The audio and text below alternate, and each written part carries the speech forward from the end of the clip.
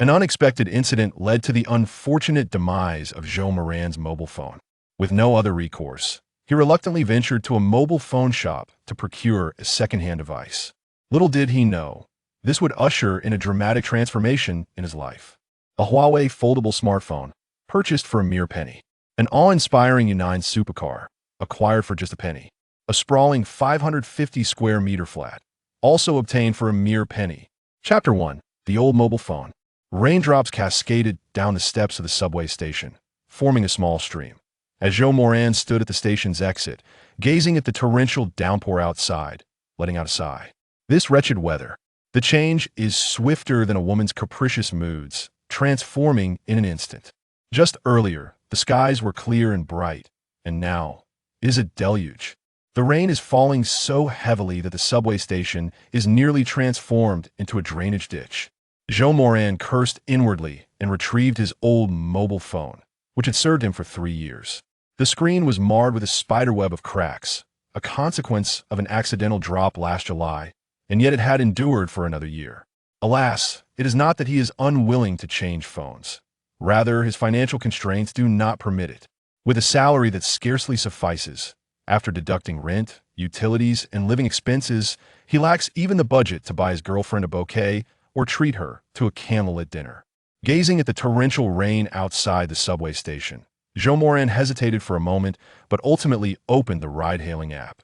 After entering the address of his rental apartment and seeing the estimated fare, he promptly reconsidered. 38 yuan would cover his sustenance for 2 days. The rainwater that splattered against his face was icy and piercing. Zhou Moran hesitated for a moment, gritted his teeth, and held his handbag over his head as he dashed into the storm. Having run only a short distance, he suddenly misstepped and plunged into a puddle, toppling forward. His phone slipped from his pocket, tracing a parabolic arc through the air before crashing heavily onto the concrete ground. "Damn it!" Zhou Moran exclaimed, disregarding his soaked trousers and aching knees as he scrambled to retrieve his phone from the downpour. Upon picking it up, rainwater streamed down the screen like a rivulet. The display had gone completely dark, and despite Zhou Moran's efforts to press the power button, there was no response. What the hell? Zhou Moran pounded his fist into the ground, lamenting that he should have taken a taxi home earlier. Now, not only must he purchase a new phone, but in this day and age, a mobile device has become an integral part of one's being. Without it, he feels as though he has lost half of his soul, leaving him utterly discomfited. The rain poured increasingly heavily as Zhou Moran trudged into a mobile phone store with heavy steps. The air inside was suffused with the mingled scents of electronic components and dust, while the counter displayed a myriad of mobile phone models, with prices ranging from a few hundred to several thousand, even exceeding 10,000. "Hello, are you looking to purchase a phone?" The proprietor, a balding middle-aged man, squinted his eyes as he assessed the thoroughly drenched Zhou Moran. Zhou wiped the rainwater from his face and replied in a somewhat hoarse voice, "Do you have any second-hand phones? Anything functional will suffice." The shopkeeper was momentarily taken aback, then retrieved a plastic basket from beneath the counter, overflowing with various old and worn-out phones. "Feel free to choose. I assure you they all work."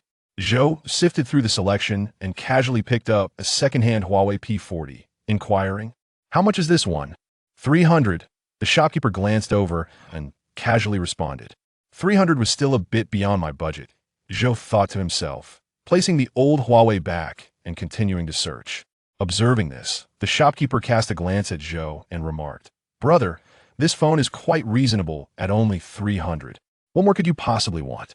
When it first hit the market, it was sold for 4,000 to 5,000. Don't let its current appearance fool you. With a factory reset, it'll last another year or two without any issues." After listening to the owner, Zhou hesitated for a moment before saying, "If you could lower the price a bit, I would buy it." The proprietor hesitated slightly before responding, 280. "If you truly want it, I'll let it go for that." 240. Zhou countered. The shopkeeper gave Zhou a scrutinizing look and replied, "Young man, we all have our struggles. How about this? If you genuinely want it, I'll accept 260. I'll reset it for you and provide a 3-month warranty. How does that sound?" Zhou pondered for a moment and decided against further haggling, stating, "All right, please help me reset it." The proprietor nodded, took the phone, and began his work. After performing the factory reset, he handed the phone back to Zhou, saying, "All done, young man. This phone was a flagship model in its day. If you take it home, it will surely serve you well for at least a year and a half." Remarkably, without having exchanged any money yet, the duration of usability had morphed from 1 or 2 years to a year and a half. Zhou silently scoffed at this and said, "I don't have cash on hand. Please wait a moment while I log into WeChat to transfer the funds." As he spoke, Zhou picked up the phone, removed the SIM card from his broken device, inserted it into the old phone, and pressed the power button. The screen illuminated swiftly, displaying the Huawei logo. After a few seconds, the system's setup interface appeared. Zhou followed the prompts step by step, quickly reaching the phone's home screen. Since it had just been reset, the home screen was pristine, devoid of any clutter apart from the pre-installed software. Zhou downloaded the WeChat app, logged in using his phone number, and scanned the QR code on the counter, transferring 260 yuan while stating, "I've sent the payment, boss." No sooner had he finished speaking than the voice prompt from the payment device announced, "WeChat wallet received, 260 yuan." Having completed the transaction, Zhou rested in the store for a while, utilizing the shop's Wi-Fi to download several essential apps. After more than half an hour, as the rain subsided, he finally left the mobile phone store, dashing back to his rental apartment. Zhou's rental abode was situated in an urban village, old and dilapidated, yet affordable. A small single room equipped with a bathroom and a makeshift kitchen on the balcony where he could cook with either a gas canister or an induction cooker. The monthly rent was merely a little over 400 yuan, and with utilities, it totaled around 600 to 700 yuan, which was quite economical in Jingzhou. Upon arriving home, he noted that his girlfriend, Yi Xinyu, had yet to return, likely stranded at her company due to the heavy rain. Zhou took out his phone and messaged Yi Xinyu, "Dear, where are you?" After a minute or two without receiving a reply, he placed the phone on the bedside table and rose to check the refrigerator. Inside, he found only a head of lettuce, 2 eggs, a few spicy peppers, and a small piece of pork, weighing approximately 2 or 3 taels. "Alas, with this torrential rain, I didn't even have a chance to visit the market today." Zhou sighed softly, concluding that he would prepare a simple stir-fried pork dish and a scrambled egg soup with the eggs and lettuce. Chapter 2. The Lottery. In less than an hour, Zhou Moran had prepared the meal, and the dishes were ready.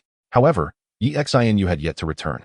Zhou Moran picked up his phone to check the time. It was already past 7 in the evening, and the rain had ceased for a while.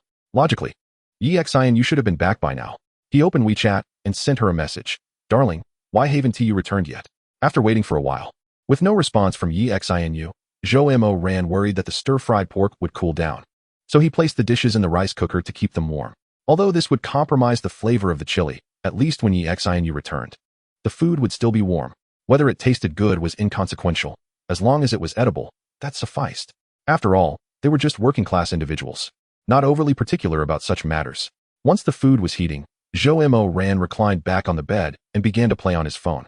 It must be said that although it was a second-hand phone, it had once been a mid to high-end flagship device. After a factory reset, it operated quite smoothly. When he had been in the phone store, Zhou Moran had installed several commonly used apps, such as Taobao, Pinduoduo, Douyin Lite, Kuaishou Lite, and Tushio Lite. Though these money-making apps only earned him a few cents a day, over time, he could accumulate over 10 yuan for phone bills each month. At that time, he had merely downloaded these apps without ever opening them. Now, with some free time, it was perfect to watch short videos and earn some coins. Oh, Douyin Lite. The daily check-in task had not yet been completed. Signing and daily awarded 3,000 coins, which amounted to 30 cents. Other money-making apps were far less generous. As Zhou Moran pondered, he clicked on Douyin Lite. As soon as he opened it, a red envelope icon popped up on the screen. Without a second thought, he tapped the icon, which redirected him to the login page. He opted for one-click login using his current phone number. To his surprise, upon logging in, a new user red envelope appeared on the screen. Zhou Moran felt a surge of joy. Having switched phones, he unexpectedly became a new user. New users received generous rewards from both Douyin and Kuaishou. Watching short videos earned coins quickly, and viewing advertisements earned even more. Even check-ins granted thousands of coins. Checking in for 14 days could yield 20 to 30 yuan. Earning 2 to 3 yuan a day was effortless. Sure enough, Zhou Moran clicked on the new user red envelope and instantly received a cash red envelope worth 5 yuan. Just 3 minutes of playing Douyin Lite allowed for withdrawal. Next, he checked in and garnered over 7,000 coins, adding up to more than 70 cents. Then, after opening the time treasure chest and watching advertisements. He completed the operations in under 2 minutes, earning over 30,000 coins, which was another 3 yuan. This money was practically a windfall. It felt exhilarating. Oh, and there was a mall where new users could snatch items for just 1 cent. Typically, it was something trivial, like a pack of tissues, which wasn't particularly valuable. Yet, the fact remained, it was only 1 cent. A pack of decent quality tissues for a mere penny. What more could one ask for? Reflecting on this, Zhou Moran navigated to the Douyin Mall interface and clicked inside. As soon as he entered, a prompt appeared on his phone. Millions of products, limited time purchase for 0.01 yuan. Indeed, there were items available for 1 cent. Zhou Moran's heart leapt with excitement as he tapped the prompt, instantly redirected to the purchase page. Gazing at the opened page, Zhou Moran's eyes widened in astonishment. The page displayed an array of products in a grid format. At the very top was a Huawei foldable smartphone, the Huawei Mate XT Extraordinary Master 3 foldable phone. The official price was 23,999 yuan, with 3 strike-throughs above it. Marked as 0.01. A phone valued at 24,000 yuan for 1 penny? Was this for real? Zhou Moran was momentarily stunned, feeling a rush of exhilaration. He had seen this phone online. Its official price was indeed 24,000 yuan, but in the black market, it had skyrocketed to over 30,000 or even 40,000 yuan, essentially unobtainable even for those with money. Yet now, a chance to purchase it for 0.01 yuan was right before him. In that moment, Zhou Moran barely noticed the other products on the page. 1 penny to snatch it up. Should he give it a try? He believed that if he missed this opportunity, he might never have the chance to own such a high-end phone again. Besides, it was just a penny. There was no risk involved. Even if he failed to secure it, it wouldn't matter. With this thought in mind, Zhou Moran tapped on the shopping link for the Huawei Extraordinary Master phone, instantly opening the purchase link. Below the link was a payment button labeled 0.01 purchase. Zhou Moran tapped on it and was redirected to the payment interface. He had anticipated some complications, such as needing to invite a certain number of new users or friends for assistance, or perhaps receiving an immediate notification of purchase failure. However, to his surprise, upon reaching the payment interface, he was directly presented with a page to fill in the recipient's address, nickname, and contact number. Zhou Moran diligently entered the address of his rental unit, his contact information, and his nickname, Brother Zhou, before clicking confirm, which then redirected him to the payment page. Upon checking, he was astonished to find that he could pay using his balance, without even needing to bind a bank card. And indeed, it truly required just 0.01 yuan. Zhou Moran's heart raced with excitement. Having lived for over 20 years, he had never won a grand prize. The largest prize he had ever won from the lottery was a mere 5 yuan consolation prize. He had never even won 10 yuan. Yet now, he was on the verge of acquiring a super phone worth 24,000 yuan for just 1 penny. What luck! It seemed that today was indeed a day for the lottery. Zhou Moran glanced at the time. It was only 7:30 p.m., and the lottery for the double color ball closed at 8 o'clock. Perfect timing for the draw. Although he lived in a village in the city, there were still lottery and sports betting shops nearby, not far from his residence. Observing the weather outside, the rain had stopped. Zhou Moran grabbed his phone and keys and dashed out of his rental unit. A few minutes later, he arrived at a lottery shop. As soon as he entered, Zhou Moran called out urgently, "Boss, give me 10 yuan worth of double color ball. Quick pick." 10 yuan? The shop owner looked up and asked. "Yes, 10 yuan." Zhou Moran nodded in response. The owner swiftly generated 5 sets of double color ball numbers, slightly turning the screen to present Zhou Moran with the randomly selected numbers, asking, "Would you like to modify any of these numbers?"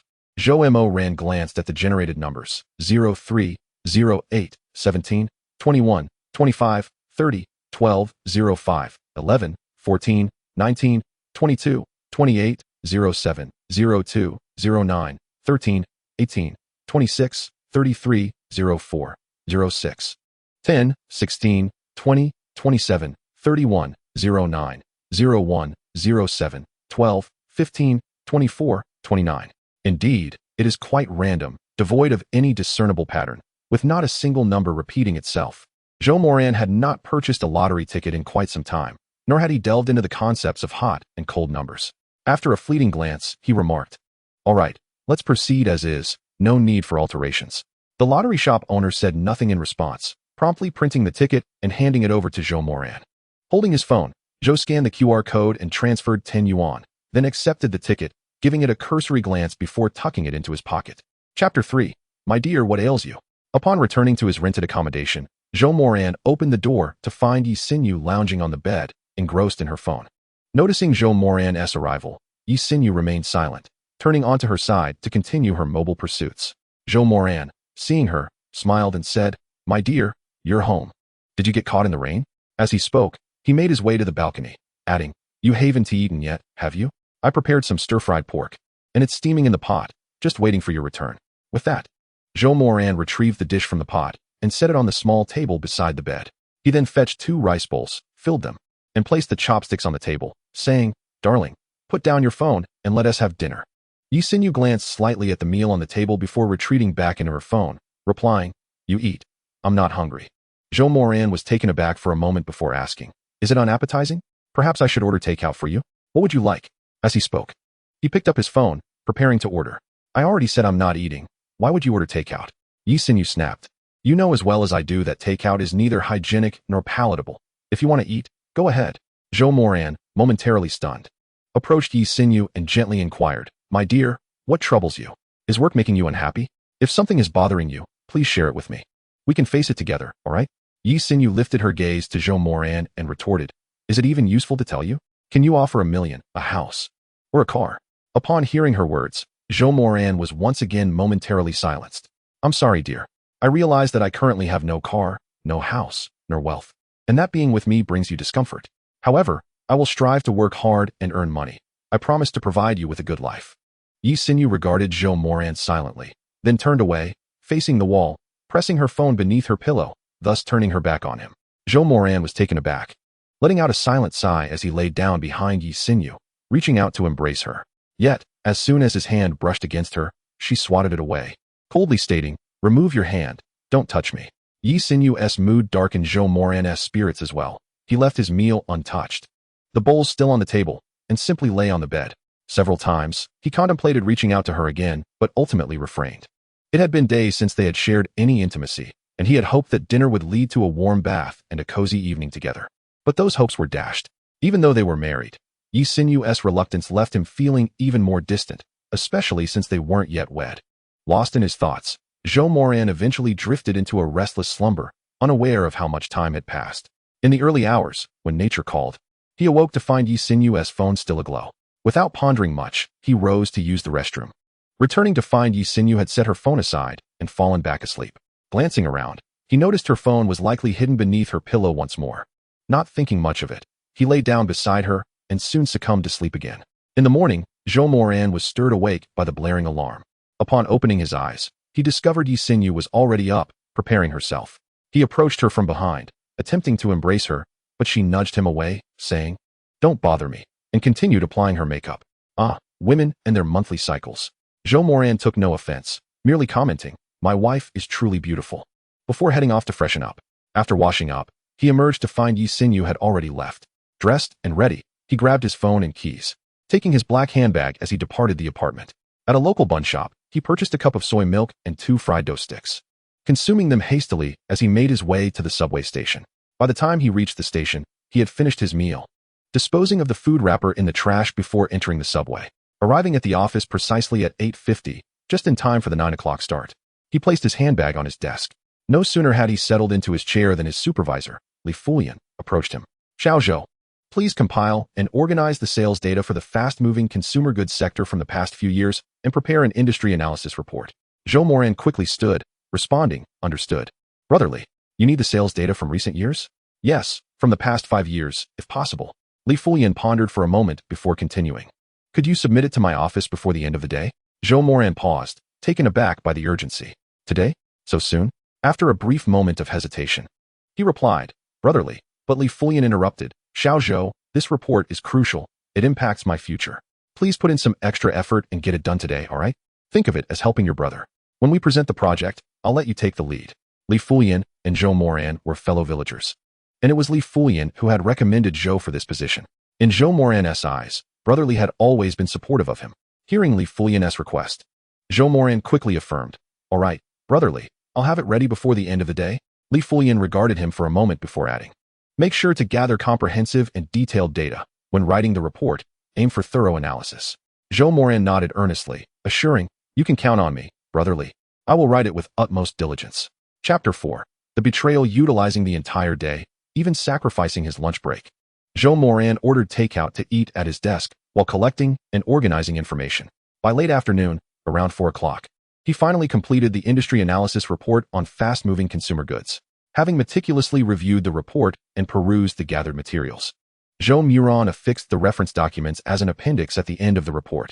Only then did he dispatch the electronic version of the analytical report to Li Fulian's email, subsequently printing a hard copy to deliver to Li Fulian's office. Upon arrival, Zhou Moran discovered that Li Fulian was absent, having departed in the early afternoon as reported by a colleague. Unperturbed, Zhou Moran acknowledged that as a supervisor, Li Fulian was under no obligation to disclose his whereabouts to his subordinates. After placing the printed analysis in Li Fulian's office, Zhou Moran noticed a cluster of colleagues engaged in animated conversation. One colleague exclaimed, "I can't believe someone actually won. I wonder who the fortunate soul is." Another chimed in, "Which lucky winner? It certainly can't be either of us. Unless you're a relative of the director, forget about winning even a measly 200. A third colleague added, 200? Dream on. You won't even snag a 5 yuan consolation prize. Do you think the lottery is so easy to win?" Zhou Moran paused momentarily, then approached them, inquiring, "What are you all discussing?" "Ah, Zhou, perfect timing. I recall you reside in Huangzhuang, don't you?" A colleague replied, "The lottery shop in Huangzhuang just sold a jackpot ticket worth 5 million, and it's already in the local news." The mention of the Huangzhuang lottery shop, 5 million, stunned Zhou Moran, who leaned closer to glimpse the local news on his colleague's phone. The headline featured a photograph of the lottery shop sign, adorned with a banner proclaiming, "Congratulations to our customer for winning the grand prize of 5 million in the double color ball." Zhou Moran's heart raced as he realized that this very lottery shop was where he had purchased his ticket just the previous evening. Sprinting back to his workstation, he retrieved his phone and searched for the double color ball winning numbers. To his astonishment, the numbers from last night's draw became increasingly familiar. 06, 10, 16, 20.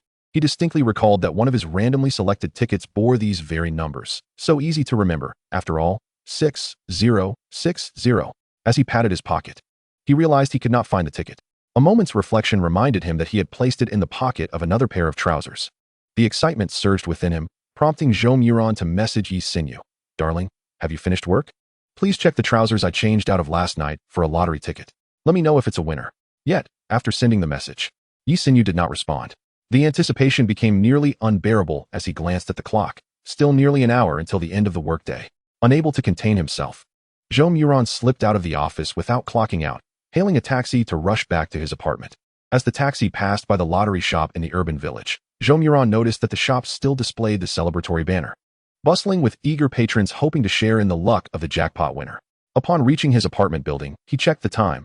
It was not yet 5:30, a moment when most would still be at work. Paying the fare, Zhou Moran hurried up the stairs to his apartment.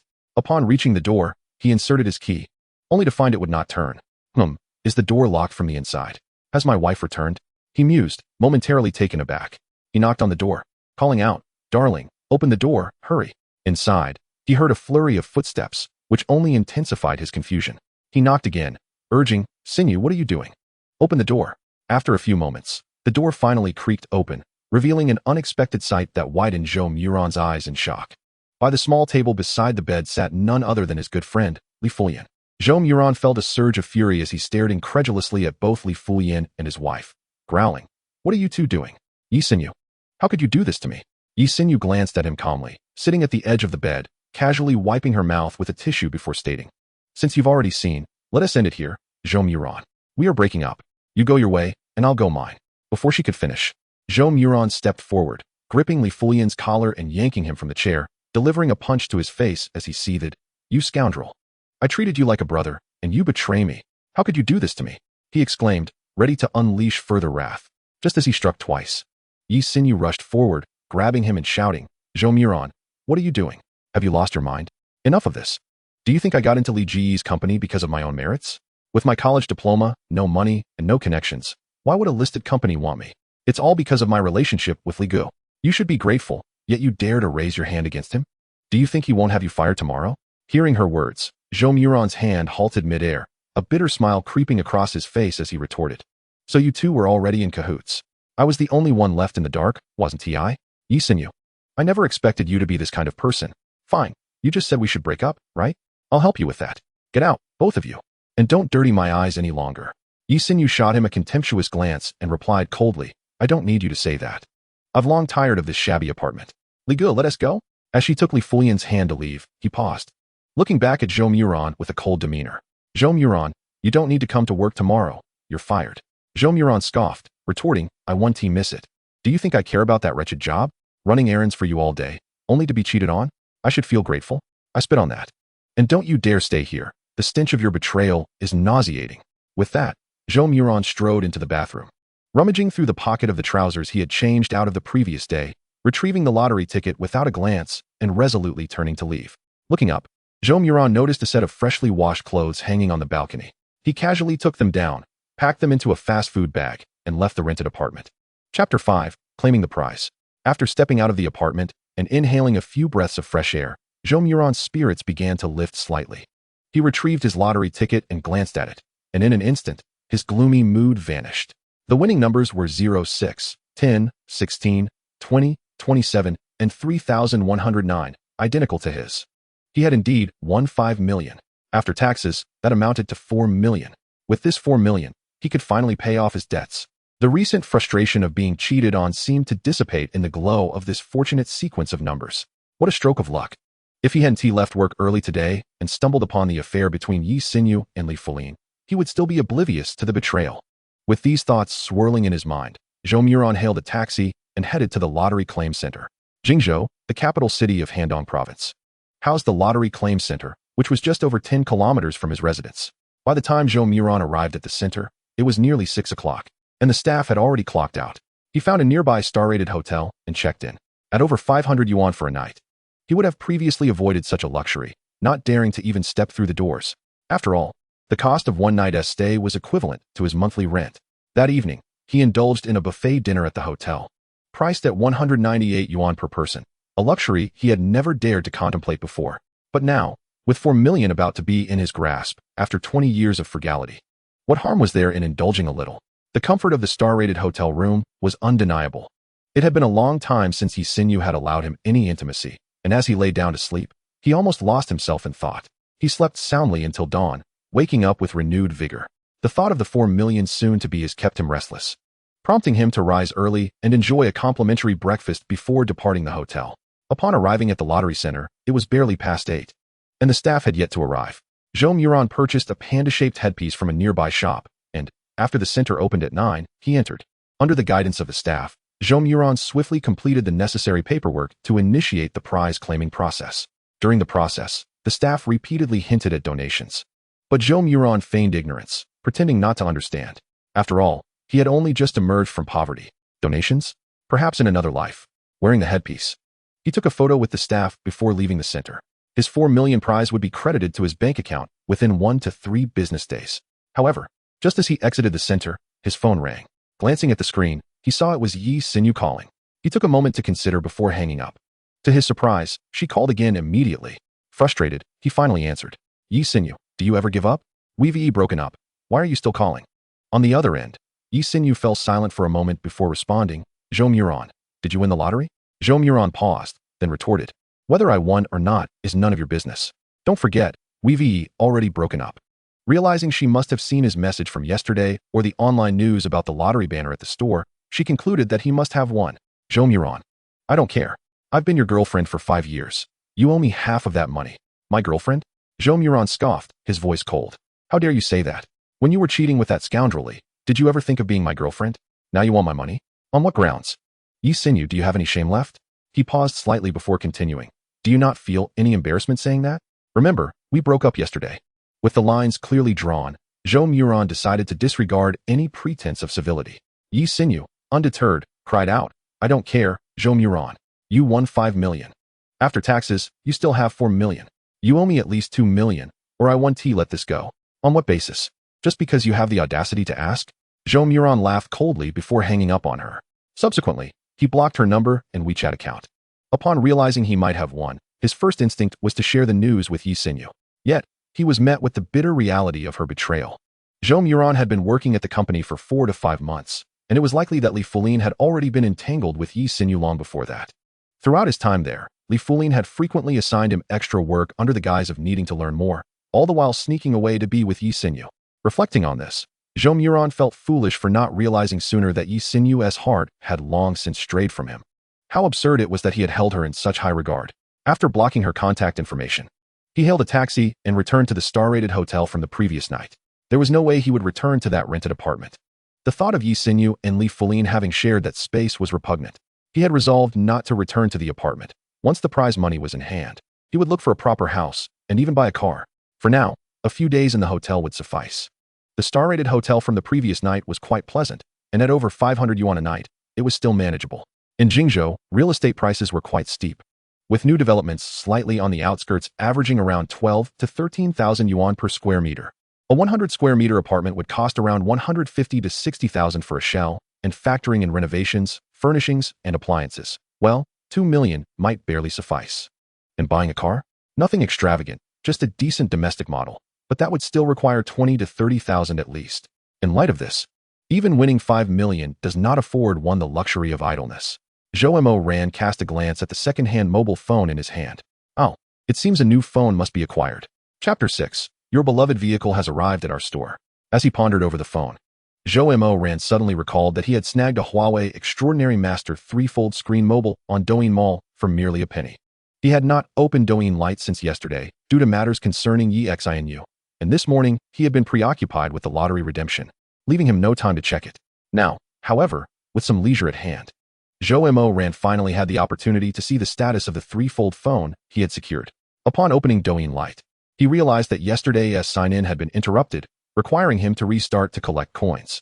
A sign-in awarded him 3,000 coins, which translated to merely 0.3 yuan in Huaxia currency.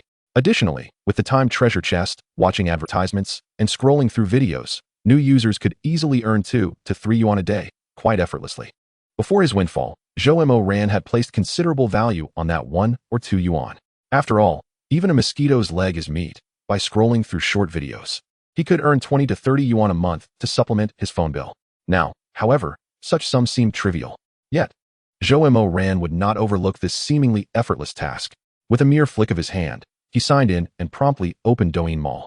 To his astonishment, the page for a 0.01 yuan flash sale popped up immediately. Another penny purchase?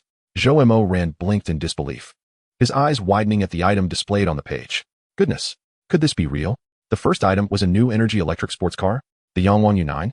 The official guide price of 1.68 million yuan for the Yangwang U9 was now just 0.01 yuan. After a brief moment of dazed astonishment, Zhou Moran swiftly tapped the first purchase link.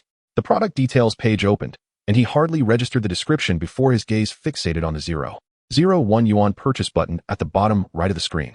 Surely, to acquire it would mean a profit. Even if it were just a model, it would still be worth more than a penny, wouldn't it? His heart raced uncontrollably as he pressed the purchase button. Success. He had succeeded. Goodness.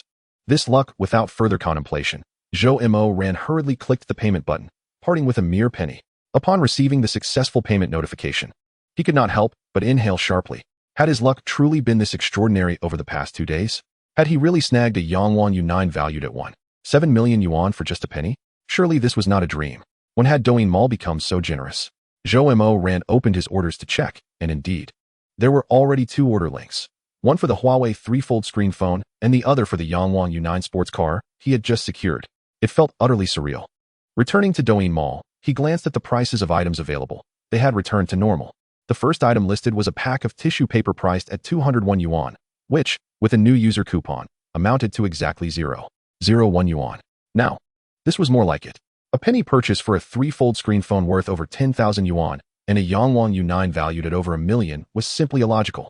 After casually scrolling through a few items on Douyin Mall, Zhou Moran exited the app and began browsing short videos. It was around 10 o'clock at night when he finally drifted into a drowsy slumber. Upon awakening, it was already past 8, nearly 9. The feeling of waking up naturally was splendid. However, it was slightly awkward to rise when one's brother, Guan Yu, was still brimming with energy. Stretching lazily, Zhou Moran gave his younger brother a light pat before getting up to wash up and head downstairs for breakfast. While eating, his phone suddenly chimed. Picking it up, he noticed it was an unfamiliar number and promptly hung up, setting the phone down.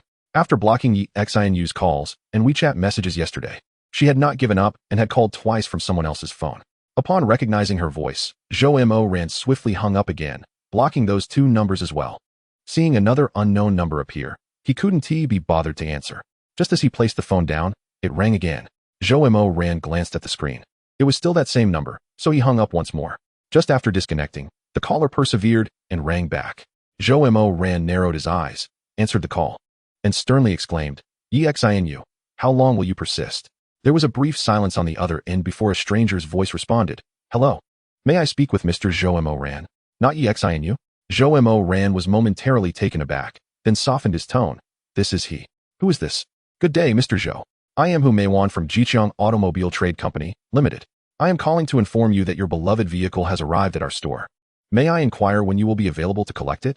Upon hearing Huawei's words, Zhou Moran was momentarily stunned, exclaiming, "Beloved vehicle? What beloved vehicle?" On the other end, Huawei appeared equally taken aback before responding, "Mr. Zhou, you ordered a Yangwang U9 sports car from our company. Surely you remember? The vehicle has now arrived at our store. May I ask when you will be free to pick it up?" The mention of the Yangwang U9 made Zhou Moran's eyes widen in disbelief. The super electric sports car he had just secured on Douyin Mall was already here? Was this for real? Such speed was astonishing. Wait, the threefold screen phone had yet to arrive, yet the Yangwang U9 was already at the store? Silence enveloped the call, prompting Huawei to call out again, "Mr. Zhou, Mr. Zhou?" "Ah, yes. I'm here." Zhou Moran snapped back to reality, hastily saying, "Miss Hu? You mean to say my car has already arrived at your store?" "Yes, Mr. Zhou. May I know when you will be available?" Without missing a beat, Zhou Moran replied eagerly, "Right now? I am free at this moment. Where is your store located?" "I'm coming right away." He was desperate to see what the 160 to 70,000 yuan car looked like. "Our store is located on Qianjiang Road, Mr. Zhou. Would you mind if I added you on WeChat? I can send you the location. Your phone number can be used to add you on WeChat, right?" "Certainly, that works." Zhou Moran quickly replied. Chapter 7. Picking up the car. Just after hanging up the call, Zhou Moran received a friend request on WeChat, noted as Huawei. Zhou Moran cast a glance and promptly accepted Huawei's friend request. No sooner had the request been approved than Huawei sent a message. "Hello, Mr. Zhou. This is Huawei. We just spoke on the phone." Zhou Moran replied, "I am aware." Huawei continued, "Our store is located at 357 Qianjiang Road. Please send me a message in advance when you arrive, so I can be prepared to receive you." Zhou Moran opened the location information, noting the considerable distance, over 20 kilometers. It would take nearly 40 minutes by car, while public transport would exceed an hour. A taxi fare was estimated at over 70 yuan. In the past, Zhou Moran would have undoubtedly opted for public transport, but now, 70 yuan seemed acceptable. After all, time and convenience were paramount, weren't they? He sent Huawei an OK emoji and a message, "I'll be there shortly." Huawei responded, "All right, Mr. Zhou, I will await your arrival at the store." Soon, Zhou Moran summoned a ride-sharing vehicle.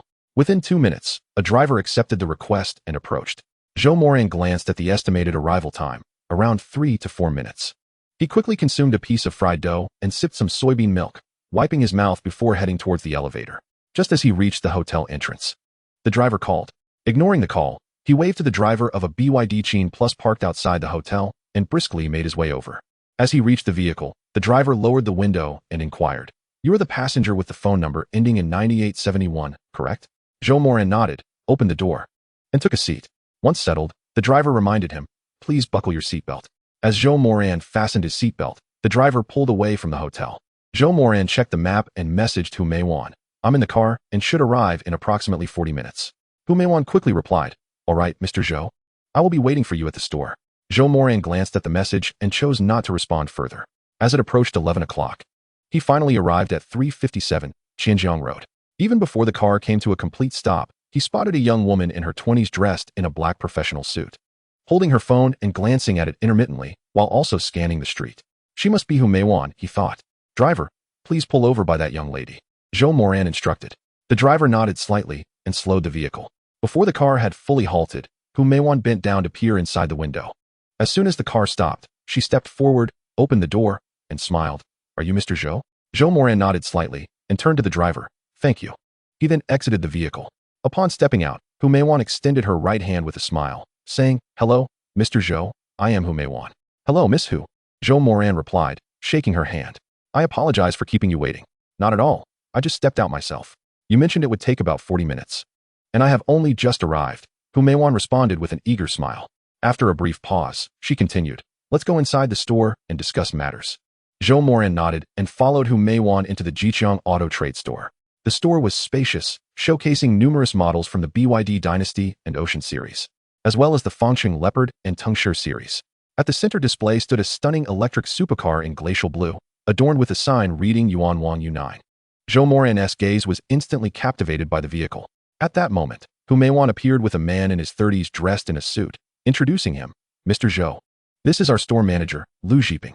Before she could finish, Lu Zhiping slightly bowed and extended his right hand, saying, Greetings, Mr. Zhou. Welcome to Jiqiang Auto Trade.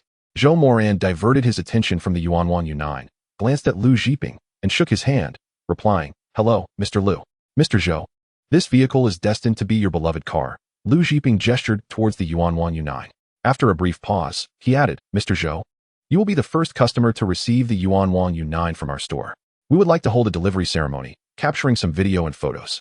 Would that be agreeable to you? As a token of our gratitude, we will also provide you with 3 years of vehicle maintenance and roadside assistance services. What do you think? Zhou Moran hesitated for a moment before nodding. All right. Seeing Zhou Moran's agreement, Lu Zhiping beamed. Thank you, Mr. Zhou. I will prepare accordingly. Who? It's almost noon. Please take Mr. Zhou to lunch first. I'll settle the bill later. Upon hearing Lu Zhiping's words, Hu Meiwan eagerly nodded and exclaimed, Mr. Zhou, let us go eat. Oh, I couldn't possibly impose, Zhou Moran replied, feeling somewhat embarrassed. I actually just had a meal before coming. Before he could finish, Hu Meiwan interjected, There's no need to feel awkward, Mr. Zhou. It's already midday. They will need some time to prepare, so let us eat first. And we'll return right after. After a brief pause, she added, I'll go get the car. Are we driving far? Zhou Moran asked, slightly taken aback. Realizing the area was filled with auto dealerships, and he hadn't noticed any restaurants on his way here. Shortly thereafter, Hu Meiwan returned, driving a BYD Song Pro DMI. Pulling up beside Zhou Moran, he noticed it was a brand new vehicle, still without a license plate. Hu Meiwan opened the passenger door and waved for him to enter, saying, Mr. Zhou, please get in. As Zhou Moran settled into the car and closed the door, Hu Meiwan drove off. Just as they exited the dealership, Lu Zhiping chased after them, calling out, Hu Meiwan, you're taking my new car again. Without looking back, Hu Meiwan replied, Don't worry, manager. I'm just taking it for a test drive. Rest assured, when I have the funds, I will certainly buy 1+1T just trial your car. Chapter 8. Zhuai Xianju. Hu Meiwan drove away from the automobile trade city on Xinjiang Road, and after a brief journey of over 10 minutes, she arrived at Zhuai Xianju. At this hour, just past 11, the dining area was still relatively sparse. After parking her car in the lot at the entrance of Zhuai Xianju, Hu Meiwan led Zhou Moran inside. Zhuai Xianju was a traditional Chinese restaurant adorned with an antique aesthetic. Upon entering, a waiter dressed in attire reminiscent of ancient shopkeepers approached with a bow, saying, Welcome to Zhuai Xianju. May I inquire if you have a reservation? No, but I presume you still have private rooms available? Hu Meiwan replied with a slight shake of her head. Indeed, the elegant jujube room on the second floor is still available. Please follow me, the waiter said, bowing slightly as he guided Hu Meiwan and Zhou Moran upstairs to the private dining area. While ordering, Hu Meiwan took the liberty to recommend several signature dishes, stating, This dish, the Drunken 8 Treasure Duck, is our specialty. It is marinated in a specially crafted sauce for 8 hours, then simmered slowly, resulting in tender, flavorful meat. Zhou Moran nodded slightly, his gaze drifting to the price of 1,288 yuan listed on the menu, and he could hardly conceal a faint furrow of his brow. A single dish costing over 1,000 yuan. Indeed, Zhuai Xianju's pricing was not insignificant. In the past, he would have never dared to dream of indulging in such an extravagant meal. Not to mention, he used to hesitate even over a modest 28 yuan portion of spicy boiled pork slices. Unaware of Zhou Moran's thoughts, Hu Meiwan continued her recommendations, saying, We also have this jade shrimp, made from fresh prawns flown in daily from Hainan, paired with our unique mustard sauce. The taste is truly exceptional. Mr. Zhou, as this is your first visit to Zhuai, you simply must try it. Zhou Moran took another glance at the price. 888 yuan, edging close to 900. After Hu Meiwan suggested a couple of dishes, she added, Mr. Zhou, I am not familiar with your tastes or preferences. Please feel free to select anything else you might desire. Zhou Moran flipped through the menu and responded, For just the two of us, wouldn't 2 dishes suffice? That simply won't do. You are our esteemed guest. The manager insisted that I must ensure your utmost satisfaction. Just 2 dishes are inadequate. Given Hu Meiwan's insistence, Zhou Moran relented and perused the menu once more, saying, Then let us add a steamed base and a portion of seasonal vegetables. He handed the menu back to the waiter. And let us have a soup, the decent xian, as well. Hu Meiwan added, And make that one more soup. The waiter accepted the menu, bowing slightly as he remarked, Very well, please allow us a moment. After a brief pause, He inquired, "Would you care for any beverages?" Hu Meiwan glanced at Zhou Moran and said, "Mr. Zhou, you're not drinking, are you? You still need to drive afterwards." Zhou Moran nodded, and Hu Meiwan continued, "Then I shall have a jug of your freshly squeezed corn juice." The waiter acknowledged her request, inputting the order into the electronic system before bowing and exiting the private room. As he opened the door, Hu Meijuan's gaze inadvertently fell upon a pair of young adults ascending the staircase. Upon seeing the man, she instinctively stiffened. Zhou Moran followed her line of sight and observed the man, impeccably dressed in a suit, smiling as he playfully lifted the chin of the woman beside him. The woman, clad in a floral dress, affectionately linked her arm with his, casting him a flirtatious glance before gently playfully nudging him and exclaiming in a coy tone, "Oh, you." As the man turned, his peripheral vision caught Hu Meiwan, causing him to pause momentarily. Upon meeting her gaze, his expression shifted, and he abruptly withdrew his hand from the woman, exclaiming, "Meiwan, what are you doing here?" Hu Meiwan rose with a smile, replying, "Mr. Liu, what do you mean? This is a dining establishment. If you can come, why can't I?" She then turned to the woman and playfully gestured, saying, "Out for a meal with your girlfriend." "I see. Meiwan, please don't misunderstand," Lu Xingming stammered, attempting to explain himself, but before he could finish, the woman moved closer, wrapping her arm around Lu Xingming's. Her voice dripping with sweetness as she asked, "Darling, who is she?" Lu Xingming hurriedly shook off her hand, his gaze shifting past Hu Meiwan to settle on Zhou Moran. He scrutinized Zhou Moran coldly, asking, "Who is he?" "Hu Meiwan, shouldn't you provide me with an explanation?" In response, Hu Meiwan linked her arm with Zhou Moran's, defiantly meeting Lu Xingming's gaze. "What is there to explain? It's exactly what you see. Behold, this is my boyfriend, younger, more handsome, wealthier, and dare I say more." In doubt, Lu Xingming's expression darkened as he shot a glance at Zhou Moran, then sneered, "Hu Meiwan, you assert he is wealthier than I? Have you lost your senses selling cars? Look at him, dressed in a way that surely doesn't he even total 200 yuan. You claim he is wealthier than I?"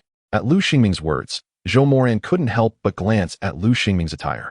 Lu Xingming implied that while Zhou Moran may have more wealth, he failed to mention other aspects. Could it be that his endowments were indeed lacking? Hu Meiwan, however, burst into laughter, retorting, "Lu Xingming, whether I've lost my wits selling cars is up for debate, but I am certain I would never adopt your petty perspective. My boyfriend just purchased a Yangwang U9 in full cash from our dealership. And you? Why don't you try obtaining one yourself?" Upon hearing Hu Meijuan's words, Lu Xingming hesitated, instinctively glancing at Zhou Moran again. A Yangwang U9, a low-spec model costing 168,000 and a high-spec costing 178,000. Those were merely the official prices. In reality, acquiring one at that price was virtually impossible. Reservations were required, and the waiting list was extensive. To secure a vehicle, one would need to pay a premium, often upwards of 200 or 300,000, and even then, availability was scarce. Could that young man beside Hu Meiwan truly possess the means to purchase a Yangwang U9 outright? Given his appearance, was it plausible? As these thoughts raced through his mind, Lu Xingming cast Zhou Moran another glance and coldly remarked, "Someone like him could afford a Yangwang U9? Hu Meiwan, do you genuinely believe that?" Before she could respond, a voice emerged from behind Lu Xingming. "Mr. Zhou, I apologize for the wait." With that, the dealership manager, Lu Zhiping, brushed past Lu Xingming and approached Zhou Moran. He presented a green booklet and a key to a Yangwang U9, bowing as he said, "Mr. Zhou, here are your vehicle registration documents and the keys to your Yangwang U9. Your beloved car is ready for you, and you may drive it home after your meal." Zhou Moran accepted the documents and keys with calm composure, not sparing Lu Xingming a glance as he simply said, "Thank you." He then gestured, adding, "Please, join us for a meal." "Thank you, Mr. Zhou. It is truly an honor to dine in your company," Lu Zhiping said, once again bowing slightly towards Zhou Moran before taking a seat beside him. Outside the private room, Lu Xingming was left utterly astonished. Chapter 9. What do you mean by being a Lu? Once the door to the private room closed, the smile on Hu Meijuan's face vanished instantaneously, and she returned to the dining table with a sullen expression. Lu Zhiping let out a soft sigh, gently patting Hu Meijuan's shoulder as he spoke. "Xiao Hu, do not be too disheartened. His lack of vision is his own loss. You are exceptional and deserve far better. Countless admirable gentlemen await you. Consider it from a different perspective. Recognizing the truth of his character sooner rather than later might prevent further heartache. From this moment on, you have an entire forest at your disposal." Hu Meiwan shot Lu Zhiping a sidelong glance and retorted, "Manager, thank you, but if you cannot offer comfort, it would be best not to try." Lu Zhiping chuckled awkwardly, attempting to shift the topic. "Let us eat, Mr. Zhou. You must be quite hungry. The dishes here are quite delightful, especially their signature dish, the drunken immortal 8 treasure duck. The flavor is simply unparalleled. You must savor it. He then turned to Hu Meiwan and asked, Xiao Hu, you do enjoy this dish, don't you? Hu Meiwan nodded, and Lu Zhiping continued, that is splendid, splendid indeed. He then raised his voice, calling out, waiter, waiter, good day, sir. May I inquire if you require anything further? A staff member entered the private room, bowing slightly to Lu Zhiping. Desserts can uplift one's spirits and accelerate the release of dopamine. Please bring a dessert for this lovely lady, Lu Zhiping instructed. The waiter bowed slightly in acknowledgement. Certainly, please hold on a moment, before exiting the room. Once the waiter had departed, Hu Meiwan turned to Zhou Moran and said, Mr. Zhou, I apologize for earlier. I did not seek your consent before using you as a shield. Zhou Moran chuckled softly, shaking his head. Not at all. It is my honor to serve as a shield for such beauty. In truth, Zhou Moran could deeply empathize with Hu Meijuan's feelings. Just a few days prior, Yi Xinyu had pulled a similar stunt on him. Moreover, Yi Xinyu and Li Fulin had been involved for an undisclosed period, while Zhou Moran had remained oblivious. Had he not won the lottery that day and returned home early, he would still be unaware of the deception. It must be said that the establishment, Drunken Immortal Residence, had garnered its reputation for good reason. The cuisine was delectable, and Zhou Moran found himself indulging in an extra bowl of rice. Perhaps it was also due to the fact that he had never dined in such an upscale Chinese restaurant before. Previously, he had lacked the means, having never even experienced a buffet at a five-star hotel priced at $199 per person, let alone a fine establishment like Drunken Immortal Residence. The meal lasted nearly 2 hours. After concluding their dining experience, it was nearly 1:30. Following a cup of tea and a brief respite, Lu Zhiping and Hu Meiwan accompanied Zhou Moran back to the 4S dealership. The vehicle delivery ceremony had already been prepared. Zhou Moran's Yangwang U9 was adorned with a large red cloth and a festive arch made of foam board, declaring, Congratulations to Mr. Zhou for becoming the esteemed owner of a Yangwang U9. Other staff members stood on either side of the U9, welcoming him. Leading Zhou Moran to the car, Lu Zhiping turned around, facing away from the Yangwang U9. A nearby staff member handed him a wireless microphone. After taking the microphone, Lu Zhiping cheerfully announced, Thank you. Thank you, Mr. Zhou, for agreeing to this vehicle delivery ceremony. Such an opportunity is rare. Xiao Hu, Xiao Zhang, make sure to capture plenty of promotional videos and photographs. Hu Meiwan and another colleague nodded eagerly, retrieving their phones, joined by others in preparation for photos and video recordings. After a brief pause, Lu Zhiping continued, Now, let us give a warm round of applause to congratulate Mr. Zhou on becoming the esteemed owner of the Yangwang U9. As he spoke, Lu Zhiping led the applause, and the other staff members followed suit. Among the applause, 2 staff members, armed with confetti poppers, released colorful streamers above Zhou Moran's head. With a bang, bang, the confetti soared into the air, cascading down upon Zhou Moran. Lu Zhiping, still clapping, proclaimed, Now, esteemed owner of the Yangwang U9, would you grace us with a few words? Before he could finish, a sudden screech of brakes echoed from outside the 4S dealership as a Ferrari GTS convertible screeched to a halt at the entrance. The moment the car stopped, a young man in his 20s, sporting a streak of dyed yellow hair, leaped from the driver's seat, striding into the dealership in haste. Following closely was a beautiful woman in her 20s who exited the passenger seat and entered the store as well. Bursting into the dealership, the young man shouted, What do you mean by being a Lu? Do you think I, Yang Xiaoping, can't buy a Yangwang while others can? What is your meaning? Do you look down on me? Do you believe I 1T smashed this shabby store today? Upon seeing Yang Xiaoping enter, Lu Zhiping felt a jolt of apprehension and thought, What brings this troublemaker here?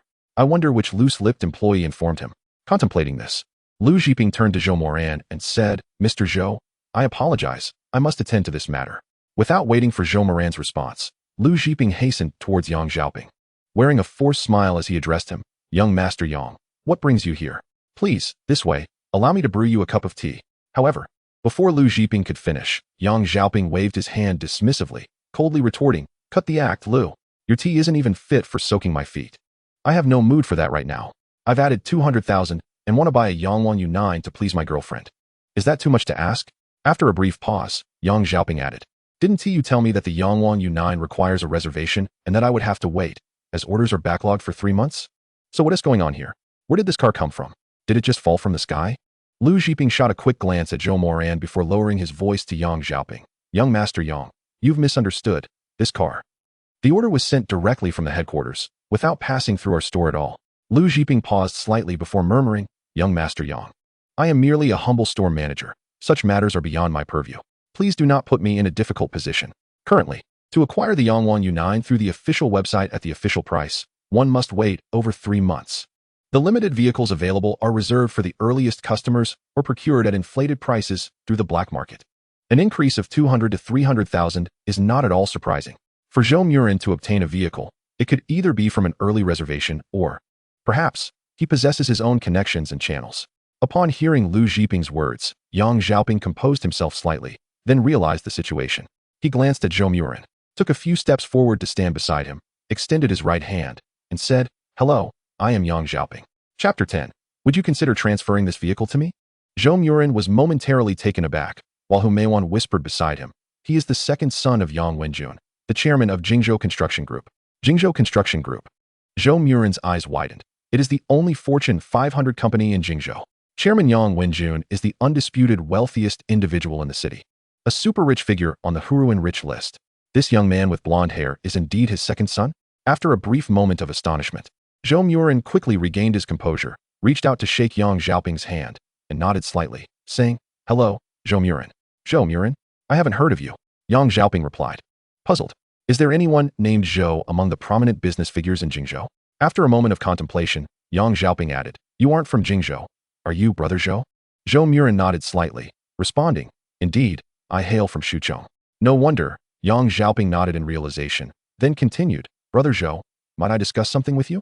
This is my girlfriend, Chunlei. She is quite fond of the newly released Yangwang U9. Would you be willing to transfer this vehicle to me?" Upon hearing Yang Xiaoping's request, Zhou Moran was momentarily taken aback, then replied, "Young Master Yang, that may not be appropriate. I have only just taken possession of this vehicle, and it hasn't even been registered yet. You understand, for a man, a car is akin to a girlfriend. I haven't even had a chance to enjoy it.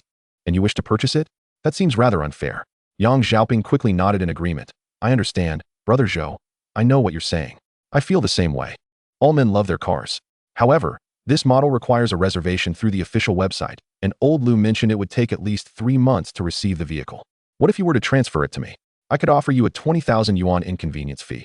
Would that be acceptable? A 20,000 yuan fee, combined with the vehicle's price of 178,000, totals 198,000, nearly 200,000. Honestly, Zhou Moran felt a twinge of temptation, although he had just received 500,000. After taxes, he would only have 400,000 left. He had previously calculated that buying a house and a car would leave him with less than 200,000. 200,000 would hardly allow for a comfortable existence. However, with 400,000, while he couldn't afford eternal leisure, living comfortably for a couple of decades seemed plausible. Reflecting on these thoughts, Zhou Moran was inclined to acquiesce to Yang Xiaoping's request. The Yangwang U9 was beyond his current means. A vehicle merely needs to serve its purpose, and a car price between 2 to 300,000 would suffice. He had even considered the BYD Qin Plus.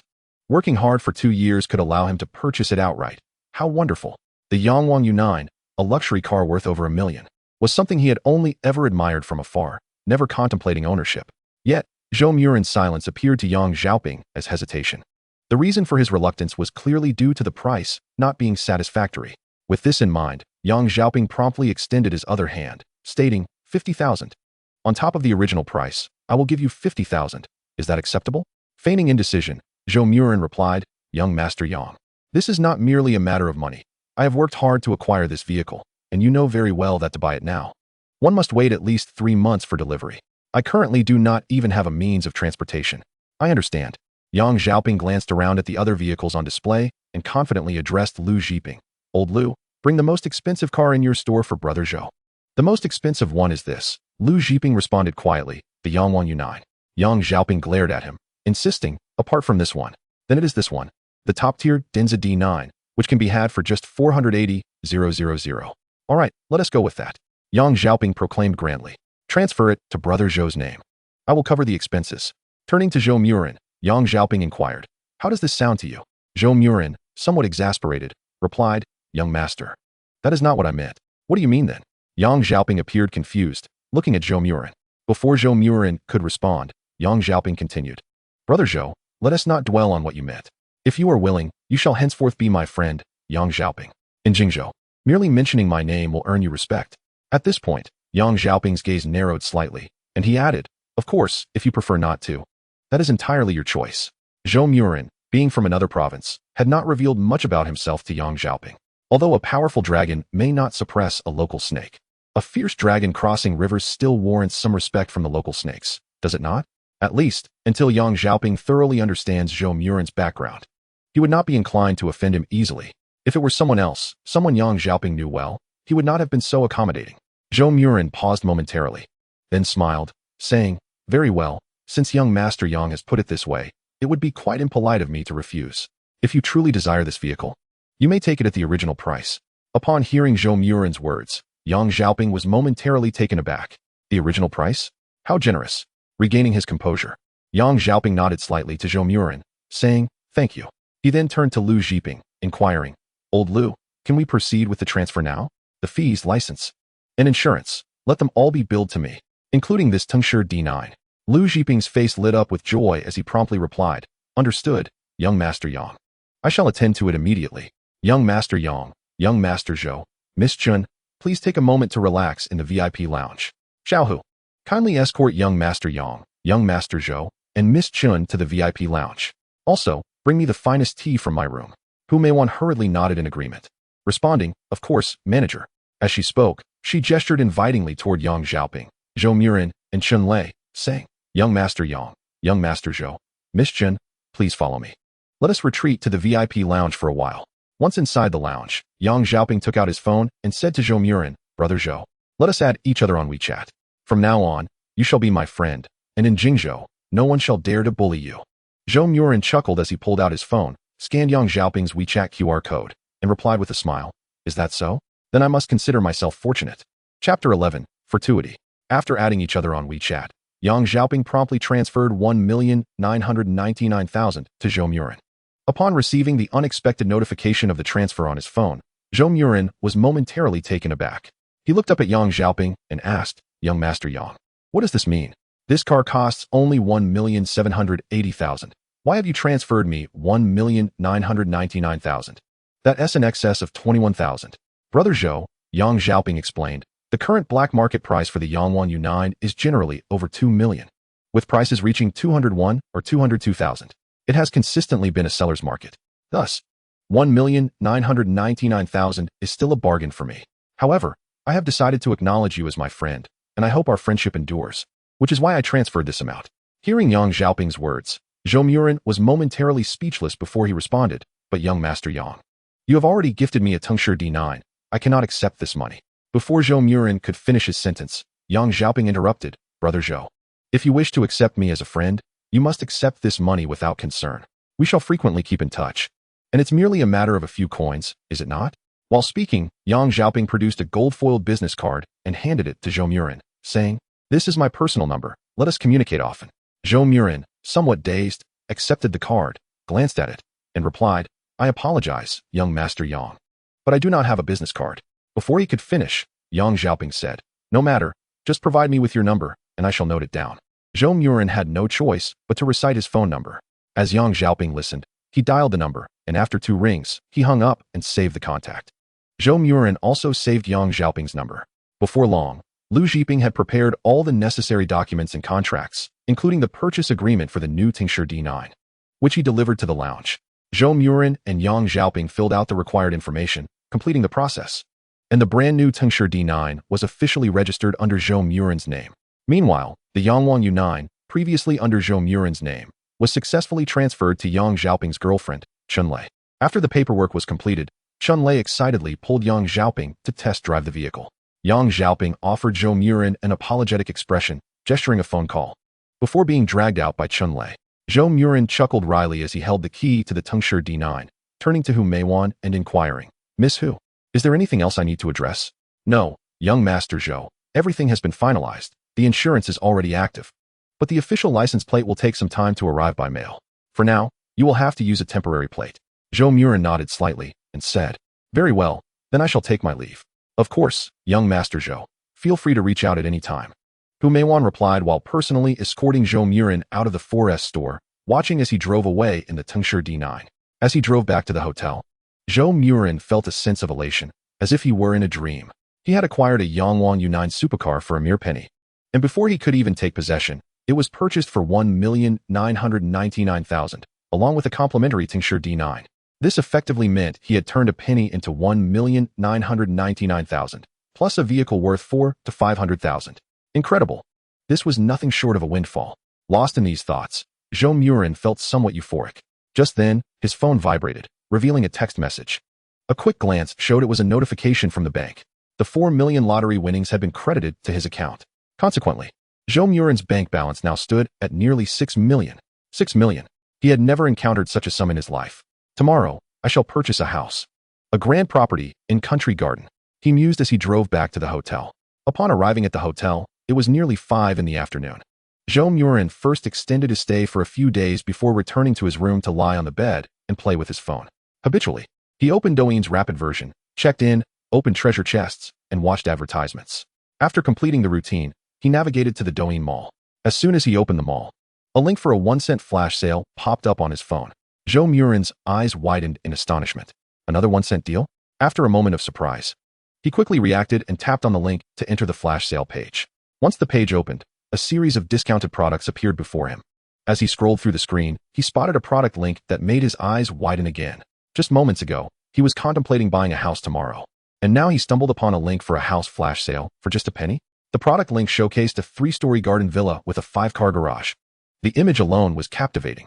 Zhou Moran initially assumed it was a render, but upon clicking, he found it was actual site photos. Reading the product description, he discovered it was a standalone villa covering over 800 square meters, with a built area of over 320 square meters, 3 stories above ground, and one below, totaling more than 1,300 square meters. The original price was over 57 million.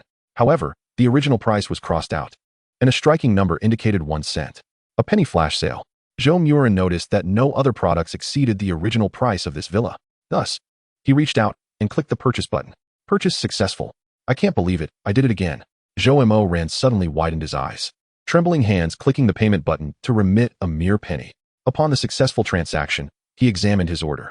To his astonishment, there were already 3 items listed: a Huawei foldable phone, with logistics indicating delivery expected tomorrow, a completed order for a Yangwang U9, and the recently secured purchase of a standalone villa at Bihai Xinsha, a 3-story villa valued at over 150 million, acquired for just a penny? Has Douyin become so generous?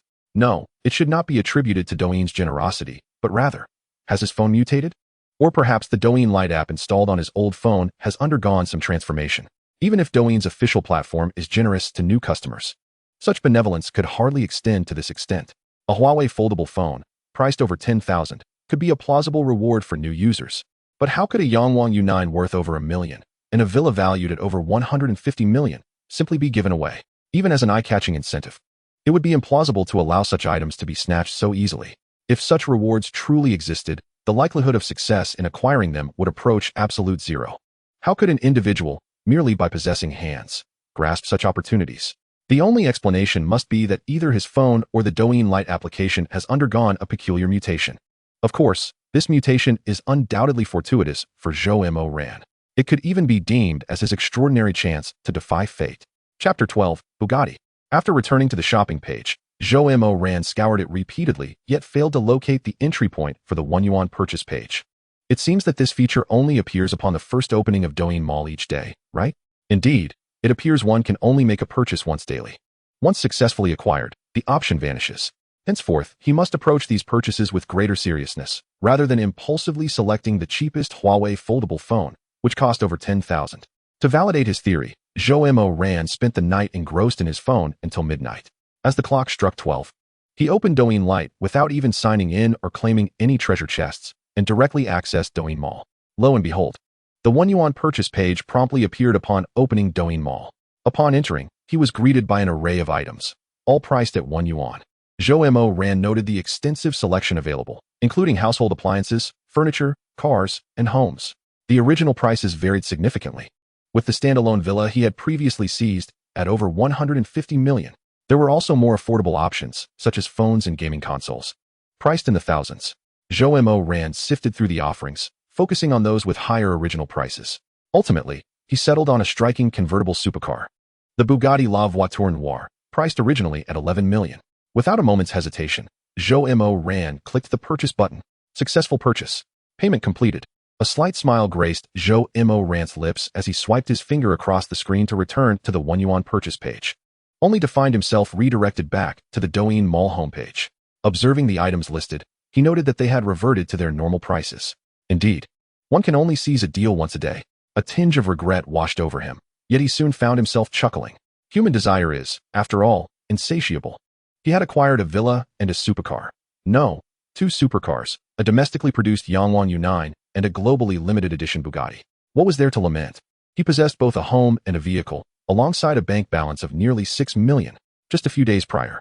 Zhou Moran would have never dared to dream of such a day. A splendid life beckons him.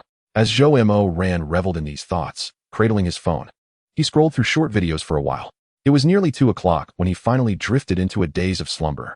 In his dreams, he experienced a lavish fantasy, reclining comfortably by a swimming pool, attended by 2 enchanting goddesses clad in light swimwear, massaging his legs, while a celestial maiden nearby fed him succulent fruits. Upon waking, Zhou Moran realized he urgently needed to change his underwear. After a quick shower, he discovered to his dismay that he had no clean underwear left. In his haste that day, he had only brought 1 set of clothes. Last night, he had sent that very set to the hotel staff for laundering, and it had yet to be returned. The pair he had just removed was the last he owned. He had clothes and pants, yet no underwear. Goodness, he could not possibly venture out without proper attire, could he? After a moment's hesitation, Zhou Moran wrapped himself in a bath towel and exited the bathroom, sitting on the edge of the bed to retrieve the landline from the bedside table and calling the front desk. Hello, this is the front desk of Jingzhou Holiday Hotel. How may I assist you? I am a guest in room 1204. I would like to inquire when my laundry from yesterday will be returned. Mr. Zhou from 1204. Is it? I apologize, but your laundry may not be returned until this afternoon. Once it arrives, I will have it sent directly to your room. Is that acceptable? Upon hearing this, Zhou Moran couldn't help but furrow his brow slightly. This afternoon, you say? Yes, Mr. Zhou. Could you possibly send a set of clothes over? Or, if you could assist me in purchasing a set from a nearby mall? There was a brief pause at the other end before the front desk replied, of course, Mr. Zhou. After a moment's hesitation, they added, Mr. Zhou, you can also use our errand service to place an order online. A dedicated courier will deliver the items directly to you. Oh right, how did I not think of that? Zhou Moran responded, momentarily taken aback. All right, I understand. Thank you. In truth, it wasn't that he hadn't considered it. It was simply that he had never utilized the errand service before, primarily due to the costs. You're welcome. Mr. Zhou, will your laundry still be delivered? Let me consider it first. I may call you back. With that, Zhou Moran hung up the phone. Subsequently, he ordered a pair of underwear online. Upon checking, he found that the underwear cost over 20 yuan, while the errand fee was over 30, totaling more than 60. The errand fee was indeed steep. Since 1 pair incurs the same delivery fee as 2, he decided to select 2 pairs for good measure. As he pondered this, he chose 2 more pairs of underwear, along with a casual t-shirt and a pair of 3/4 pants, ultimately spending over 300. With the errand fee slightly increasing to over 50.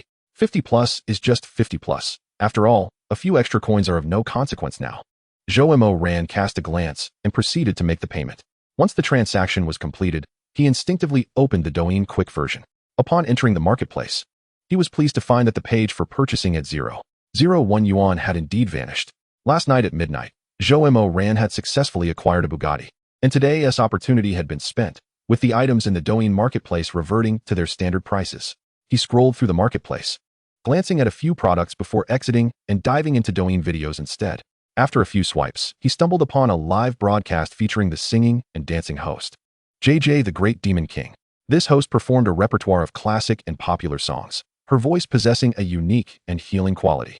Zhou Moran had followed her for a year or two, and every time he caught her live, he would take a moment to watch. However, in the past, he had been financially constrained, with his salary barely sufficient for himself and Yi Xinyu, leaving no room for tipping any streamers. But now, Zhou Moran noticed that JJ the Great Demon King's live room had only 7 or 8,000 viewers online, a rather modest number, indicating low popularity. After a quick glance, he opened the gift leaderboard and sent a carnival. Chapter 13, The Scene of Social Death. Zhou Moran gazed at the dazzling carnival in the gift section, a slight smile gracing his lips. If we're to play, let us play big. Subsequently, he clicked several times in succession, and the screen erupted with a cascade of brilliant effects. User, Moran, sent Carnival 1. User, Moran, sent Carnival 10. User, Moran, sent Carnival 20. The barrage of comments in the live room exploded. What the hell? Which big shot has made such a move? A wealthy benefactor? 20 carnivals right off the bat. Mom asked me why I'm watching my phone on my knees. As JJ the Great Demon King sang The Wind is Rising, she suddenly caught sight of the screen filled with golden effects, momentarily pausing her song. Then, her eyes widened. and she covered her mouth in astonishment, exclaiming, "Oh my! Thank you, Brother Moran, for the carnival. This is too extravagant." Zhou Moran chuckled, his fingers continuing to tap on the screen. The effects of the carnival burst forth one after another, swiftly surpassing 50.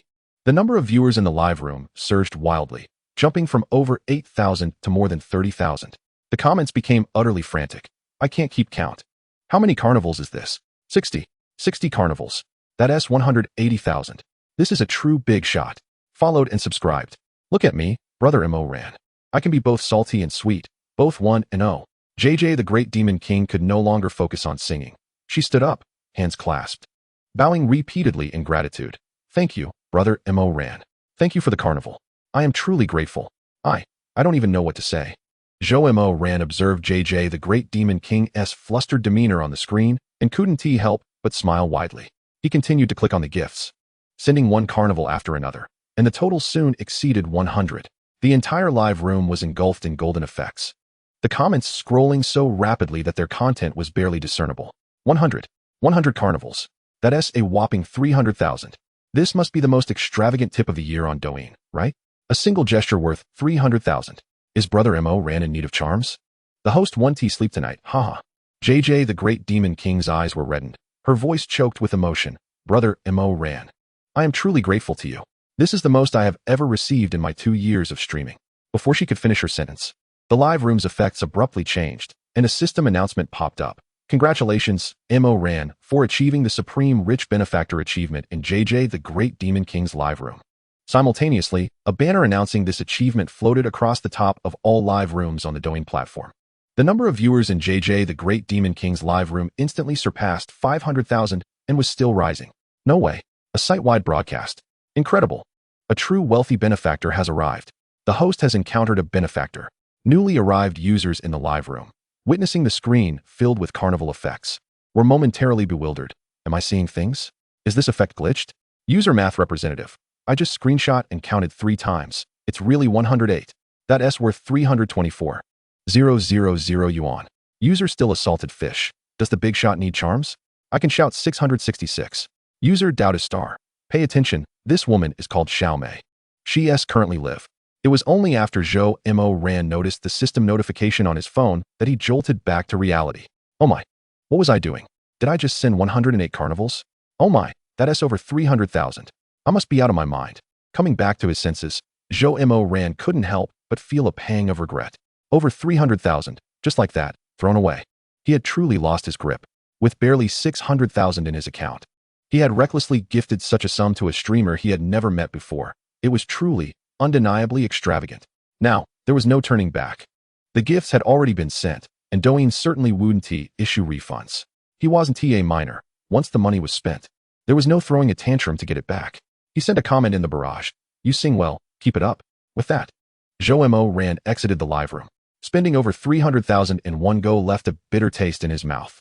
He decided to log out of Douyin quick version entirely, sprawled out on his bed, tossing his phone aside, and closed his eyes, pretending to doze off. Just as he was about to drift into slumber, Zhou Moran heard a gentle knock at his door. Startled awake, he called out, "Who is it?" "Hello, delivery service. Your items have arrived." A woman's voice came from outside the room. "Oh, please wait a moment," Zhou Moran hurriedly replied, rising to tighten his bathrobe as he walked towards the door. Reaching the door, he peered through the peephole before finally opening it. The moment the door swung open, a young woman in her 20s, a delivery rider, handed him a packaged non-woven bag and, bowing slightly, said, "Good day, sir. Here's your order. Please leave a good review." Zhou Moran reached out to accept the non-woven bag, responded with a casual thank you, and turned to leave. However, as he turned, his foot accidentally stepped on his bathrobe. Zhou Moran stumbled, causing his bathrobe to slip down. The delivery girl, just raising her head, caught an unexpected glimpse of his bare backside and froze momentarily. As she regained her composure, the female courier suddenly gasped, covering her eyes and turning away. Zhou Moran felt a flush of embarrassment, hurriedly wrapping herself in a towel and closing the door behind her. What an unfortunate predicament. She had been mistaken for a shameless rogue. Leaning against the door for a moment, she finally exhaled quietly when she heard no further commotion outside.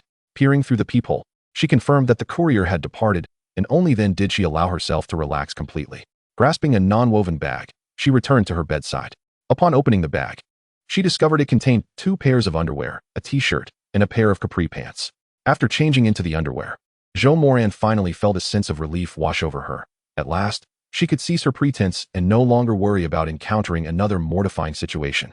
Opening the delivery app, Zhou Moran located the recent courier order and tipped the courier, Chen Meiqi, 1,888 yuan, leaving a message. "I apologize, it was unintentional." No sooner had she sent the message than her phone buzzed with an incoming call. Chapter 14. Oh no, I've encountered a scammer. Zhou Moran glanced at the unfamiliar number, noting that over 70 contacts had labeled it as a delivery service. Recognizing this, she answered the call, though due to Yi Xinyu, she had become hesitant to pick up calls from strangers. As soon as she connected, a strange man's voice resonated through the receiver. "Hello. You have a package arrived at Huangzhuang. Could you come pick it up?" Package? Zhou Moran paused momentarily before realizing it must be the Huawei folding phone she had ordered, which was scheduled for delivery today, according to the Douyin shopping app. Had it already arrived? "Could you wait a moment? I'm currently outside and not at Huangzhuang," she replied. "When will you be back?" "I can't wait too long. I have many deliveries to make." Zhou Moran calculated the distance from the hotel to Huangzhuang, approximately 10 kilometers, and thought it would take over half an hour by car. "It may take more than half an hour," she responded. "Half an hour? That is quite a while. How about I deliver the others first? Once you arrive, give me a call, and I'll bring it to you. Does that work for you?" "That is fine. I'll call you when I return." After ending the call, Zhou Moran changed her clothes and left the room, taking the elevator to the hotel's underground parking lot. She drove away in the newly purchased Tingsher D9, still sporting a temporary license plate. After about 40 minutes, she arrived in Huangzhuang, a village within the city. Upon entering, the roads became narrow, and as it was her first time driving through a village, Zhou Moran proceeded cautiously. However, while making a turn, an unexpected incident occurred. As she rounded the corner, a soft thud echoed, followed by a woman's startled exclamation. Glancing in the rearview mirror, Zhou Moran saw a woman sprawled beside her car. An electric bike toppled nearby. Oh no, had she encountered a scam? Alarmed, she hastily parked and exited the vehicle, pulling out her phone to record the incident. Just as she began filming, the woman scrambled to her feet, bowing to Zhou Moran while repeatedly apologizing. "I'm so sorry. I was going too fast and couldn't stop in time." Zhou Moran was taken aback. "Isn't this a scam?" she thought, stepping closer to inspect the damage to the electric bike. The impact was minor, merely a small scratch, as if it had only grazed the surface paint. Seeing Zhou Moran filming, the woman grew increasingly nervous, whispering, "I'm truly sorry. How can I compensate you?" "I'll have to check," Zhou Moran replied, lifting her gaze only to recognize the woman. "Wait, it's you?" To her astonishment, the woman was indeed Chen Meiqi, the very courier who had delivered her clothes earlier. Chen Meiqi, upon realizing Zhou Moran was the same person, widened her eyes in shock and exclaimed, "You're that shameless rogue." As soon as the words escaped her lips, she quickly covered her mouth, realizing her mistake. The prior incident had clearly been an accident. The items Zhou Moran had ordered included underwear, indicating a sense of urgency. Moreover, Zhou Moran had been wrapped in a towel at the time, having almost slipped and exposed herself. The mishap was hardly her fault. Not to mention, she had even sent a red envelope of 18 yuan as an apology. Calling her a rogue seemed rather impolite. Zhou Moran's expression darkened in response to Chen Meiqi's words, and she stated firmly, "I've already mentioned that it was a misunderstanding. Yes, I'm sorry for what I said. Please don't take it to heart." Chen Meiqi hastily apologized, bowing again. After a brief pause, she continued, "I need to hurry and deliver my packages. How about we exchange contact information? I'll compensate you once I have the funds." Although Chen Meiqi had apologized, Zhou Moran still felt irritation bubbling within her. "You can leave, but I'll need your ID as collateral. Otherwise, if you run off, how will I recover my compensation? I just bought this car yesterday. I've barely driven it, and now you've scratched the paint. I can't even estimate the repair costs." At that moment, a small crowd had gathered to witness the incident, and someone recognized Zhou Moran's vehicle, whispering, "Isn't that a Tingsher, the D9 model? It's worth about 500,000. To repair that scratch, it'll cost at least a couple of thousand." As the murmurs spread, Chen Meiqi's complexion paled, and she stammered, "Is it really that much?" Zhou Moran glanced at Chen Meiqi and promptly sent the recorded video to Hu Meiwan, followed by a voice message. "Miss Hu, could you help me determine the repair costs?" Hu Meiwan quickly responded, "Zhou Xiao, your car was damaged? The scratch isn't significant. It should cost around 5,000 to fix." Zhou Moran played Hu Meiwan's reply aloud for both Chen Meiqi and the onlookers to hear, stating, "You heard that. Repairs will be approximately 5,000. What do you propose we do now?" 5,000. Chen Meiqi's face drained of color as she stammered, "I'll leave my ID here. Once I have the money, I promise to pay you." As she spoke, Chen Meiqi retrieved her identification card from behind her phone case and handed it to Zhou Moran. Just as Zhou Moran accepted the ID, Chen Meiqi had already propped up her electric scooter and mounted it, setting off ahead. Zhou Moran, taken aback for a moment, opened her mouth to call out to Chen Meiqi, but ultimately refrained. With her ID already in her possession and the phone number on the delivery slip, she had no fear of her defaulting. All right, 5,000 yuan was a loss Zhou Moran could manage. After Chen Meiqi departed, Zhou Moran glanced at the winding road that was growing increasingly distant. Perhaps it was best to refrain from venturing further. The village was bustling with traffic and people.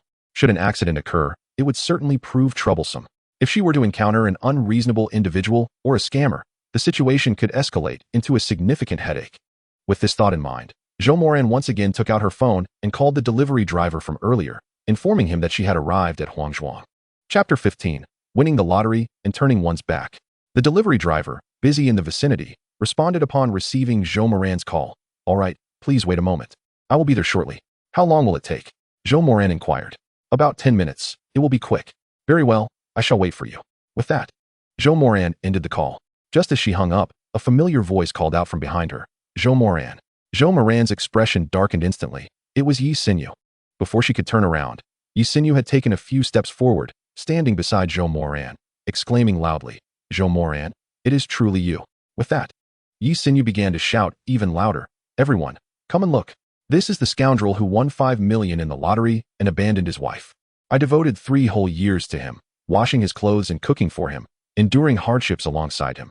And over all these years, I saved not a single penny. Every bit was spent on him. My feelings for him were genuine. I poured out my heart and soul. And I'm not afraid of ridicule. I've had 6 abortions for him. Yet what did he do? He won 5 million in the lottery, took the ticket, and fled without even returning to our rented apartment. I have not seen a single cent. One must admit, women can be quite dramatic. As Yi Xinyu recounted her tale, she began to wail uncontrollably, crying out, neighbors, uncles, and aunts, please help me judge this matter. Is what he did right? Does he deserve my loyalty? Does he have any conscience? Listening to Yi Xinyu's distorted narrative, Zhou Moran felt her anger reaching a boiling point. Unfortunately, the onlookers surrounding them were oblivious to the truth, and upon hearing Yi Xinyu's words, they began to point fingers at Zhou Moran. Oh, he is the man who won the lottery a few days ago. Goodness, look at that. Just a few days, and he has already bought a new car. Not just any new car. That is quite an expensive one. Were you not here earlier? That is a Tengshi D9, worth over 500,000. Wow. So this is the Tengshi D9? No wonder he doesn't dare to drive into the village. He must be feeling guilty about encountering this woman. Look at him, appearing so proper. Yet he is so heartless. Young man, 5 million is enough for you to live comfortably for half your life. This woman devoted herself wholeheartedly, not for money or fame. For 3 years, and even bore you 6 children. What is wrong with sharing half? No sooner had the words left the speaker's lips than a middle-aged woman with a vegetable basket shook her head, saying, exactly. Today's youth truly lack conscience. Winning the lottery and turning one's back. How shameful. A middle-aged man in a plaid shirt, adjusting his glasses, pointed at Zhou Moran and remarked to his companion, look at him. He clearly has a guilty conscience. I've always said, suddenly becoming wealthy rarely leads to good outcomes. 5 million. Before the man could finish, a young girl with dyed blonde hair exclaimed, clenching her fists in indignation, if my boyfriend won 5 million and ran off, I would break his legs. All 3 legs. Her friend beside her immediately chimed in, exactly. Such a scoundrel should be exposed. As she spoke, the girl deliberately raised her voice, declaring, I saw a news story on Douyin about a man who won the lottery and abandoned his wife. He eventually faced retribution. May heaven strike him down. With that, the girl took out her phone, opened the camera, and began recording. The other onlookers quickly followed suit, pulling out their phones to capture the moment. A vendor selling pancakes at the roadside, with his hands crossed over his chest and a spatula in hand, shook his head and said, that poor girl, after 3 years, ended up with nothing. Nearby, 2 middle school students whispered to each other, my mom always says, when choosing a partner, one must consider their character. Those who abandon their partners after winning the lottery will surely face consequences. As they spoke, one of the students raised his phone, starting a Douyin live stream. Hey, everyone, look, this is the scoundrel who won the lottery, double tap 666. Among the crowd, an elderly man with a cane trembled as he pointed at Zhou Moran, saying, young man, one must have a conscience. In our day, even when we were starving, we would never commit such a heinous act. Those who commit such immoral deeds will face retribution. They may even find their children cursed.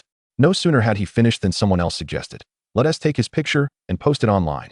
Let everyone see this modern-day chin shimmy. Before the words had settled, a woman in a professional outfit interjected to Yi Xinyu. Sister, I stand with you. I will help you report this to the police right now. Such economic disputes are best handled by the authorities. You can certainly claim a share of the lottery winnings. As her words fell, another voice chimed in. Yes, yes, call the police. This is considered shared property during cohabitation. You deserve at least half. Turning to the woman, someone else asked, can the police help recover shared marital property now? Just then, another voice piped up. Miss, my daughter is a lawyer. Would you like me to consult her for you? Zhou Moran stood frozen in place, feeling countless scornful gazes piercing into him like daggers. The sound of Yi Xinyu's sobs, the accusations from passers-by, and the clicking of cameras blended into a cacophony that made his temples throb. Seeing the crowd rallying to her side, Yi Xinyu's eyes sparkled with a hint of triumph, and she feigned a pitiful demeanor, tearfully asking, Zhou Moran, tell me, do you truly deserve my loyalty? Do you have any conscience left? Once upon a time, you found yourself unemployed, languishing in a rented room for over 3 months, relying entirely on my provisions. Even the job you eventually secured was obtained through my relentless entreaties. You questioned, how have I wronged you? Yet, upon winning 5 million, you turned your back on me. Tell me, do you truly believe you are justified in your actions? Zhou Moran's gaze turned icy as he fixed a cold stare upon Yi Xinyu. Since you have so shamelessly discarded all semblance of decorum, I too see no reason to preserve any semblance of respect for you. With a furrowed brow, Zhou Moran declared loudly, very well, Yi Xinyu. If you seek to forfeit your dignity, then I shall no longer conceal the truth. Yes, I am indeed the fortunate soul who won 5 million just days ago, purchasing the ticket at the lottery store in Huangzhuang. The celebratory banner proclaiming the win should still be prominently displayed. Chapter 16. The turnaround. Before Zhou Moran could finish his statement, someone from the crowd interjected loudly. Indeed, I just came from there. And the banner at the lottery store is still up. Many are still inside buying tickets. Another voice chimed in. But that does not excuse your abandonment of your family. For 3 long years, she stood by you, and now that you've struck it rich, you offer her naught. Such behavior is utterly despicable. Exactly. She even endured 6 pregnancies for you. Zhou Moran let out a cold laugh, responding, true, I accompanied her to the hospital for 6 terminations. But 5 of those occurred 3 years ago, when she was not even my girlfriend. At this revelation, the onlookers fell silent, gazing at Zhou Moran with pity. It was indeed a tragic tale. At that time, Zhou Moran was a destitute fellow without a girlfriend or any close female friends. Yi Xinyu was the sole exception. Thus, he devoted 5 or 6 years of his life to her, like a lovesick fool. Pausing momentarily, Zhou Moran cast a scornful glance at the trembling Yi Xinyu before continuing. And do you know why I left? Why I abandoned her? Because she cheated. You slanderer, I did not. Yi Xinyu screamed in a fit of rage. Whether I speak falsehoods is a matter you know all too well. Zhou Moran replied coldly. After a brief pause, he added, you claimed that my previous job was secured through your intercessions. I thank you. I appreciate your pretense of helping me find work while clandestinely meeting with that scoundrel Li Fu Lin. TMD, you even brought the battlefield to my rented room. If I hadn't won the lottery and returned home an hour early, I would still be in the dark. I wouldn't even know if the last child I accompanied you to abort was mine. Turning to the crowd, Zhou Moran called out, brothers and sisters, uncles and aunts, are there any residents from the 4th floor of number 725 in Huangzhuang here? Surely, you must have encountered a man in his 40s, with a belly akin to a pregnant woman, balding and all. I am confident some of you have seen her enter the house with that man. As soon as he finished, someone in the crowd exclaimed, yes, I remember. I thought you both looked familiar. Turns out we live in the same building. I saw that man too, and I initially thought he was a relative, not realizing he was her lover. How shameless. Upon hearing this, the crowd erupted, swiftly turning their condemnation toward Yi Xinyu. My goodness, she is a shameless wretch. To cheat and then cause a scene? An elderly woman with a vegetable basket spat in disgust, taking a step back as if to avoid a plague. Next to her, a young girl with dyed yellow hair, broadcasting live, excitedly shouted, what a twist. A live broadcast of the real-life Pan Jinlian. To cheat and then pour dirt on her ex-boyfriend, all while expecting to share in his winnings. Is there truly such a shameless woman in this world? As she spoke, the girl pointed her phone-as camera at Yi Xinyu's pale face. I knew it. A middle-aged man in work trousers exclaimed. I thought her tears seemed fake. Hardly a drop fell. Before he could finish, a fellow worker pulled him aside, whispering, Isn't it a bit harsh to say that? Several young people who had been filming Zhou Moran now turned their cameras toward Yi Xinyu. The comments in the yellow-haired girl's live stream flooded in. This turnaround is astonishing. 5 abortions? And he is expected to take on the role of a stepfather? What kind of divine beauty does she possess? Alas, this is reality. All thanks to the old generation's preference for sons. You stumbled back, her meticulously styled hair sticking to her sweat-soaked face. Suddenly, she screamed in a hysterical outburst. You don't understand. He forced me into this. If he hadn't been preoccupied with the lottery, lying around at home, would I have sought out that man? Would I have begged him? Before she could finish, a woman in pajamas shouted from the crowd, "You're talking nonsense. I live right across from you. That bald man comes to your rented room regularly. Once. He even frightened my child." As she spoke, she pulled out her phone, scrolling through it to reveal a video. "Look, this is what I filmed last month." The shameless one even opened the door for him in lingerie. The revelation sent shockwaves through the crowd. How scandalous. How utterly shameless. I've seen shamelessness before. But this is beyond anything.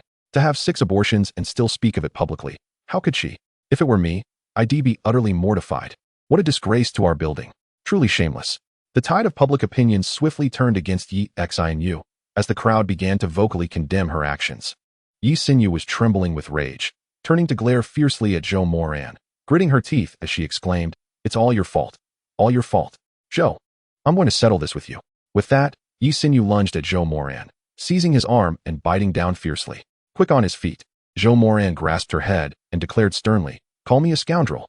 Question my integrity, whether I owe you anything or whether I can look my own conscience in the eye. Yi Xin, I am unashamed to tell you, I have nothing to repent. I have treated you fairly, and I stand before heaven and earth with a clear conscience. The lottery ticket was purchased with my own money. You are merely my ex-girlfriend, and I shall not part with a single cent." With that, Zhou Moran forcefully pushed her away.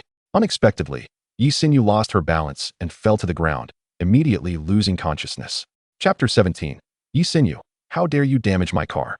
Observing Yi Xin lying on the ground, the onlookers retreated a few steps, and someone remarked, "Let us go, there's nothing more to see. She's definitely faking it. I saw that guy didn't even push her hard. She just fell on her own. She can't afford to play dead. In this state, how can she face the world? With a mere spit from each of us, we could drown her. She deserves it. With such shamelessness, she shouldn't even exist. What's the point of a woman keeping her dignity? Money is all that matters." As the spectators murmured, they dispersed. Soon, only Yi Xin and Zhou Moran remained. Zhou Moran took a glance at the fainting Yi Xin and was about to turn to his car when his phone rang again. He picked it up, and upon seeing the caller ID, quickly answered, "Hello? Hello, where are you?" "I'm in Huangzhuang, at the village entrance, by a large banyan tree." "The banyan tree? Got it. Wait for me, I'll be right there." Just as Zhou Moran acknowledged, he heard the other party hang up. As soon as he ended the call, a loud bang echoed behind him. Zhou Moran turned around just in time to see Yi Xin sprinting away. Momentarily stunned, he approached his vehicle to inspect it, only to erupt, "Damn it, Yi Xin, how dare you vandalize my car? Stop, don't run." He dashed after her, but only a few meters into the chase. A delivery tricycle blocked his path. The delivery man leaned out and inquired, "Excuse me, are you Mr. Zhou?" "That's me. Here's your package, please sign for it." The delivery man handed over a cardboard box and added, "It's a valuable item. Please inspect it upon opening." Zhou Moran took the package. Receiving a utility knife from the delivery man, he sliced open the tape, revealing a mobile phone box. The delivery man glanced at it, surprised. "Is this the Huawei foldable phone? I heard it costs over 10,000. Zhou Moran chuckled. "Well packaged, thank you." "No problem at all," the delivery man replied promptly. Holding the phone box in one hand and his old phone in the other, Zhou Moran returned to his Tungsher D9, opened the camera, and filmed a brief video of the shattered rear glass, which had been smashed by Yi Xin's earlier actions, sending it via WeChat to Hu Meiwan. It wasn't long before Hu Meiwan initiated a voice call.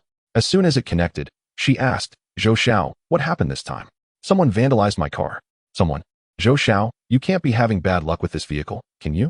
It's only been an hour, and there's already been 2 incidents?" Zhou Moran found himself at a loss for words. After a moment of pause, Hu Meiwan inquired, "Do you know who did it?" "I do," Zhou Moran replied hastily. "Then report it to the police. Let them take care of the compensation." Zhou Moran hesitated briefly before responding, "All right, I'll do that." After hanging up, he dialed 110 to report the incident. After waiting for about 10 minutes, a police car drove into Huangzhuang, halting beside Zhou Moran's Tungsher D9. Once parked, an officer and a supporting officer exited the vehicle. The officer glanced at Zhou Moran next to the car and asked, "Who called the police? Was it you?" "Yes, it was me," Zhou Moran quickly affirmed, pointing at the damaged rear glass as he explained, "My car was vandalized." The officer followed his finger to observe the damage while the supporting officer aimed a body camera at the affected area. "Do you know who did it?" "I do," Zhou Moran replied without hesitation. The officer looked at him with slight surprise and asked, "Do you know this person?" Zhou Moran nodded. "Yes, it was Yi Sinyu." "Which Yi?" "The Yi from Leaf, the Xin from Heart, and the Yu with the King Radical." The officer noted this while continuing his inquiries. "Does she hold a grudge against you?" Zhou Moran paused, then stated, "She is my ex-girlfriend." The officer nodded in understanding, glancing at the newly purchased Tincture D9 before asking, "Did you just buy this car?" "Yes." "Do you have a photo of her?" "I do. It's on my phone," Zhou Moran replied quickly. Then opened his photo album to show the officer a picture of him and Yi Sinyu together. The officer took a glance, snapped a photo of the image, and returned the phone, asking, "Do you know where she lives?" "Yes, just ahead at 725 Huangzhuang, 4th floor, room 403. The officer jotted down the information and turned to the supporting officer, instructing, "Lu, go check it out. If she is there, bring her here." The supporting officer nodded eagerly and walked down the village road. A few minutes later, the officer's phone rang. He answered, "Hello, Lu, did you find her?" "Wang Gu. No one is home." I knocked, but there was no response. I asked the neighbors, and they said they haven't seen her return. It seems the neighbors have some strong opinions about her. They were saying some rather harsh things, calling her shameless and accusing her of infidelity. The officer frowned slightly, casting a glance at Zhou Moran, then said, "All right, I understand. You can come back for now." After hanging up the phone, the police officer turned to Zhou Moran and said, "Mr. Zhou, I apologize for not being able to locate anyone. Please do not worry. We will process the case. Once we find the individual, we will notify you to come to the station or the bureau to address this matter." "Does that sound acceptable?" "Not able to find anyone." "Has Yi Sinyu run away?" Zhou Moran paused slightly, then inquired, "What about my car?" The officer glanced at Zhou Moran's vehicle and replied, "You may take your car to a repair shop for repairs. You will need to cover the repair costs initially, but keep the receipt safe. And we will ensure compensation is handled appropriately later." Zhou Moran nodded faintly, realizing he had no other option. He left his phone number with the officer, who in turn provided Zhou with his police contact number before driving away. Once the police vehicle had departed, Zhou Moran made a voice call to Huawei. As soon as the call connected, Huawei asked urgently, "Young Master Zhou, has everything been resolved? The police have come." "Oh, what did they say?" Zhou Moran briefly recounted the situation, to which Huawei responded, "Well, it seems we must proceed as such for now." After a brief pause, she added, "In that case, file an insurance claim for the repairs. Allow the insurance company to handle the costs, and they can pursue reimbursement on your behalf. This way, you won't have to worry about anything." Upon hearing Huawei's suggestion, Zhou Moran was momentarily taken aback. Is it really possible to do it that way? Chapter 18. The Arrival of the Bugatti. The representatives from the insurance company swiftly transported the vehicle to an affiliated repair shop. Zhou Moran then hailed a cab back to the hotel.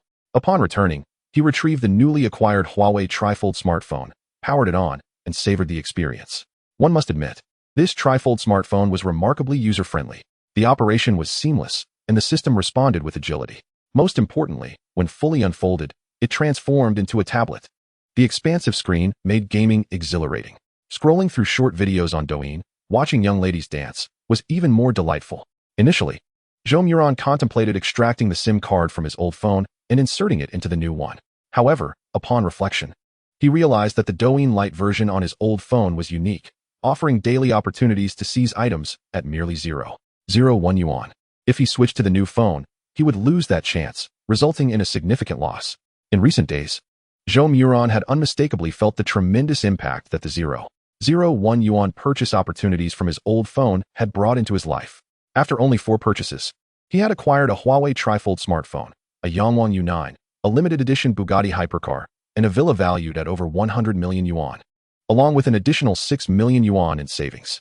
Well, currently, he had slightly over 5.6 million left. He had indulged last night, generously tipping over 300,000 yuan to the streamer, JJ Demon King. Just thinking about it caused a twinge of pain in his heart. Unfortunately, he had been impoverished for so long that even with millions at his disposal, parting with over 300,000 yuan felt like a significant sacrifice. Moreover, he would need funds for various expenses in the future.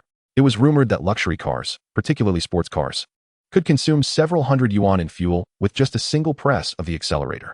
The Bugatti hypercar alone was valued at $11 million, which converted to approximately 70 or 80 million yuan. A single push on the gas could easily cost over 100 yuan. And maintenance? Zhou Moran could hardly fathom the expenses he would incur once the car was in his possession. Then there was that villa, over 300 square meters, complete with a garden and parking area. Managing such a property would undoubtedly be labor-intensive. Naturally, someone of his means could not tend to it personally. Perhaps he would need to hire a butler, and a gardener for the garden, a cook, and a housekeeper. When he calculated it all, it became apparent that maintaining that villa would require hiring 4 or 5 individuals. Goodness, how much would their salaries amount to each month? 5 people, each earning 5,000 yuan, would total over 20,000 yuan, adding in food and other expenses. Zhou Moran realized he could no longer afford to be complacent with over 5 million yuan at his disposal. The more he thought about it, the more he regretted his impulsive tipping from the previous night. Money, no matter how plentiful, always seemed insufficient. What was going on? Realizing this, Zhou Moran felt an even stronger attachment to his old phone. To be precise, it was the Douyin Lite app within that phone which offered those 0.01 yuan purchase opportunities. If he switched to a new phone, he would lose that chance entirely. That would be catastrophic. To err on the side of caution, Zhou Moran decided to keep his old phone intact, leaving everything as it was, including the SIM card. He would simply acquire a new phone number for the new device. After all, mobile plans nowadays were quite affordable, with data plans for dozens of gigabytes costing merely 20 to 30 yuan a month. Such an expense was insignificant for Zhou Moran now. With that thought in mind, Zhou Moran sprang from his bed, exited his room, opened the map to search for a nearby mobile service center, and summoned a ride. Upon arriving at the hotel lobby and stepping outside, his car had already arrived. Zhou Moran climbed in and headed to the mobile service center. After obtaining a new data plan, he returned to the hotel. By the time he arrived back at the hotel, it was past 5 in the afternoon. He enjoyed a buffet dinner in the hotel restaurant before returning to his room, where he lay on the bed, playing with his new phone. Around 10 o'clock, nearing 11, he drifted off to sleep. When he awoke, it was already past 8 in the morning. Glancing at the time, Zhou Moran immediately grabbed his old phone, opened Douyin Lite, and checked in before navigating to the Douyin Mall. As expected, the moment he entered the Douyin Mall, the 0.01 yuan purchase button appeared on his screen. Zhou Moran hurriedly clicked on it. After browsing through the 0.01 yuan purchase items, Zhou Moran selectively sought those with high original prices. After a few moments of searching, his gaze finally settled on an ancient painting, Wen Jingming's Songya Feipu II, originally priced at 120 million yuan. 1, 10, 100, 1,000, 10,000. 120 million. Zhou Moran's eyes widened in astonishment. This painting was actually worth over 100 million. Without a moment's hesitation, Zhou Moran proceeded to purchase the artwork. Once the payment was successfully processed, he exhaled a long sigh of relief. He had acquired yet another item valued at over 100 million. However, he realized that he needed to convert this painting into cash. After all, holding onto a painting that couldn't be consumed or utilized was far less tangible than having 100 million in cash. Indeed, once the painting was in his possession, he would need to devise a means to liquidate it. Otherwise, with only over 5 million in hand, it would be utterly insufficient. Putting down his phone, Zhou Moran finally rose from bed, freshened up, and proceeded to the restaurant downstairs for a buffet breakfast. While dining, his phone chimed once more. Zhou Moran glanced at the screen. It was an unfamiliar number.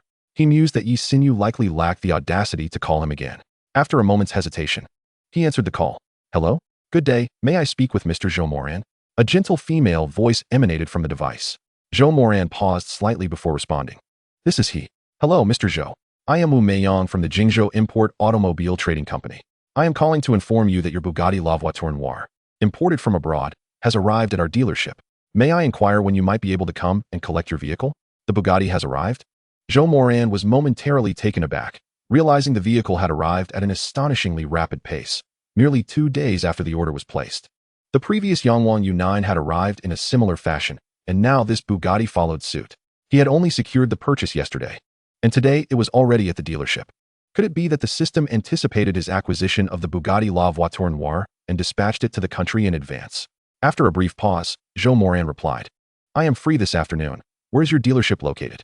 Our dealership is situated in the Automobile Trade City on Xianjiang Road.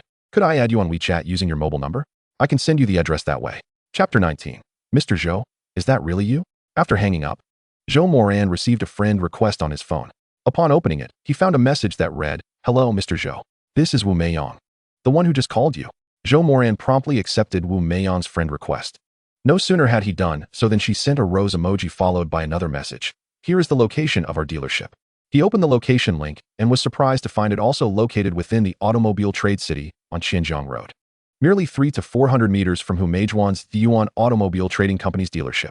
After glancing at the map, Zhou Moran swiftly summoned a ride-hailing service, then returned to the WeChat chat interface to send Wu Meiyang an OK emoji, followed by a message stating, "I will be there shortly, in about an hour." Wu Meiyang responded, "Okay, looking forward to your visit."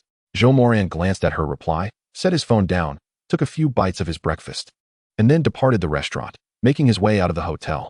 As he stepped outside, scarcely a minute had passed when a BYD Qin Plus, a new energy vehicle, pulled up beside him. The driver rolled down the window and inquired, "Hello, are you the passenger with the last digits 9871? Zhou Moran nodded slightly, replying, "That's me." He opened the door and settled into the vehicle. After fastening his seatbelt, the driver drove away from the hotel. After a journey of over 40 minutes, they arrived at the Jingzhou Import Automobile Trading Company's dealership at 888 Xinjiang Road. Upon stopping at the curb, Zhou Moran exited the vehicle. As he gazed at the dealership sign across a landscaped lawn, he was suddenly greeted by a somewhat familiar and astonished voice from behind him. "Mr. Zhou?" Turning around, he saw a BYD Song slowly coming to a halt, with Hu Meiwan leaning on the car window, her face alight with surprise as she beheld him. Realizing he had been spotted, Hu Meiwan quickly exited the passenger seat and hurried to Zhou Moran's side, exclaiming, "Mr. Zhou, is that really you? I thought I must have been mistaken." Miss Hu, what brings you here?" Zhou Moran asked, feeling a bit awkward. "Oh, I'm accompanying a client for a test drive." Hu Meiwan replied with a smile, then turned back to the middle-aged man in the car, saying, "Mr. Wang, please hold on a moment." Turning back to Zhou Moran, she inquired, "Mr. Zhou, are you here to pick up a vehicle?" Zhou Moran nodded with a smile. Upon seeing his affirmation, Hu Meiwan's eyes widened in astonishment. Such wealthy individuals truly are astonishingly affluent. Buying a car must feel akin to acquiring a mere toy. Just days ago, she had witnessed him take delivery of a Yangwang U9 from their dealership, and now he was here to collect another vehicle. Moreover, this time it was an imported car. The Jingzhou Import Automobile Trading Company only dealt in imports, with none priced below 1 million. After a moment of surprise, Hu Meiwan peered at Zhou Moran, commenting, "Mr. Zhou, you are quite wealthy." Zhou Moran chuckled awkwardly, about to respond when a woman's voice interrupted him from behind. "Excuse me, are you Mr. Zhou?" Zhou Moran turned slightly, taken aback to find a woman in her 20s, clad in a professional suit and wearing light makeup, who appeared even more attractive than Hu Meiwan. After a brief moment of surprise, Zhou Moran nodded, "Yes, that's me." Before he could finish his sentence, the young lady beamed at him, grasping his right hand warmly as she said, "Hello, Mr. Zhou. I am Wu Meiyang." "Miss Wu." "Hello," Zhou Moran acknowledged, coming back to his senses. Before he could say more, Wu Meiyang, seemingly eager not to let him escape, eagerly pulled him towards the dealership, exclaiming, "Mr. Zhou, we've prepared everything for your beloved vehicle. We're just waiting for you to come and collect it." Witnessing this scene, Hu Meiwan's eyes widened once more. Zhou Moran turned back to her with an apologetic smile, saying, "Miss Hu, my apologies." Wu Meiyang glanced at Hu Meiwan with a hint of wariness in her eyes. Hu Meiwan quickly smiled, saying, "It's quite all right, Mr. Zhou. You go ahead, we can connect later." As she spoke, Hu Meiwan gestured with her hand, mimicking a phone call. "All right," Zhou Moran replied with a smile, before being ushered inside the Jingzhou Import Automobile Trading Company by Wu Meiyang. "Are you quite familiar with her?" Wu Meiyang inquired, having overheard Hu Meiwan refer to Zhou Moran as Mr. Zhou. "Not particularly. I merely purchased a vehicle from their dealership," Zhou Moran responded with a light chuckle. Upon hearing his words, Wu Meiyang couldn't help but curl her lips in disdain. In their establishment, what remarkable vehicles could one possibly find? To procure an exceptional automobile, one must visit our dealership. Our inventory is comprised entirely of luxury cars imported from abroad, each valued at several million. In the entirety of the automotive trade city, there exists no other store that can rival our offerings. Upon hearing Wu Meiyang's words, Zhou Moran found himself momentarily taken aback. Before responding, one cannot make such sweeping statements. While it is true that the vehicles in other dealerships may not compare to those in yours, in terms of pricing, it is undeniable that there is no contest. However, the quality of domestically produced vehicles has been improving significantly. The advent of new energy vehicles has allowed for a remarkable leap, achieving parity with renowned foreign automotive brands in aspects such as artificial intelligence and driver-vehicle interaction, and in some cases, even surpassing them.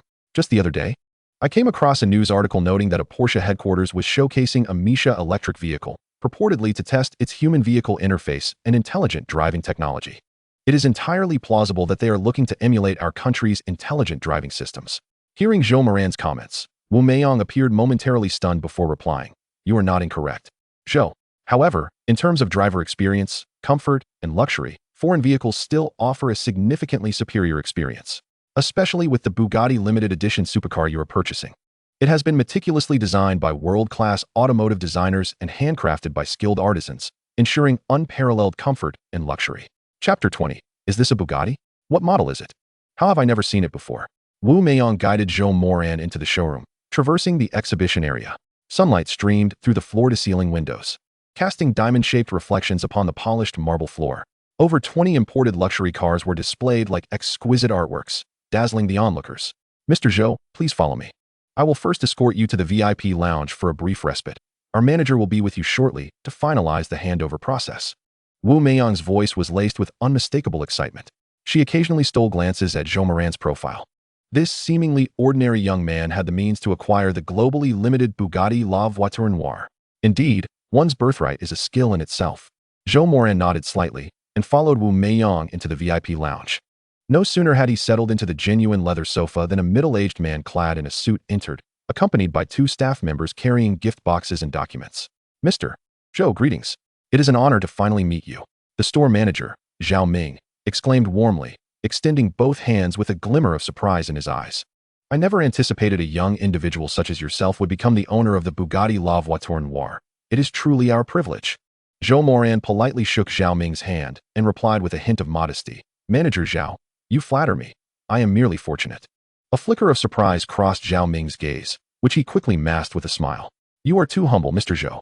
This singular vehicle is valued at 1 billion Chinese yuan. Acquiring it is no mere stroke of luck. 1 billion? Zhou Moran's brow furrowed imperceptibly. He recalled the price listed on Douyin Mall as being around $11 million, which, converted to Chinese yuan, would roughly equate to 70 to 80 million. How could Zhao Ming assert a valuation of 1 billion? Perhaps he was factoring in taxes? Unaware of Zhou Moran's subtle expression, Zhao Ming turned to accept a refined black gift box from the staff, presenting it to Zhou Moran. Mr. Zhou, here are the keys to your beloved vehicle along with the complete documentation. The key, crafted from sapphire, mirrors the vehicle's material, making it truly unique. Zhou Moran received the box, revealing a key that emanated a soft blue glow, its icy touch weighty in his hand. Would you care to see your car now? As she spoke, the girl deliberately raised her voice. Wu Meiyang interjected, her eyes sparkling with anticipation. We have prepared a special delivery ceremony for you. Zhou Moran nodded and followed the group toward the expansive hydraulic garage located at the rear of the showroom. As the garage ascended slowly and the heavy security door opened, Zhou Moran found his breath momentarily caught in his throat. A striking sapphire blue supercar stood majestically within the secure garage, under the spotlight. The carbon fiber body shimmered with an enigmatic luster. The exaggerated grille and aerodynamic silhouette resembled a beast poised to unleash its power. The most captivating feature was the continuous LED taillight and the rare 6 exhaust outlet, showcasing its ferocious capabilities. Bugatti La Voiture Noire. This vehicle pays homage to the Bugatti Type 57 SC Atlantic, custom designed in 1936. There exists but one in the entire world.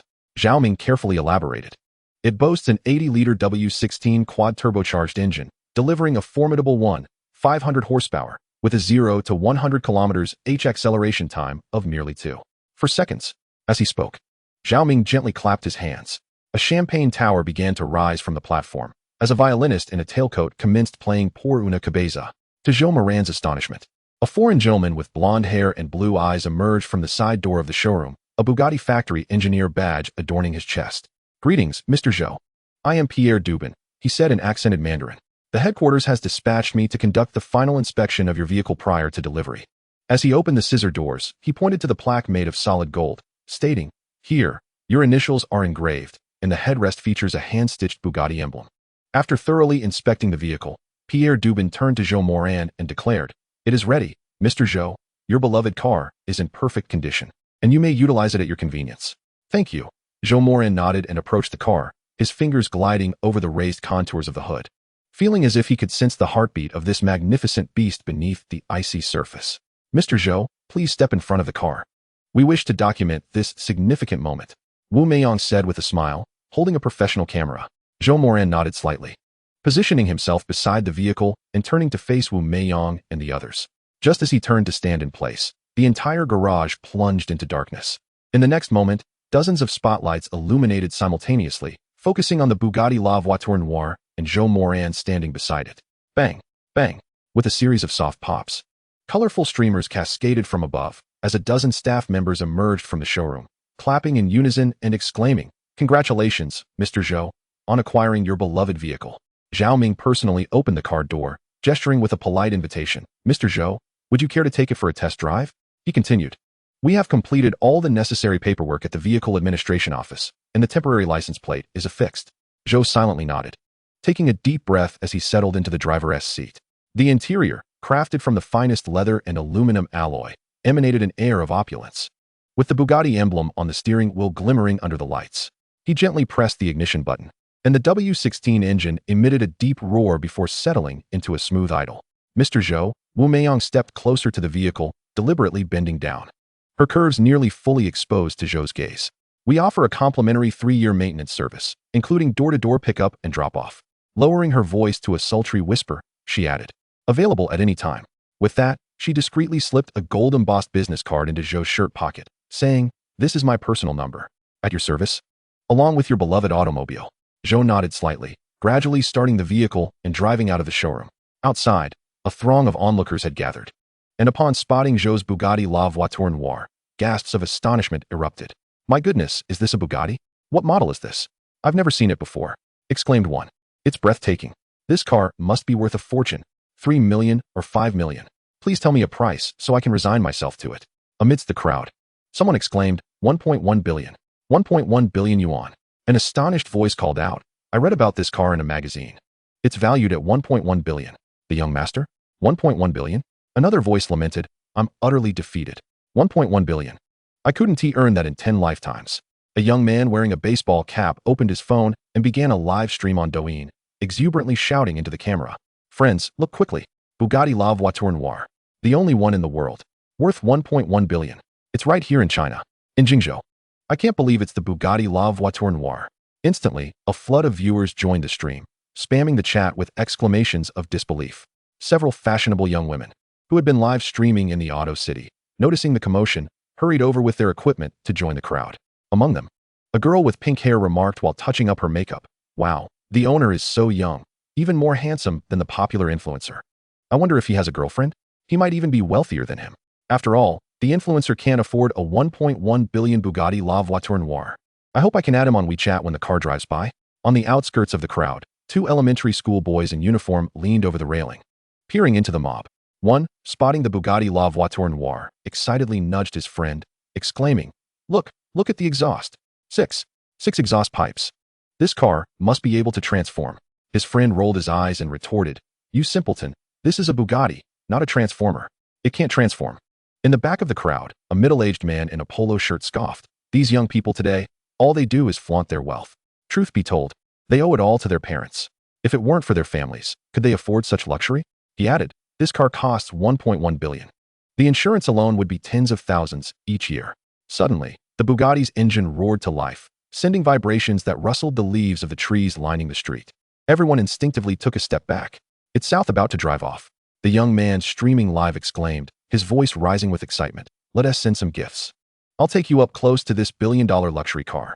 The Bugatti La Voiture Noire smoothly departed from the Auto City, yet the crowd lingered, animatedly discussing the lavish vehicle they had just witnessed. Many were reviewing the photos and videos they had captured.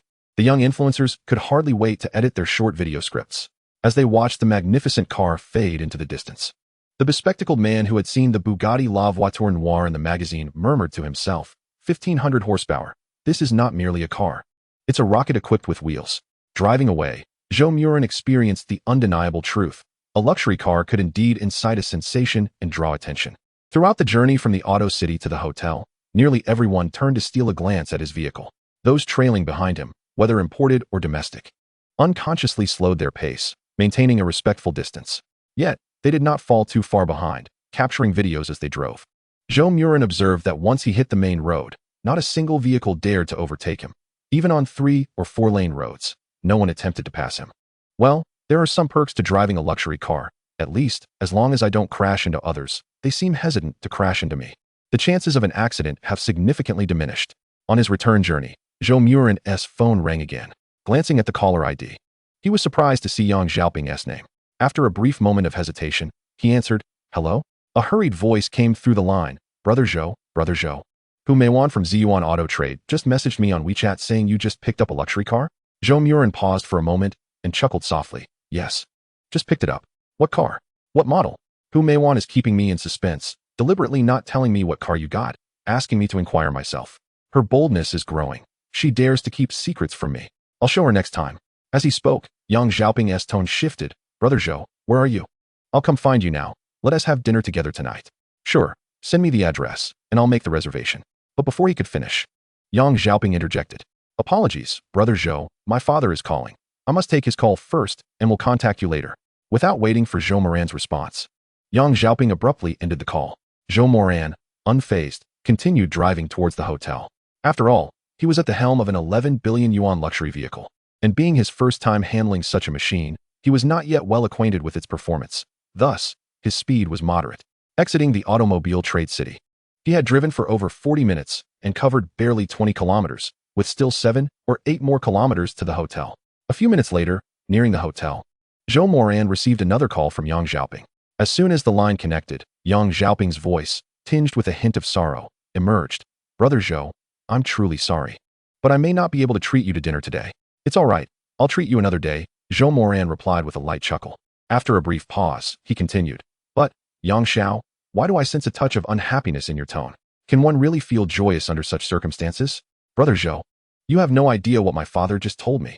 He exclaimed. Do you know how unreasonable he is? He actually ordered me to go to work. He even threatened to cut off my allowance if I refused to comply. Brother Zhou, tell me, is there a father in the world who behaves like this? He expects me to work, or else my pocket money is gone. What a joke. We are second-generation rich kids. Why on earth should we work?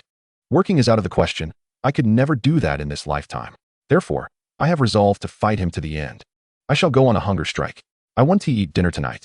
Chapter 22. A strong dragon crossing the river? Listening to Yang Xiaoping's grievances, Zhou Moran couldn't help but find it somewhat amusing. Who would have imagined that the second son of the wealthiest family in Jingzhou could display such a childish side? He could even resort to a hunger strike? Shaking his head with a smile, Zhou Moran replied, Yang Xiao, your father arranging for you to work surely has his reasons. He does this for your own good. Before he could finish his thought, Yang Xiaoping interjected, Brother Zhou, I know he means well. But look around. Where do you see any second-generation rich kids working? In my circle, everyone has an allowance less than mine. They spend their days eating and sleeping, or flirting with girls at bars. If I went to work, wouldn't I be the subject of their ridicule? People would think my family is going bankrupt if even I, the illustrious second son of the Yang family, must toil for money. Isn't this also for my father's sake? Besides, my elder brother is the rightful heir to the family business. As the younger son, my only duty is to indulge in the pleasures of life and maintain my identity as a wealthy playboy. Working would be the greatest farce. My father can afford to lose face, but I, Yang Xiao, cannot. Yang Xiaoping paused momentarily before adding, All right, Brother Zhou, I must go now. I need to express my stance to my father. If he persists with this absurd idea, I shall not let it go easily. With that, he hung up the call. Zhou Moran shook his head in amusement as he drove into the underground parking lot of the Jingzhou Grand Hotel. Unbeknownst to him, however, a convoy of over a dozen top-tier sports cars, belonging to the elite second-generation rich kids of Jingzhou, was following closely behind, also entering the hotel. The Jingzhou Grand Hotel, merely a 4-star establishment, could only be considered average in Jingzhou. There were at least 4 or 5 hotels with a higher rating. In the past, unless it was a family-owned property, it would have been inconceivable for the second-generation rich of Jingzhou to frequent such a hotel. Yet now, an 11 billion yuan world-class luxury car had graced the parking lot of this 4-star hotel. This naturally caused quite a stir within the elite circles of Jingzhou. The sight of Zhou Moran driving the Bugatti La Voiture Noire into the underground parking lot was meticulously captured by the affluent young onlookers in the trailing sports cars, who promptly shared it within the circles of Jingzhou's wealthy elite. Soon, the videos exploded across social media like a viral phenomenon. With the title An 11 Billion Bugatti appears in Jingzhou, dominating WeChat groups, Moments, and Weibo.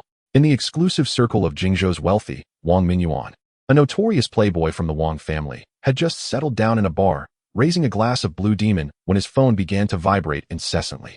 Frowning slightly, he picked up his phone to find that the WeChat group of the Jingzhou Supercar Club was in chaos. Among 99 unread messages, the top one featured a brief video, a sapphire blue Bugatti La Voiture Noire slowly gliding into the underground parking lot of the Jingzhou Grand Hotel, its sleek body glistening with a ghostly blue sheen under the lights. Is this video real? When did such a figure emerge in Jingzhou? Wang Mingyuan called Zhang Xiao, the car enthusiast of the group, to inquire. Absolutely. A dozen of us witnessed it drive into the Jingzhou Grand Hotel. Zhang Xiao exclaimed excitedly over the phone. Do you know who owns the car? Wang Mingyuan pressed. Not a clue. Everyone is asking, but no one knows. There are rumors online that the car was just picked up today, and it seems the paperwork was handled by the Jingzhou Import Automobile Trade Company. Isn't Chen Xiang's father a senior executive there? I'll have him ask his father, Wang Mingyuan suggested. His dad said they have no idea. Only that the owner is a young man surnamed Zhou, apparently not from Jingzhou. Surnamed Zhou? Wang Mingyuan furrowed his brow. If he is not from Jingzhou, why the ostentatious display here? What could his purpose be? I can't say for certain. Perhaps a strong dragon crossing the river. An outsider seeking to carve a niche in Jingzhou, Zhang Xiao pondered. Wang Mingyuan paused, not responding to Zhang Xiao's remark. Meanwhile, the video of the Bugatti on Douyin had surpassed 1 million views. The young man in the cap, known as car god Xiao Jia, who had live-streamed from the automobile city, was witnessing his follower count surge at a rate of over 1,000 per minute. His latest video was titled Real Footage of the 11 billion Bugatti Lane Voiture Noire. The owner is even more handsome than the Onion guy. Within just 2 hours of its release, the comments section had erupted. Wow, an 11 billion luxury car. Does it really exist? I thought it only existed in car magazines. The owner of the car is quite handsome. May I have his contact information? With starry eyes, I'm heading to the Jingzhou Grand Hotel right now to stake out. On Weibo, the topic of the 1 billion Bugatti appearing in Jingzhou has skyrocketed to the top 3 trending searches within just 2 hours, amassing over 30 million views. Numerous automotive bloggers are eagerly sharing and analyzing the specifications and performance of the globally unique limited edition Bugatti La Voiture Noire, while gossip accounts are delving into the identity and background of its owner. Insiders reveal that the owner's surname is Zhou, aged approximately 25 to 28, and he was last seen at the underground parking lot of the Jingzhou Grand Hotel. A well-known entertainment blogger's Weibo post quickly garnered over 50,000 shares. In the most exclusive private club in Jingzhou, a gathering of wealthy second-generation elites is huddled in a VIP room, their smartphones displaying various angles of the Bugatti. They've found him. The owner is identified as Zhou Moran, 26 years old, currently residing at the Jingzhou Grand Hotel. Strangely, there is no corporate information associated with his name. The room erupted in disbelief. How could someone capable of purchasing such a vehicle have an entirely blank background? How could there be no affiliated enterprises? Is he perhaps the illegitimate son of a hidden billionaire? Or the heir of a prominent domestic consortium? Are there any wealthy families named Zhou in the country? Surely, he must be using a pseudonym. Who would reveal their true identity in such a flamboyant manner? That would only draw unnecessary attention to their family. I think we should consider visiting this Zhou to probe into his background. Chapter 23. Brother Zhou, I'm hungry. Online and within the circles of the affluent second generation, everyone is buzzing about Zhou Moran's Bugatti La Voiture Noire, speculating about his identity. Yang Xiaoping, due to a dispute with his father, has scarcely paid attention to the news circulating in the WeChat groups. Meanwhile, Zhou Moran remains entirely oblivious. After returning to the hotel, Zhou Moran first had a meal before heading back to his room.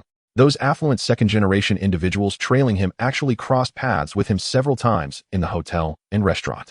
However, Zhou Moran was dressed quite ordinarily, lacking any valuable accessories such as watches, earrings, or rings.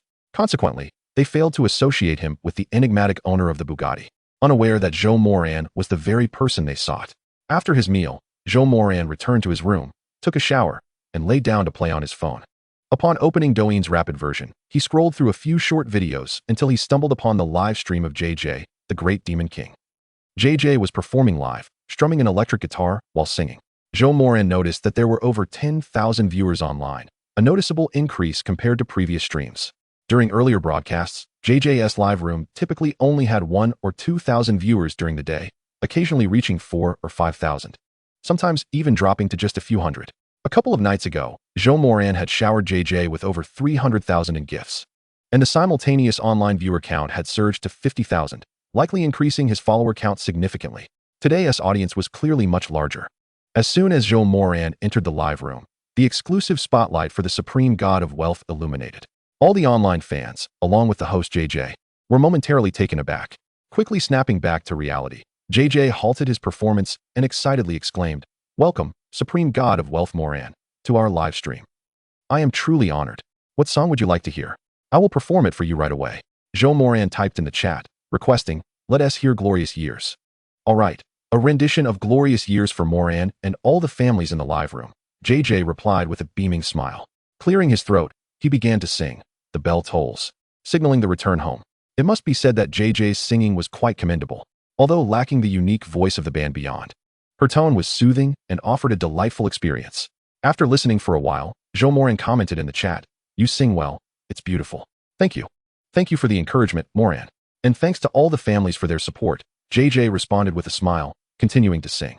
Other fans chimed in with their own messages. "You sing well. It's beautiful. Moran, since you're here, why not send a wave of rockets before you leave?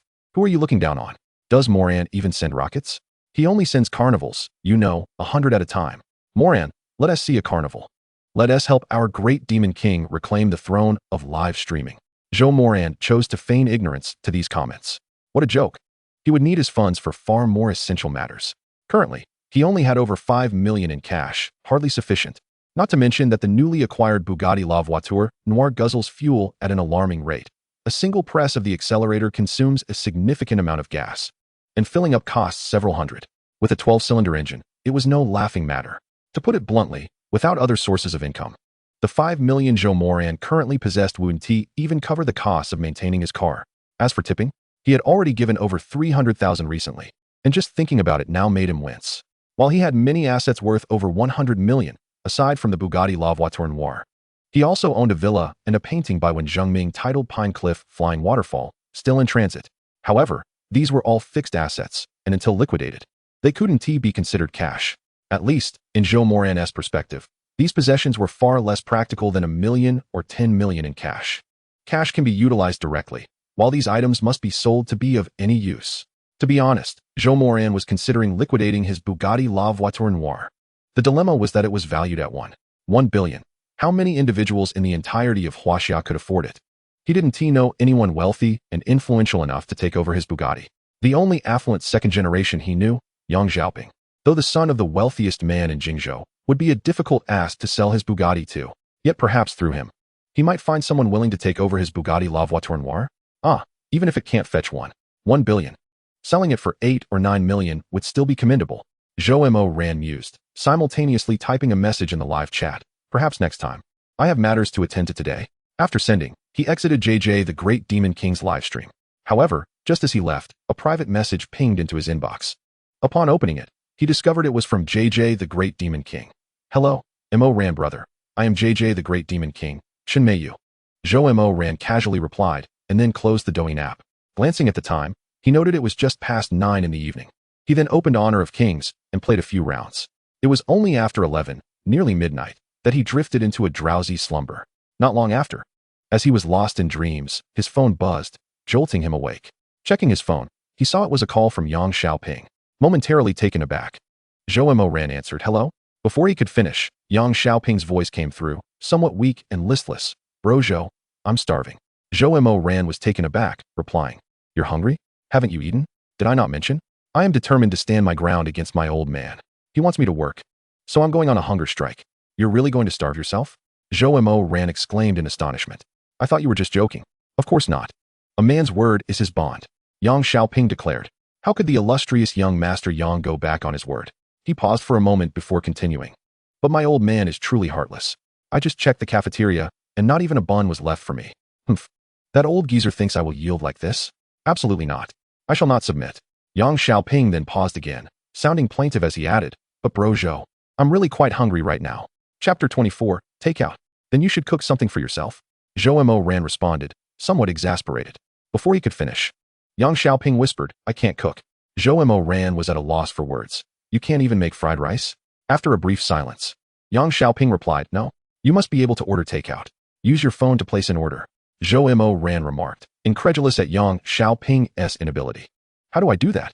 Yang Xiaoping retorted. Zhou Moran was left speechless. After a moment, he said, "What is your address? Send it to me. I'll help you order." "Thanks, bro Zhou. I want the sashimi from Howren Residence. Green wasabi, sea cucumber, braised abalone, marinated deer stomach, and boiled cabbage." Yang Xiaoping began enthusiastically. Before he could finish, Zhou Moran interjected, "Get lost," and abruptly hung up, reduced to ordering takeout, and still so picky. The dishes he mentioned, Zhou Moran had never even heard of, let alone tasted. In Howren Residence? What the hell was that? After hanging up, Zhou Moran searched for the so-called Howren Residence. To his astonishment, he found it ranked first among local Chinese restaurants online, with an average cost of 6,200. What on earth were they serving, food or gold? Who could afford that? As he pondered, he looked at the prices for sashimi. Green wasabi, sea cucumber, braised abalone. Good heavens, sashimi was 3,888. Green wasabi.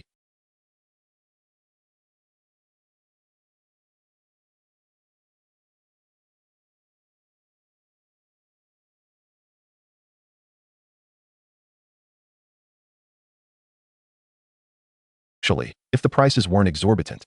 Zhou Moran had considered ordering a few dishes to indulge Yang Xiaoping's culinary desires. But upon seeing the prices, he utterly abandoned the idea. At such costs, what was he even thinking? He decided to order Yang Xiaoping a Yangzhou fried rice, just to fill his stomach. Opening the JD Takeout app, Zhou Moran selected a slightly pricier restaurant with a high rating. After browsing for a bit, he eventually chose a meal for a little over 60 yuan, entered Yang Xiaoping's address and phone number, and placed the order. After completing the order, Zhou Moran glanced at the time. It was already past 1 in the morning. A new day had dawned. He opened Douyin again, checked in, and then entered the Douyin mall. Upon opening the mall, a page popped up offering items for 0.01 yuan. Zhou Moran clicked in and quickly browsed. Among yesterday's refreshed items, the most expensive was a painting by Wen Zhengming, priced at 1.2 billion. Today's refreshed items were significantly cheaper than yesterday's. Zhou Moran inspected them, and the highest priced item was just over 10 million, a Graf diamond watch, originally priced at 13 million. Zhou Moran glanced at the product image. It appeared to be a lady's watch, so he continued browsing instead of clicking in. As he scrolled down, something caught his eye. On his phone screen appeared an exquisitely crafted jade snuff bottle, a Qianlong Imperial enamel snuff bottle featuring Western figures, originally priced at 22 million. This is the one. Zhou Moran noted that nothing today seemed more expensive than this snuff bottle, so it was decided. He clicked in, selected the 0.01 yuan purchase, and completed the payment. Upon seeing the successful transaction page, Zhou Moran finally let out a sigh of relief. Well, I've snagged another item worth over 20 million. Now, how to monetize it? Checking his orders, he noted that 3 items had already been delivered, the 2 cars and the Huawei foldable phone. 2 were still in progress, the standalone villa and Wen Zhengming's painting, along with the recently paid-for Qianlong snuff bottle. The logistics for Wen Zhengming's painting indicated it was still en route, expected to arrive tomorrow. Logistics. A treasure worth 1.2 billion won't be delivered by courier, will it? This system is truly impressive, not worried about it getting lost or damaged in transit. He glanced at the villa, which was expected to be completed today. So, I'll have the villa today. I wonder how they will deliver it to me. Zhou Moran pondered as he observed the information.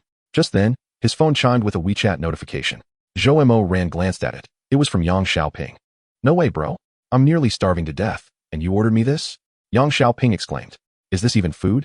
Zhou Moran cast a glance at the image before him. For dishes and a soup, 2 meat and 2 vegetable dishes. A rather commendable offering, wouldn't you agree? Although the portions were modest, they were at least individually packaged and aesthetically pleasing enough to whet one's appetite. After all, it was a takeout costing over 60 yuan. Ordinary individuals might hesitate to indulge in such an expensive delivery. Having something to eat is already a blessing. What more could one desire? Should one yearn for ginseng, abalone, or bird's nest soup? As Zhou Moran was engrossed in editing, he had yet to respond to Yang Xiaoping when another voice call from him came through. Zhou was momentarily taken aback before answering. As soon as the call connected, Yang Xiaoping's somewhat muffled voice echoed through the phone. Whoa, brother Zhou, you mustn't say anything. This food is surprisingly delightful, truly delicious. Brother, you've really splurged. This meal must have cost quite a bit, right? Not much, just a little over 60. Over 60? Yang Xiaoping's voice was filled with astonishment, and after a brief pause, he continued. Is it really that inexpensive? How can I find it more delectable than the dishes I've had that cost over 2,000 each? You've simply indulged too often in fine cuisine. A taste of something more rustic now and then can indeed be refreshing. Zhou Moran mused silently, yet before he could voice his thoughts, he heard Yang Xiaoping exclaim in surprise, Dad? Wait, have I just been promoted from brother Zhou to dad? Truly, having wealth begets affection. Zhou Moran was still processing this when a middle-aged man's voice emerged from the phone. Didn't you say you were going to fast? A night without food. And you've learned to order takeout? Curse it, I thought you were calling me. Zhou Moran snapped back to reality, only to hear the man continue. What are you doing calling this late?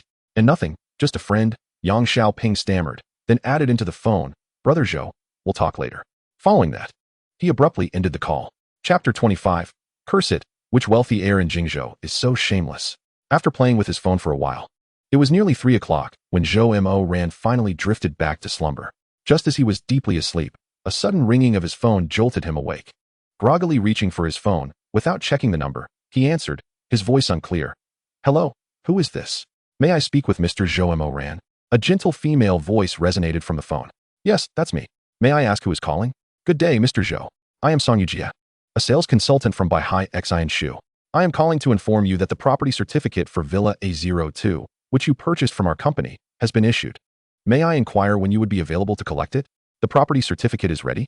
Zhou Moran was momentarily taken aback before regaining his composure. All right. I will come by to pick it up shortly.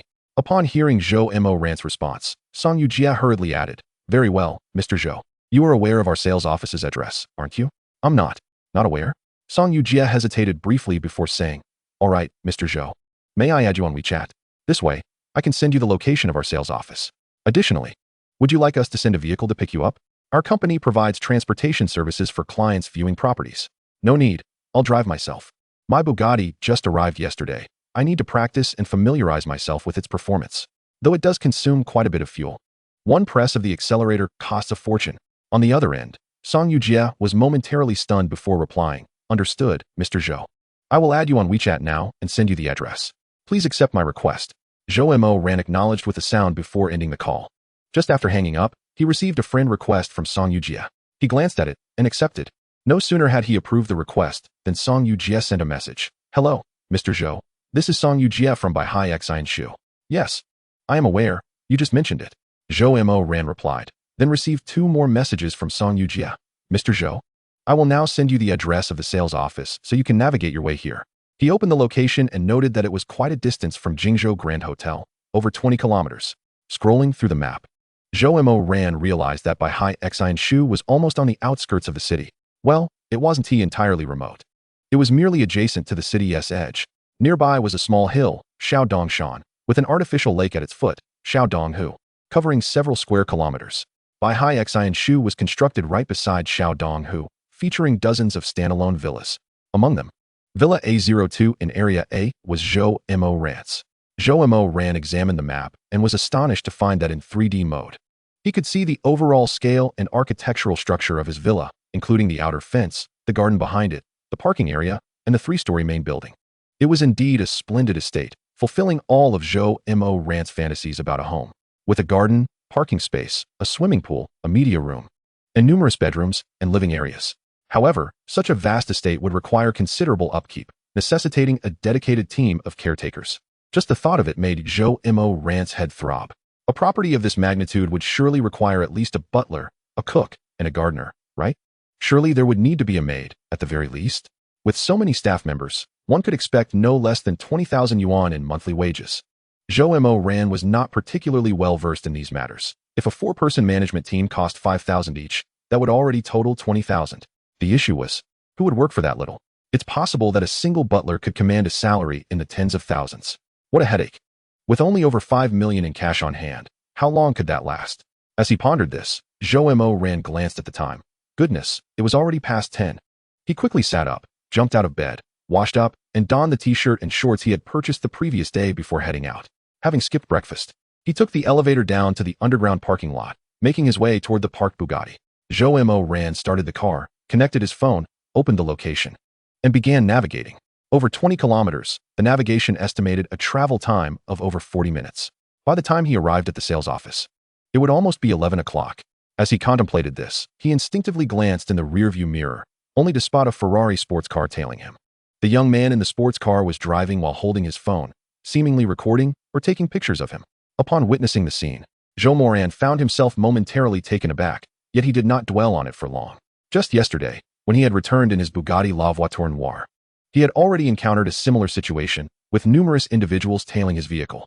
Last night, while scrolling through Douyin, Zhou had come across several videos captured by different people featuring his Bugatti La Voiture Noire, each boasting increasingly exaggerated titles. Of course, no matter how grandiose the titles, the car was more than capable of bearing the weight of such claims, given its staggering price tag of 1 billion. This was truly a symbol of status and identity. What Zhou Moran was unaware of was that the young man filming him in the Ferrari supercar quickly disseminated the news into the elite circles of Jingzhou's wealthy second-generation group. Sparking an immediate sensation, countless affluent youths began to inquire, where is he? Where was the car spotted? Did anyone capture the owner? Among those was Yang Xiaoping, who found himself in a rather dismal predicament.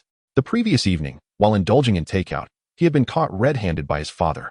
At that moment, His father, Yang Wenjun, presented him with three options. First, to join the workforce. Second, to study abroad, with arrangements already made for an Ivy League institution in the United States, including a booked flight. Or third, to seek the hand of the eldest daughter of the Sun family, Sun Yushi. Studying abroad? Forget it. After enduring over 2 decades, the thought of returning to academia was Yang Xiaoping's greatest headache. Having barely escaped 9 years of compulsory education, he had only just laid down his textbooks. And now he was expected to pick them up again. That would be more torturous than death. Yang Xiaoping would rather labor on a construction site than set foot in a school again. As for courting the Sun family's eldest daughter, well, that was out of the question. He had heard tales of Sun Yushi's rather rotund figure and her notoriously scandalous personal life, with a revolving door of boyfriends that far exceeded his own romantic escapades. If that were not the case, she would not still be single in her 30s. At just over 20, with options aplenty, Yang Xiaoping had no desire to become the laughingstock of his peers, especially while living under the vast sky of Hulumber. He was not so impoverished that he could not afford a meal. In exasperation, Yang Xiaoping reluctantly acquiesced to signing a treaty of sorts, promising his father he would join the workforce, albeit on a trial basis for 1 month, his father's words.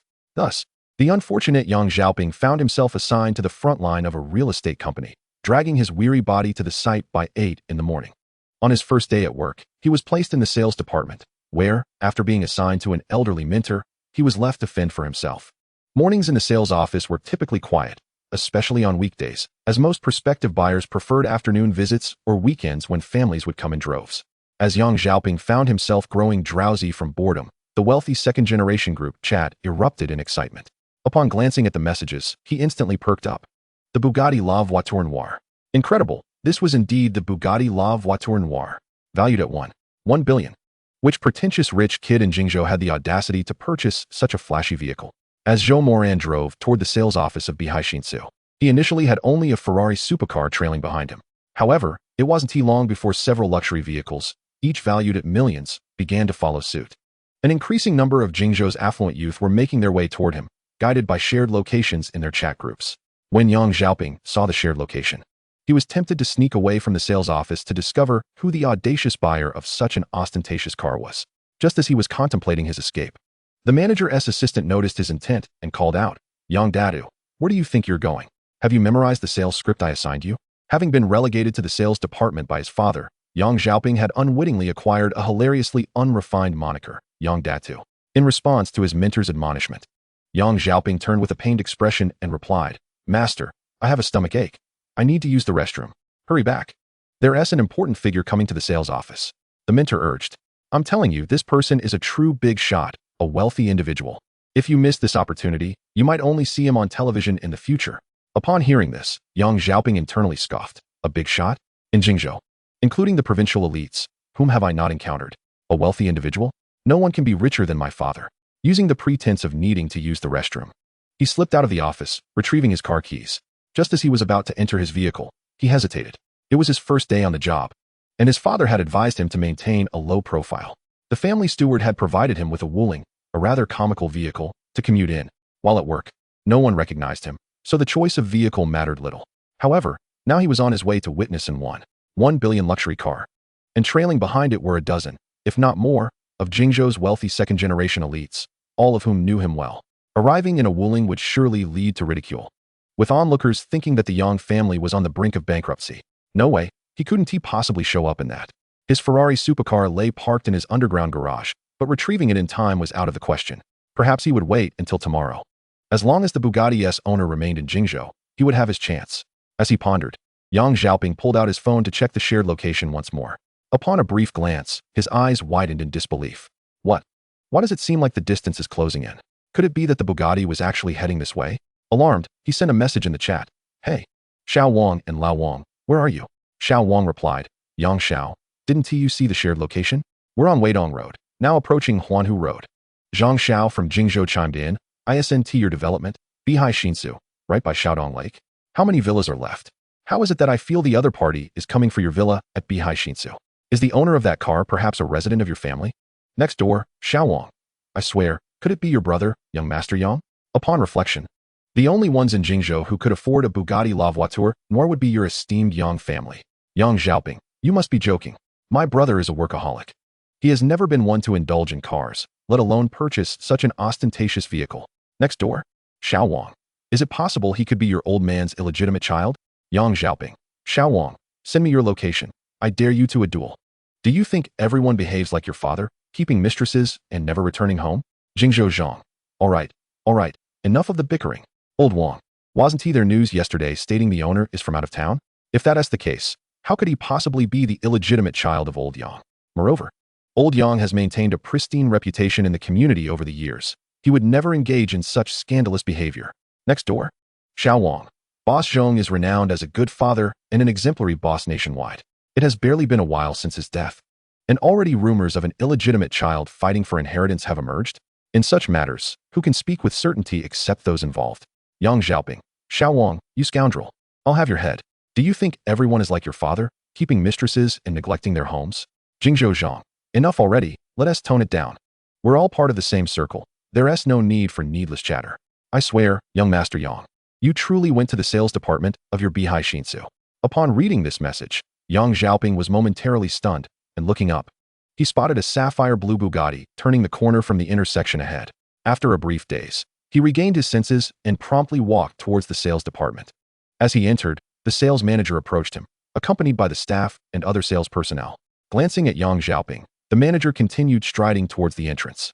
The others followed suit, except for Yang Xiaoping's mentor, who tugged at him and said, Yang Dadu, what are you still doing here? Come along. Our major client has arrived. This could very well be your only opportunity in life to be in close proximity to such a significant figure, a major client.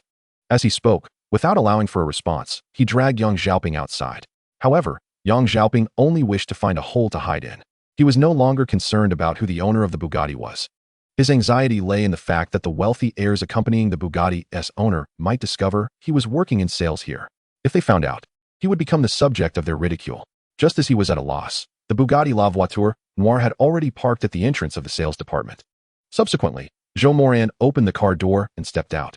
The sales manager, upon seeing Zhou Moran, hurriedly approached, a broad smile on his face as he extended his hands, saying, Mr. Zhou, welcome to the Bihai Shinsu sales department. I am the sales department manager, Wu Dayo. This is our star salesperson, Song Yujia. Before Wu Dayo could finish his introduction, Zhou Moran, who had just exited the vehicle, remarked unexpectedly, Oh, young Master Yang? Chapter 27, The Mysterious Car Owner. Young Master Yang? Hearing Zhou Moran's words, Manager Wu Dayo, Yang Xiaoping's mentor, and other sales personnel were all momentarily taken aback. Then, following Zhou Moran's gaze, all eyes converged on Yang Datu. Yang Xiaoping awkwardly smiled and took a few steps closer to Zhou Moran, saying, Brother Zhou, what brings you here? Are you here to buy a house? Perfect timing, let me show you around. What kind of house do you wish to purchase? I can introduce you, and I'll even give you a discount. Zhou Moran looked at Yang Xiaoping, somewhat bewildered, and replied, Young Master Yang, is this property owned by your family? Did your father send you to work here? After a brief pause, Zhou Moran added, Weren't you saying last night that you'd rather die than come? Before he could finish, Yang Xiaoping rushed forward and covered Zhou Moran's mouth, urgently saying, Brother Zhou, I was wrong. Please don't say anything further. You wanted to see a house, right? Let me take you to see one. I'll give you an 80% discount. As he spoke, Yang Xiaoping dragged Zhou Moran towards the sales department. Then, Wu Dayo stepped forward, saying, Young Yang, Mr. Zhou has already purchased a villa here. Before he could finish, Yang Xiaoping's eyes widened in astonishment as he stared at Zhou Moran and exclaimed, Purchased? Brother Zhou, when did you buy it? Cancel that. Cancel it now. Then come to me to buy. I'll give you an 80% discount. My old man said I must sell 3 apartments or 1 villa to be allowed to leave this wretched place. Brother Zhou, I need this sale. I'll give you 80% off and refund all the commissions. Upon hearing Yang Xiaoping's words, Zhou Moran was momentarily taken aback. Wu Dayo, along with Song Yujia and the other sales personnel, were also left stunned. After a considerable pause, Wu Dayo finally stepped forward and quietly said, Young Yang, Mr. Zhou has purchased a standalone villa at Bihai Shinsu, valued at 157,990,000. Wu Dayo emphasized the price of the standalone villa to convey to Yang Xiaoping that this 80% discount was not something to be taken lightly. An 80% discount would mean a reduction of over 31 million. Such a substantial discount, not even Yang Xiaoping had the authority to grant, let alone Wu Dayo, the sales manager. Though Yang Data might not appear as ordinary as he currently seemed, even Mr. Zhou, who could afford a standalone villa at Bihai Shinsu, was addressing him as young Master Yang. Clearly, the two were previously acquainted. Furthermore, given Zhou's earlier remark, It was easy to connect Yang Xiaoping with the wealthy Yang family of Jingzhou. Additionally, Bihai Xinsu, along with the surrounding Bihai New City as phases 1, 2, and 3 properties, were all developed by the Jingzhou Construction Group under the auspices of the affluent Yang family. Nevertheless, even if Yang Xiaoping were indeed the son of the owner, a discount of over 30 million was certainly not something he could decide with a mere word, unless the owner personally approved it. After hearing Wu Daiyou's words, Yang Xiaoping couldn't help but be momentarily speechless, his eyes widening in shock as he gazed at Zhou Moran, his mouth forming a perfect O shape. After a long moment, Yang Xiaoping finally exclaimed, "Brother Zhou, you bought a standalone villa at Bihai Xinsu? Which one? Which one? The houses within that enclave are each valued at over 100 million. At this point, Yang Xiaoping seemed to recall something, pausing momentarily before continuing. "Oh, I just remembered, that Bugatti was purchased by you, wasn't it? Good heavens.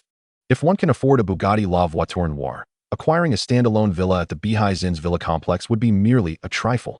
Brother Zhou, you truly are remarkable. You are indeed my dear brother." Before he could finish, the sound of several supercars revving to a halt echoed from the roadside outside the sales office. Subsequently, a few young scions from the affluent circles of Jingzhou leapt from their convertible sports cars, gathering around Zhou Moran's Bugatti La Voiture Noire de gawk in awe. One sharp-eyed individual quickly spotted Yang Xiaoping and the others outside the sales office, pointing excitedly. "Look over there, who is that? Isn't that young Master Yang Heir? What is he doing here?" I nearly let my thoughts slip.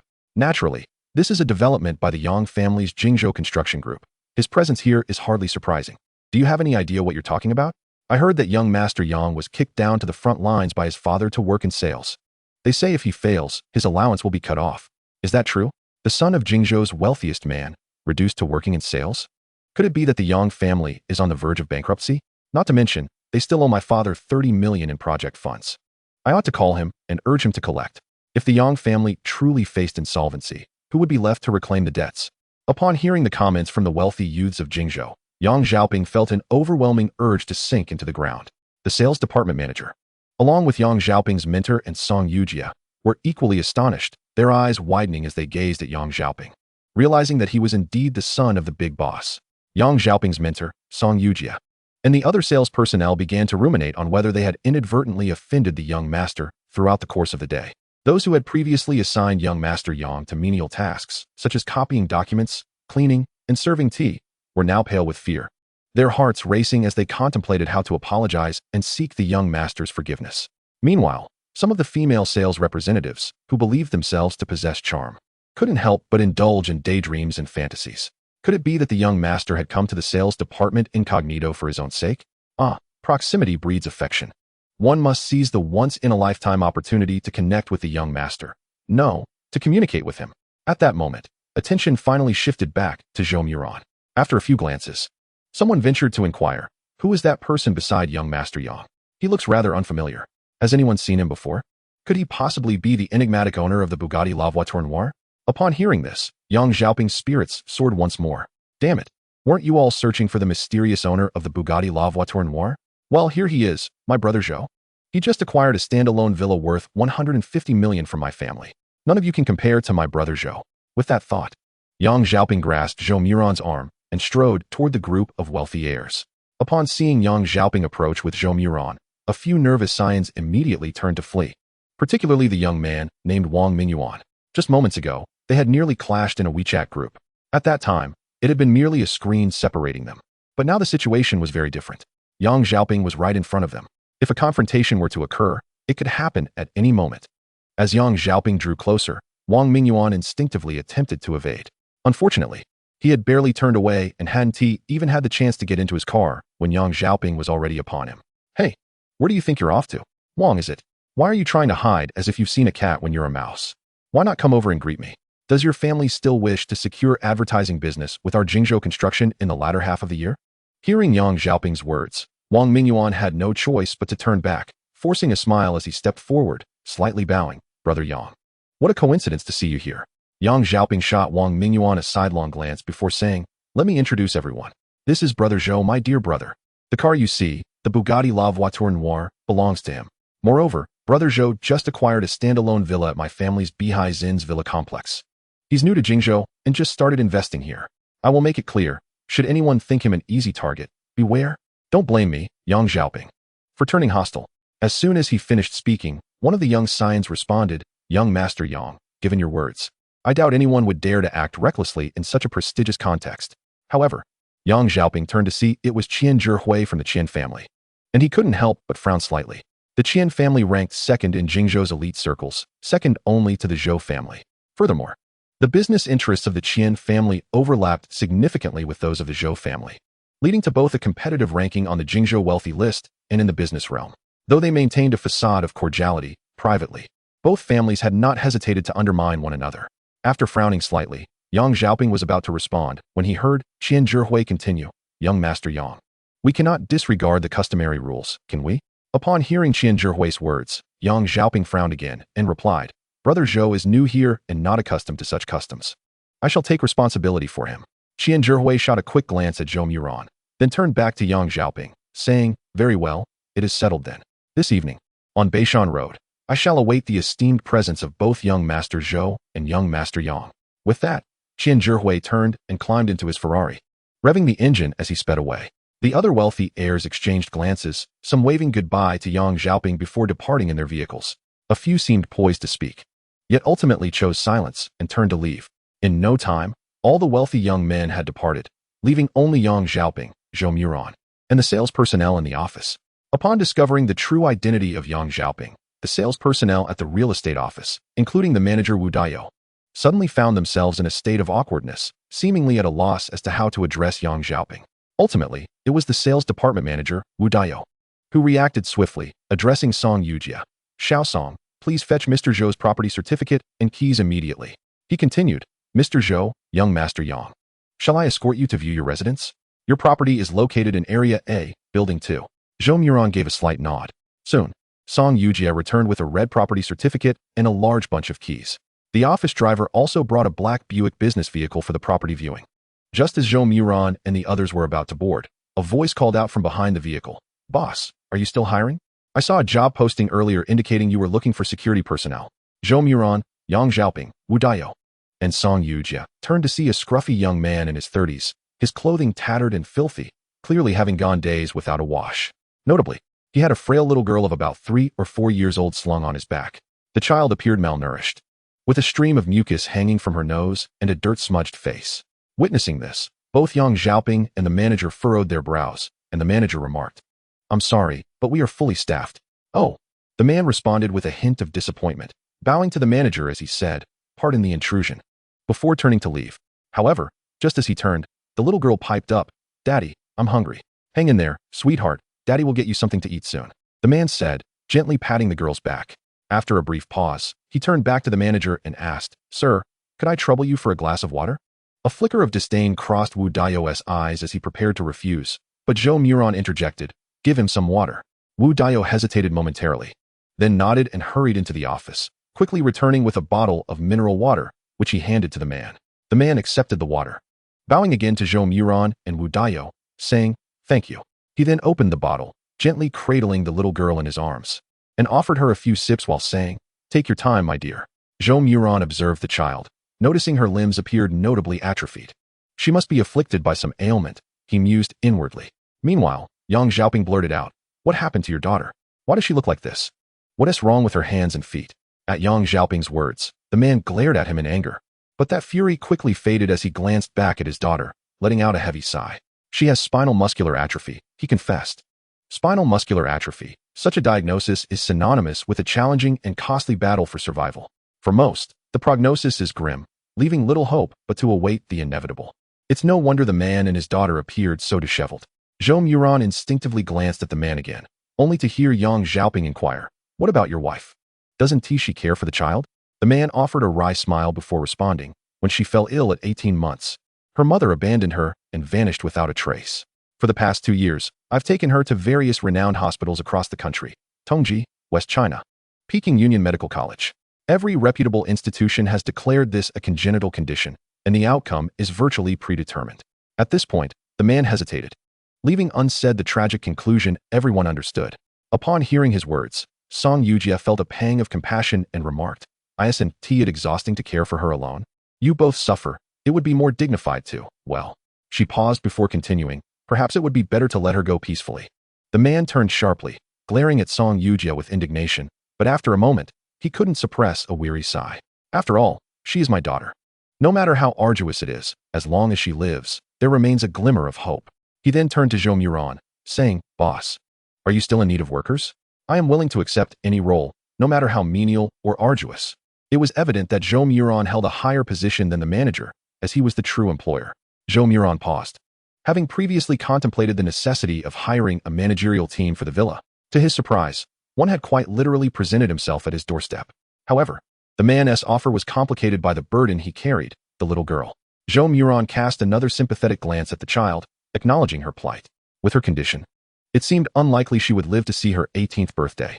Reflecting on this, Zhou Moran raised his gaze to the man, who was looking at him with hopeful anticipation. Zhou Moran felt an unexpected softness in his heart and inquired, What previous jobs have you held? Do you possess any special skills? Can you drive? The man's eyes lit up with excitement, and he quickly nodded, Yes, I can drive. I even piloted helicopters in the military and possess a helicopter pilot's license. Really? Zhou Moran responded, taken aback. You served in the military and can fly helicopters? Indeed. I can operate helicopters, tanks, armored vehicles, all special military vehicles. I can also drive regular vehicles and have a Class B driver's license. I served in the military for 14 years. I only applied for early retirement 2 years ago when my daughter fell ill and needed care. You served for 14 years? That must come with a substantial severance package. Song Yujia exclaimed incredulously. At her words, the man's expression darkened, and he lowered his head. I needed a significant amount of money for her treatment. So I opted for self-employment, taking over $1 million in relocation funds. But now, he fell silent, and everyone understood the implication. It was clear that the money, along with any prior savings, had been exhausted in the pursuit of his daughter's treatment. This ailment truly resembles an unfathomable abyss. After contemplating the man's words, Zhou Moran responded, Very well, then accompany me as my driver. As for your remuneration, we shall discuss it later. Upon hearing Zhou Moran's statement, the man was instantly overwhelmed with joy.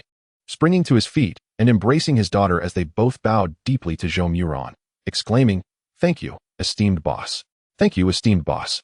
Zhou Moran waved his hand dismissively and added, All right, let me order some takeout for you to stave off your hunger. Before he could finish, Yang Xiaoping interjected, Brother Zhou. Why order takeout? The sales office has a dedicated self-service restaurant for clients. After a brief pause, Yang Xiaoping continued, By the way, Brother Zhou, I forgot to ask if you've had your meal yet. How about we just settle for a quick bite at the restaurant in the sales office? He lamented. It's primarily because my father has suspended my allowance until I either work for a month or close a significant deal by selling a villa. Otherwise, I would have to treat Brother Zhou to a lavish meal at Howard residence. No, scratch that. It wouldn't be appropriate to treat you when you didn't even purchase the house through me. You bought a standalone villa. If it had gone through me, I would have fulfilled my father's task already. However, that doesn't quite add up. Brother Zhou is here to collect the property deed today, meaning he must have purchased the house beforehand, before he even knew me, right? Perhaps I misjudged Brother Zhou. He is indeed like a brother to me. Unbeknownst to Zhou Moran, within the span of mere seconds, his status in Yang Xiaoping's mind oscillated from Brother Zhou to the one with the surname Zhou, and back again. Upon hearing Yang Xiaoping's words, Zhou Moran's stomach audibly grumbled. All right, I didn't eat much this morning, and I do feel a tad hungry. Hearing the rumble from Zhou Moran's belly, Yang Xiaoping promptly turned to Wu Daiyou, commanding, Manager Wu, hurry and arrange for more dishes. Inform the kitchen to prepare several signature dishes. Yes, Brother Zhou enjoys bitter melon meatballs and Mao's braised pork. Hurry, have the kitchen get to work. Zhou Moran couldn't help but roll his eyes at Yang Xiaoping's enthusiasm, muttering under his breath, Who the hell loves bitter melon meatballs? It's you who craves them. Nearby, the man, hearing Yang Xiaoping's request, couldn't resist swallowing hard while cradling his precious daughter. Yang Xiaoping furrowed his brow and glanced at him, then instructed, Hey Xiaosong, take them to the restroom immediately so they can clean up. Oh, and buy them some decent clothes. It's unacceptable for them to follow Brother Zhou around looking like beggars. Song Yujia was momentarily taken aback before realizing she was responding to the second son of the Grand Boss. Regaining her composure, she quickly bowed and replied, Yes. Young Master Yang, I will take care of it right away. Subsequently, Yang Xiaoping turned to the driver of the viewing vehicle, saying, All right, you can take a break for now. We can view the properties after our meal. After Song Yujia led the man and his daughter to the restroom, Yang Xiaoping lowered his voice and asked Zhou Moran, Brother Zhou, are you truly considering making him your driver? Zhou Moran looked at Yang Xiaoping with a puzzled expression. Is there an issue? The role of a driver is quite significant. Have you heard the tale of a certain general from ancient times? Before going into battle, He rewarded his troops, but neglected to share meat with his charioteer.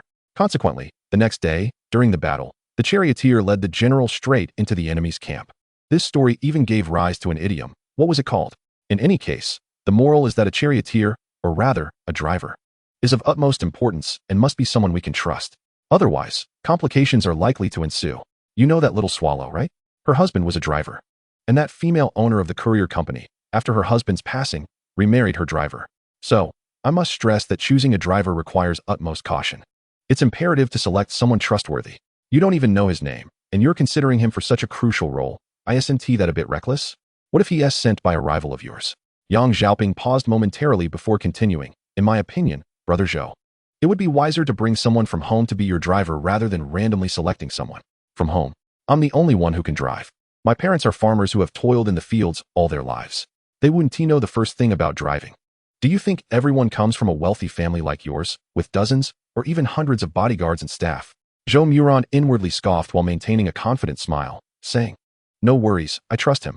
A man who treats his daughter with kindness is likely to extend that same kindness to the world and to everyone who shows him goodwill." Yang Xiaoping was momentarily taken aback by Zhou Moran's words, then replied, "Very well. If you have faith in him, I have nothing further to say. However, Brother Zhou, you've gained a bit of notoriety in the wealthy second-generation circles of Jingzhou, especially with a car like yours. It would be hard for anyone not to notice. For your safety, it would be prudent to bring over a few bodyguards from home, lest someone with ill intentions set their sights on you." Upon hearing Yang Xiaoping's suggestion, Zhou Moran was momentarily taken aback. This, indeed, posed a valid concern. It seems that having a team of housekeepers for the villa is essential, and forming a personal security team must also be considered. The Bugatti La Voiture Noire, valued at 1 billion. The standalone villa at Bihai Shinsu priced at over 150 million, and a painting by Wen Zhengming, Pine Cliff Flying Waterfall, at 1.2 billion. Not to mention the Qianlong Emperor's snuff bottle worth over 20 million. Good heavens, I've already acquired items worth 3 to 4 billion in just a few days. If outsiders were to find out, it wouldn't be long before someone harbored ulterior motives. Here I am, all alone. If I were to be kidnapped, or worse, no one would even know. Bodyguards are absolutely necessary, and they must be trustworthy. But where on earth am I supposed to find someone reliable? In an instant, Zhou Moran found himself in quite the predicament. He knew that although Yang Xiaoping appeared to be a lone wolf, likely just taking his girlfriend for a joyride, in reality, there were undoubtedly members of the Yang family discreetly ensuring his safety. Attempting to kidnap him would not be an easy task. Yet, he was truly alone. If he sought assistance from Yang Xiaoping, it was certain that Yang Xiaoping could procure a few bodyguards for him, perhaps even an entire team of housekeepers. However, this would mean that his personal safety would rest entirely in the hands of Yang Xiaoping, or rather, the Yang family. Never mind. It would be better to devise his own solutions. If all else fails, he could simply invest a bit more money to hire a security company and engage a few professional security personnel from elsewhere. Zhou Moran had been impoverished for decades and had never encountered such matters before. Thus he felt utterly bewildered, unsure of how to proceed. After pondering for quite some time without arriving at any satisfactory solutions, Zhou Moran decided to abandon his thoughts and followed Yang Xiaoping to the restaurant located behind the sales office. As soon as they sat down, Wu Daiyou personally arrived with several staff members, delivering 7 or 8 beautifully arranged dishes to Zhou Moran and Yang Xiaoping. Zhou Moran was genuinely famished and promptly began to eat with his chopsticks. Yang Xiaoping, equally eager, continued to eat while instructing the manager. "Make sure the kitchen remembers the bitter melon meatballs and Mao's braised pork. My brother Zhou loves them." Wu Daiyou hastily replied, "Understood, young Master Yang. I will remind them right away." While they were enjoying their meal, the man and his daughter had finished bathing. The man donned a well-fitted black suit, while his daughter wore a lovely white princess dress, holding it in her arms. Under Song Yujia's guidance, they approached Zhou Moran and Yang Xiaoping. Upon seeing Zhou Moran again, the man awkwardly bowed and said, "Boss, yes, please take a seat." Zhou Moran gestured towards the empty chair and added, "The table in front of them was already adorned with several exquisite dishes." "Thank you, boss." The man expressed his gratitude before sitting down with his daughter at the table. "By the way, I forgot to ask, what should I call you?" "Boss, my name is Wang Dagui, with demeaning virtue and demeaning wealth," the man quickly replied. "Wang Dagui. What a fine name. Virtuous and prosperous." Zhou Moran nodded slightly and inquired, "And what is your little one's name?" "Uncle, my name is Duo," the little girl chimed in. "Ah, your name is Duo? What a lovely name," Zhou Moran said, gently patting the little girl's head. After a brief pause, he continued, "All right then, let us eat." "Yes, boss," Wang Dagui quickly responded. He was indeed quite hungry, having barely eaten in the last 2 days. His daughter was in a similar predicament, having consumed only half a cold steamed bun that was left over from the previous night. Once seated, Wang Deguai wasted no time in feeding his daughter corn porridge while he devoured his meal with great appetite. By the time they finished dining, it was nearly 2 o'clock in the afternoon. Wu Dao then arranged for a viewing vehicle and personally accompanied Zhou Moran and Yang Xiaoping to visit the Bihai Xinsu villa. The house was vast, covering more than 800 square meters, and with the yard and parking area, it amounted to at least 3,000 to 4,000 square meters. Merely judging by numbers, Zhou Moran had not yet grasped the scale. However, upon seeing the house, he realized just how immense it truly was. Not only was it spacious, but the decor was also exquisitely beautiful. Wang Deguai and his daughter, who accompanied Zhou Moran, stared in astonishment, their eyes wide open, unable to close their mouths. In all his life, Wang Deguai had never encountered such a grand and magnificent house. It could only be said that the wealthy were indeed fabulously rich. Chapter 31, The Gathering. Upon entering the villa's yard, Yang Xiaoping couldn't help but furrow his brow and remarked, "Why is there so much dust? Has it not been cleaned?" He called out, "Someone, Wu Dao, get someone here to clean it immediately." Hearing Yang Xiaoping's words, the sales office manager quickly responded, pulling out his phone to summon help. Zhou Moran initially intended to decline the offer, but then reconsidered. If he were to hire a cleaning service, it might cost him a fortune for such a large villa. Since Yang Xiaoping had already spoken, and with free labor available, why not take advantage of it? After all, a few thousand yuan was no small matter, and he would have many expenses in the future. Saving a little was worthwhile. With that thought, Zhou Moran chose to remain silent. The sales office was not far from Bihai Xinsu. After receiving Wu Dao's notification, a group of 10 to 20 staff members promptly arrived at Building A of the villa, armed with brooms and mops. With so many people working together, the cleaning progressed swiftly. Yang Xiaoping acted like a vigilant overseer, supervising their work from top to bottom, occasionally directing them with comments. "Hey, are you blind? This area is filthy. Can't you mop it a bit more? That mop is just for show. That mop is so dirty, why not wash it? The more you mop, the dirtier it gets. Is this how you work at home? How can you sweep the world if you can't even clean a room? If you can't handle such a trivial task, what else can you do?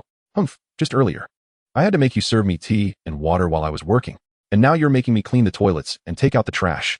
Wang Deguai had also placed his daughter Duo on the living room sofa and helped tidy up the room. Ironically, it was Zhou Moran, the host, who seemed like an outsider, doing nothing. Well, it wasn't he that he had nothing to do. He had to keep an eye on little Duo, didn't he? Duo, can you count? What is 1 plus 1?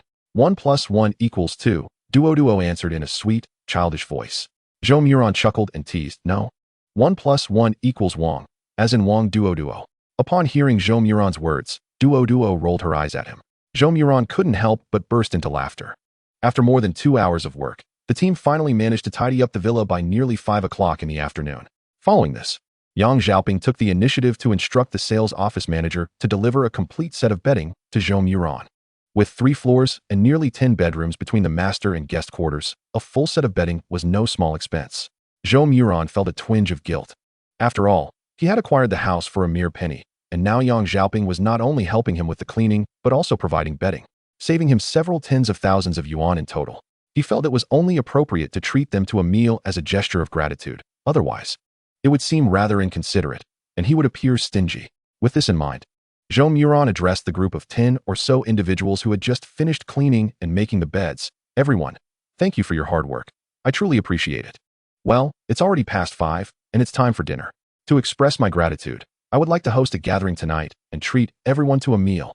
Upon hearing Zhou Moran's words, everyone became delighted. With some cheering, "Hooray for young Master Zhou! Hooray for young Master Zhou!" Zhou Moran smiled and turned to Yang Xiaoping, ready to discuss the evening's plans. "Yang Xiao, I am not very familiar with the restaurants in this area. Could you assist me with the arrangements?" "Not a problem. How about Haoranju? The cuisine there is quite commendable, and the ambience is delightful." Upon hearing Yang Xiaoping's suggestion, Zhou Moran's expression fell immediately. "What the hell? Haoranju? Is that the only place you know? The average expenditure there is 6,000 to 7,000. Are you suggesting we host a gathering there? With a group of over a dozen, that would amount to a staggering 100,000 or 200,000. No, I've seen the prices at Haoranju. For this many people, it could easily exceed 200,000. It might even reach 400,000 or 500,000. Beside them, Wu Dao, being seasoned and discerning, quickly picked up on the situation. Upon hearing Yang Xiaoping mention Haoranju and noticing Zhou Moran's reaction, he realized the predicament. Such an establishment was hardly suitable for individuals like them, who were merely workers. while Yang Xiao might casually visit with a few friends. Taking this large group, there was simply out of the question. A meal costing tens of thousands was beyond their means. With a swift thought, Wu Dao interjected, Zhou Xiao. Yang Xiao, Haoranju is a bit too far for us. It would not be convenient for such a large group to travel there. Why don't we find a place nearby? Yes, I know of a venue that serves good food and has a clean environment. We have our departmental gatherings there. As soon as he finished speaking, a colleague from the sales department chimed in. Oh, I know. Manager Wu is referring to Qiao Hulin, right? We just went there for our gathering last month. Exactly, Qiao Hulin. It's just a couple of kilometers from here. All right, let us go with Qiao Hulin then. Fearing that Yang Xiaoping might suggest Haoranju or some similarly bizarre establishment, Zhou Moran hastily made the decision, and the group soon boarded a car to Qiao Hulin. Indeed, as Manager Chen had described, Qiao Hulin appeared quite upscale. The entrance was bright and inviting, the windows sparkling, and the environment looked splendidly clean. With a party of over a dozen, they reserved a large private room, which featured a sizable round table capable of seating 20 to 30 individuals, allowing everyone to gather comfortably. Once seated, they did not bother with ordering. Zhou Moran simply asked the server for recommendations. The server glanced at their number and suggested a banquet priced at 888. Although a bit painful for Zhou Moran, he nodded in agreement, saying, all right, let us go with that. Please bring it promptly. An 8000 plus banquet for 22 people, including Yang Xiaoping, Wang Digui, and Xiao Duo, meant that it would only cost a little over 400 per person, quite a bargain compared to the 6,000 plus average cost of Haoranju. Moreover, the price included beverages. A premium liquor, Wuliangya, priced at over 800 a bottle, was brought along with ample beer. Wu Daiyou and Song Yujia were familiar faces at this establishment. As the server promptly delivered 10 cases of beer to the corner of the private room, those in sales were known for their drinking prowess, with Wu Daiyou and Song Yujia typically starting with at least a case of beer each. 10 cases might not even suffice for their team. When calculated, it truly represented excellent value for money. No wonder Wu Daiyou and his team chose this place for gatherings every time. What gathering would be complete without a drink? Among all, only Xiao Duo and her father, Wang Digui, upheld their duties as designated drivers, abstaining from alcohol. Chapter 32, The Bet. After a few bottles of beer, the camaraderie among the attendees deepened significantly. Those in sales, like Wu Daiyou and Song Yujia, were particularly eloquent. Following a few drinks, the distance between them and Zhou Moran and Yang Xiaoping diminished considerably. Wu Daiyou plopped down beside Yang Xiaoping, raising his bottle, and repeatedly addressed him as Yang Xiao. Sheepishly apologizing, I did not recognize your stature, Yang Xiao. I humbly beg your pardon. Let us drink to that. This left Yang Xiaoping in a daze, thoroughly intoxicated. Soon, Yang Xiaoping and Wu Daiyou were shoulder to shoulder, calling each other brother and pal, nearly falling into a brotherhood ritual. The lively gathering made time fly, and before they knew it, it was already past 11 o'clock at night. Most in the private room were quite inebriated, except for the sober Wang Digui and Xiao Duo. Xiao Duo had fallen asleep, and Wang Digui had placed her on the sofa beside the tea table, draping his jacket over her. Zhou Moran remained somewhat alert, while Yang Xiaoping was utterly inebriated. Clutching a bottle of beer and 2 cups, he staggered over to Wang Digui, exclaiming, Brother Wang, come, let us drink. If you don't drink, it means you look down on me, Yang Xiaoping. As he spoke, Yang Xiaoping forcibly placed a beer cup into Wang Digui's hand. Wang Digui accepted the cup but quickly set it down on the tea table, responding, I'm sorry, Yang Xiao, but I cannot drink. I still have to drive and take the boss home. Take whom home? Who is your father? Does he have no hands or feet that you need to help him? Drink. You must drink. If you don't, it shows you disrespect me, and I will be upset. The consequences of angering Yang Xiao are severe. All right, Yang Xiao. Brother Wang isn't drinking. You should not pressure him. He still needs to take care of Xiao Duo. I'll drink in his stead. Zhou Moran stepped forward, picked up the beer cup from the tea table, and declared. He was slightly better off than Yang Xiaoping, at least still somewhat sober. Yang Xiaoping, swaying and turning to Zhou Moran, pointed at him with his cup, laughing. Hey, Brother Zhou, why are there 2 of you? No, wait, 3 before he could finish. His phone, which had been in his pocket, rang. After fumbling for a while, he finally retrieved it, but in his muddled state, he struggled to answer the call. Zhou Moran frowned slightly, reaching over to assist him in answering. Once the call connected, Yang Xiaoping awkwardly held the phone upside down to his ear, saying hello. Who is this? Zhou Moran heard a male voice on the other end. Young Master Yang, why haven't you arrived yet? Are you afraid? The voice was faint, and given the noise in the private room, Zhou Moran could hardly hear it clearly. Yang Xiaoping shouted, Hello, who are you? Speak up. Damn it, Yang Xiaoping. Are you drunk? Have you forgotten our bet? The voice continued, and Zhou Moran pressed the speakerphone button on Yang Xiaoping's phone amplifying the sound. Yang Xiaoping. This is about a bet concerning Zero, one of the shares of Jingzhou Construction Group. Do you have the luxury to be drinking? I swear. You can't possibly intend to renege on this, can you? We are all men standing here, and if you dare to show cowardice, I shall hold you in contempt for eternity. The entire elite circle of the capital's second-generation wealthy despises you. Damn it, Qian Zhihui, you scoundrel. Whom do you dare to call a coward? It's merely a matter of racing. You better wait for me. I'm coming right now. I will secure the shares of Qianjiang Construction. Just wait for me. As he spoke, Yang Xiaoping staggered towards the exit, but after a few steps, he stumbled and nearly fell forward. Zhou Moran hurriedly reached out to steady him, exclaiming, "Be careful." "Thank you, Brother Zhou," Yang Xiaoping replied, lifting his head and smiling, then struggled to continue his way out. Zhou Moran quickly grasped his arm and said, "You're in no condition to go anywhere. Enough of this. I will call a cab to take you home." As he spoke, Zhou Moran took out his phone, intending to summon a vehicle for Yang Xiaoping. Yesterday, when he ordered takeout for him, he noted Yang's home address, so delivering him there would be infallible. Just as he was about to call, Yang Xiaoping slurred, No, I must secure the shares of Qianjiang Construction. I need to go to Beishan Road." Beishan Road. Zhou Moran hesitated momentarily, recalling that just earlier, when they arrived at the sales office of Bihai Xinsu, Yang Xiaoping had made a wager with those elite second-generation wealthy individuals from Jingzhou, which seemed to involve himself. It was said that in their circle, one must adhere to the rules. At that moment, the wealthy individual surnamed Qian had declared that he would wait for Yang Xiaoping on Beishan Road that evening. Zhou Moran hadn't paid much heed then, but now he pondered whether Yang Xiaoping's bet with Qian Zhihui was tied to the shares of Jingzhou Construction Group and Qianjiang Construction Group. Contemplating this, Zhou Moran furrowed his brow slightly, gripping Yang Xiaoping firmly and turning to Wu Daiyou, asking, "Are you aware of the rules within the Jingzhou elite circle?" Wu Daiyou shook his head slightly and replied, "I'm not entirely sure. However, I have heard that they often engage in some rather peculiar wagers. It's said that to be accepted into the circle, one must prove their worth. Typically, this involves racing, where everyone bets equivalent value in company shares or other assets, houses, cars, and the like. The winner takes all." Wu Daiyou's explanation was somewhat muddled, and given his intoxication, his words were not entirely coherent. Nevertheless, Zhou Moran grasped the essence of it.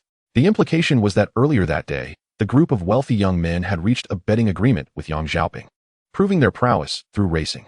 In fact, this was initially directed at Zhou Moran, but Yang Xiaoping had taken his place. The stakes involved were a mere zero. One share of Jingzhou Construction Group.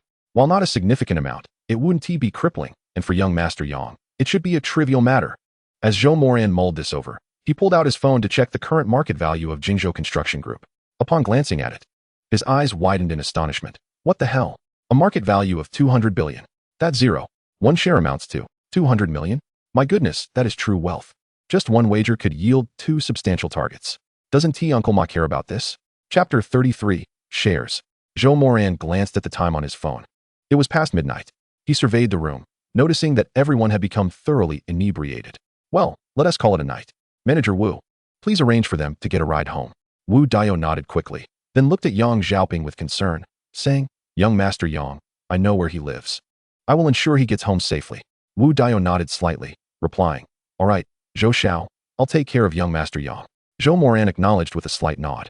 Subsequently, Wu Daiyou and Song Yujia helped each other, leaving the private room in clusters. Soon, only Zhou Moran, Yang Xiaoping, Wang Digui, and Xiao Duoduo remained in the room. Wang Digui, with his daughter strapped to his back in a cloth carrier, stepped forward to Zhou Moran, saying, "Boss, let me assist." "There's no need. You go ahead and get the car ready. Wait for me outside." Wang Digui nodded eagerly. "Understood, boss." He stepped forward and opened the door to the room. After Zhou Moran had supported Yang Xiaoping out, Wang Digui gently closed the door behind them and hurried toward the exit. Once Zhou Moran settled the bill and assisted Yang Xiaoping out the door, Wang Digui had just pulled up in his Bugatti La Voiture Noire right outside. His daughter, Xiao Duoduo, was securely fastened in the passenger seat. After parking, Wang Digui quickly exited the vehicle, ran to the right side, and opened the door, helping Zhou Moran steady Yang Xiaoping as he got into the back seat. After closing the door, Wang Digui hurried to the driver's side, fastened his seatbelt, and slowly drove away. Once on the main road, Wang Digui inquired, "Boss, shall we take young Master Yang home now?" "Yes, let's return him first. I'll send you the address." Saying this, Zhou Moran sent the address to the car's central screen, and Wang Digui tapped to open the navigation. By the time they reached Yang Xiaoping's villa, it was nearly 1 o'clock. Yang Xiaoping's parents had likely already retired for the night. After all, Yang Xiaoping often returned late, and his parents had long since become accustomed to it. The door was opened by the butler of the Yang family villa.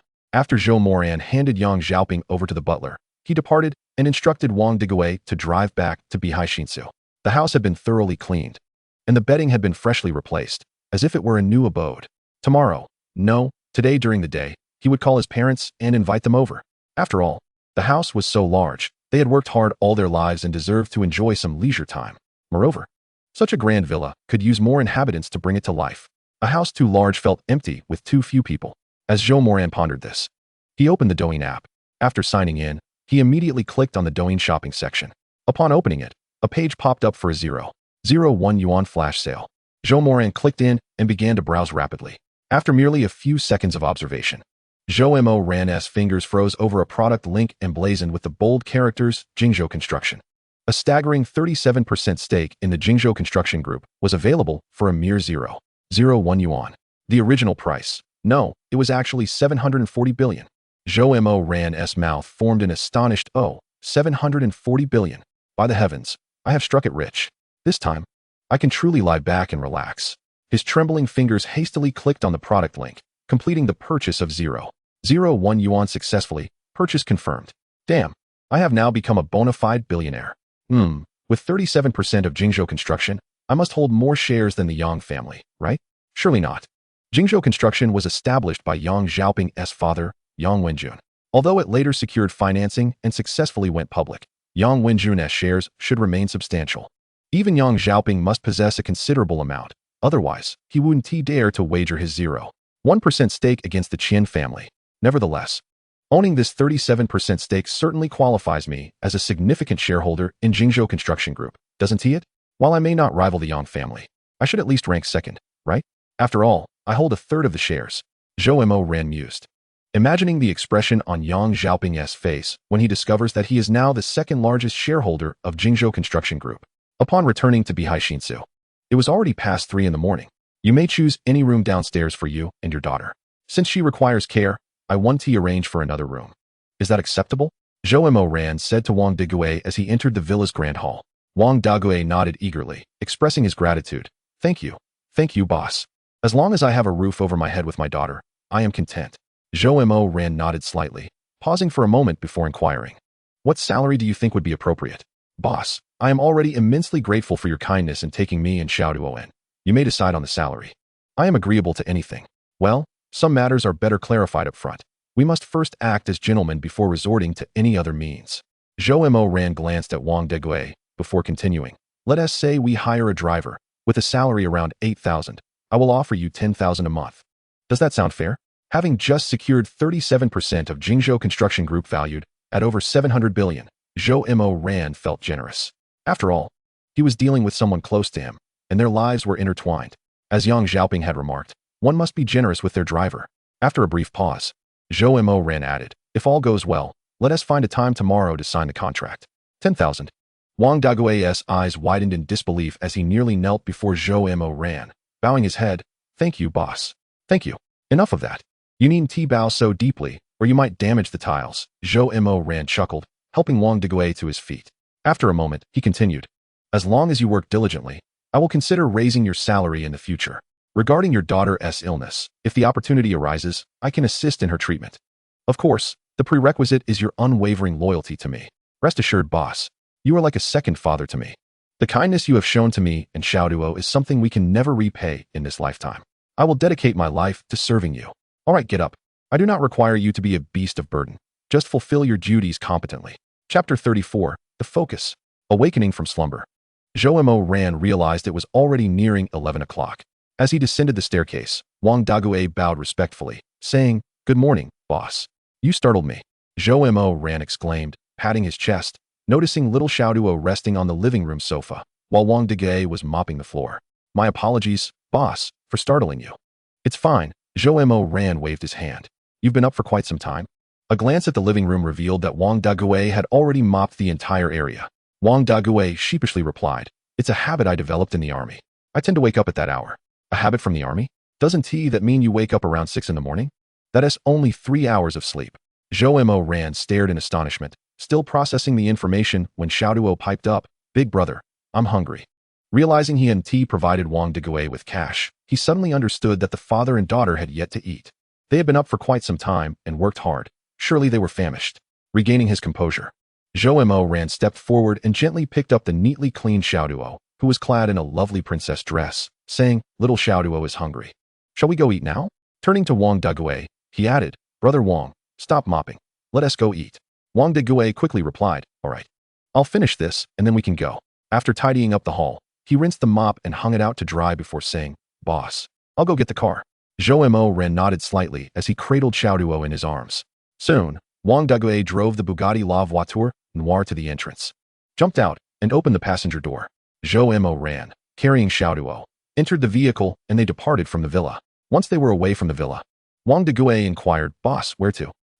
Check the map and see if there are any nearby dining establishments. Let us just go to one at random." Wang Degui nodded slightly, opened the car's navigation, searched briefly, and then selected a Sichuan restaurant with an average rating of over 200 and a score of 49. Driving towards it, naturally, as the boss was a billionaire, he would not wish to dine at ordinary establishments. Thus, Wang Degui did not consider any cheap or low-rated eateries. Unbeknownst to him, his boss had been on the brink of starvation just days prior. The Sichuan restaurant Wang Degui chose was not far from the Bihai Shinsu Villa complex. Only about 4 to 5 kilometers away, the establishment was modest in size, yet tastefully decorated, named Lu Laosan's Sichuan Restaurant. Given its proximity to the villa area, where the residents were affluent individuals with fortunes exceeding millions, the standard of the restaurant was certainly expected to be commendable. Zhou Moran disembarked from the vehicle, cradling little Duo in his arms. He cast a glance at the sign of Lu Laosan's Sichuan Restaurant, nodding in satisfaction. Meanwhile, the throng of onlookers, encountering the ostentatious design of the Bugatti La Voiture Noire for the first time, stood utterly transfixed. Many among them were unfamiliar even with the Bugatti emblem. Yet some recognized its significance. Others, having glimpsed short videos and photographs of the Bugatti La Voiture Noire online, were aware of its staggering value of 1 billion, and could not resist gathering around, snapping photos and recording videos. Outside Lu Laosan's, a crowd of dozens, if not hundreds, quickly amassed.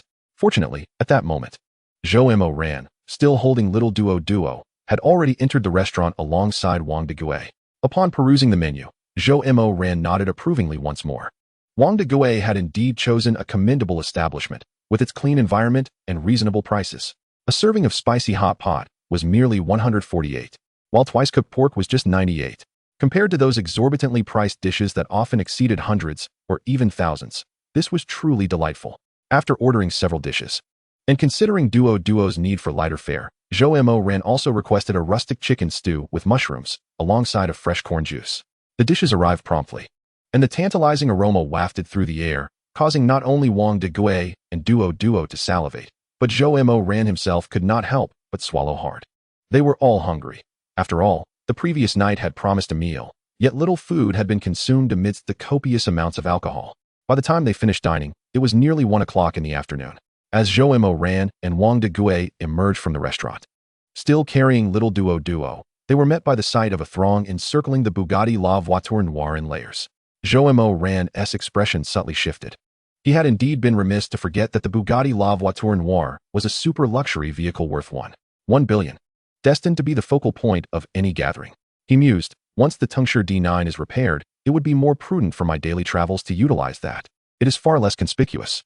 Wang Degui, noticing the scene, momentarily froze, before turning to Zhou Moran and saying, "Boss, could you hold on to Duo for a moment?" With that, he placed little Duo into Zhou Moran's arms and declared, make way, everyone step aside." He then forcefully carved a path through the crowd to safeguard Zhou Moran and Duo, leading them to the side of the Bugatti La Voiture Noire. Subsequently, Wang Degui pressed a button on the key fob, unlocking the door and ensuring Zhou Moran and Duo could settle inside. He then circled to the driver's side, opening the door and preparing to start the vehicle, when suddenly, 2 young men in their 20s emerged from the crowd. Leaning against the hood of the car, pointing at Zhou Moran and shouting, "Hey Zhou, get down here, now?" Zhou Moran furrowed his brow slightly. The faces of the 2 men seemed familiar, yet he could not place them. Just as he pondered, one of them yelled again, "Damn it, Zhou. If you still consider yourself a man, get down here. What kind of coward hides away?" He continued, "Let me tell you, if you want to make it in Jingzhou, you need to get Money GE's approval, otherwise, you can forget about it." He went on to recount the wager established the previous day. declaring that the man named Yang had backed down and questioned whether Zhou Moran intended to follow suit. I've already spoken to Qian Go. He is on his way. The bet was meant for you to take. If you win, you'll be one of us in the Jing circle. If you lose, that 200 million will naturally be your tribute to us. Hearing these words, Zhou Moran's expression darkened, his gaze narrowing. Just as he was about to respond, little Duo, in a sweet yet tremulous voice, exclaimed, "Daddy, I'm scared." Zhou Moran reassured her, Duo, don't be afraid. Watch how Daddy drives away the bad men. Wang Degue turned to comfort little Duo, unbuckled his seatbelt, and stepped out of the car, stating firmly, "Get lost." The two men in front of the car paused momentarily, and one of them turned to Wang Degue, pointing an accusatory finger. "Who the hell do you think you are, talking to me like that? Do you even know who I am? You dare step up?" As he spoke, he leaned forward, nearly poking Wang Degue with his finger. However, before he could finish, Wang Degue's eyes turned cold. He swiftly grasped the man's finger and wrenched it painfully. "Ouch! Let go, let go! I said let go!" The man cried out, but Wang Degue coldly warned, "Say another word and see what happens." The man groaned. But before he could finish, Wang Degue tightened his grip, causing the man to buckle in agony, collapsing to his knees. The other young man, realizing the gravity of the situation, rushed forward, attempting to pull Wang Degue away while hurling curses. "You dare lay a hand on him?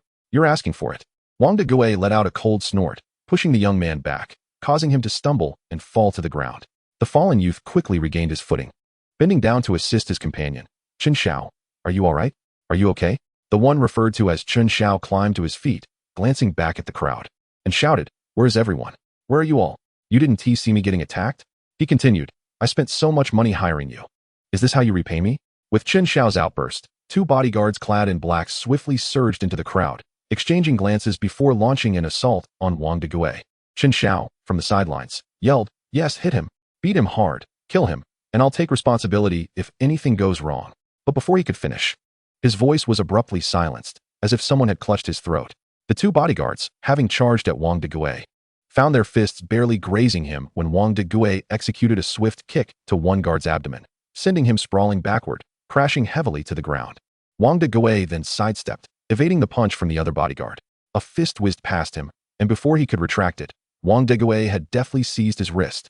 With a swift motion, he pulled forward, tripping the bodyguard to the ground with a deft sweep of his foot.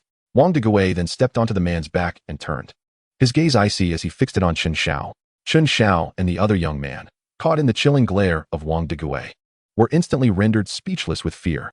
In the passenger seat, Zhou Moran's eyes widened in astonishment at the unfolding scene. To think that Wang Degue possessed such remarkable skills. Hiring him as a driver meant he could even forego the need for a bodyguard. A raise is absolutely in order. For such a talent, paying him 20,000 a month would be a worthy investment. Just as this thought crossed her mind, a series of rapid tire screeches echoed from the roadside. The onlookers, upon turning their heads, couldn't help but widen their eyes in shock, exclaiming in disbelief. Outside, a fleet of luxury supercars came to a halt in a flurry. Ferraris, Porsches, Lamborghinis, Maseratis, Aston Martins. At the forefront was a Lamborghini Veneno, flaunting the license plate hence 66,666. My goodness, that belongs to Qian Zhihui, the son of Qian Juanhao, the chairman of Qianjiang Construction Group. The car behind it belonged to Zhang Xiao of the Xinhai Group, followed by Zhu Xiao of the Hongwu Group. What a spectacle! What wind blew these elite scions of Jingzhou's affluent circles to converge here? Recognizing the identities of the supercar owners, the onlookers collectively gasped in awe. Upon noticing the Bugatti La Voiture Noire parked at the entrance of Lu Laosan's Sichuan restaurant, the crowd quickly grasped the situation. While those parked cars could be considered top-tier luxury vehicles, each costing no less than 10 million, they paled in comparison to the Bugatti La Voiture Noire, valued at an astonishing 100 million. It would not be an exaggeration to say that this single vehicle was worth more than the entire row of cars outside. As the car came to a stop, Qian Zhihui leaped out and strode purposefully toward them, followed closely by Zhang Xiao and Zhu Xiao. Seeing Qian Zhihui and the others approach, the crowd instinctively took a few steps back, creating a passageway. Chen Xiao and his companion, upon seeing their savior's approach, rushed to Qian Zhihui's side, exclaiming urgently, "Young Master Qian, you finally arrived. You have no idea how arrogant Zhou was just now, and his dog is even more insolent than he is. Damn it, my two bodyguards were no match for him. I've wasted 20,000 a month." Qian Zhihui, with a frosty expression, took a few steps toward Wang Degue, his eyes narrowing slightly as he coldly inquired, "Impressive skills. Would you be interested in working for me?" As he spoke, Qian Zhihui cast a sidelong glance at Zhou Moran and added, "Whatever he pays you, I'll double it."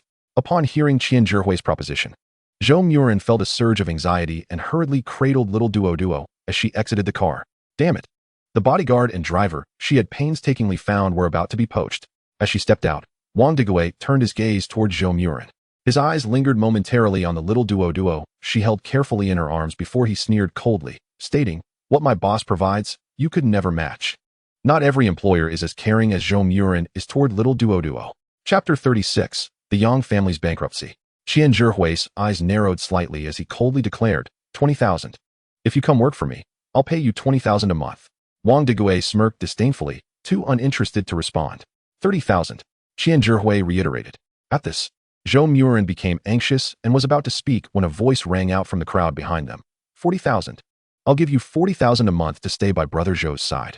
Before the words had fully left his mouth, Yang Xiaoping stepped forward from the crowd, coldly regarding Qian Zhihui.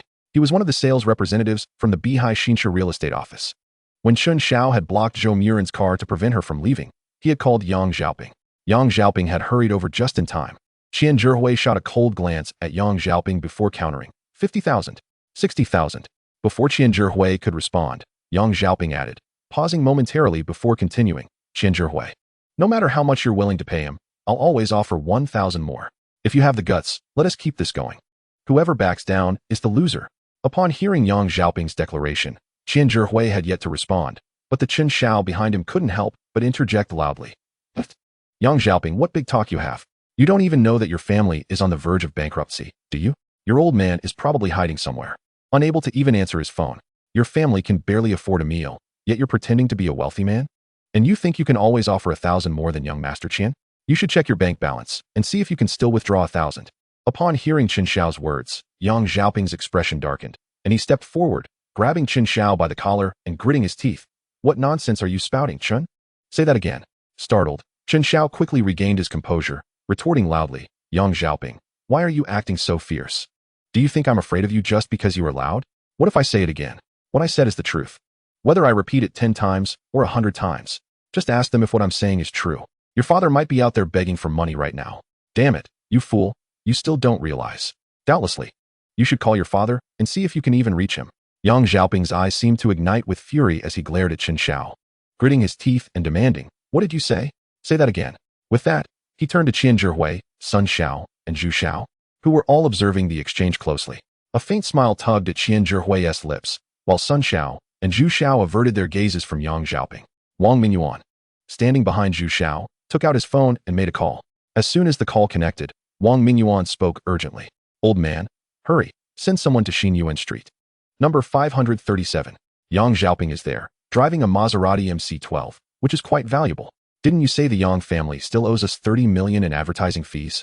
You must send someone to seize his car. It will be too late if you wait any longer. Upon hearing Wang Mingyuan's words, several wealthy heirs associated with the Yang family hastily took out their phones to call their families, echoing Wang Mingyuan's sentiments. Today, Yang Xiaoping was behind the wheel of a rare Maserati MC12, worth around 20 million, instead of his previous Ferrari. After all, Brother Zhou was driving a Bugatti La Voiture Noire, valued at 11 billion. He couldn't possibly still be driving that 5 million Ferrari, could he? That would be utterly unworthy to accompany Brother Zhou. Listening to Wang Mingyuan and the others, Yang Xiaoping felt a sudden dizziness. His vision blurred, and he nearly collapsed. Yang Digui was right beside him and quickly reached out to support him, whispering, Young master, are you all right? Yang Xiaoping waved his hand slightly and replied, I'm fine. I need to make a call. He then pulled out his phone, located his father's number, and dialed. As soon as he connected, a recorded voice responded, Hello. The number you have dialed is unavailable. Please try again later. Panic surged within Yang Xiaoping as he hung up and redialed, only to hear the same message. He then attempted to reach his mother, but to his dismay, her phone was also off. Anxiety intensified, and he decided to call the landline at home. However, the line was perpetually busy, with the phone incessantly announcing, Hello, the number you have dialed is currently in use. Please try again later. Is something truly wrong? Yang Xiaoping felt darkness encroaching upon his vision, as if the entire world were spinning around him. Suddenly, he thought of his elder brother and hastily dialed his number, only to be met once more with the recorded voice. At this point, despair engulfed Yang Xiaoping. Regaining his composure, he frantically dashed towards his Maserati MC12. Reaching the car, he flung open the door, leapt inside, and ignited the engine with remarkable speed. Wang Mingyuan and the others, witnessing the scene, rushed out in pursuit. But they were too late. Yang Xiaoping had already started the vehicle. Two wealthy heirs sprinted in front of the car, shouting, "Stop! Stop!" A few others clung to the windows and mirrors. Undeterred, Yang Xiaoping pressed the accelerator, surging forward, forcing the two heirs to leap aside. Those who grasped the car were dragged several meters before losing their grip and tumbling to the ground, rolling for several seconds before finally coming to a halt. Seeing this, Wang Mingyuan shouted urgently, "Get in the car! Chase after him!" With that, he dashed to his own vehicle, climbed in, and sped off in pursuit of Yang Xiaoping's Maserati. The scene erupted into chaos, yet Qian Zhihui remained composed, signaling for several black-clad bodyguards who swiftly surrounded Wang Digui and Zhou Moran. Observing this, Wang Digui's expression darkened as he moved closer to Zhou Moran, quietly advising, "Boss, take Duo and leave first. I'll hold them off." Just as Wang Digui finished speaking, Qian Zhihui interjected, casting a glance at Zhou Moran as he declared, "Mr. Zhou, this is merely a matter of grievances among the wealthy heirs of Jingzhou. You are an outsider. You have no stake in our conflict with the Yang family. Therefore, I implore you not to meddle in our affairs with them. To demonstrate my sincerity, if you agree to leave Jingzhou, I assure you that both you and your bodyguard may depart safely." He paused for a moment before continuing. "In this world, absolute loyalty is a myth. If it exists, it merely indicates that the price of betrayal is not yet sufficient. I trust you would not wish to witness your bodyguard betray you in front of so many onlookers, would you?" Before Qian Zhihui could finish, Wang Digui immediately reassured Zhou Moran, "Boss, you need not worry. I would never betray you." Hearing Wang Digui's words, Zhou Moran had yet to respond when Qian Zhihui couldn't suppress a mocking smile, asking, "Are you certain? You might resist betrayal for 50,000 a month. But what about 100,000? 200,000? Before Wang Digui could reply, Chen Xiao, standing behind Qian Zhihui, interjected loudly, "Qian Xiao, he is merely a lackey. Would you really offer him 100 or 200,000 a month? Are you jesting? With his caliber, does he deserve a salary in the millions? The two my old man found for me only earned 20,000 a month." Qian Zhihui said nothing in response, maintaining a confident smile directed at Wang Digui. Zhou Moran also remained silent, curious to see how Wang Digui would respond to the temptation of a high salary. Wang Digui cast a cold glance at Chen Xiao before retorting, "Birds of a feather flock together. Your subordinates are nothing but sycophants. So let me ask you, what makes you think I would abandon my integrity for a mere 1 or 2 million to become your lackey? You offer me a salary of 10 or 20,000 now because I am still of value to young Master Zhou. But once I sever ties with him and lose that value, will you continue to offer me such a generous salary?" With that, Wang Digui turned back to Zhou Moran, stating, "Boss, I have said it before. You are the savior of both me and Duo. I would never betray you." Upon hearing Wang Digui's declaration, Qian Zhihui appeared momentarily taken aback, then smiled at Zhou Moran, saying, "No matter. I have stated that as long as you agree to leave Jingzhou and refrain from involving yourself in our conflict with the Yang family, I can guarantee your safe departure." Qian Zhihui's gaze lingered on Zhou Moran, awaiting his response. Zhou Moran's lips curled into a slight, silent smirk before he replied, "I have no desire to interfere in your affairs, but I have already purchased a house here and have no intention of leaving Jingzhou anytime soon. After all, Yang Xiaoping still calls me Brother Zhou. I also hold 37% of the shares in Jingzhou Construction. I find myself entangled in this matter with the Yang family, whether I wish to be or not." Upon hearing Zhou Moran's words, Qian Zhihui's eyes narrowed slightly. And just as he was about to speak, Chen Xiao, behind him, interjected, "Damn it, kid, are you refusing to drink the toast and instead opting for a punishment drink? Fine, I'll grant your wish. Do you believe that with a single phone call, I can make it so you can only walk sideways out of Jingzhou?" Before he could finish, Wang Digui stepped forward, positioning himself in front of Zhou Moran, fixating a cold glare on Chen Xiao, and said icily, "Do you believe I can make you walk sideways right now?" Chen Xiao, caught off guard by Wang Digui's fierce gaze, involuntarily took 2 steps back.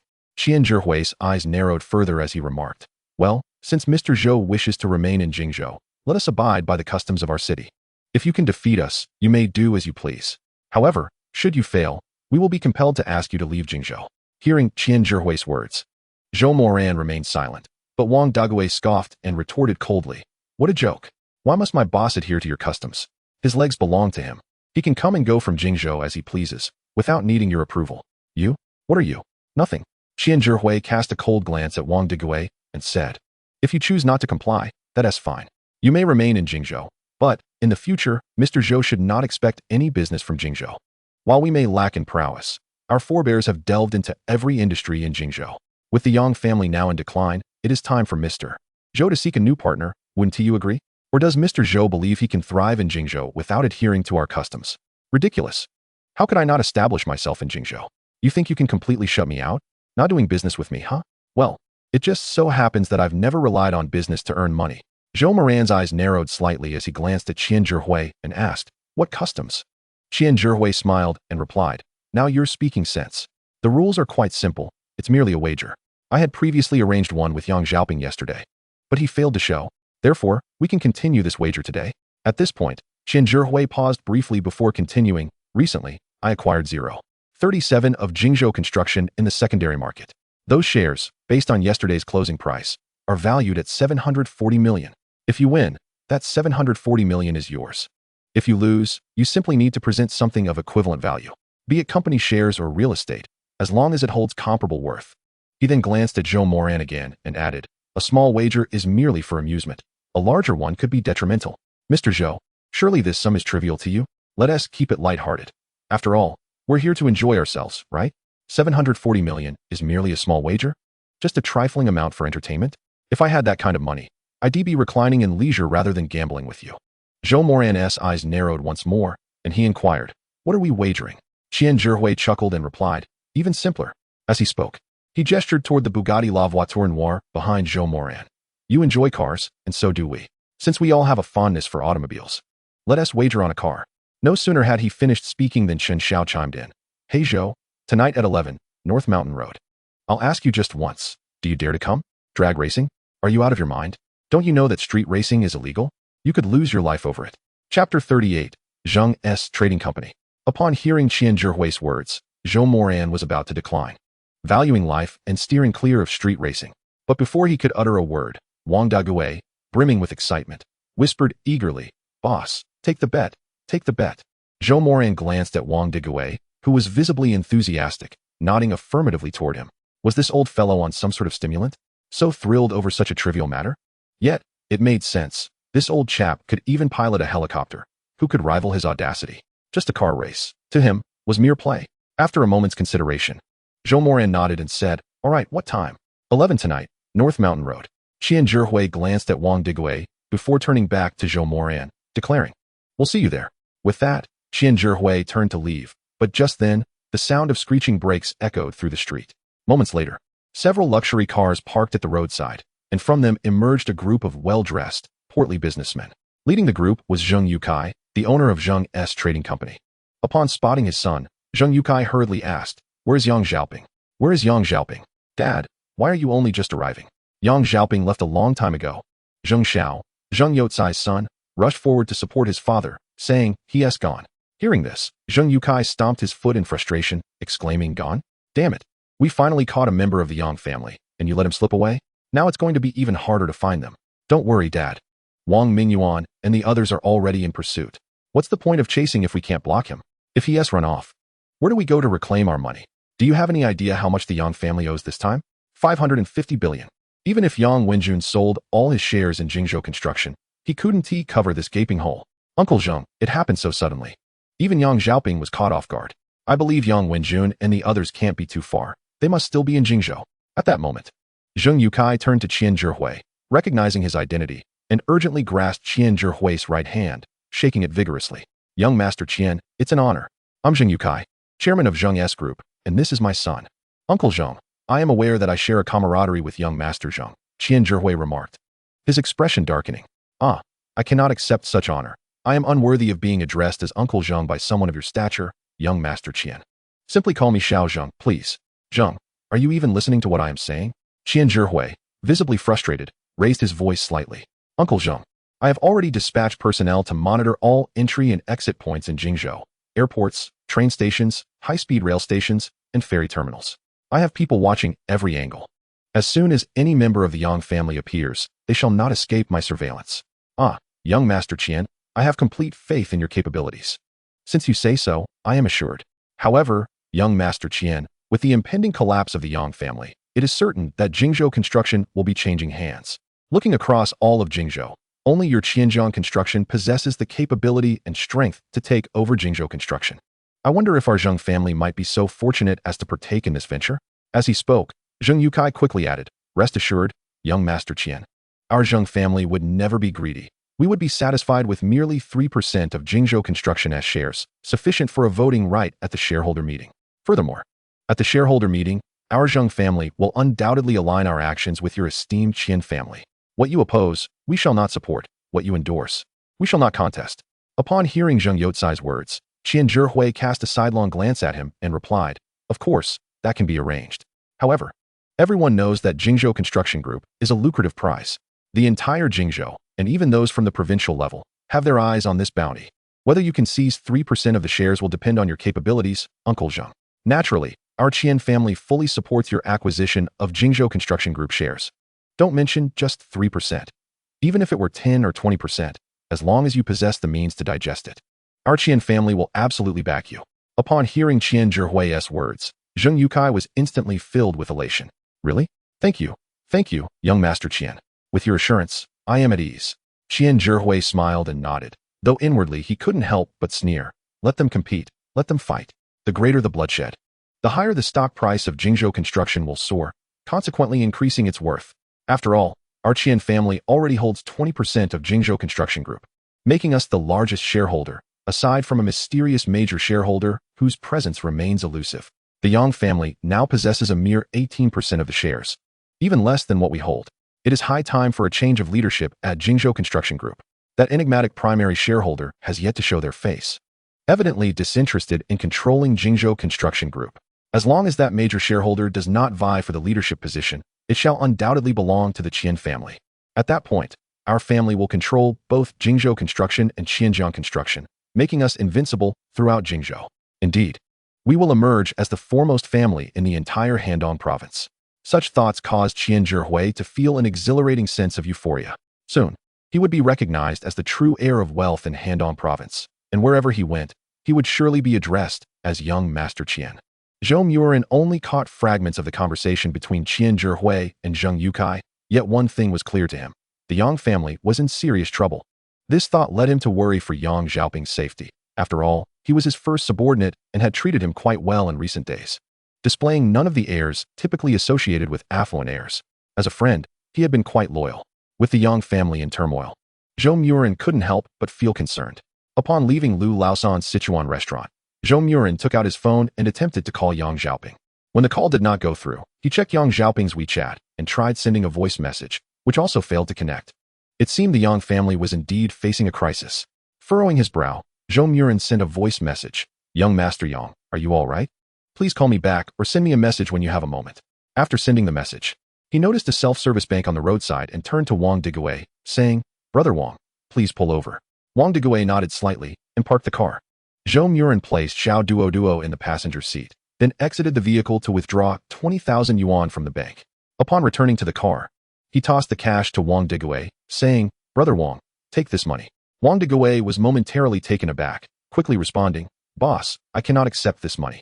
Your kindness in sheltering me and little Duo, as well as your promise to provide for her medical treatment, is already an immense favor. I cannot possibly accept this. Before he could finish, Zhou Moran interjected, Brother Wang, hear me out. Let me finish. Take this money for now. It's for breakfast tomorrow. You may skip breakfast. But the child must eat, right?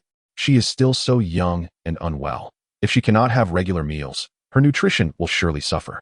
Isn't that right, Xiao Duo? You must be starving this morning. Uncle, Duo is not hungry. Little Duo replied matter-of-factly. Not hungry.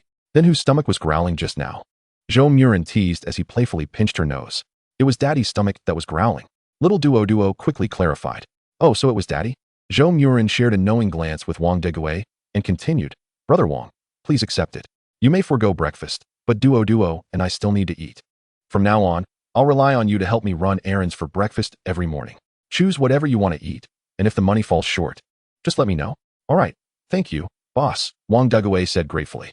Zhou Moran patted Wang Digui on the shoulder and said, All right, let us go. Once home, Zhou Moran washed up briefly, then lay on his bed, playing with his phone for a while before indulging in a refreshing nap.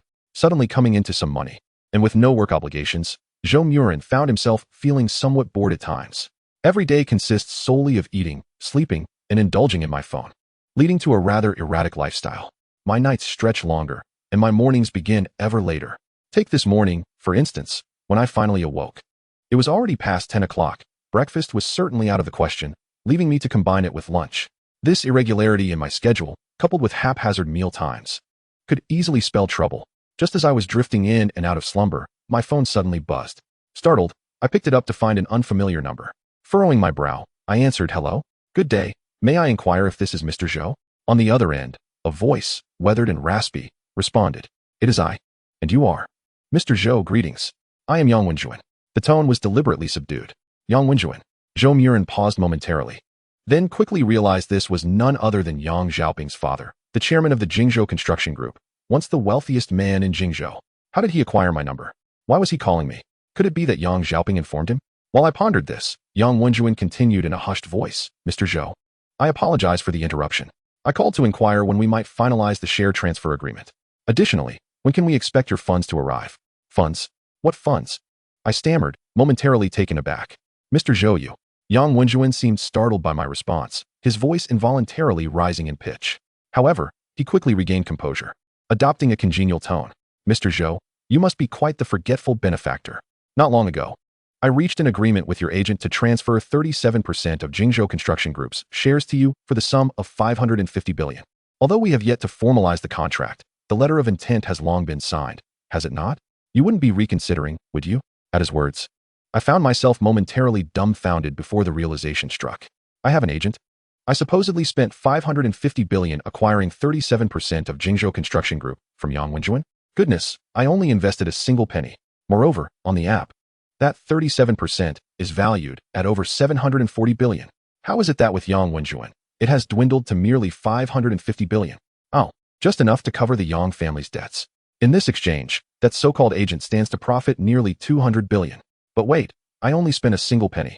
Who exactly is this agent? Why would they assist me in such a way? I managed to snatch up something worth hundreds of billions for just 1 yuan. After ruminating for a while, I still couldn't make sense of it all when Yang Wenjuan lowered his voice once more, maintaining a cordial demeanor. "Mr. Zhou, I trust you are aware that our Yang family is currently facing a minor predicament and urgently requires these funds to navigate through this crisis. If you would be so kind as to sign, assisting us through this immediate challenge, I, Yang Wenjuan, vow that during the board meeting, our family will wholeheartedly support your ascension to the position of chairman of Jingzhou Construction Group.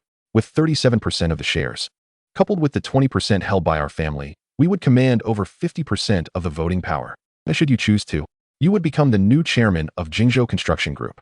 Currently, with 37% of Jingzhou Construction Group's shares in hand, I possess just over 1/3. This implies that during board meetings, any proposal that I oppose cannot possibly pass. I hold absolute veto power. Yet, to ascend to the chairmanship, my shares, while substantial, present a certain awkwardness. The crux of the matter lies in my lack of established roots. As a newcomer, even as the largest shareholder, I lack the foundational support within Jingzhou Construction Group. Without backing, I cannot secure the requisite 2/3 majority, thus thwarting any chance of becoming chairman.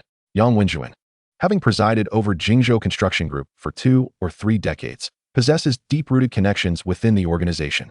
Should he endorse my chairmanship, securing the necessary votes would be a mere formality. Chapter 40. Brother Wang, can you still cook? 37% of the shares, valued at 740 billion. Well, 550 billion. It seems I'm just a signature away from a fortune. Naturally, I must sign. As for the 550 billion for Yang Wenjuan, TMD, I certainly don't have that much in my account, even if that so-called agent is affiliated with the Douyin Group. And even if all this were an elaborate scheme orchestrated by them, what could I possibly lose?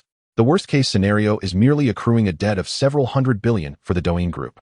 But if this were indeed true, I could very well become a billionaire.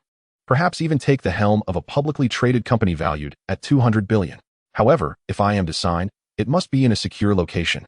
One must know their acquaintances, but not their hearts. What if Yang Wenjuan harbors ill intentions? What if he assumes I am immensely wealthy and, seeing me alone, contemplates some nefarious scheme? That would be catastrophic. With these thoughts swirling in my mind, I addressed Yang Wenjuan once more. "Mr. Yang, I am amenable to signing, but what, Mr. Zhou?" he inquired eagerly. "The location for the signing must be determined by me." Yang Wenjuan hesitated for a moment at my words. "If you lack the courage to agree to this, then perhaps we should forego the contract altogether." Upon hearing this, Yang Wenjuan grew anxious, imploring, "No, please, Mr. Zhou." After a brief pause, he continued, Very well, Mr. Zhou. We shall proceed as you suggest. You will choose the signing location. Excellent. Then in 2 hours, at Building 2. Area A of Bihai Shinsu. I shall await your esteemed presence. Bihai Shinsu? Yang Wenjuan paused, then exclaimed with delight. Very well, in 2 hours at Building 2. Area A of Bihai Shinsu. I look forward to our meeting. Who would have thought that Mr. Zhou was my client? Having purchased a luxury villa developed by Jingzhou Construction Group, it stands to reason such a significant transaction would necessitate a level of familiarity with Jingzhou Construction Group. Choosing Bihai Shinsu as the signing location is indeed wise. There is nothing for anyone to worry about. After hanging up the phone, Zhou Moran glanced at the time, astonished to find it was already past 4 in the afternoon. After rising and refreshing himself, he made his way downstairs. Upon descending, he spotted little Duo playing on the cashmere carpet in the hall. Hearing Zhou Moran's footsteps, Duo turned her head and sweetly called out, "Uncle." "Ah, little Duo. Why are you playing here all alone? Where's your father?" "My father is in the kitchen cooking," Duo replied cheerfully. "Cooking?" Zhou Moran paused for a moment, then turned to look towards the kitchen, just in time to see Wang Degui, clad in an apron, peeking out from behind the kitchen door. Upon noticing Zhou Moran, Wang Degui smiled sheepishly. As Zhou Moran approached, he observed an array of vegetables piled in the kitchen, with several pieces of meat and half a chicken laid out on the cutting board. "Brother Wang, you can cook?" Zhou Moran remarked in surprise. "Yes, I can cook," Wang Degui replied with a smile. Previously, when Yi Xinyu returned late to their rented apartment, it was mostly Zhou Moran who prepared the meals. Of course, the dishes he cooked could only be described as simple home-cooked meals. Wang Degui chuckled and said, "I learned it in the army, just some basic home-cooked dishes. If they turn out poorly, please don't laugh at me, boss." "Not at all. Home-cooked meals are delightful. I quite enjoy them," Zhou Moran responded, pausing momentarily before adding, "By the way, we have guests coming over shortly. Please prepare a couple more dishes. We want to be dining out." "All right," Wang Degui replied, slightly taken aback, then continued, "How many guests should I prepare for? I'll buy more ingredients if needed." It shouldn't be too many. Just prepare for now. Whether they stay for dinner is still uncertain." "Oh, and wine. Yes, we should celebrate with champagne, right? Please fetch a bottle. It might come in handy." "Understood, boss." "I'll head out right away," Wang Degui replied eagerly, removing his apron and washing his hands before heading for the door. After taking a few steps, Wang Degui paused, pulling out an old mobile phone and said, "Boss, I bought a phone while I was out shopping for vegetables. The number is 137. Why not purchase a better phone? Didn't I tell you to let me know if you're short on money?" Zhou Moran said, dialing the number Wang Degui mentioned. "It's fine as long as it works." Wang Degui chuckled lightly, and before he could finish, the phone rang. "Here it is," Wang Degui said, waving the phone at Zhou Moran before adding, "Boss, can this number be added on WeChat?" "Yes, it can," Zhou Moran nodded slightly. Before long, Zhou Moran received a friend request from Wang Degui on WeChat. He opened the app and accepted the request. "All right, boss, I'll go buy the items now. If you need anything else, just let me know," Wang Degui said, nodding slightly before turning to leave. Not long after, Zhou Moran heard the sound of an electric scooter starting up outside. He rushed out to see Wang Degui riding an old electric scooter. My goodness, this is quite an embarrassment for a billionaire. The family driver and bodyguard, now also a cook, is out grocery shopping on this dilapidated scooter? That thing is probably worth less than $200. However, having a scooter for grocery shopping is indeed quite convenient. Returning to the hall, Zhou Moran resumed playing with little Duo. He genuinely liked children. When Yi Xinyu was pregnant with their last child, Zhou Moran had hoped she would carry the baby to term. He even intended to propose to her, providing her with a stable home. Unfortunately, Yi Xinyu had suffered multiple miscarriages, which had become a painful routine. Ultimately, they lost that child as well. Yet, despite everything, Zhou Moran never held it against her nor contemplated breaking up. He was indeed a backup husband, as the saying goes, and he was aware of that. But at that time, given his circumstances, he had no other option. Such is the reality. After investing 7 or 8 years, a woman in her 30s or 40s might audaciously demand $1 million in betrothal gifts. Despite making significant compromises, Yi Xinyu still betrayed him. He could tolerate many things, but not this. And his dog is even more insolent than he is. Damn it.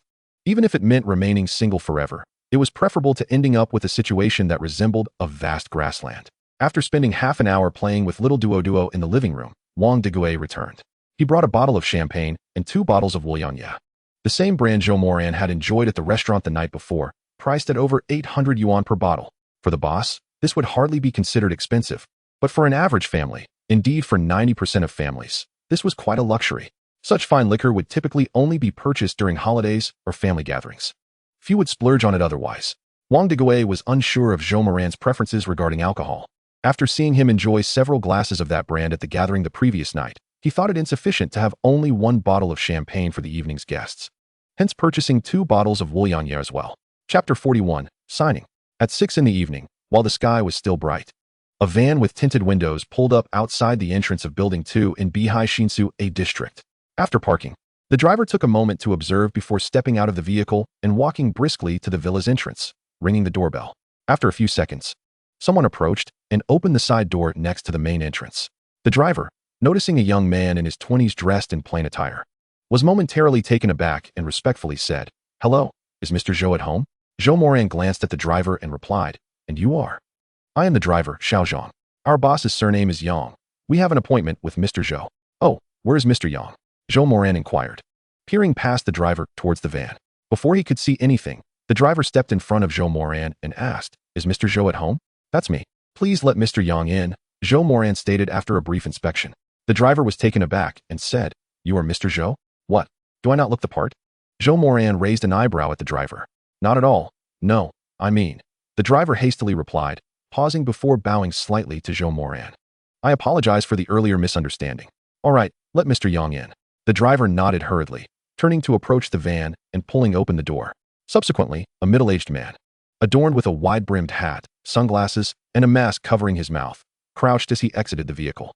Once alighted, the driver shielded the middle-aged man as they briskly approached the main gate, where the driver stepped aside to allow the man entry into the courtyard. After the middle-aged man entered, the driver remained stationed outside the gate. Upon entering the courtyard, the man extended his right hand towards Zhou Moran and stated, "Mr. Zhou, greetings. I am Yang Wenjun." Zhou Moran reciprocated with a handshake and replied, "Very well, let him in as well. His presence outside only draws more attention." Yang Wenjun paused momentarily, then nodded and called back, "Xiao Zhang, you may come in too." "Yes, boss," Xiao Zhang responded promptly, following him through the gate and shutting the door behind him. "Let us converse inside, Mr. Yang." "After you, Mr. Zhou," Yang Wenjun gestured, inviting Zhou Moran to proceed. Upon entering the living room, Yang Wenjun's gaze fell upon the little girl, Duo, playing on the carpet, causing him to momentarily pause before asking, "Mr. Zhou, is this your cherished daughter?" "No, she is Duo, the daughter of Brother Wang. I am not yet married," Zhou Moran replied with a smile, then directed his attention to Duo. "Sing, Duo. Greet our guest." "Hello, Grandpa," she elongated her greeting. "Ah, very good, well-mannered," Yang Wenjun remarked, slightly awkward. Casting his eyes around the spacious living room, he mused, "It seems rather desolate, doesn't it? Are there not any bodyguards, housekeepers, or servants present?" Just then, Zhou Moran gestured to Yang Wenjun, stating, "Mr. Yang, let us ascend to the upper floor for our discussion." "Very well," Yang Wenjun nodded slightly, following Zhou Moran upstairs, with Xiao Zhang silently trailing behind, clearly serving as both driver and personal bodyguard to Yang Wenjun. Upon reaching the study on the upper floor, Yang Wenjun entered with Zhou Moran, while Xiao Zhang remained outside. "Mr. Yang, please make yourself comfortable. I've just moved in, and the conditions are rather rudimentary. I haven't even prepared any tea, so please forgive me." Saying this, Zhou Moran poured a glass of plain water and handed it to Yang Wenjun. Yang Wenjun quickly accepted it, saying, "Thank you." After taking a sip, he set the cup down, retrieved a contract document from his briefcase, and offered it to Zhou Moran, stating, "Mr. Zhou, this is the equity transfer agreement for your review." Zhou Moran accepted the document and began to peruse it. Yang Wenjun sat nervously, acutely aware of Zhou Moran's facial expressions, anxious that any clause might not align with Zhou Moran's expectations, leading to unforeseen complications. Once Zhou Moran finished reviewing the contract, Yang Wenjun inquired urgently, "Mr. Zhou, do you find any amendments necessary within this agreement?" Zhou Moran chuckled, responding, "Mr. Yang, to be honest, I cannot comprehend these contractual terms. You see, when I gaze upon this dense array of minuscule text, I feel overwhelmed and dizzy." Yang Wenjun, startled, could hardly believe his ears. "What do you mean? You cannot understand the contractual terms? Surely, for such a substantial transaction, you would have a professional lawyer at your side to assist you?" After a moment of surprise, Yang Wenjun quickly added with a smile, "Mr. Zhou, if there is anything you don't comprehend, just let me know, and I will clarify it for you." He paused briefly before continuing. "These terms are merely standardized jargon.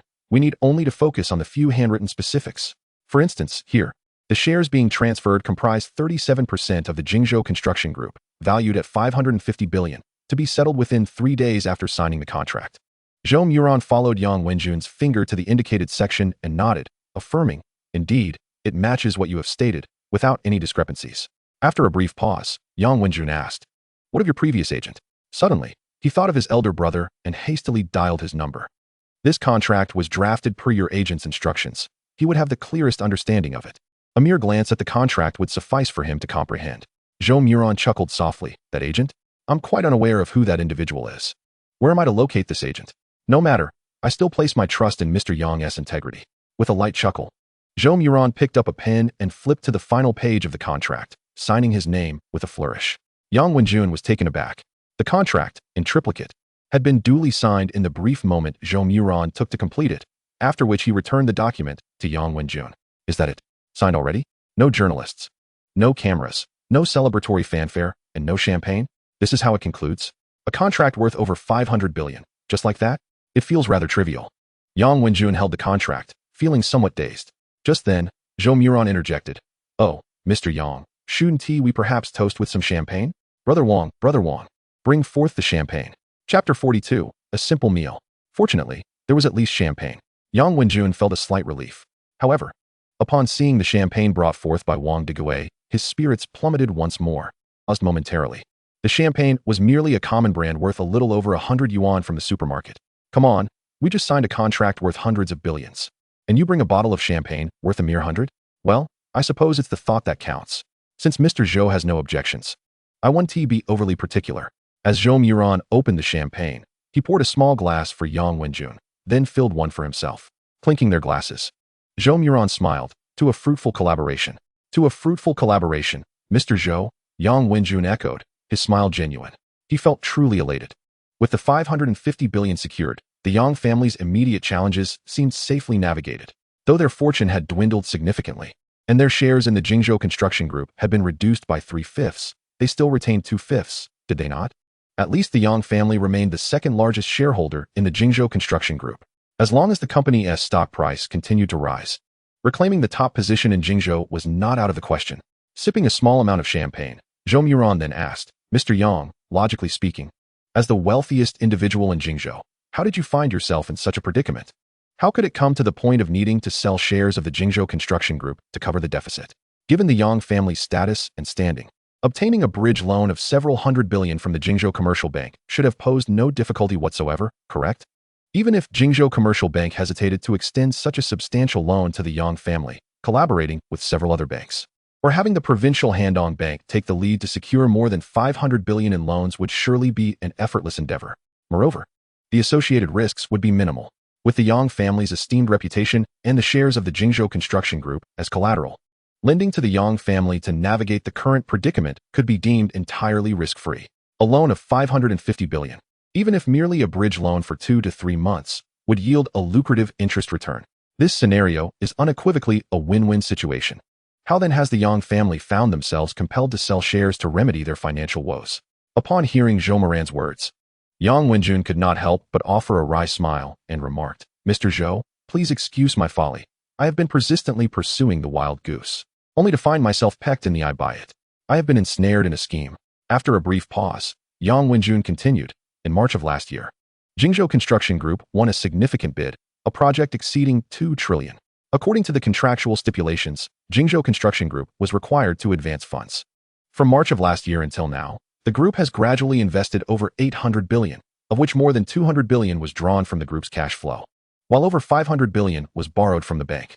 If all proceeded smoothly, upon the project's completion, the group would stand to profit at least 500 billion. Unfortunately."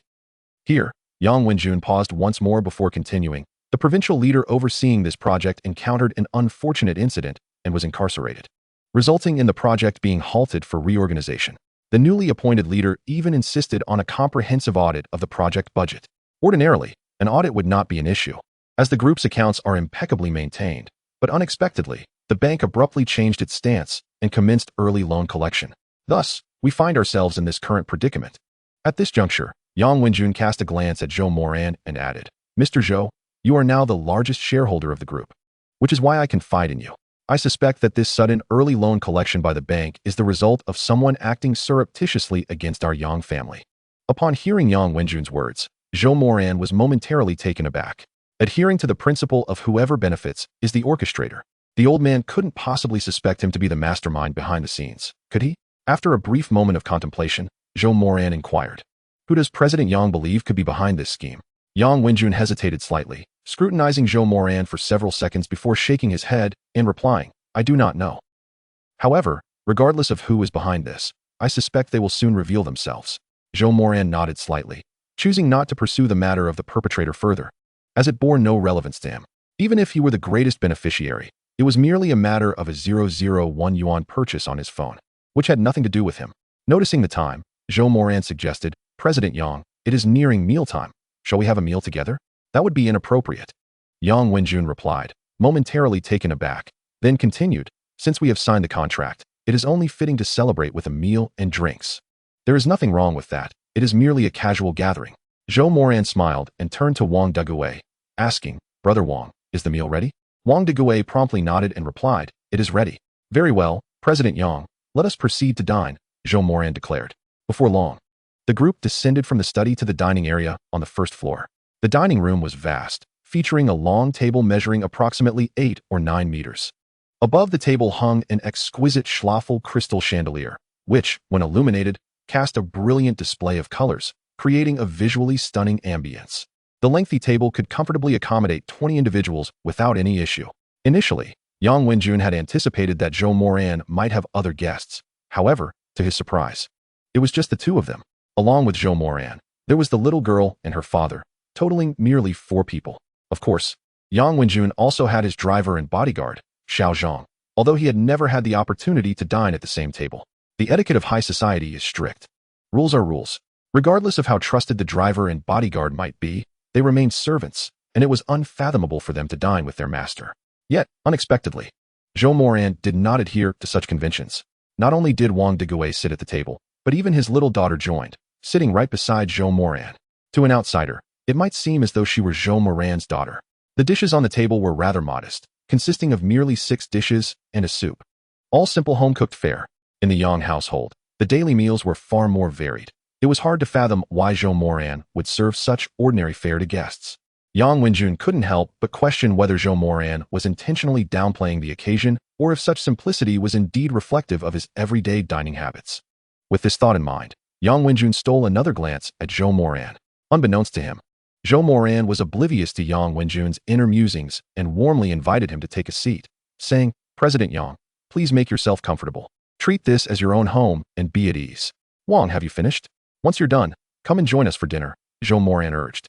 Wang Deguai glanced at Yang Wenjun and replied, "Boss, you and President Yang eat. I'll just grab a quick bite in the kitchen." "What nonsense. Sit down and eat." Zhou Moran insisted earnestly, picking up a bottle of Wuliangye, uncorking it, and pouring a glass for Yang Wenjun, then attempting to pour for Wang Deguai. Wang Deguai quickly raised his hand to stop him, saying, "Boss, I do not drink. I have important matters to attend to later." Chapter 43. Speeding. It's all about being bold yet meticulous. Ah, indeed, there are pressing matters to attend to tonight. Wang Deguai's reminder almost made Zhou Moran forget that he had a 2 billion wager to fulfill that evening. With this thought, Zhou Moran retracted his hand, setting the bottle down, and addressed Yang Wenjun, "President Yang, I apologize. I have some matters to attend to tonight, so I shall refrain from drinking with you." "Feel free." "Feel free," Yang Wenjun replied. Although Zhou Moran had encouraged a relaxed atmosphere, with the host abstaining from alcohol, Yang Wenjun felt it would be inappropriate to indulge further. Consequently, he replied, "Mr. Zhou, I actually do not drink much either. Let's focus on the food." Zhou Moran picked up his chopsticks, placing a piece of braised chicken in Yang Wenjun's bowl, and remarked, "This is entirely the manner of a typical family hosting a guest, isn't it?" Yang Wenjun was momentarily taken aback. He could scarcely recall the last time someone had served him food in such a manner. 30 or perhaps 40 years ago. In any case, it was undoubtedly during my childhood when I accompanied my parents to visit relatives, and they would serve me food in such a manner. After I grew up and acquired wealth, no one has since served me in that way. No one has ever served Yang Wenjun like that. Nor has he ever served anyone else in such a manner. It is always with communal chopsticks and spoons, merely placing the food on a plate, never directly into someone's bowl.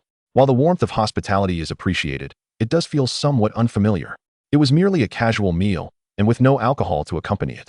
Yang Wenjun had a modest bite, merely to show courtesy, before setting down his chopsticks and addressing Zhou Moran. "Mr. Zhou, thank you for your hospitality. I have dined sufficiently. Please enjoy your meal at your leisure. Mr. Yang, why have you eaten so little? Is it not to your liking?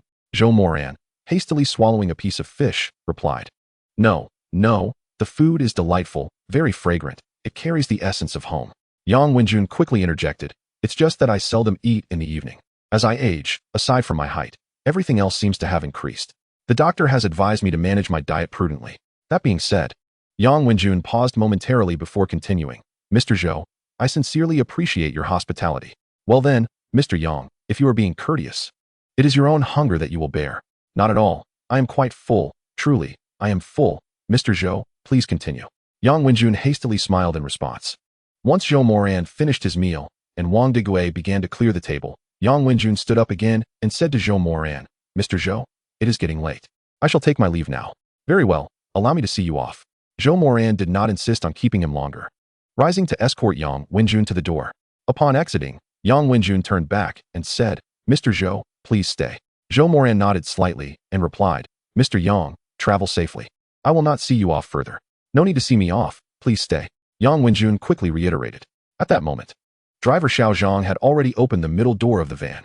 Yang Wenjun bent down and entered the vehicle, and after settling in, he rolled down the window and waved to Zhou Moran, saying, Mr. Zhou, farewell. Xiao Zhang entered the driver's seat, fastened his seatbelt, started the vehicle, and nodded slightly to Zhou Moran before driving away from Bihai Shinsu.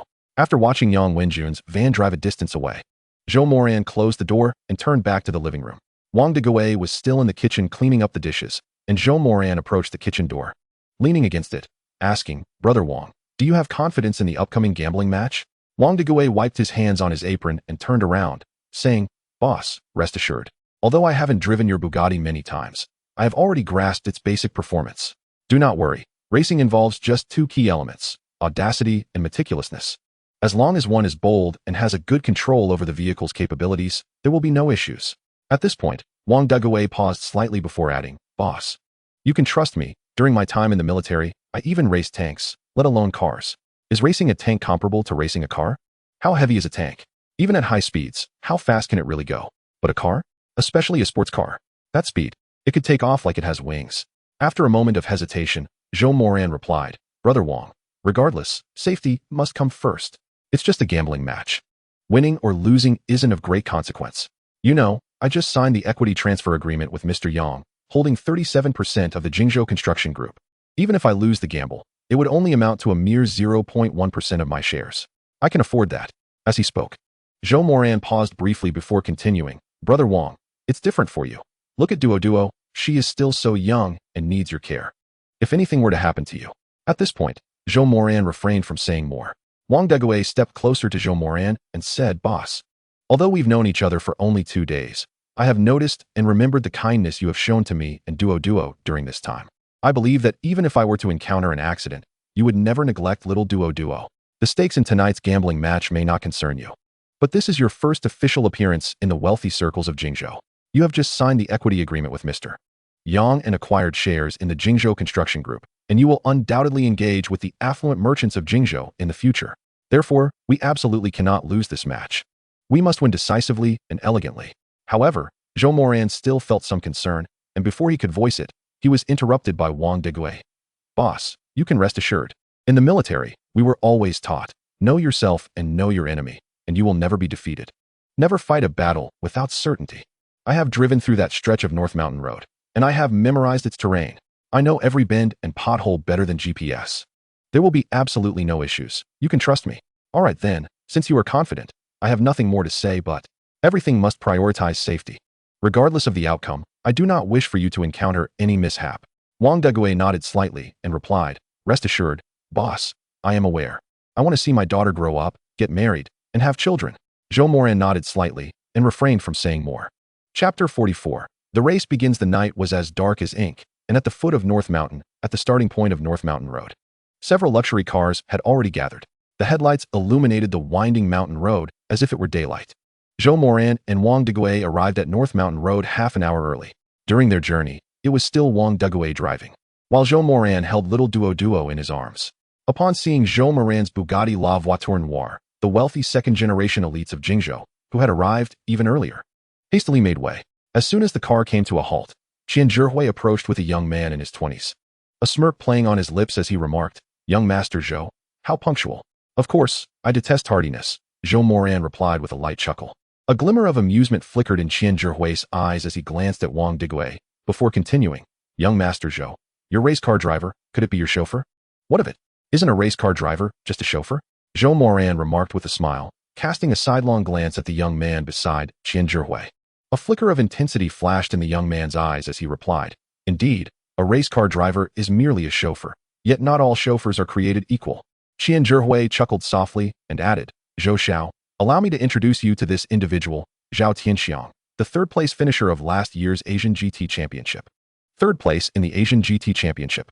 Upon hearing Qian Zhihui's words, a murmur of astonishment swept through the surrounding wealthy youths. Those who had been lounging by the car, smoking, suddenly straightened up, their eyes gleaming with excitement as they gazed at Zhao Tianxiang. "Wow, Qian Xiao is serious this time," exclaimed a young man with silver-gray hair, nearly dropping his cigarette. He even invited the third-place finisher of the Asian GT Championship. "Come on, the shares of Jingzhou Construction Group are worth 2 billion. If I had that kind of power, I could even bring in the champion." A plump fellow in a Givenchy t-shirt shot a sideways glance at his affluent companion before continuing, "Zhao Tianxiang. No wonder he looked so familiar. Wasn't he on the cover of Speed Weekly last month?" As soon as he finished speaking, several flamboyantly dressed young women pulled out their phones to take pictures and videos. One particularly youthful-looking woman squeezed her way to the front and stammered, "Xiang, brother Xiang, could you give me an autograph? I've collected all your race videos." Zhao Tianxiang's lips curled into a slight smile as he asked, "Where would you like me to sign?" Right here," she exclaimed, tugging at her top. Zhao Tianxiang took a pen and, with a flourish, inscribed his name on her garment, casually remarking, "The GT Championship is merely child's play. Next year, I'm aiming for Le Mans." This proclamation elicited another round of gasps. Le Mans, that's the pinnacle of endurance racing. Qian Zhihui surveyed the crowd with a sense of pride, ultimately resting his gaze on Zhou Moran, a sly smile playing on his lips as he said, "Zhou Xiao, it's not too late to concede. It's merely a small wager, after all. It won't cause any harm, will it? If you concede now, we can still welcome you into the circle of Jingzhou." Before Qian Zhihui could finish, a few chuckles erupted from the crowd. A spirited girl in a crop top whispered to her friend, "That old man looks just like an ordinary chauffeur. How can he compete with a professional?" Her friend chimed in, "Exactly. That old man is bound to lose this match. Hey, Wang Xiao has set the odds. Let South go place a bet on Qian Xiao winning." With that, her friend tugged her towards the throng. Wang Digui stood a half step behind Zhou Moran, his posture as straight as a pine tree, seemingly oblivious to the murmurs around him. The moonlight cast a stark shadow on his chiseled features. Zhou Moran chuckled, then said, "Qian Xiao, a wager is about mutual agreement. Since I brought my team, I won't be changing players at the last moment. As you said, it's merely a small wager, and the outcome is of no consequence to me. All that matters is having fun." He then turned to Wang Digui and inquired, "Brother Wang, are you prepared?" Wang Digui lifted his head, his gaze piercing, and nodded slightly, "Ready whenever you are." Zhao Tianxiang raised an eyebrow, taking a moment to appraise the seemingly unremarkable middle-aged man. The steadiness in Wang Digui's eyes reminded him of the seasoned veterans in his racing team who had faced life-and-death situations. This calmness was not feigned, but rather the product of countless trials. Intriguing. Zhao Tianxiang's eyes narrowed slightly as he shed his jacket and tossed it to his assistant, revealing his snug racing suit, then strode toward the Ferrari parked at the starting point. Qian Zhihui glanced at Zhou Moran and Wang Digui before stating, "Let me reiterate the rules of the race. It's quite simple. From the starting point to the scenic viewpoint at the mountaintop and back. A total distance of approximately 15 kilometers. The first to return is the victor. However," he continued, a knowing smile gracing his lips, "the mountain road is narrow, and it would not be unusual for an accident to occur, would it?" Zhou Moran's expression hardened slightly as he said coldly, "Qian Xiao? What do you mean by that?" "Just a jest, Zhou Xiao. No need to be alarmed," Qian Zhihui replied with a grin. "If you're ready, let us begin." A girl clad in leather stepped forward, raising a scarf high and exclaiming, "On your marks." Zhao Tianxiang conducted a final check on the Ferrari's tire pressure and, with a cocky gesture of slicing his throat towards Wang Digui, incited cheers from the surrounding crowd. Wang Digui, however, remained composed as he settled into the driver's seat of the Bugatti, igniting the engine and glancing at the dashboard. The roar of the engine pierced the night sky as the two beasts of supercars prepared to launch from the starting line. The instant the scarf fell, the tires screeched against the pavement, and plumes of smoke billowed into the air. The silver-gray Ferrari shot forth like an arrow, with the blue silhouette of the Bugatti hot on its heels, vanishing around the first bend in the blink of an eye. The gathered crowd erupted in cheers, rushing towards the roadside to watch the race, where drones relayed real-time footage. Little Duo, cradled in Zhou Moran's arms, had awakened at some point, rubbing her eyes and murmuring, "Uncle, where's Daddy? Daddy is engaged in something very important. Let us cheer him on together, shall we?" Zhou Moran said softly, his gaze fixed on the dark mountain road. In the distance, two red tail lights flickered like the eyes of a beast, appearing and disappearing along the winding path. Chapter 45, The Odds. Are there any bets left to place? Over there, have you placed your bets? A voice boomed from within a gathering crowd. Don't miss out on this opportunity. The betting will close in 5 minutes. Once it's closed, you won't be able to place any more bets. Not far away, surrounded by a throng of people, Wang Mingyuan was orchestrating the betting. Upon noticing Zhou Moran's gaze, a glimmer of excitement sparked in Wang Mingyuan's eyes as he cheerfully called out, "Zhou Xiao, care to join in the fun? In just 5 minutes, the betting will close, and you won't be able to place any more bets." Zhou Moran, holding Little Duo, approached him and inquired, "What are the odds?" "Well, the odds for betting on Qian Xiao winning are 1-to-1. 0.5. What an astounding return rate of 5 points. Moreover, the cycle is brief and the cashing out is swift. Within half an hour, one can realize their gains," Wang Mingyuan exclaimed with palpable excitement. Zhou Moran cast a glance at him before inquiring, "But what if Qian Zhihui loses?"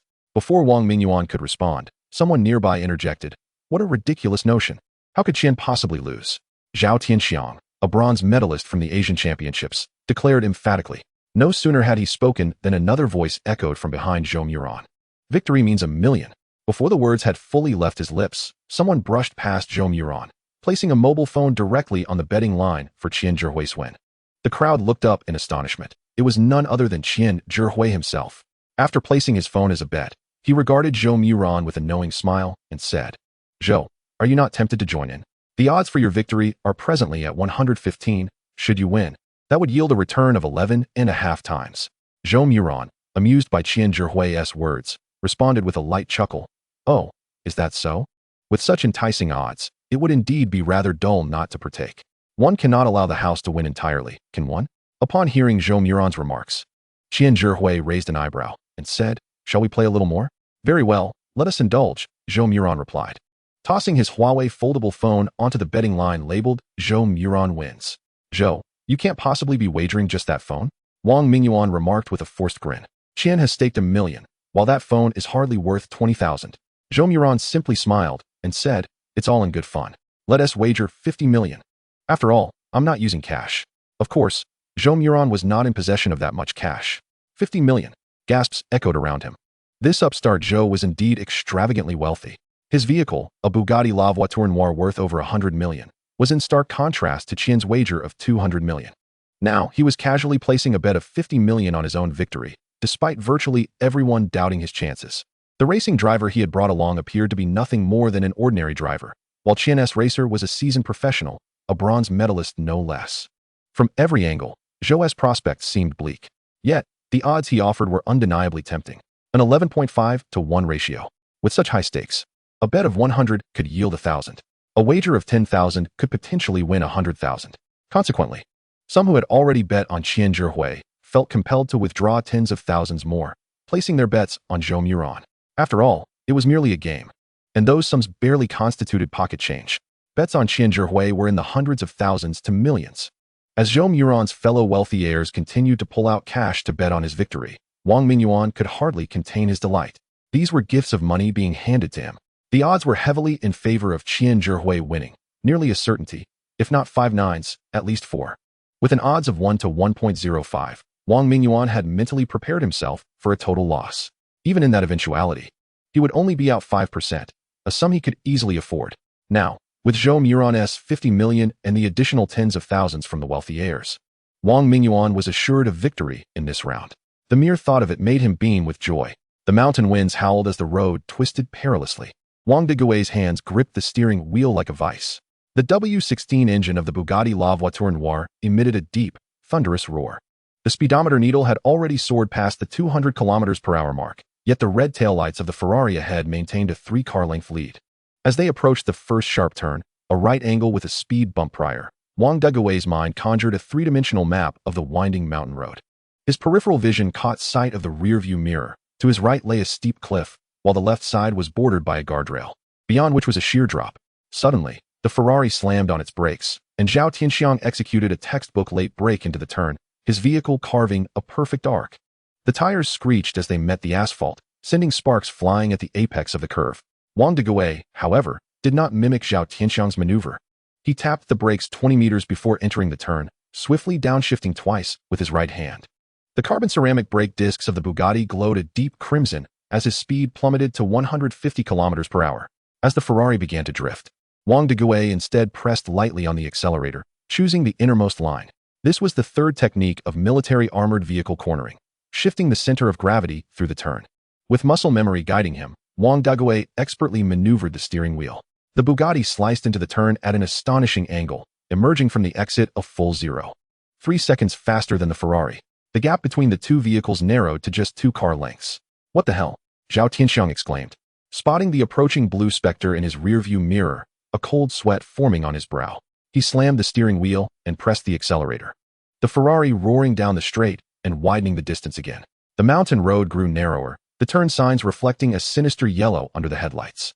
Ahead lay 3 consecutive left turns, known among local drivers as the kiss of the Viper. Just last year, 2 racing cars had plunged over the cliff at this very spot.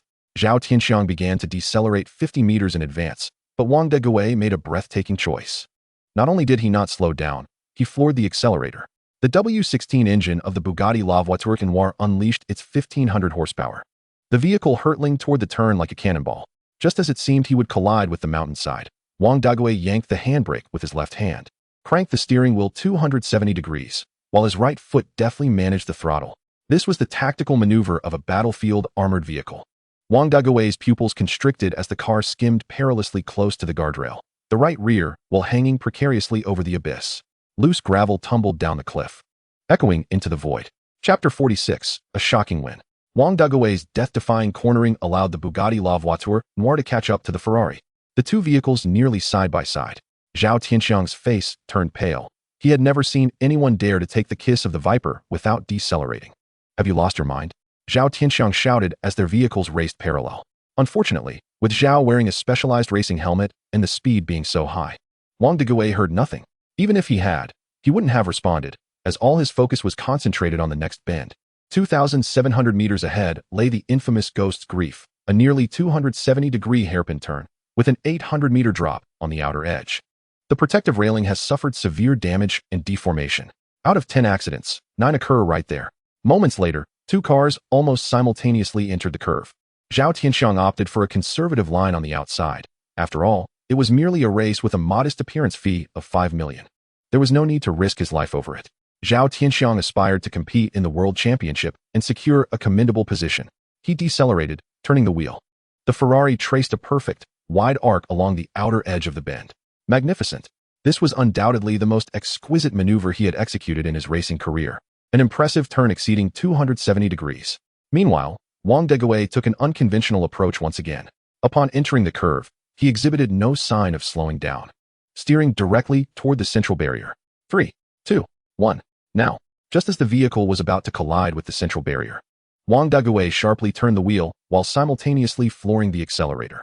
The rear of the Bugatti La Voiture Noire swung violently, its rear wheels spinning and billowing clouds of white smoke. The entire vehicle seemed propelled by an invisible force, executing a near-impossible inertia drift. This specialized technique for military driving allowed the Bugatti La Voiture Noire to exit the curve with a tighter turning radius, while the Ferrari was still adjusting its posture. Wang Degui had already claimed the inside lane, achieving a stunning reversal. Impossible. Zhao Tianxiang's eyes widened in disbelief as he frantically downshifted and accelerated, the Ferrari's tachometer soaring into the red zone. Yet, the Bugatti La Voiture Noire maintained a lead of 2 to 3 car lengths. After navigating a relatively straight stretch of road, Zhao Tianxiang spotted a golden opportunity. The Valley of Broken Souls, a narrow passage barely wide enough for a single vehicle, flanked by towering cliffs. The cliffs signified a lack of life-threatening danger, but simultaneously represented the greatest peril. Both cars reached the mouth of the Valley of Broken Souls almost simultaneously. Clearly, whoever entered first would hold the advantage. A glint of determination flashed in Zhao Tianxiang's eyes as he suddenly yanked the wheel to the right. The Ferrari bulldozed towards the Bugatti La Voiture Noire, nearly colliding. In a split second, Wang Degui abruptly swerved left. The left wheels of the Bugatti mounted the shoulder, while the right wheels plunged into the drainage ditch. The vehicle, tilted at a 45-degree angle, scraped past the cliff, its tires sending a cascade of rocks flying. The car emerged from the valley in an instant. The Bugatti La Voiture Noire had extended its lead over the Ferrari by another 2 car lengths. Accelerating, the thunderous roar of the Bugatti's 500-horsepower W16 engine erupted, unleashing a breathtaking speed. The Bugatti La Voiture Noire surged forth like a wild stallion. Damn it, Zhao Tianxiang cursed, flooring the accelerator in pursuit. However, he was still a step behind, as the Bugatti La Voiture Noire crossed the mountaintop's turning point first. With a stunning tail drift, the Bugatti La Voiture Noire executed a flawless 180-degree turn, beginning its descent. Drones hovering in midair promptly transmitted the footage back to the finish line. All present were left in awe, mouths agape, speechless. Qian Zhihui's face turned ashen, his hand gripping the wine goblet, trembling uncontrollably. Wang Mingyuan was no better. Beads of cold sweat forming on his brow. At that moment, one thought consumed Wang Mingyuan's mind. His bets were about to go awry. Zhou Xiao had placed a wager of 50 million at odds of 11.5 to 1. How much was that? 550 million? No, it was 575 million. 575 million. The entirety of the Wang family's assets could not cover it. After a brief silence, those who had followed Zhou Moran south lead to place bets, indulging in small stakes of tens of thousands, began to erupt with excitement. Someone finally couldn't contain their thrill and shouted, "Awesome." Soon, more voices joined in, cheering for Wang Digawei. Although their stakes were modest, ranging from tens of thousands to at most 200,000 or 300,000, the odds were enticing. An 11.5 to 1 payout. If Wang Digawei triumphed, they could recoup their earlier losses and even make a tidy profit. Even if it was pocket change, who wouldn't be delighted by the prospect of earning? The race continued. The descent was fraught with greater peril than the ascent. As speed increased, losing control and veering off the edge into the abyss became more likely. This would further test the driver's mastery over the vehicle. Though Wang Digawei had driven the Bugatti La Voiture Noire only a few times, he had already memorized its performance, understanding it intimately. Moreover, having traversed the course once, the road conditions were vividly etched in his mind. Thus, during the descent, Wang Digawei consistently maintained a lead of 50 to 100 meters over Zhao Tianxiang. The Bugatti La Voiture Noire, piloted by Wang Digawei, loomed before Zhao Tianxiang like an immovable mountain, pressing down on him. No matter how he accelerated, he could never surpass it. Ultimately, Wang Digawei, driving the Bugatti La Voiture Noire, crossed the finish line first. With a sudden break, the Bugatti La Voiture Noire came to a steady stop on the road. As soon as it halted, those wealthy young heirs who had bet on Zhou Moran rushed forward, erupting in cheers. "We won! We won! Haha, I won! I won! Brother Wang, I love you! I love you! Brother Wang, please sign my shirt, sign it on my shirt." Chapter 47. A bet is a bet. Wang Digawei opened the car door and stepped out, striding directly toward Zhou Moran amidst the crowd. The surrounding spectators parted, allowing him to approach Zhou Moran, where he stood at attention and bowed, saying, "Boss, I have fulfilled my mission." Zhou Moran, cradling the little dodo, smiled and nodded slightly. "Daddy, you were amazing," exclaimed little dodo excitedly, extending her arms toward Wang Digawei in a gesture that begged for a hug. Wang Digawei embraced little dodo and planted a kiss on her cheek with a smile. "Qian Xiao, I'm sorry, I lost," Zhao Tianxiang, who had arrived late, said as he approached Qian Zhihui, bowing respectfully. A flash of menace flickered in Qian Zhihui's eyes. He snorted coldly and turned to leave. Zhou Moran, observing this, could not help but call out, "Young Master Qian, are you leaving? Have you forgotten something?" Qian Zhihui turned his head, glaring at Zhou Moran with intensity, and coldly replied, "One must honor their bets. I, Qian Zhihui, am not one to win but not accept defeat. Is that so? Then let us proceed with signing the contract, shall we?" Zhou Moran chuckled lightly, pausing momentarily before continuing. "I have not prepared the contract, however. I presume that young Master Qian must have it ready by now." Indeed, Qian Zhihui had long since prepared the contract, waiting for Zhao Tianxiang to win the match before compelling Zhou Moran to affix his signature. After all, this was a wager worth 200 million, not mere pocket change. Qian Zhihui's gaze narrowed slightly, fixing a cold stare upon Zhou Moran without uttering a word. The other wealthy heirs in the vicinity began to murmur among themselves. "Surely young Master Qian isn't contemplating defaulting on his debt?" They remarked. "He speaks of honoring bets. Yet this is an investment in the shares of Jingzhou Construction worth 200 million. With those shares, one could partake in the shareholders' meeting of Jingzhou Construction Group. Who would readily relinquish such an asset?" At that moment, the realization dawned on some that certain individuals professed one thing while clandestinely acting contrary. a facade of cordiality belied by their true intentions. Those voicing such opinions were likely the ones who had bet on Zhou Moran's victory, pocketing a tidy sum from the odds. After all, if Qian Zhihui were to renege on his debt, Wang Mingyuan would likely refuse to acknowledge it as well. Who then could they turn to for their winnings? Upon overhearing the surrounding discussions, Qian Zhihui's expression darkened, morphing into one of palpable discomfort. After scrutinizing Zhou Moran for a considerable duration, he finally extended a hand towards a young man in a suit standing behind him. The young man, clutching a black leather bag, promptly retrieved a document from it and presented it to Qian Zhihui. Upon receiving the document, Qian Zhihui skimmed through it before seizing a pen. He then beckoned a junior assistant over, scribbling a few lines on the document before signing it, and subsequently tossed the document towards Zhou Moran, coldly declaring, "One must honor their bets. This is the equity transfer agreement for Jingzhou Construction Group, a mere 0.1 stake. Sign it, and it is yours. Thank you. Young Master Qian, your generosity is commendable," Zhou Moran replied with a smile, recognizing the value of the 200 million shares. Only a fool would refuse such an offer. Glancing at the contract, Zhou Moran promptly inscribed his signature beneath it. Upon completing his signature, Zhou Moran intended to return one copy of the contract to Qian Zhihui. But Qian Zhihui merely scoffed and turned to leave. The young man trailing behind Qian Zhihui hastily interjected, "Hand it to me. I am the legal advisor for Qianzhong Construction." Zhou Moran smiled and handed over the document. The man accepted it, bowed slightly to Zhou Moran, and then hurried after Qian Zhihui. Watching Qian Zhihui depart, Wang Mingyuan attempted to slip away unnoticed. However, a group of wealthy heirs quickly intercepted him. "Wang, where do you think you're off to?" I need to use the restroom," Wang Mingyuan replied, a forced grin plastered across his face. "Oh, the restroom, is it?" one of the wealthy heirs drawled, then raised his voice. "Before you dash off, shouldn't you settle the debts from the betting pool? With odds of 5 to 1, I didn't wager much. Just 250,000, so you owe me over 2 million. Right, I didn't bet much either. I wagered 200,000, you owe me 230. Pay up. Quick, pay up. You're not allowed to leave until you settle your debts." The wealthy heirs surrounded Wang Mingyuan in a tight circle, clamoring loudly. Wang Mingyuan was on the verge of tears, pleading, "Young Master Qian, please." Qian Zhihui glanced back at Wang Mingyuan, snorted derisively, then turned away, climbing into his car as the driver sped off. Seeing this, Wang Mingyuan felt as if all hope had drained from him. Qian Zhihui had bet 10 million on his victory, which was supposed to cover Wang Mingyuan's losses. With that 10 million and the funds from the other heirs, he should have at least 20 million. Though he had lost, it wouldn't have been a catastrophic defeat, right? Surely he could settle with these heirs. But the reality was that Qian Zhihui had merely tossed his phone into the pot, claiming to wager 10 million, without actually parting with a single cent. From the looks of it, Qian Zhihui, having won, would undoubtedly come seeking his dues, but now that he had lost, it was a certainty he would attempt to evade his obligations. And what of Zhou Moran's 50 million? As thoughts of Zhou Moran crossed his mind, Wang Mingyuan turned to look at him, only to find Zhou Moran gazing back with a bemused smile.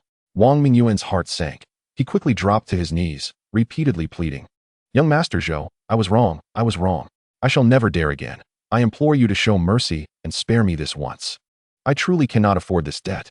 Zhou Moran regarded Wang Mingyuan with a soft chuckle before responding, "Young Master Wang, you are a prominent figure in the Jingzhou circle. Surely, you cannot be unable to meet such a modest debt, can you?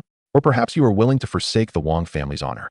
If that is the case, we could simply record a video chronicling the events and post it online. Does anyone have the official website of young Master Wang's family business? Please share it. If need be, I could even spend a little to purchase a few trending topics." At this point, Zhou Moran paused before looking at Wang Mingyuan again. "What say you?" I say, what the hell, Zhou? Are you trying to drive me to ruin?" Zhou Moran's expression darkened, and he let out a cold huff while retrieving his phone, aiming it at Wang Mingyuan. Wang Mingyuan's complexion shifted dramatically, ultimately conceding, "Young Master Zhou, I will pay. Is that satisfactory?" After a brief pause, Wang Mingyuan added, "I don't have that much cash on hand. All of it is tied up with my brothers. Could you grant me a few days to gather the funds?" "A few days' grace is acceptable, but you must provide a promissory note." One of the wealthy heirs chimed in, and soon others echoed, "Yes, a promissory note is essential." Chapter 48. Young Master Qian is quite affable indeed. One must bow their head when under a roof. Wang Mingyuan gritted his teeth and reluctantly complied, drafting a series of promissory notes. One such note was addressed to Zhou Moran. Zhou Moran had staked 50 million, and like Qian Zhihui, had only verbally committed without actually handing over any cash. But, just as with Qian Zhihui, should he lose, it was highly unlikely he would acknowledge the debt, yet if he won, he would undoubtedly demand payment. Wang Mingyuan had never encountered such a duplicitous individual. Had it been an ordinary person, he would have surely defaulted and denied any obligations. But when it came to formidable figures like Qian Zhihui and Zhou Moran, if he were to lend Wang Mingyuan 10 audacities, he would still not dare to default on his debts. What kind of person is Qian Zhihui? After following him for so long, how could Wang Mingyuan possibly be unaware of his character? Zhou Moran, though he has only recently emerged in Jingzhou, is certainly not a force to be trifled with. Zhou Moran made a grand entrance in Jingzhou, flaunting a Bugatti La Voiture Noire worth $1 billion, and immediately garnered the allegiance of the second young master of the Yang family, the wealthiest clan in Jingzhou. This is undoubtedly a formidable presence. The Wang family in Jingzhou is merely an ordinary affluent household. Even with 10 times the courage, they would not dare to offend Zhou Moran. Once Wang Mingyuan pressed his fingerprint on the IOU, the affluent young heirs surrounding him began to disperse. Seizing the opportunity, Wang Mingyuan hastily slipped away, jumped into his car, and with a swift press of the accelerator, departed from the scene. Zhou Moran was also preparing to leave when, unexpectedly, a mobile party vehicle pulled up and halted by the roadside. A man in his 30s emerged from the passenger seat and loudly inquired, "Excuse me, who is Qian Xiao?" "What do you want with Qian Xiao?" one of the young heirs asked, eyeing the man suspiciously. "Oh, it's like this. Qian Xiao reserved a mobile party vehicle from our company for a celebration," the man explained. "Wow, Qian Xiao is quite the character, even called for a mobile party," one of the young heirs remarked with a hint of sarcasm. "But why is he only arriving now? Traffic was a bit congested, and I encountered a police checkpoint, so I'm a tad late."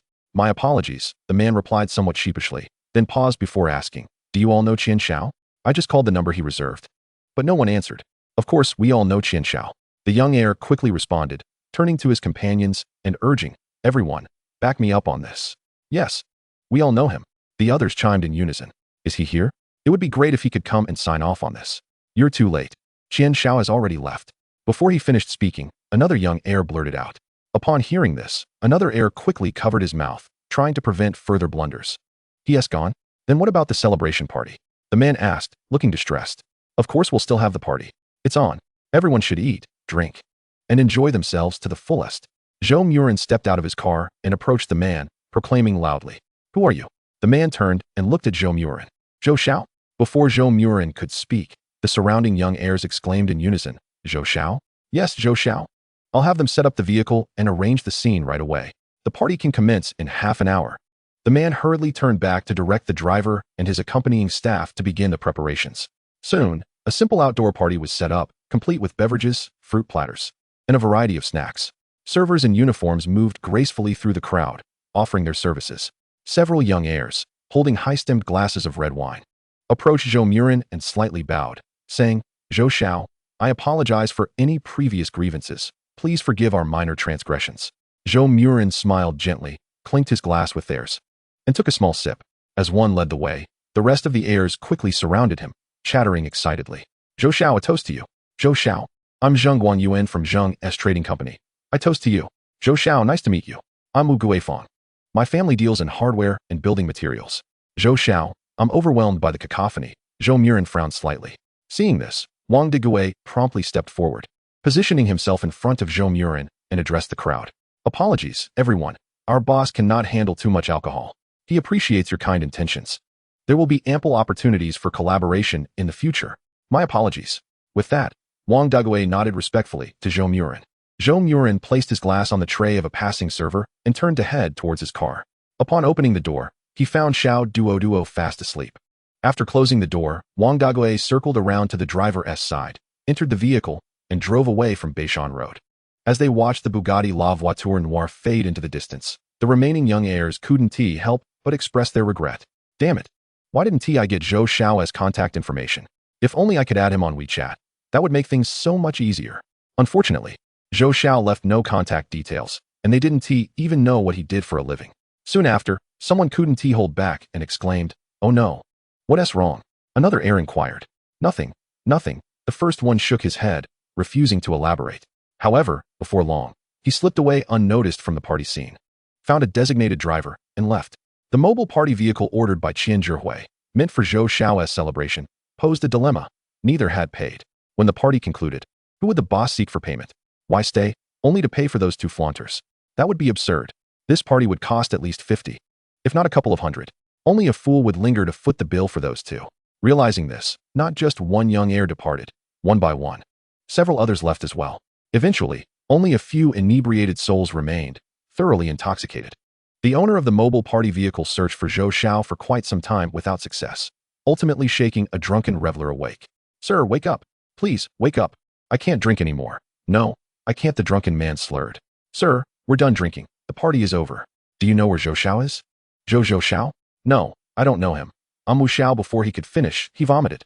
The owner frowned and began to move towards another drunken reveler.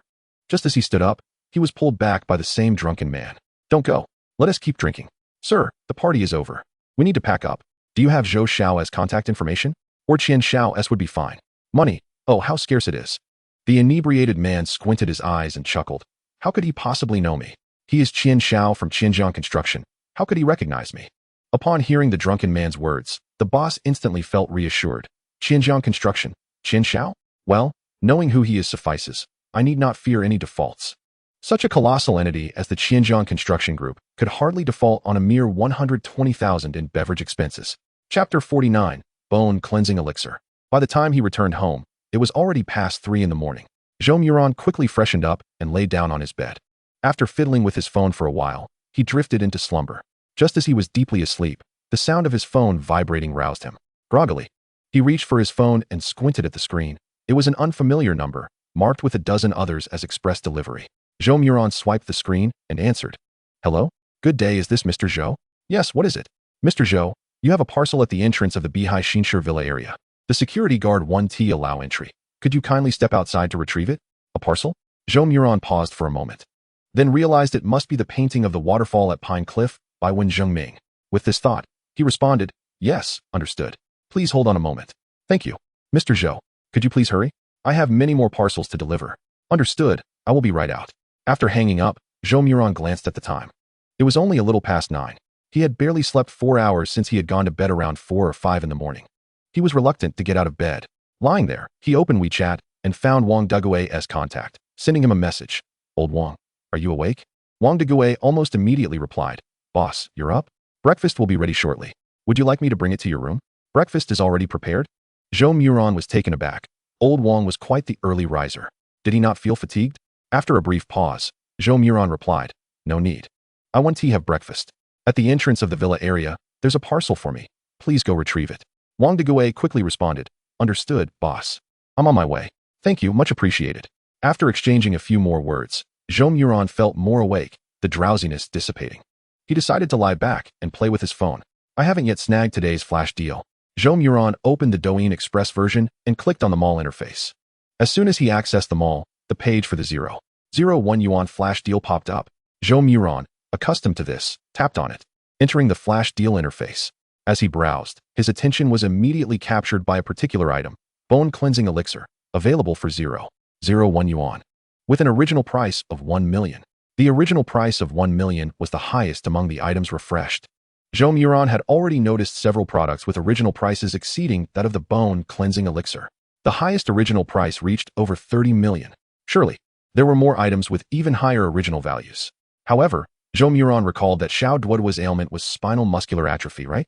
The Bone Cleansing Elixir. Its name alone suggested it was a remedy for enhancing bone marrow function. Might this elixir be effective for Xiao Duoduo's condition? Contemplating this, Zhou Moran clicked on the product link for the Bone Cleansing Elixir, opening the product detail page. The details were succinct, merely stating 4 characters. Bone Cleansing Elixir. Alright, I understand you can cleanse bone marrow, but the key question is whether you can treat spinal muscular atrophy. After a moment of hesitation, Zhou Moran reached out and clicked the purchase button, paying a mere penny to acquire the Bone Cleansing Elixir. What the heck, I'll deal with it later. Since it's produced by the system, it must be genuine. Just after securing the Bone Cleansing Elixir, he heard a gentle knock on his bedroom door. Zhou Moran hurriedly got up, donned his pajamas, and walked to the door, opening it. "Boss, your parcel." Wang Deguai stood there holding a slender cardboard box. "Thank you, you've worked hard, old Wang." Wang Deguai quickly shook his head, replying, "Not at all, it's my duty." "Is this a painting?" Zhou Moran smiled and nodded, then fetched a utility knife to cut open the sealing tape, pulling out a scroll from within. As Zhou Moran prepared to unfurl the scroll, Wang Deguai stepped forward to assist, holding one end as they both opened it. As soon as the scroll was fully unwrapped, Wang Deguai could not help but exclaim in astonishment. It was indeed an exquisite ink wash landscape painting. A waterfall cascaded down the edge of a pine cliff, reminiscent of the Milky Way descending from the heavens. In the distance, mountains undulated, shrouded in mist, evoking a profound and captivating ambience. Though Wang Degui was not well versed in landscape painting, he could tell at a glance that this artwork was far from ordinary. It might very well be the work of a renowned master. Perhaps it's an antique. Glancing at the inscription, Wang Degui recognized only one character, and he couldn't decipher any of the words on the red seal. However, he did recognize the title on the painting, The Waterfall at Pine Cliff, particularly the first 3 characters and the last one in traditional script. Boss, this painting, is it an antique? Zhou Moran glanced at Wang Degui and smiled. What do you think? Wang Degui chuckled. Boss, I'm just a simple man. I know nothing of letters and paintings. These refined pursuits. However, I believe this painting must be worth quite a sum. It simply exudes comfort. Zhou Moran smiled. Is that so? Perhaps we should sell it? Sell it. Wang Degui was momentarily taken aback, instinctively glancing at Zhou Moran, thinking, the boss isn't one to be short on money. Why would he consider selling something that just arrived? As he pondered this, Zhou Moran continued, just kidding. Old Wang, where do you think this painting should be hung? Should it be in my bedroom or the study? The study would be more suitable, Wang Degui contemplated before responding. After all, a study should have some artistic decor. Zhou Moran nodded, then said, all right, let us hang it in the study. Please help me with that later. Wang Degui hurriedly nodded before taking the painting titled The Flying Waterfall of Pine Cliffs. After a brief pause, he inquired, Boss, do we have any plans for today? Not at the moment. Why do you ask? Came the reply. Zhou Moran pondered for a moment before responding. If there are no arrangements, I would like to request a leave to take Xiaoduo to the hospital for a checkup. Before he could finish, Zhou Moran nodded and said, all right. Since there's nothing pressing today, I'll accompany you. It would be prudent for me to undergo a checkup as well, he added. Indeed, it is essential to prioritize health. After all, one's well-being is the cornerstone of our endeavors. Chapter 50, The Shareholders' Meeting. After finishing their meal, Wang Degui drove Zhou Moran and Xiaoduo to the First People's Hospital of Jingzhou for their examinations. Xiaoduo was diagnosed with spinal muscular atrophy, necessitating numerous tests.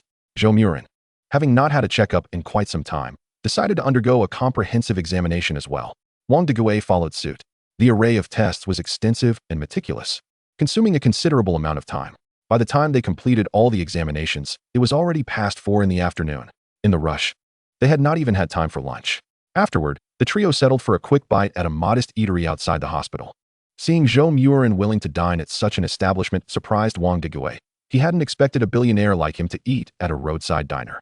During their meal, Zhou Moran received a phone call from Yang Wenjun. Upon glancing at the caller ID, he answered, Hello, President Yang. Mr. Zhou, I hope I'm not disturbing you. Yang Wenjun said respectfully, Not at all. What can I do for you? Zhou Moran replied, taking a napkin to wipe his mouth. Mr. Zhou, tomorrow at 9 in the morning, Jingzhou Construction will convene its new shareholders meeting. As the company's largest shareholder, I cordially invite you to attend, Yang continued. I was wondering if you would be available. Tomorrow, you say? Zhou Moran elongated his response slightly before affirming. All right, 9 in the morning, correct? Yes, Mr. Zhou, 9 o'clock. Understood. I shall be there, he confirmed. Relieved by Zhou Moran's agreement, Yang Wenjun hastily added, Thank you, Mr. Zhou. I will be at the office awaiting your arrival. Very well, see you tomorrow. After hanging up, Wang Degui quietly inquired, Was that President Yang? Zhou Moran nodded slightly, saying, He invited me to attend the new shareholders meeting at the company tomorrow. Congratulations, boss. You will officially take the helm of Jingzhou Construction Group tomorrow, Wang Degui remarked. Zhou Moran smiled but refrained from responding. Being a boss is far from a leisurely endeavor. After their meal, as they drove back to Bihai-Shinsu, Zhou Moran received a call from the BYD dealership. Hello, Mr. Zhou. Your tincture D9 has been repaired. Where would you like us to deliver it? Is it ready? Then please send it directly to Bihai-Shinsu, he instructed. To Bihai-Shinsu it is. We will deliver it in approximately 2 hours. Thank you for your efforts. Zhou Moran replied. You're welcome, Mr. Zhou. It's our duty. Not long after returning home, Zhou Moran received another call from the dealership, informing him that the car had arrived at the entrance of the villa community. He instructed Wang Degui to retrieve the vehicle. After Wang Degui brought the car back, Zhou Moran took a moment to inspect it and was pleased with the results. The glass broken by Yi Xinyu and the scratched paint had all been expertly repaired. Upon close inspection, there were no visible traces of the previous damage. After his thorough examination, Zhou Moran turned to Wang Degui and said, Let us take this car to the company tomorrow. The Bugatti La Voiture Noire is an extraordinary sports car with a low chassis and a convertible design. While it is undoubtedly eye-catching, Zhou Moran deemed the Tungsher D9 more suitable for everyday use. Let us leave the Bugatti for another time, he concluded. Wang Deguay nodded slightly and replied, understood, boss. The Bugatti La Voiture Noire, valued at over 100 million, had prompted Wang Deguay to drive cautiously during his recent race with Zhao Tianxiang, fearing any scratches or dings that might occur. After all, a luxury car worth over 100 million could cost tens of thousands for a mere paint touch-up, as it was not his own vehicle. Wang Deguay felt a twinge of concern. That night, Zhou Moran retired early. Having gone to bed at 4 or 5 in the morning the previous night and spent the day busy at the hospital, he was thoroughly exhausted. Once in bed, he quickly fell asleep. He woke up early the next morning, around 6 o'clock, and noticed that it was still dark outside. Deciding to stay in bed, he began browsing his phone. Completing his daily flash sale task was paramount, and for Zhou Moran, nothing else held greater importance. Opening the Douyin app, he was immediately greeted by the flash sale page. After scrolling through, he selected a 15-kilogram jade raw stone, which contained a top-grade imperial green jadeite valued at 350 million. With a mere penny, Zhou Moran secured the jade stone. Having completed his daily flash sale task, he then indulged in watching short videos on his phone. Time flew by as he became engrossed, and before he knew it, over an hour had passed. After 7 o'clock, he received a WeChat message from Wang Deguay, boss. Are you awake? Don't forget we have to attend the shareholders meeting today. Yes, I'm up, Zhou Moran replied. Good morning, boss. Breakfast is ready. You can eat as soon as you're up. Zhou Moran responded with an OK emoji before getting out of bed, washing up, and heading downstairs for breakfast. The breakfast spread was quite lavish, featuring soy milk, fried dough sticks, steamed buns, and boiled eggs, all freshly prepared by Wang Deguay that morning. Even the soy milk was ground from scratch. Freshly ground soy milk tastes entirely different from what you buy outside, Zhou Moran remarked, savoring the rich, aromatic flavor that was far superior to the watered-down versions. As he enjoyed his breakfast, he said, Wanggu, you've been working hard. Managing the children and preparing breakfast must keep you quite busy in the mornings. Perhaps you should consider hiring a few more individuals to assist with cooking, cleaning, and managing the garden outside, suggested Zhou Moran. Wang Deguay momentarily paused, then nodded in agreement, responding, certainly, boss. I will arrange it promptly. After their meal, Wang Deguay tidied up briefly before driving the Tungsher D9, carrying Zhou Moran and Little Duo to the headquarters of Jingzhou Construction Group. Jingzhou Construction Group stands as the largest construction firm in Jingzhou City and is publicly listed, boasting a market valuation nearing 2 trillion. Just a few days prior, its market value had indeed surpassed 2 trillion, but following the shocking news of the Yang family's bankruptcy, the stock price plummeted, causing its valuation to dip back below 2 trillion. Nonetheless, Jingzhou Construction remains the preeminent construction enterprise in the city, with its headquarters exuding an impressive architectural grandeur. Due to the shareholders' meeting, the security office had doubled the number of guards at the entrance today. Normally staffed by 4, there were now 8 guards on duty. The vehicle information of the shareholders attending the meeting had already been relayed to the security office at the entrance. The guards compared the incoming vehicles against the information and facilitated their entry, directing them to the parking area. It must be noted that the shareholders of Jingzhou Construction Group are quite affluent, arriving in luxury vehicles valued at several million to nearly 10 million. Zhou Moran's Tungsher D9 paled in comparison to those opulent cars. Furthermore, although Zhou Moran was invited by Yang Wenjun to attend the shareholders' meeting, the vehicle information registered by Yang Wenjun was for a Bugatti La Voiture Noire, not the Tungsher D9 he was currently driving. Upon verifying the vehicle information, the guard discovered that the Tungsher D9 was not registered and promptly halted its entry. Faced with this predicament, Zhou Moran had no choice but to call Yang Wenjun again. Hello, Mr. Zhou. Yang has sent me to pick you up. Yang Wenjun quickly replied upon receiving Zhou Moran's call. I sincerely apologize, Mr. Zhou. It was a lapse in my duties. Not to worry, the guards are merely fulfilling their responsibilities. There is no need to blame them, Zhou Moran replied calmly. As their conversation concluded, another extended Lincoln approached. The guard quickly checked the vehicle information and opened the retractable gate. Simultaneously, another guard sent a message to Secretary Chen in the chairman's office. Secretary Chen, the Chen family has arrived. As the gate swung open, the extended Lincoln did not enter immediately. The rear window lowered, revealing Qian Zhihui, who turned to Zhou Moran and remarked, well, if it isn't young Master Zhou. Are you here to attend the shareholders' meeting of Jingzhou Construction Group? It makes sense, given that you hold a 0.1 stake in the company now. You qualify as a shareholder, after all. Hearing Qian Zhihui's words, Zhou Moran couldn't help but chuckle, responding, ah, so it is young Master Qian. Indeed. Your observation holds true. My attendance at the Jingzhou Construction shareholders meeting is thanks to you. Had you not lost that 0.1 stake to me, I might not have been able to participate in this meeting at all. Upon hearing Zhou Moran's words, a middle-aged man in his 40s sitting beside Qian Zhihui grew slightly stern, turning to Qian Zhihui and coldly inquiring, "What is going on here? Zhihui, who is he?" "Dad." Qian Zhihui hesitated, finding it difficult to articulate. After all, he had lost the bet just 2 nights prior, relinquishing his 0.1 stake in Jingzhou Construction Group, valued at 2 billion. After a moment's hesitation, Qian Zhihui recounted the events to his father, Qian Yongqiang. Upon hearing his son's account, Qian Yongqiang's expression darkened as he coldly remarked, "How could you not inform me of such a significant matter? The stakes in Jingzhou Construction Group are of utmost importance. How could you dare to gamble them away so casually? Do you understand that our shares are closely matched with those of the Yang family? A mere 0.1 could jeopardize our long-term plans. Do you realize that?"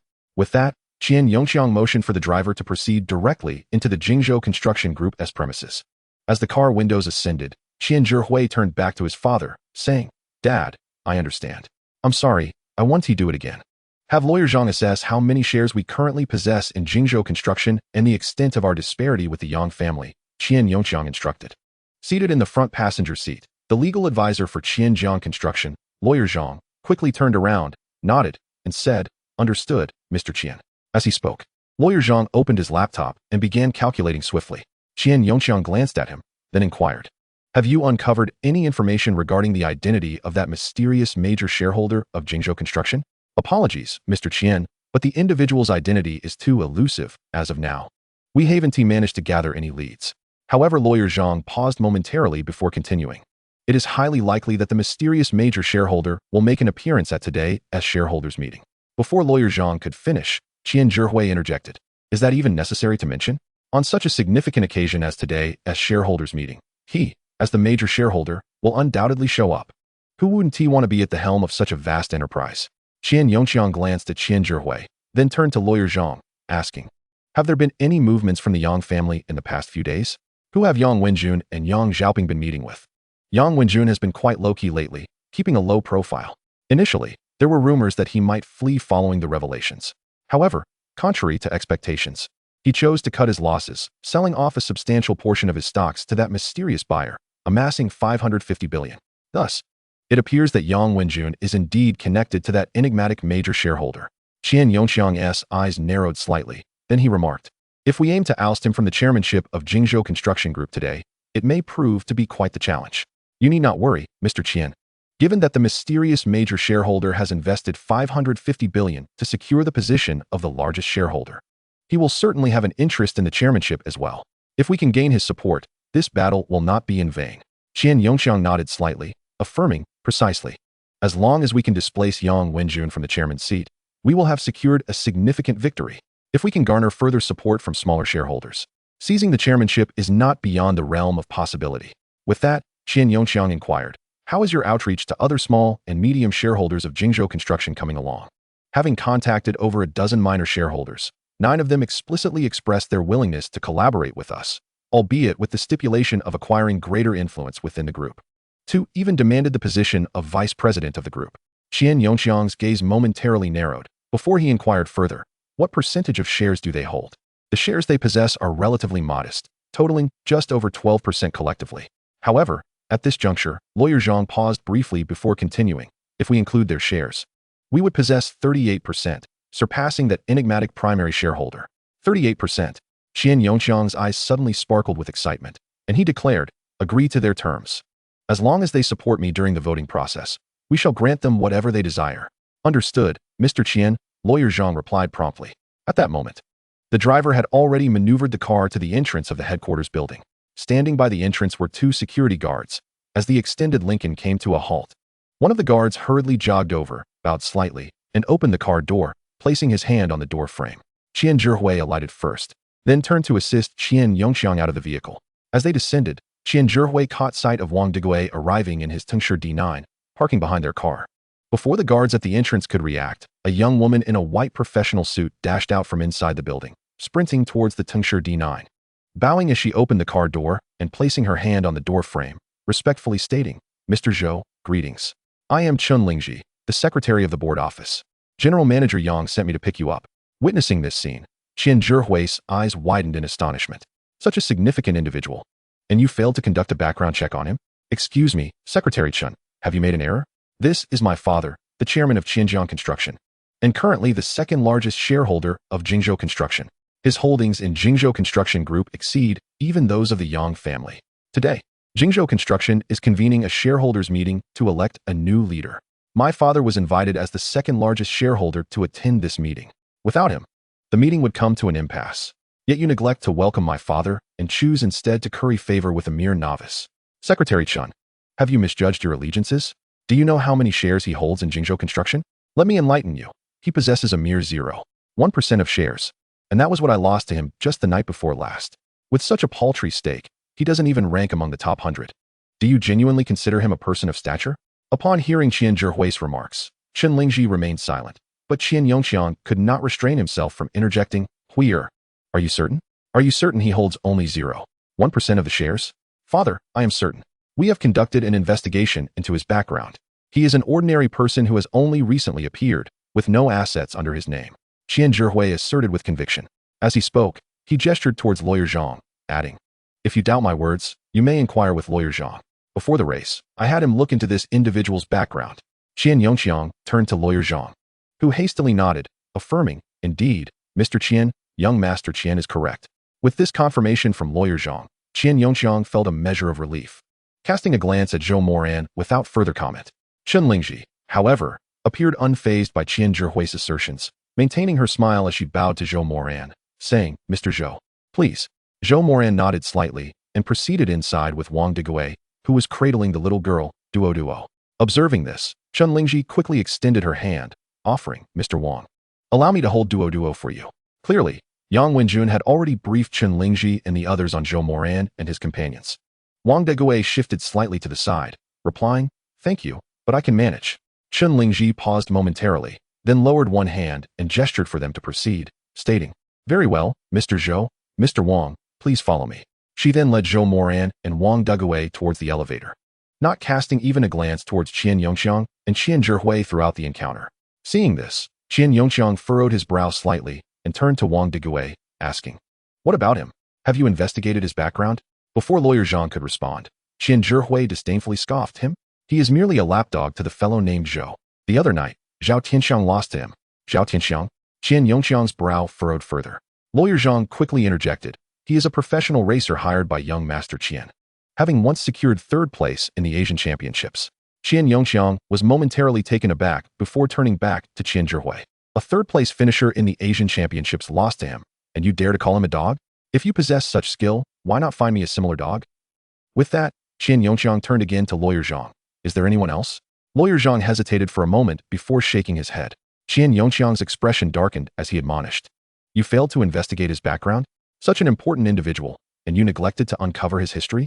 He just defeated the third-place finisher in the Asian Championships, winning against Huiyer's 0.1% stake in Jingzhou Construction, and you do not even know his background? I apologize, boss. I will investigate immediately. Lawyer Zhang replied hastily. Qian Yongqiang snorted coldly. Is it still timely to investigate now? The shareholders' meeting is about to commence. With that, Qian Yongqiang clasped his hands behind his back and strode through the doors of the Jingzhou Construction Group headquarters. Qian Zhihui and Lawyer Zhang hurriedly followed suit. As they approached the elevator, they caught sight of Chen Lingji standing at the elevator entrance, slightly bowing as she allowed Zhou Moran and Wang Digui to enter first. Please wait a moment. Lawyer Zhang called out urgently. Chen Lingji glanced back at Zhang and the others, clearly recognizing them, yet stepped into the elevator, which promptly closed behind her. This is the exclusive elevator for the board office. Without the board office's elevator card, it cannot be accessed, Lawyer Zhang muttered, casting a furtive glance at Qian Yongqiang, who wore a displeased expression but remained silent. Meanwhile, Qian Zhihui could no longer contain his frustration and began to curse. TMD, that wretched woman, how dare she treat me this way? Who gave her the audacity? Father, once you become the chairman of Jingzhou Construction, you must be the first to dismiss her. Qian Yongqiang cast a sidelong glance at Qian Zhihui but refrained from responding. Some matters are best handled discreetly, without the need for public declaration, as such displays only reveal narrow-mindedness and a pettiness of spirit. Lawyer Zhang pretended not to hear, extending his hand to incessantly press the call button for another elevator nearby. After a considerable wait, the elevator finally descended with a chime. Zhang quickly interposed himself at the threshold, slightly bowing as he gestured for them to enter, saying, Boss, Qian Xiao, please. Once Qian Yongxiang and Qian Zhihui stepped into the elevator, Zhang followed suit. Just as they entered, a voice from outside urgently called out, "Wait, wait." Instinctively, Zhang pressed the door open button. A hand then emerged from outside, obstructing the door. Subsequently, several workers clad in uniforms rushed in, swiftly filling the elevator to capacity. The confined space was instantly permeated with an unpleasant odor reminiscent of unwashed clothes and various body scents.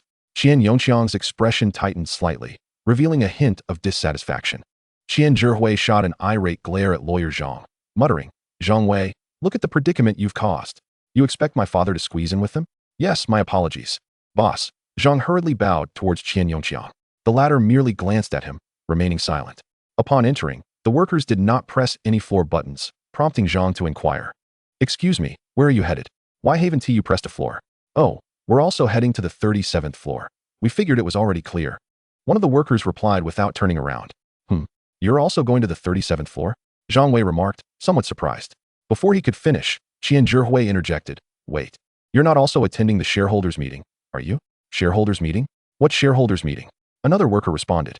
"Oh, I see. No wonder they urged us to rush and finish the office renovations. It seems they're having a meeting to change the big boss." As he spoke, the worker glanced at Qian Yongxiang and added, "You, sir, exude an air of distinction. Clearly a big boss. You must be here for the shareholders meeting, right?" "Of course, my father is." Qian Zhihui was abruptly interrupted by Qian Yongxiang's sharp call, "Huir." The atmosphere in the elevator instantly shifted to a tense silence, as if the very air had solidified. Chapter 53. I wonder who is passing gas here.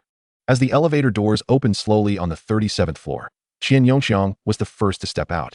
Taking a deep breath as if to expel the stale air he had inhaled within the confines of the elevator, he adjusted the collar of his custom Armani suit, his gaze darkly sweeping over the imposing conference room door at the end of the corridor.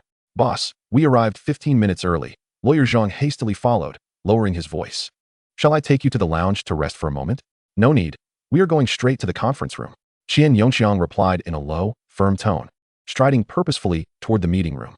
Observing this, Zhang quickly stepped ahead, reaching the door first and pushing it open.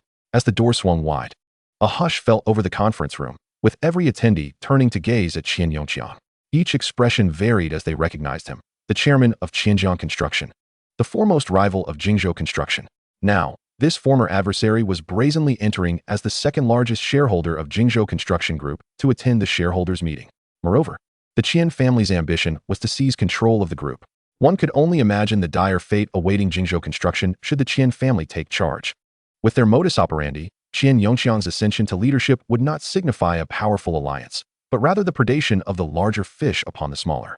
All resources of Jingzhou Construction would inevitably be redirected towards Xinjiang Construction, leading to its eventual bankruptcy and restructuring, consumed by Xinjiang. Xinjiang, or more precisely, the Qian family, would then stand triumphantly atop the ruins of Jingzhou Construction, further consolidating their power and influence. Naturally, some dared to fantasize that by aligning themselves with the new boss, they might gain greater benefits and authority in the aftermath of this regime change.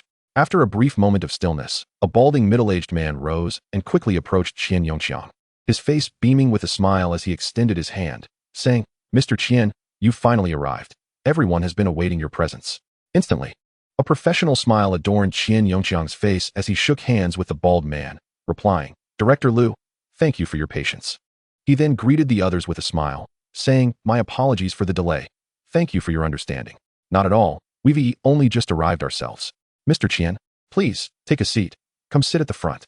The others promptly stood, inviting him with warm smiles, while the foremost shareholders gestured for him to join them, saying, "Mr. Qian, please sit here." No, I currently hold no administrative position within the company. It would be inappropriate for me to sit there," Qian Yongxiang responded, waving his hands. "I am merely here as an invited guest for the shareholders' meeting, so please treat me as an ordinary shareholder." "Mr. Qian, you jest. You are no ordinary shareholder. The latest shareholding statistics reveal that your holdings have surpassed those of Director Yang, making you the unequivocal second-largest shareholder." One of them exclaimed, "If I may say, Mr. Qian should naturally be the chairman of Xinjiang Construction. Under his leadership, the company has flourished tremendously, progressing year after year. I propose that during the upcoming elections, everyone cast their vote for Chairman Qian, allowing him to lead us at Jingzhou Construction toward glory and success." Director Liu proclaimed loudly beside Qian Yongxiang. As his words resonated, the conference room fell silent once more. The shareholders' meeting had not yet officially commenced, yet the Qian family was already audaciously positioning themselves to seize power. Qian Yongqiang surveyed the faces of the shareholders, then smiled and said, "Director Liu, you flatter me. I am here merely to attend the shareholders' meeting, to participate in the proceedings, with no intention of vying for the leadership of Jingzhou Construction." With a sigh, Qian Yongqiang continued, "Alas, time is a merciless butcher, and aging is an inevitable truth we must confront. At this moment, I find even the management of Qianjiang Construction somewhat arduous, let alone overseeing the larger entity of Jingzhou Construction. Perhaps it is best to entrust Jingzhou Construction to the younger generation, while we, the elder statesmen, retreat to our homes to dote on our grandchildren, savoring our twilight years." What does this imply? Is Chairman Qian reluctant to take the stage himself, preferring instead to elevate his son? Director Liu and others exchanged puzzled glances, as they had not been informed of Chairman Qian's intention to step aside for a successor. After a moment of silent contemplation, Director Liu spoke up. "Chairman Qian, how old are you? If you consider yourself old, then what does that make of us elders? Don't you agree, everyone?" "Indeed, Chairman Qian, we are all counting on you to lead us towards greater achievements. How can you speak of age? Old Zhang is 5 or 6 years your senior, and just the other day, his young wife gifted him a robust baby boy." "Chairman Qian, you are far younger than old Zhang. Zhang has welcomed a new addition. We must celebrate his good fortune soon. Now, old Zhang need not worry about his vast fortune going unclaimed."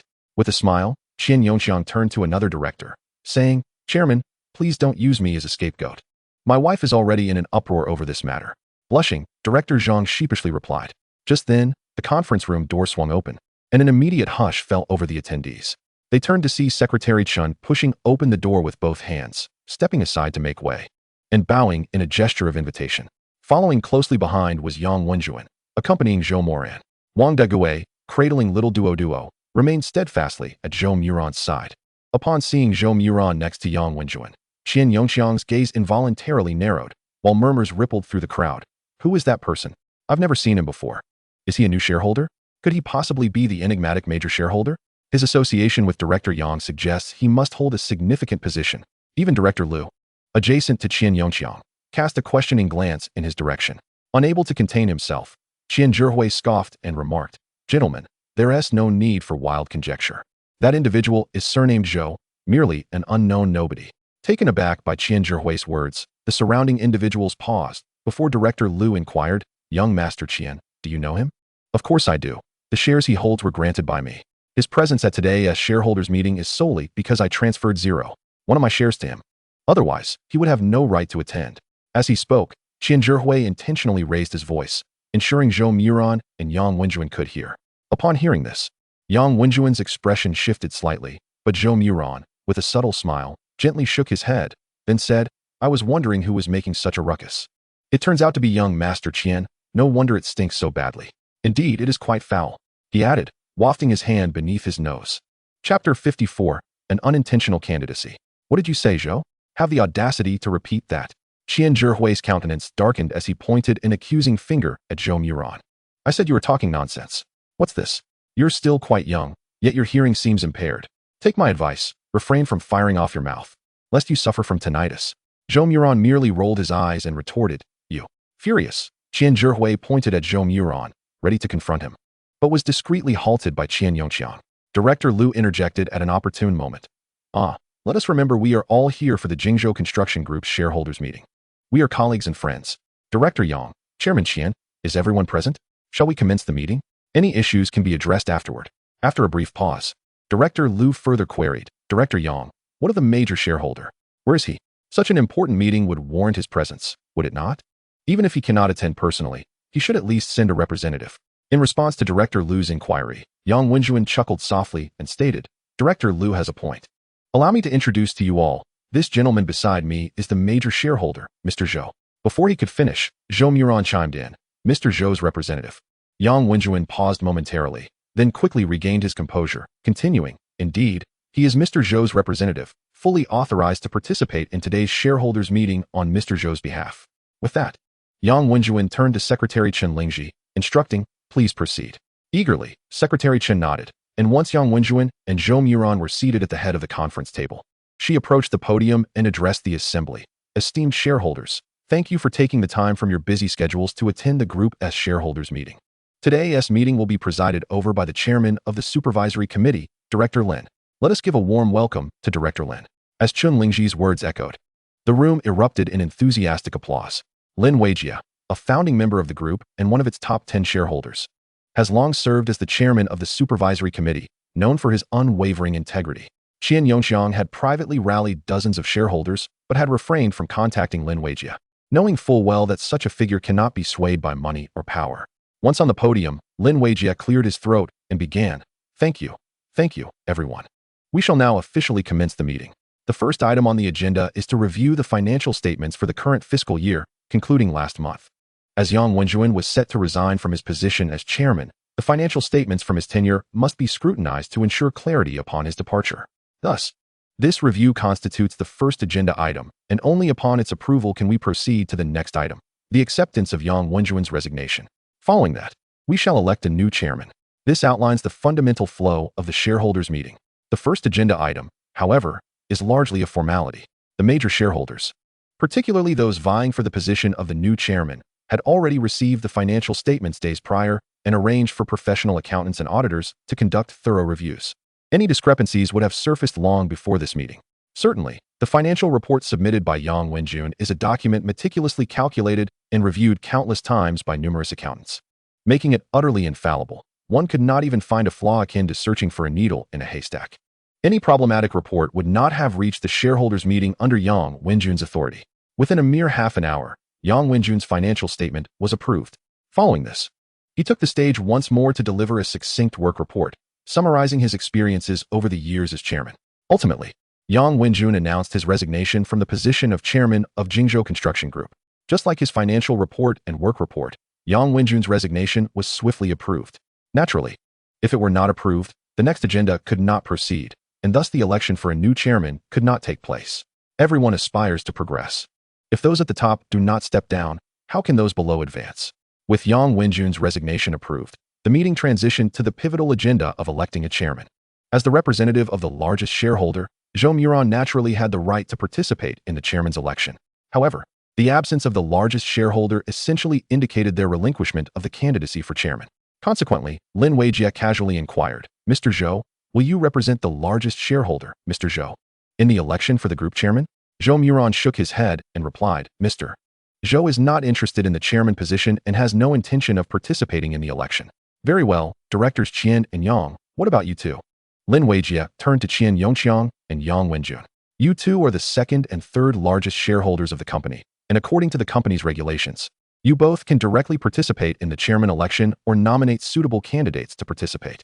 Qian Yongxiang smiled and said, Everyone, I already mentioned earlier that I am merely here for formality today and have no intention of running for the group chairman. I am getting old and believe it is time to pass the torch to the younger generation. My son is already 28 this year, so I would like him to gain some experience in the company. Let us see if there are any suitable positions available. As he spoke, Qian Yongxiang gently placed his hand on Qian Zhihui's back and patted him softly. Upon hearing his father's words, Qian Zhihui's eyes widened in excitement as he stood up and bowed to the crowd, saying, I am Qian Zhihui, and I kindly ask for the support of all the esteemed elders.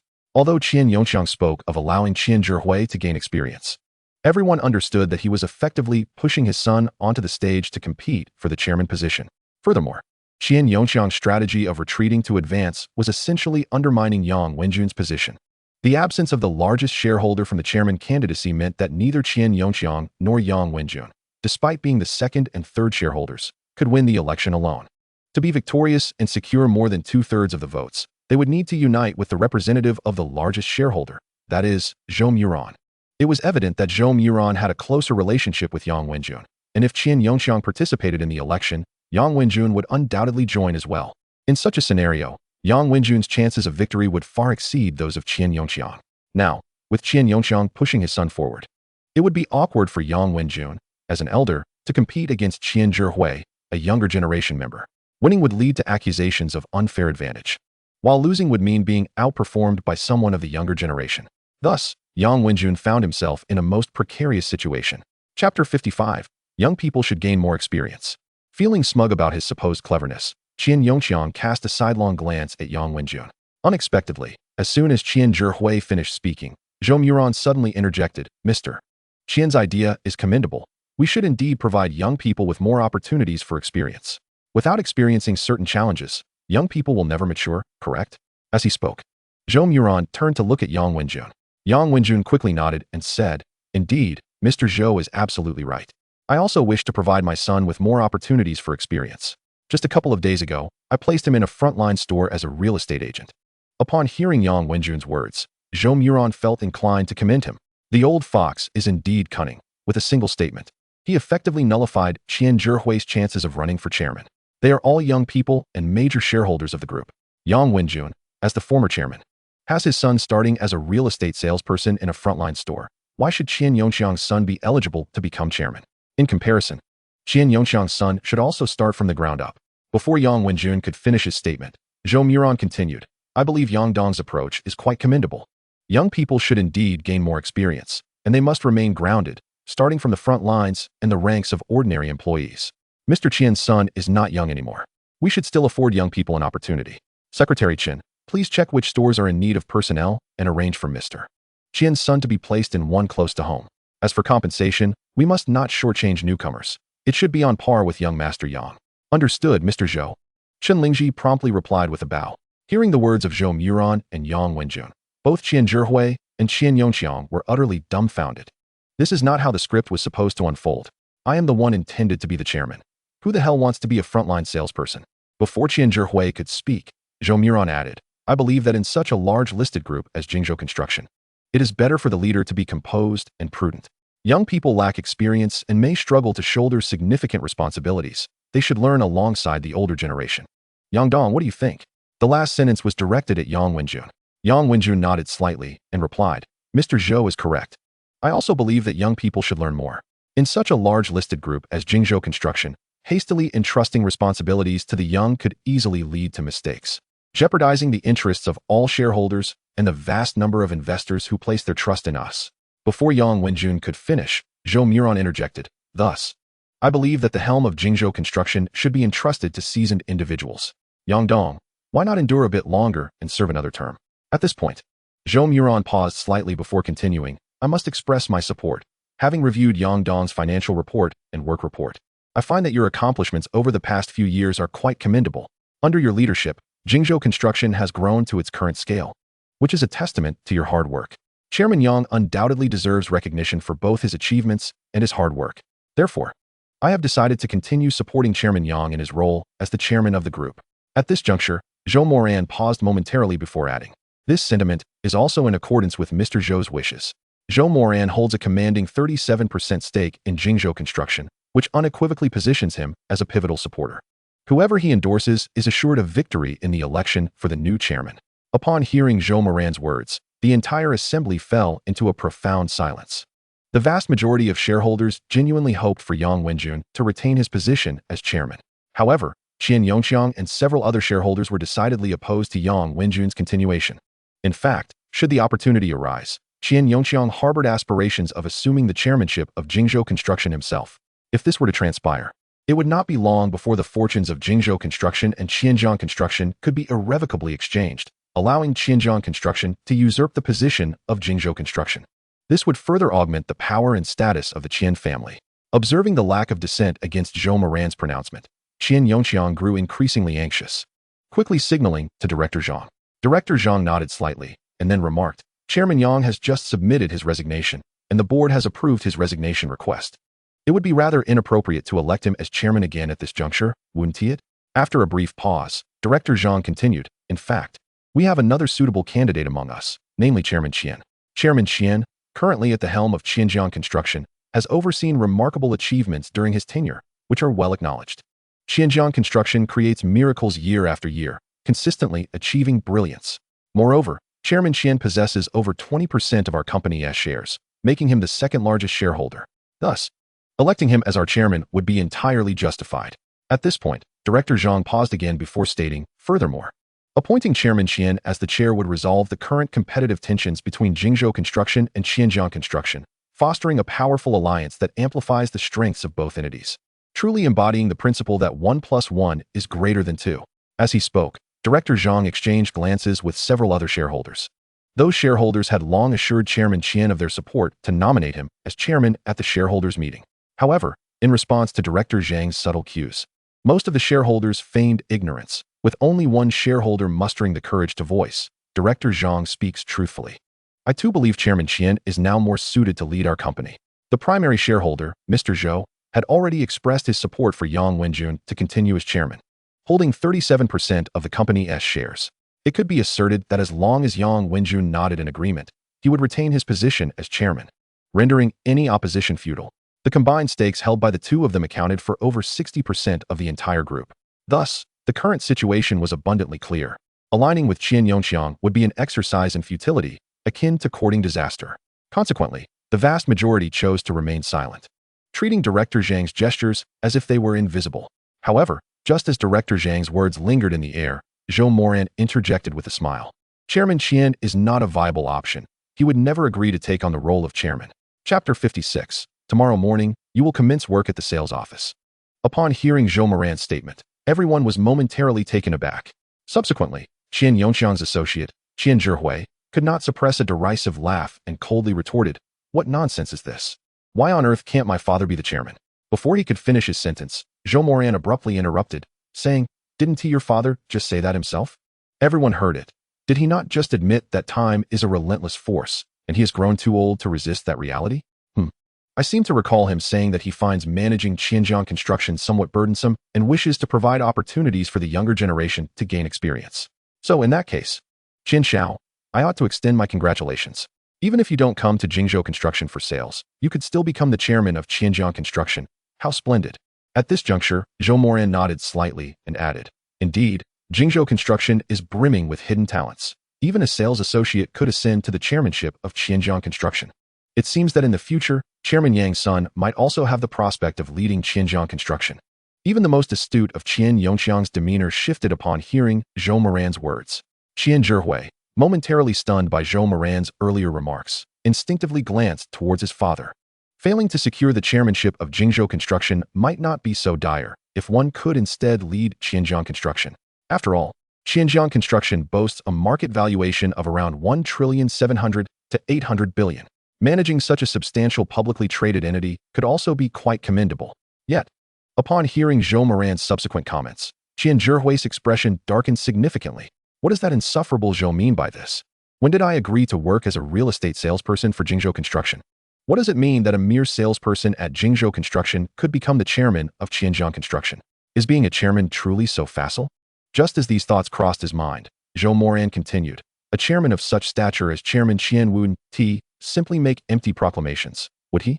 He has already stated his disinterest in pursuing the chairmanship of Jingzhou Construction. A reluctant choice is seldom sweet. I believe we should indeed support Chairman Qian's perspective. Should we not?" Upon hearing Zhou Moran's remarks, Qian Yongxiang's eyes narrowed slightly. Then he smiled and said, "Mr. Zhou is correct. I indeed have no intentions of assuming the mantle of leadership at Jingzhou Construction."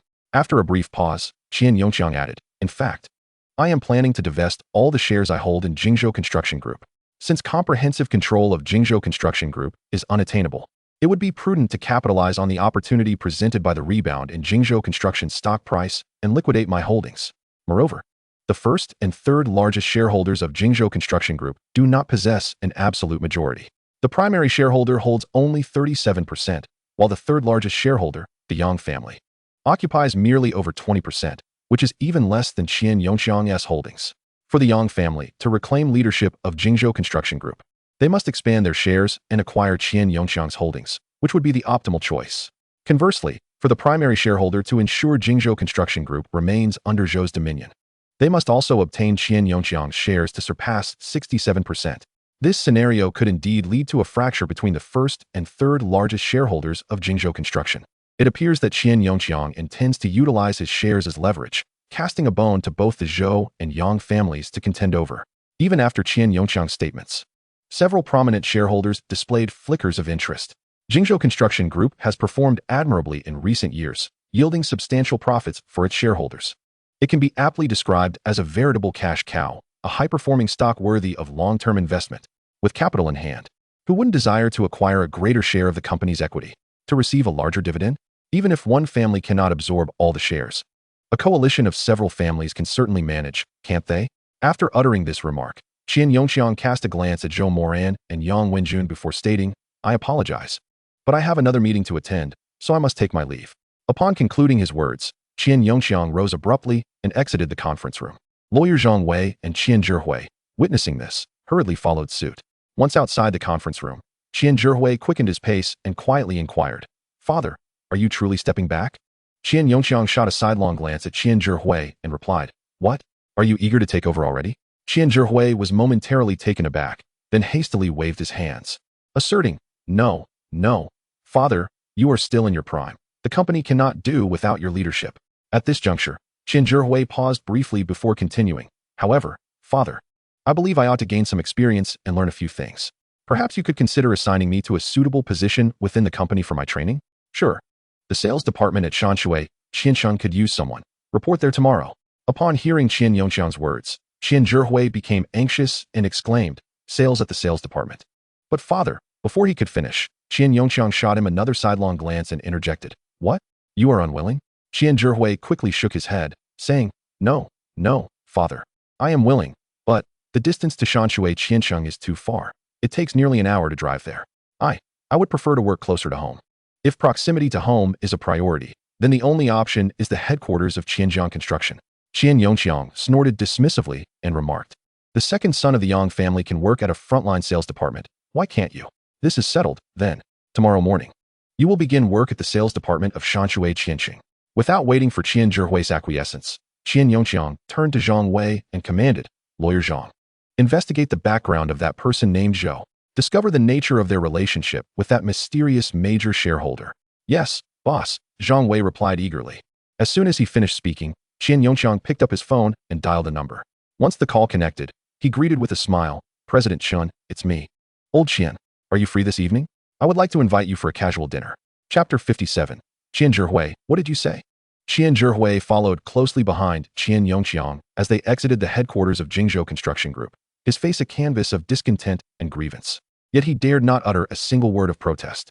As the trio stepped outside, Qian Yongxiang's driver was waiting at the entrance.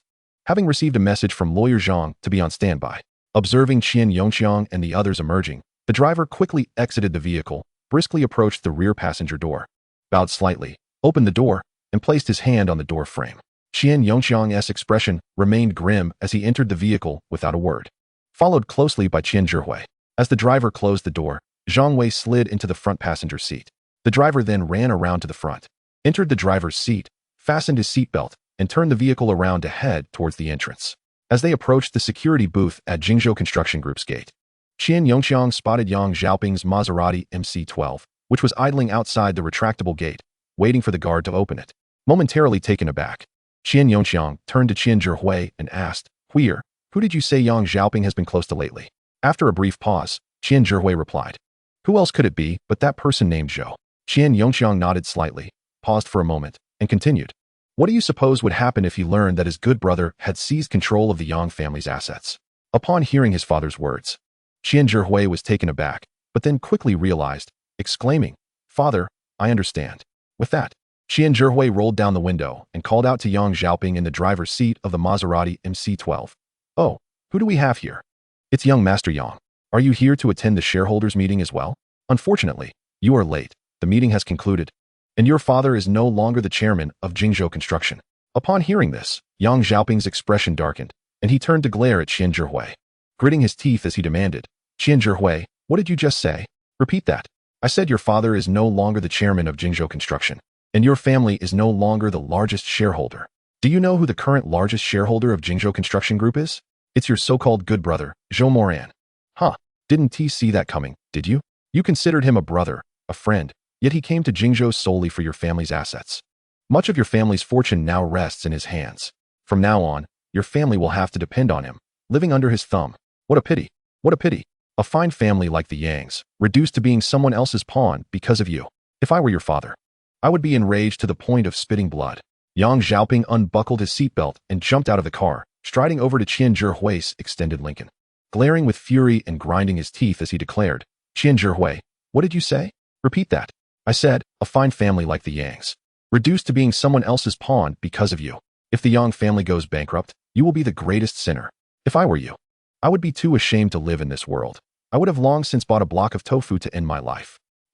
Yang Xiaoping's eyes were bloodshot as he reached for Qian Zhihui's collar, but Qian Zhihui swiftly rolled up the window, leaving only a narrow gap. Yang Xiaoping, unable to insert his hand, gripped the edge of the glass and seethed. Is what you said true? Why would I deceive you? If you don't believe me, go check for yourself. Your good brother may very well have already taken your father's position as chairman of Jingzhou Construction. With that, Qian Zhihui pressed the window button again. As the window began to move, Yang Xiaoping instinctively withdrew his hand, and the window swiftly closed. Qian Yongqiang lightly stamped his foot, prompting the driver to hastily steer the vehicle out of the gates of the Jingzhou Construction Group. Yang Xiaoping lingered momentarily, bewildered, before he leaped into his Maserati MC12, drove through the company entrance, and hurriedly dashed towards the elevator. A few minutes later, he had ascended to the 37th floor. As the elevator door slid open, he burst forth, racing towards the conference room. Just as he reached the entrance, he caught sight of the doors being flung open, revealing several shareholders of the company, clustered around Zhou Moran, emerging from within. At this sight, Yang Xiaoping's expression darkened, and he charged forward, seizing Zhou Moran by the collar, and exclaimed fiercely, "What mischief have you been up to, Zhou?" The abruptness of the situation, compounded by the fact that Yang Xiaoping and Zhou Moran were friends, caught Zhou off guard, especially as he was accompanied by Wang Digui, who was cradling little Duo. In a moment, Yang Xiaoping had truly grasped Zhou Moran's collar. However, Wang Digui quickly reacted, one hand holding Duo, while the other reached out to seize Yang Xiaoping's wrist, commanding sharply, "Let go." With a slight exertion, Yang Xiaoping yelped in pain and released his grip. This all transpired within mere breaths. It was only then that others around them, including Zhou Moran and Yang Wenjun from the conference room, began to comprehend the unfolding drama. Upon seeing Yang Xiaoping, Yang Wenjun rushed out, urgently calling, "Stop! Pinger, what brings you here?" "Father, I heard there was trouble at home. I've been trying to reach you, big brother, and mother for the past few days. When I couldn't find you, I took refuge at a friend's house for a couple of days. Hearing that you returned to the company today, I hurried over, only to find..." At this point, Yang Xiaoping turned his gaze to Zhou Moran, glaring icily as he coldly remarked, "I never expected my dear brother and comrade would seek to usurp the Yang family's assets. Now you have even ascended to become the largest shareholder of Jingzhou Construction. Zhou, tell me, what have I done to deserve this betrayal towards the Yang family?" Zhou Moran found himself momentarily at a loss for words. To be fair, Yang Xiaoping had been quite a good friend to him. Yet, here he was, having directly taken away the Yang family's lifeline, 37 of Jingzhou Construction's shares. These shares belonged entirely to the Yang family. Despite not having forcibly taken them from the Yangs, he had merely purchased them for a pittance from the system. The system had also expended a staggering 55 billion to acquire them from Yang Wenjun. In retrospect, the Yang family had not suffered excessively, having received 55 billion to cover their deficits and weather their immediate crisis. However, let us not forget that the actual value of the 37 shares sold by Yang Wenjun was approximately 74 billion. Thus, 55 billion could certainly be deemed a bargain. Moreover, Jingzhou Construction Group had consistently been profitable. Its shares were akin to a goose that laid golden eggs, capable of generating ongoing profits and dividends as long as they weren't sold. It was a veritable money tree. Thus, it was inevitable that others would perceive this transaction as a significant loss for the Yang family and a considerable windfall for Zhou Moran. In truth, Zhou Moran had indeed reaped substantial benefits. Consequently, it was easy for others to think that Yang Xiaoping had made a grave error in choosing his companions, inviting a wolf into the fold, thereby jeopardizing the Yang family. Meanwhile, Zhou Moran appeared to have meticulously schemed to seize the Yang family's enterprise. Chapter 58, The IOU. Enough. Yang Wenjun interjected sharply, stepping forward and glaring at Yang Xiaoping, his voice stern. "Pinger, you must not be disrespectful to Mr. Zhou." Yang Xiaoping stared back in confusion, his eyes wide as he questioned his father. "Dad, what are you saying? How can you defend him at a time like this? He has taken more than half of our family's fortune. If it weren't for him, how could you have lost your position as chairman?" At this juncture, Yang Xiaoping shot a fierce glare at Zhou Moran, stating, "Zhou, I truly misjudged you." "Pinger," Yang Wenjun bellowed once more, interrupting his son. "Who told you that, Mr. Zhou has taken the Yang family's assets? Does it need to be stated? It is blatantly obvious. Had he not cunningly seized them, how could our shares have ended up in his hands? How could he have become the largest shareholder of Jingzhou Construction?" "Silence, Pinger." Yang Wenjun raised his voice, hastening forward. "Come with me." "I refuse." Yang Xiaoping insisted stubbornly, shooting a fierce glare at Zhou Moran as he shouted, "Is there anything that cannot be said here? You." Yang Wenjun paused, turning to glare at Yang Xiaoping, and after several seconds, he added, "Pinger, this matter has nothing to do with Mr. Zhou. It is my short-sightedness and lack of foresight that led to being deceived by nefarious individuals, resulting in a fractured financial chain. I, as your father, had no choice but to sell the shares in hand. This cannot be blamed on Mr. Zhou. If blame is to be assigned, it rests solely with me. In fact, we must extend our gratitude to Mr. Zhou. Were it not for him, the Yang family would truly face ruin. Upon hearing his father's words, Yang Xiaoping momentarily froze, turning to gaze at Yang Wenjun, doubt flickering in his eyes. Is that true? Yang Wenjun looked at Yang Xiaoping, took a deep breath, and sighed. When have I ever deceived you? He paused briefly, then continued. Moreover, without Mr. Zhou's support, the Yang family would genuinely find themselves in an irreversible predicament. Jingzhou Construction would likely have been renamed Qian long ago. At this point, Yang Wenjun paused again, then added, Pinger, you have wronged Mr. Zhou. Quickly, apologize to him. Yang Xiaoping hesitated, glancing at his father and then at Zhou Moran, before saying, Brother Zhou, I am sorry, I was wrong. I apologize. Zhou Moran approached with a smile, wrapping an arm around Yang Xiaoping's shoulder, and said, Since you call me brother, we are family. There is no need for such formalities between brothers. By the way, you've arrived just in time. I happen to have something to discuss with you. Upon hearing Zhou Moran's words, Yang Xiaoping felt a rush of emotion and quickly replied, Brother Zhou, what is it? Just tell me. And if it's within my power, I will certainly assist you. It's nothing major, just a small matter. As he spoke, Zhou Moran draped an arm around Yang Xiaoping's shoulder and added, Let us go to President Yang's office to chat. Chun Lingji, standing nearby, hurriedly stepped forward, leading Zhou Moran, Yang Wenjun, and Yang Xiaoping towards the chairman's office. As they traversed the office area, they passed by an office that was undergoing renovations. Zhou Moran glanced inside and was struck by the spaciousness of the room, which measured at least 40 to 50 square meters.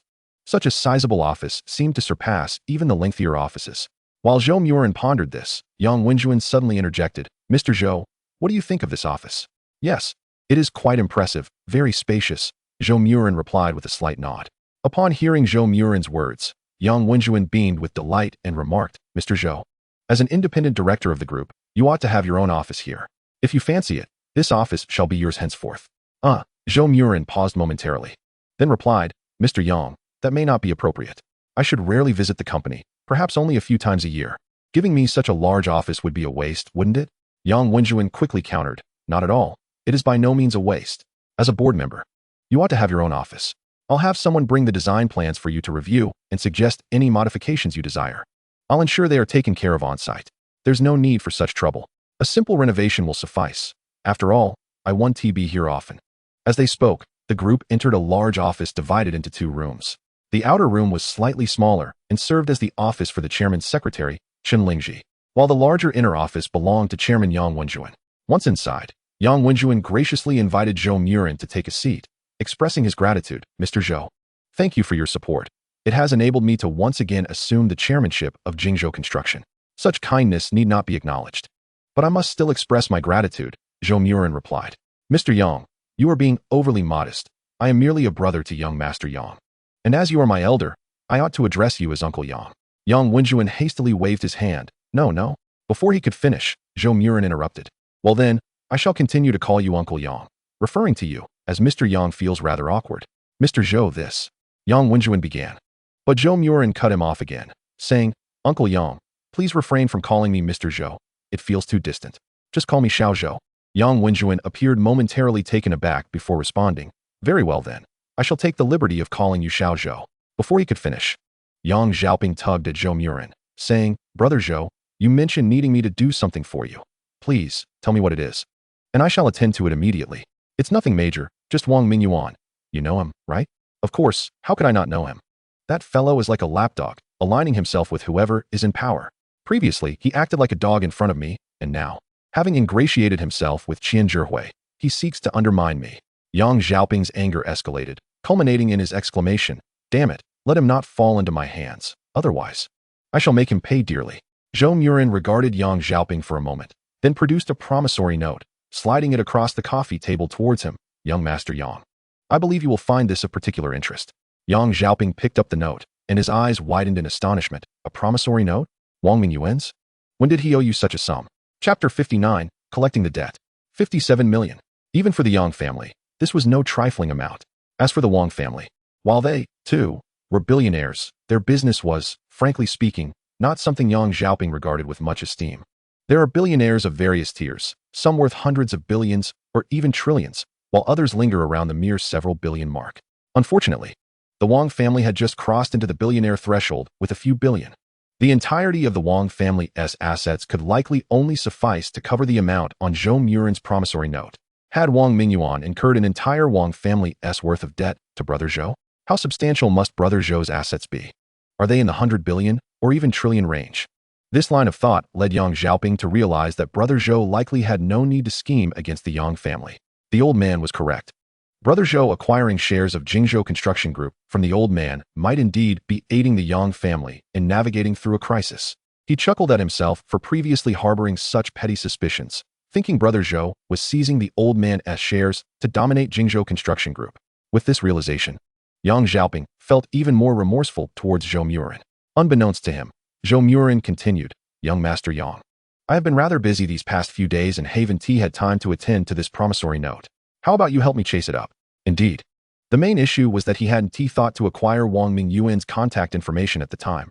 As a result, he now found himself unable to reach Wang Mingyuan and was at a loss for how to collect the debt. Upon hearing Zhou Moran's words, Yang Xiaoping paused in surprise, then nodded affirmatively. "No problem. Leave it to me. Brother Zhou, rest assured, I shall ensure you recover every single penny." Meanwhile, Yang Wenjuan, having noticed the amount on the promissory note, was filled with curiosity. Logically speaking, even if that brat from the Wang family was a scoundrel, it was inconceivable for him to owe such a colossal sum. That was an amount that could not be repaid even by selling the entire Wang family. What could Wang Mingyuan possibly need to borrow such an exorbitant amount for? If this promissory note were to be of dubious origin, reclaiming such a sum would not be an easy feat. The likelihood of the Wang family denying the debt was almost a certainty. This situation would not be easily resolved. Perhaps it would be wise to seek assistance for this matter? Given that Pinger had a good rapport with Mr. Zhou, it would undoubtedly serve the Yang family well. If this issue could be resolved favorably, it would elevate Pinger's standing in Mr. Zhou's eyes, wouldn't it? Conversely, if it were mishandled, no, they must ensure that this matter is handled with finesse. For Zhou Moran, the significance extended beyond merely being an ally of the company. He could potentially be a tremendous ally for Pinger in the future. With these thoughts in mind, Yang Wenjuan retrieved his phone, navigated to a WeChat contact, and sent a message. "Please come to my office at 2 o'clock this afternoon." By the time the shareholders' meeting concluded, it was already past 11 in the morning. After enjoying a cup of tea and engaging in light conversation in Yang Wenjuan's office, it was nearly noon. At an opportune moment, Chun Lingji knocked on the door, stepped inside, and bowed respectfully. "Mr. Zhou, Chairman Yang, young Master Yang," he said, pausing slightly before continuing. "Chairman Yang, it is already 12 o'clock. "Oh, is it really 12?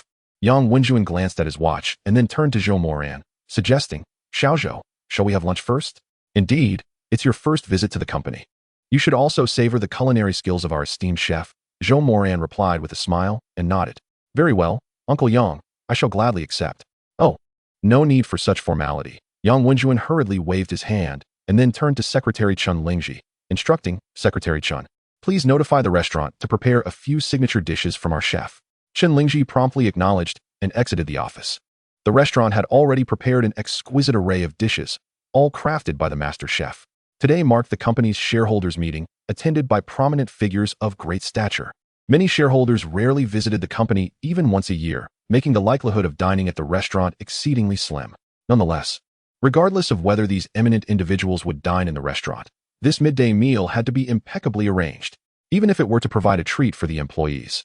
An ample supply of fine food and drink was essential.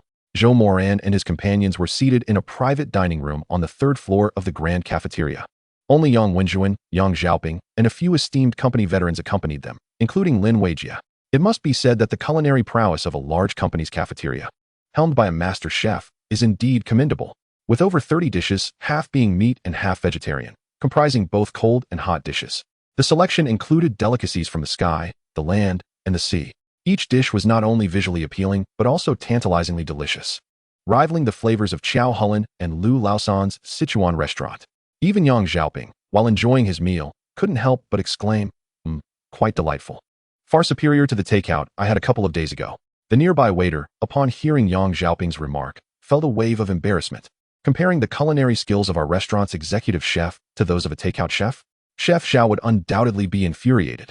However, upon hearing Yang Xiaoping's subsequent comment, the waiter found himself devoid of any retort. "Well, It's only slightly inferior to the flavor of Hayaranju, perhaps. Hayaranju. Comparing the chefs of the employee cafeteria to those of Hayaranju, isn't that a bit of an unfair expectation? They are not even in the same league. Regardless, Zhou Moran was thoroughly enjoying his meal. Wang Degui's daughter, Xiao Duo, was also relishing her time in the grand dining hall downstairs. After finishing their meal, which was nearing 1 o'clock, Yang Wenjuan personally escorted Zhou Moran, accompanied by Lin Weijie and Chun Lingji, to tour the headquarters honor room. Gaining insights into the company's remarkable journey from its establishment to its current stature, filled with both triumphs and tribulations. They also visited various departments within the headquarters, where the department heads were introduced to Zhou Moran's identity. At present, Zhou Moran held the position of an independent director at Jingzhou Construction Group, although not the chairman. He wielded significant authority, unlike the chairman, who must oversee every aspect of the company's operations and is obliged to be present at the office daily. Independent directors enjoy a greater degree of freedom. They can choose when to come and go, living quite liberally. Yet, they possess the power to supervise and scrutinize the decisions and actions of the board of directors and management. In simpler terms, the chairman, Yang Wenjuan, must adhere to the oversight and checks imposed by independent director Zhou Moran. Any decision Yang Wenjuan wishes to implement cannot proceed without Zhou Moran's consent. Yang Xiaoping did not accompany Zhou Moran on the company tour. After lunch, he eagerly departed with an IOU to collect debts from Wang Mingyuan. Chapter 60, Manager Yang sent domestic staff. As Zhou Moran left the Jingzhou Construction Group headquarters, it was nearly 5 o'clock in the afternoon. After enjoying a hot pot meal at Haidaleo with Wang Degui and his daughter, they returned to Bihai Xinshi Villa. Upon arriving at the villa's entrance, Zhou Moran was taken aback to see a group of over 10 individuals standing outside his villa. Leading the group was a well-dressed man in his 20s, whom Zhou Moran recognized as Xiao Zhang, Yang Wenjuan's driver, causing him to momentarily pause in surprise. Behind Xiao Zhang were 2 plump women in their 40s and 2 chefs donning large white hats. Following them were 10 young women in their 20s, all clad in matching black jackets with white aprons tied around their waists, standing demurely with their hands folded over their abdomens. As Zhou Moran's tincture, D9 slowly approached, Xiao Zhang quickly cleared his throat. The group behind him immediately stood in perfect alignment, bowing their heads respectfully. Wang Degui gradually parked the car at the villa entrance. As soon as he stopped, Xiao Zhang approached with a bright smile, swiftly opening the car door and placing his hand on the doorframe, respectfully announcing, "Young Master Zhou, you have returned." "Xiao Zhang, what is this?" Zhou Moran inquired, somewhat puzzled as he regarded the individuals behind Xiao Zhang.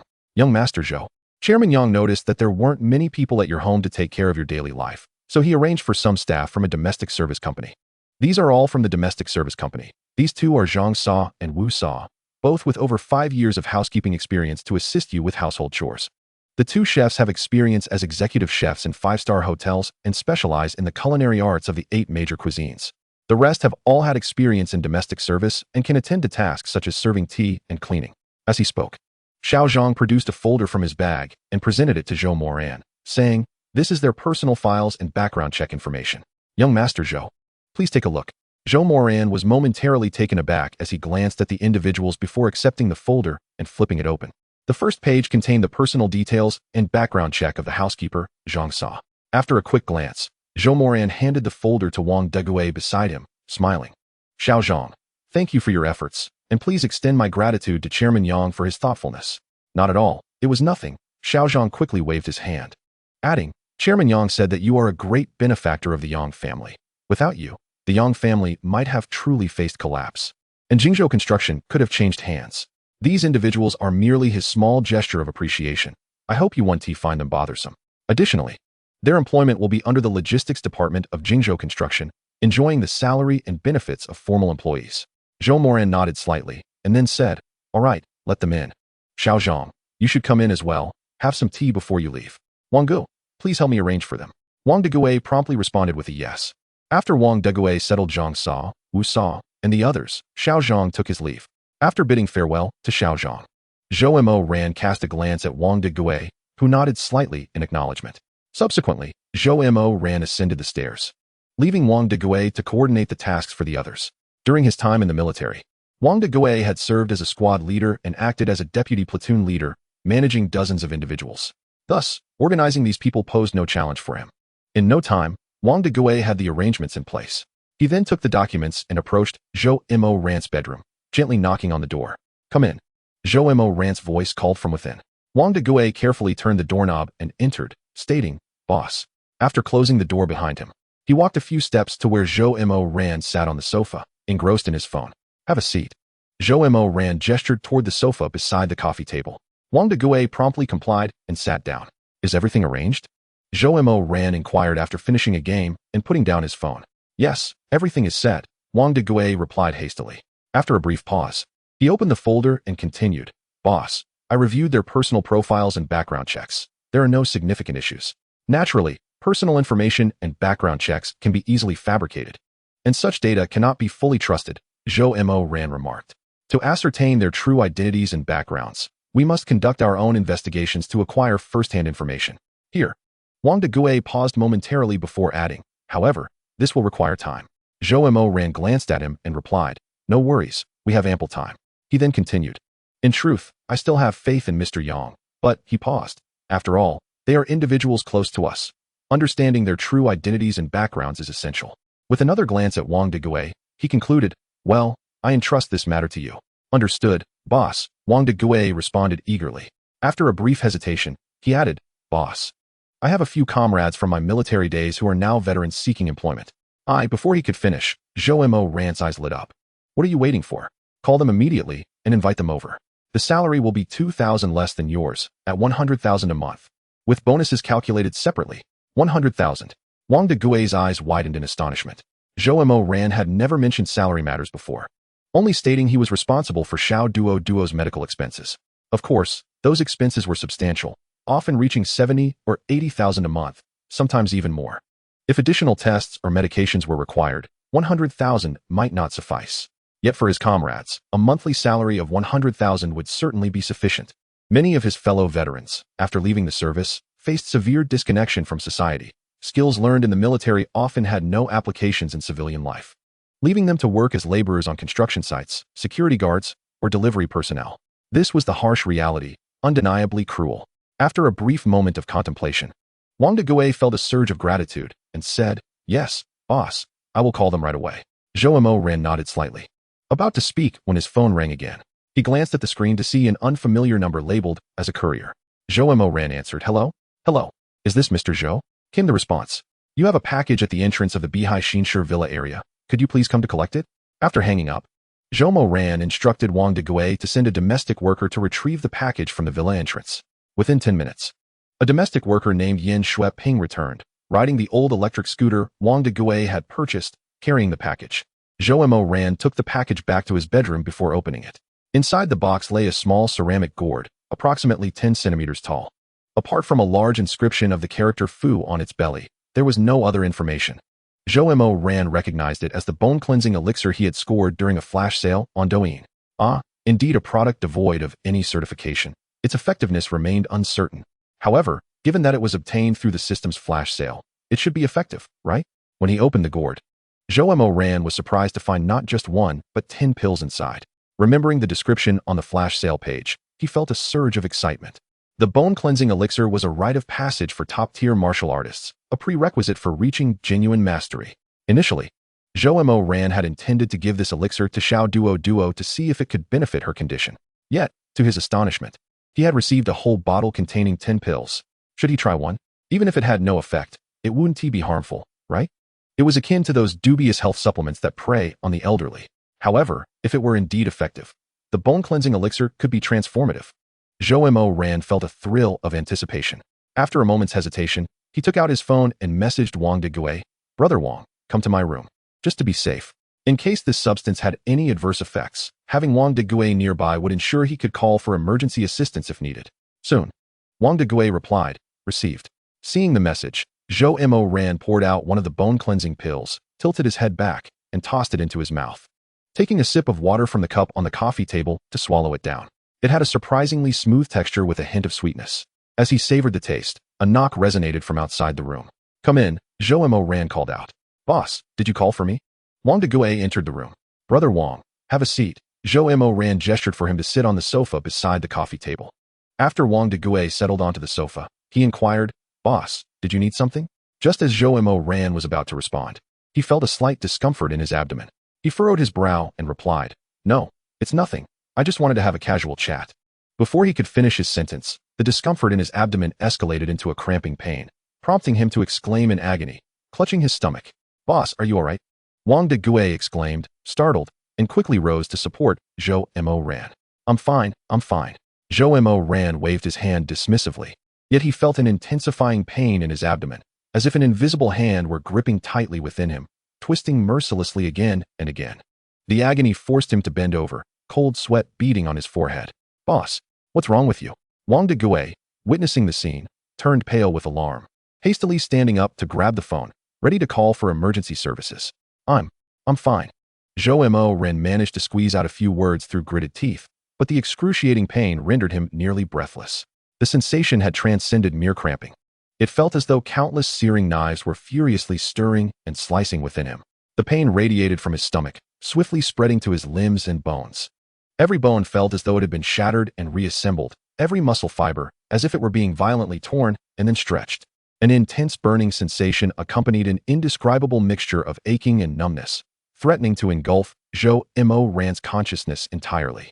Unable to withstand the torment any longer, he collapsed from the sofa onto the thick carpet, his body curling up uncontrollably as he trembled violently. Sweat instantly soaked his nightwear, and his skin began to exude a thick, gray-black liquid that bore a faint metallic scent. Boss, hang in there. I've called for help. They'll be here soon." Wang Degui shouted anxiously, while frantically speaking into the phone. Hurry. My boss might be poisoned. Please come quickly." "Yes. It's at by Hai Xian Shu, A District A02. Please hurry." After hanging up, Wang Degui continued to mutter, "Poisoning. Induced vomiting. Yes, induced vomiting. Boss, wait. I'll be right back." Just as he turned to fetch something to induce vomiting, Zhou Moran mustered all his strength to clutch Wang Degui's pant leg, saying, Wait a moment." Amidst the unbearable pain, Zhou Moran's mind remained astutely aware that this was likely the process of the cleansing elixir, the bone cleansing and marrow purging pill. Although it was excruciating, it seemed there was no imminent danger to his life. "But you." Wang Degui gazed at Zhou Moran's contorted face and the strange stains seeping from his body, frantic and unsure of how to help. "Help me to the bathroom. Quickly." Zhou Moran suddenly gritted his teeth and nearly roared this command. He felt an urgent and uncontrollable heaviness in his lower abdomen.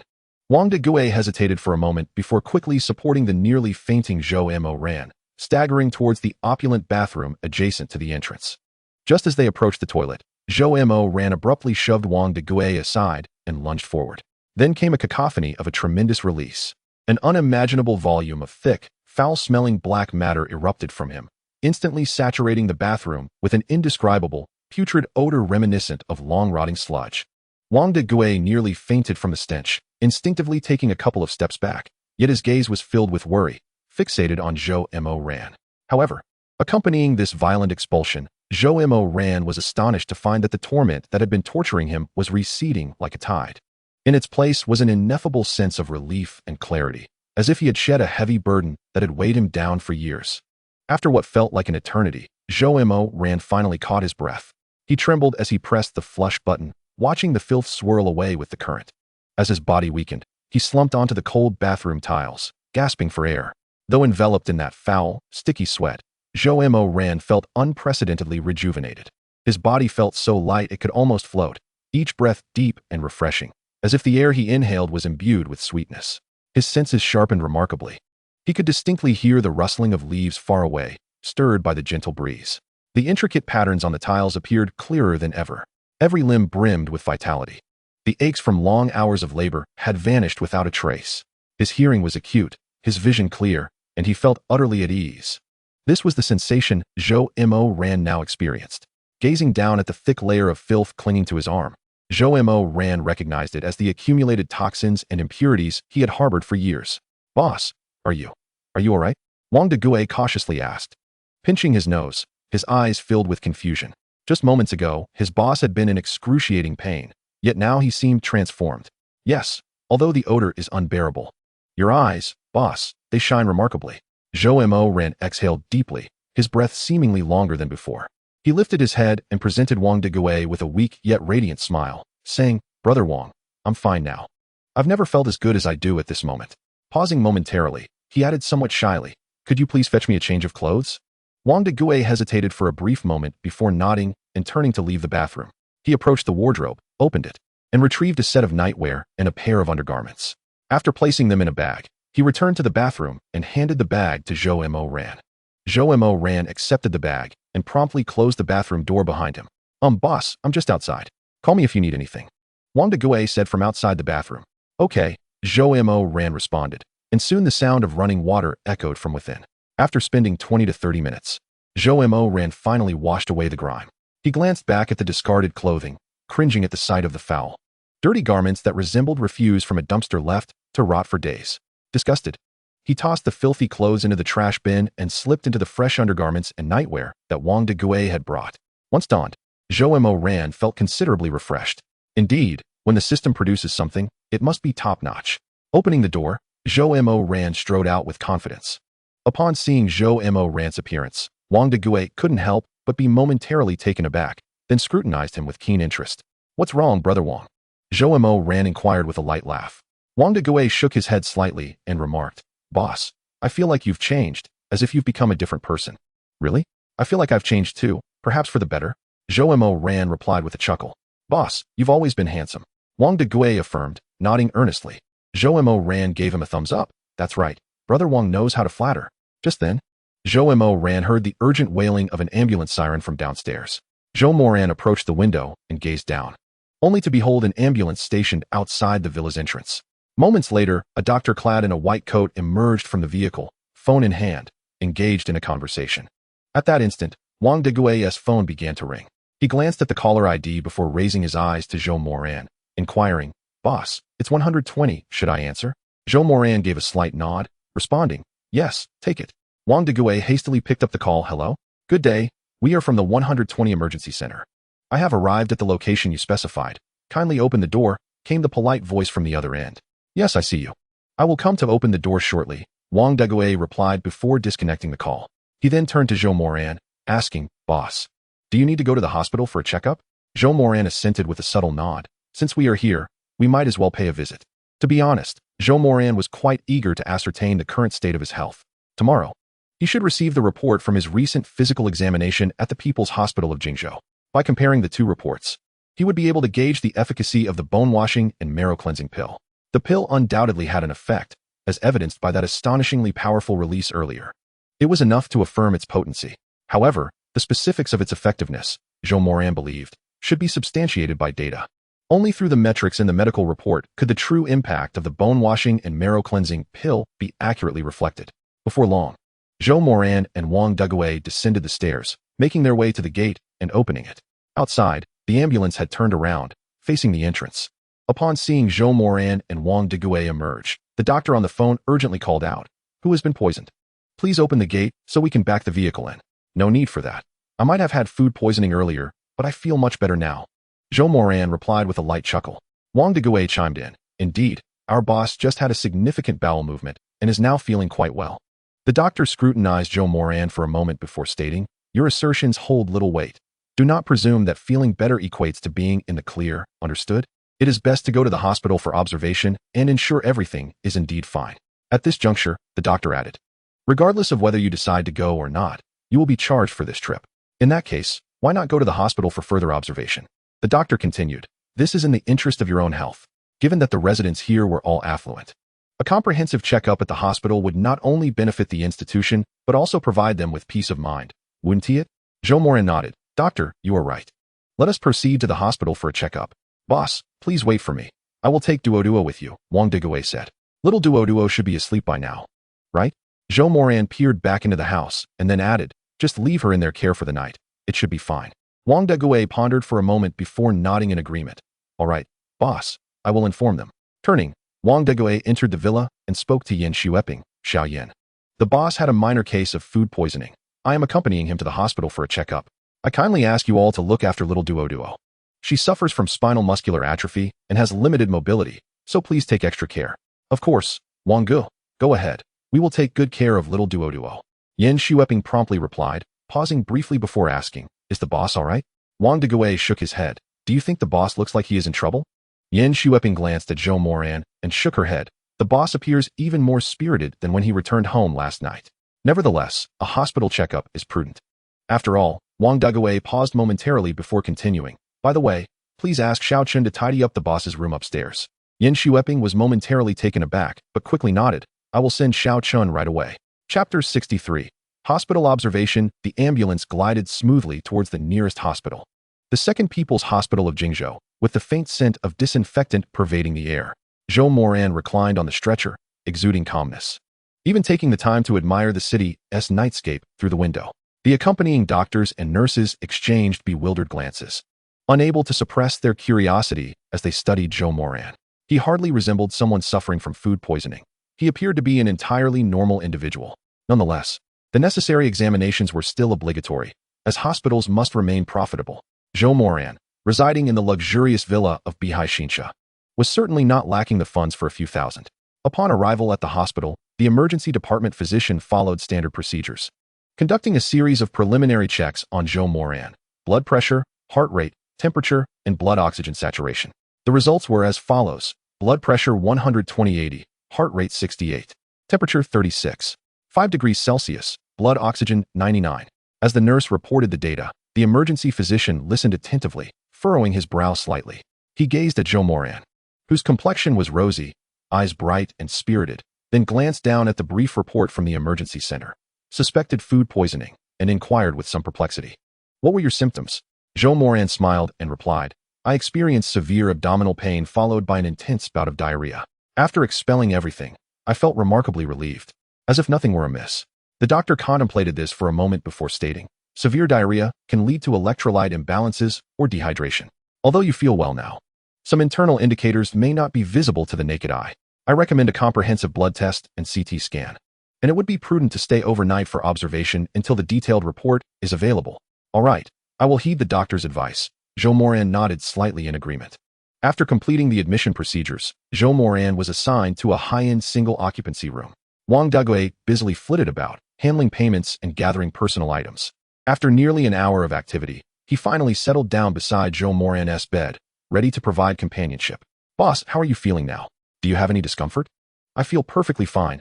I have never felt better. It is just that. Zhou Moran paused briefly before continuing. I find myself feeling a bit peckish. Brother Wang, would you be so kind as to fetch me something to eat? Zhou Moran said with a smile, while flexing his left hand. His right hand was tethered to an intravenous drip, making movement cumbersome, so he endeavored to keep it still. Upon hearing Zhou Moran's request, Wang Dagui was momentarily taken aback, then inquired, what do you wish to eat at this late hour? Anything will do, but preferably meat. I am particularly craving it right now. Very well. I shall go down and see if there are any cold dishes left. If so, I will purchase some. As Wang Dagui spoke, he rose and made his way towards the door of the ward. Yes, by plenty. More meat. I only want meat. Zhou Moran called out from the ward. Perhaps due to the effects of the bone-cleansing elixir, all he could think about was meat. After a little over half an hour, Wang Dagui returned, carrying a bag of cold dishes. As soon as he placed the bag on the bedside table, Zhou Moran eagerly reached over, opened it, and immediately grabbed a chicken foot, devouring it with gusto. While chewing, he mumbled indistinctly, delicious, Brother Wang, you must try some. He then extended the bag towards Wang Dagui. Inside the bag were not only marinated chicken feet, but also duck feet, duck gizzards, duck necks, pork head meat, and braised beef. Though in modest quantities, only 1 or 2 pieces of each, weighing 3 or 4 liang. Wang Dagui merely sampled a taste, while Zhou Moran enthusiastically consumed the chicken and duck feet, not bothering to spit out the bones, devouring them as if in a frenzy. In just over 10 minutes, he managed to finish the entire bag of over a pound of cold dishes, valued at over 100 yuan. After finishing, Zhou Moran wiped his mouth and declared, Brother Wang, I still feel hungry. Perhaps you should go buy more? Wang Dagui suggested, a hint of concern in his voice. Boss, are you truly all right? Zhou Moran shook his head, replying, I'm fine. What could possibly be wrong? Look, I'm perfectly okay. But, Wang Dagui persisted, still worried. Overindulgence is not good. It can be harmful to your health. Should I go find a doctor to check on you again? Zhou Moran hesitated for a moment before shaking his head. No need. Brother Wang, just help me get some more food. Yes, just bring me 3 times as much meat as before. Zhou Moran was aware that this was not gluttony. His body genuinely required an energy boost. Wang Dagui stared at Zhou Moran for a moment, then conceded, all right, wait for me. After another half hour, Wang Dagui returned with a large bag of cold dishes. Zhou Moran eagerly accepted the food and once again indulged in a ravenous feast. In no time, the 3 jin and 6 liang of cold dishes were entirely consumed. After a satisfying belch, Zhou Moran grabbed a tissue from the bedside table to wipe his mouth and hands, exhaling deeply. How delightful. He slid down slightly, lying back on the bed, and gently closed his eyes. Wang Degui, still worried about Zhou Moran, seized the opportunity to slip out of the ward to consult Zhou Moran's attending physician. By the time Wang Degui returned with the doctor, Zhou Moran had already fallen asleep. The doctor glanced at the monitor screen on the bedside table and assured, "Mr. Wang, rest assured, all of Mr. Zhou's vital signs are normal and unchanged. He is merely asleep." Asleep. Wang Degui looked at Zhou Moran, who was lightly snoring, and shook his head with a wry smile. That night, Zhou Moran enjoyed an exceptionally deep and sweet slumber. His body, rejuvenated from the bone-cleansing elixir, felt as though it had shed an immense burden, with every cell immersed in unparalleled relaxation and comfort. The following morning, a nurse came to draw blood for testing. Approaching noon, a middle-aged doctor wearing gold-rimmed glasses and a serious expression entered the ward, accompanied by 2 young interns. Upon seeing the doctor, Wang Degui quickly rose and inquired, "Dr. Lin, how are my boss's test results?" "Mr. Zhou, your health status is truly enviable." The attending physician looked at Wang Degui, adjusted his glasses, and stated, with a hint of disbelief in his tone, "Mr. Zhou, your test results are all in." "What is it, doctor?" Zhou Moran asked, sitting up, eager for the professional assessment despite having anticipated the outcome. The doctor examined the report and articulated each word, "Extremely remarkable. Mr. Zhou, all your indicators, including blood routine, liver and kidney function, blood lipids and glucose, myocardial enzymes, and electrolytes," he continued, "are all within normal ranges, and moreover," he added, "at the most ideal midpoint." The doctor paused, looking at Zhou Moran with a slight hesitation before stating, "To be frank, I have never encountered such a flawless medical report. You see, due to various reasons, long hours, prolonged sitting, lack of exercise, smoking, drinking, and so forth, people today, to some extent, tend to have health issues. For instance, mild fatty liver, certain indicators nearing or exceeding critical thresholds, or some sub-health issues, and so on. This is quite common. However," the doctor continued, flipping through the report again, seemingly searching for any discrepancies. After reviewing, he declared, "You have none. Your cardiac function is robust, hematopoietic function is superb, liver metabolic capacity is exceptional, and vascular elasticity rivals that of youth," he remarked, "though you are quite youthful yourself." The doctor momentarily paused, recognizing the contradiction in his description. In summary, he concluded, closing the report, "Mr. Zhou, your health is exceedingly excellent, far surpassing that of the average person. Regarding the food poisoning you mentioned last night," he added, pausing slightly, "the current test results indicate no lingering effects. In fact, I would say your present physical condition is astonishingly good." Even the interns accompanying him couldn't help but murmur. These results are practically a textbook example of health. Upon hearing the doctor's words, Wang Degui was left astounded, his eyes widening in disbelief. Zhou Moran, however, bore a faint smile on his face. Indeed, what the system produces must be of premium quality. The efficacy of the bone-cleansing elixir exceeded all expectations. Indeed, this is a remarkable transformation. "Thank you, doctor. So, may I be discharged now?" "Of course." The attending physician nodded slightly, then could not help but exclaim, "Mr. Zhou, your physical condition is truly enviable. How do you maintain such health? Could you share a bit of your wisdom?" "Well, my secret lies in hearty feasts of meat and copious amounts of alcohol, late nights and early mornings, 3 packs of cigarettes a day, and a firearm at dawn and dusk, not to mention the indispensable indulgence in frivolous pursuits." Upon hearing Zhou Moran's words, the doctor was momentarily taken aback, his eyes widening in astonishment. Once he regained his composure, he could not suppress his indignation, saying, "Mr. Zhou, even if you wish to remain silent, there is no need to speak nonsense." In response, Zhou Moran chuckled, "Just do the opposite, and it will work." With that, he swung his legs over the bed and addressed Wang Degui, "Brother Wang, let's take care of the discharge formalities." Wang Degui paused for a moment, then quickly nodded and hurried out of the ward to handle the discharge procedures. Zhou Moran grabbed his clothing and entered the restroom. After changing into his clothes, he exited the restroom. Within the ward, the attending physician had already departed along with the 2 interns and a nurse. Zhou Moran glanced around the room, picked up his phone, and left the ward, taking the elevator down to the first-floor lobby. Once in the lobby, Zhou Moran sent a message to Wang Degui, "Brother Wang, have the discharge procedures been completed?" "Just a moment, still settling the account." Wang Degui quickly replied. Zhou Moran read the message and responded, "All right. I'll wait for you in the lobby of the inpatient department." "Okay." Wang Degui sent a one-word reply, and Zhou Moran, after a glance at the message, chose not to reply further. Holding his phone, he idly looked up at the lobby when he noticed a woman at the payment window who seemed somewhat familiar. After a moment of recollection, He quickly approached her and called out, "Hey, what are you doing here?" The woman turned abruptly, and upon seeing Zhou Moran, a fleeting look of panic crossed her eyes. She averted her gaze, lowering her head in a flustered manner, and stammered, "Mr. Zhou, what are you doing here?" "I came for a checkup." "And you?" Zhou Moran replied with a smile, pausing for a moment before adding, "By the way, your ID card is still with me." The woman was none other than Chen Meiqi, the delivery person who had accidentally bumped into Zhou Moran's Tungsher D9 at the Huangshuang. Before Zhou Moran could finish his sentence, Chen Meiqi's expression shifted dramatically as she anxiously interjected, Mr. Zhou, I don't have enough money at the moment. Could you grant me a few more days? Rest assured, I will definitely pay you back. As soon as I have the funds, I will settle it." Zhou Moran was taken aback for a moment, glancing at the receipt Chen Meiqi held, clearly indicating she was also there to make a payment. After a brief pause, Zhou Moran smiled and said, "No worries, you can repay me whenever. After all, your ID is still in my possession, isn't it?" He then gestured towards her and asked, "Are you here to make a payment? Who in your family is unwell?" "It's my daughter. She has acute leukemia," Chen Meiqi whispered. No sooner had she spoken than the staff behind the window called out, "Siege 7047, Chen Qinghua, family member of Chen Qinghua. I'm here." Chen Meiqi hurriedly responded, "Your account has no funds left. It's overdrawn by more than 2,000 yuan. If the payment is not made, we cannot dispense the medication." I will pay right now. Doctors, please do not stop my daughter's medication. I have been gathering funds, and I promise to pay as soon as I can." As she spoke, Chen Meiqi opened her WeChat to scan for payments.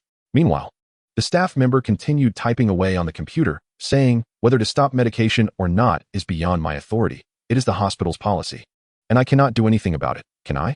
How much do you plan to pay today?" 3,000, Chen Meiqi responded quietly. 3,000? That is not enough.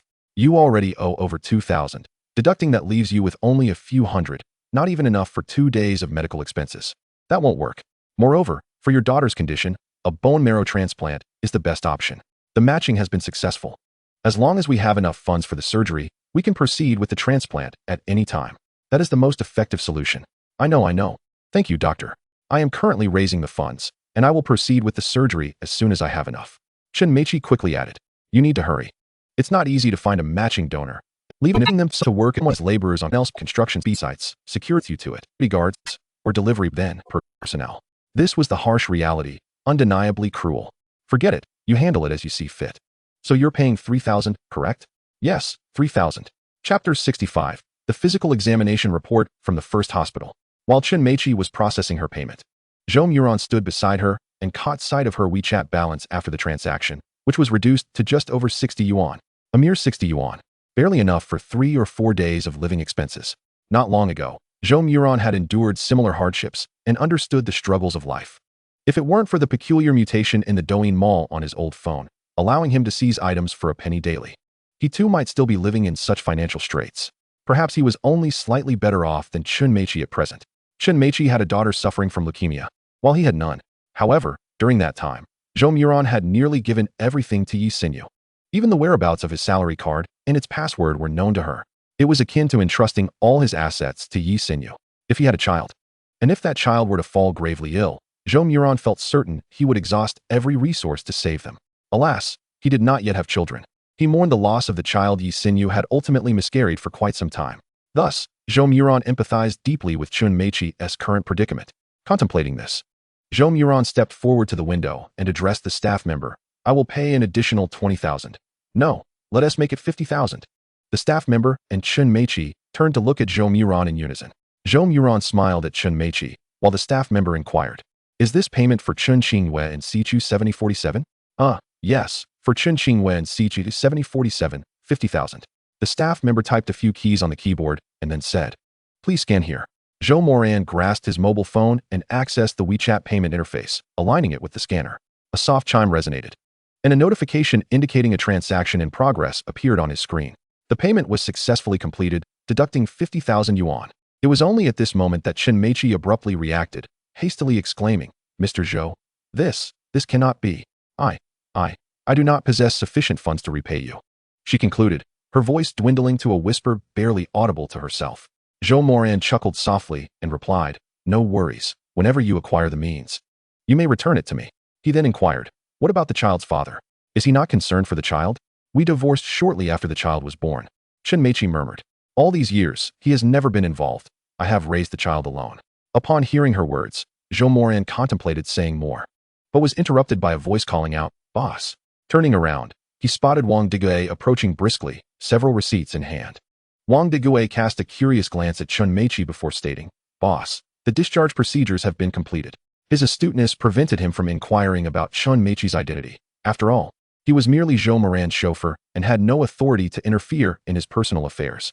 Zhou Moran nodded slightly, glanced at Chun Meichi, and said, "Miss Chun, I shall take my leave for now. We can converse at another time." "All right, yes," Chun Meichi stammered, then added, "Mr. Zhou, regarding the money. I assure you I will gather it as soon as possible to repay you." Zhou Moran waved his hand dismissively and, accompanied by Wang Degue, proceeded toward the hall exit. As they exited the inpatient department, Zhou Moran's gaze fell upon the Tungsher D9 parked by the roadside, causing him to pause momentarily before turning to Wang Degue. Wang Degue stepped forward and explained, "I saw in the documents that Song Li can drive, so I messaged her to bring the car over." Zhou Moran nodded slightly and approached the Tungsher D9. After taking a few steps, Song Li, sitting in the car, had already spotted Zhou Moran and Wang Degue. She hurriedly opened the car door and stepped out, moving to the right side of the vehicle, slightly bowing to Zhou Moran as she greeted, "Boss." She then turned, opened the car door, placed her hand on the doorframe, and cautioned, "Boss, watch your head." Once Zhou Moran settled inside, Song Li glanced back at Wang Degue. "I'll take the passenger seat," he declared. Song Li gently closed the car door, but was met with Wang Degue stepping forward to open the passenger door and take his seat. After a brief pause, Song Li dashed to the driver's side, opened the door, buckled her seatbelt, and through the rearview mirror, checked that Zhou Moran was comfortably seated before driving away from the hospital. After exiting the hospital gates, Zhou Moran inquired, "Has the physical examination report from the first hospital come out yet?" "It has. I received the text message only half an hour ago," Wang Degue replied, turning his head. "Good. Let us head to the first hospital and collect the report," Zhou Moran instructed. Wang Degue hesitated momentarily before responding, "Understood." He then addressed Song Li. "Drive to the first hospital." Song Li nodded and activated the navigation, following the route to the city's first People's Hospital. Before long, Song Li arrived at the hospital, driving directly to the entrance of the examination building, where she parked the vehicle. Subsequently, Zhou Moran and Wang Degue opened the car doors and exited. Once outside, Wang Degue turned back to say, "Xiaosong, please take the car to the parking lot and wait for us. I'll message you when we're ready to leave." "All right." "Wang Gu," Song Li replied eagerly, watching as Zhou Moran and Wang Degue entered the examination building. After acquiring the examination report, Zhou Moran casually perused it. A nearby nurse interjected, "Mr. Zhou, our report is quite detailed and professional. I recommend consulting a specialized doctor for a thorough review. Coincidentally, our Vice Dean Liu is on duty today. Would you like to schedule an appointment with him for a consultation?" Zhou Moran chuckled lightly and responded, "That sounds good. Shall I assist you in making the appointment?" the nurse inquired. Zhou Moran nodded, and the nurse proceeded to secure the appointment, stating, "The registration fee is 280 yuan. Kindly make the payment." Before Zhou Moran could respond, Wang Degue interjected, "Is that not rather expensive?" He glanced at the examination reports he held, which belonged to him and his daughter, Xiaoduo. The nurse looked at Wang Degue and replied, "This is an expert appointment with Dean Liu. Many wish to schedule, but cannot. Is 280 yuan truly exorbitant?" Wang Degue found himself momentarily at a loss for words, unsure how to counter the nurse's assertion. Zhou Moran chuckled and said, "All right. Let us also register for him. I will cover the cost." Xiaoduo had not accompanied them, and it would be futile to show the report to the doctor without her. They would wait until tomorrow to bring her along for the consultation. After settling the payment, Zhou Moran and Wang Degue were soon led by the nurse to a consultation room. After knocking on the door, the nurse opened it and announced, "Dean Liu, these two gentlemen have made an appointment with you and have just received their examination report. They seek your assistance in reviewing it." Zhou Moran peered into the consultation room and observed an elderly doctor with graying hair, presumably the Vice Dean Liu the nurse had mentioned.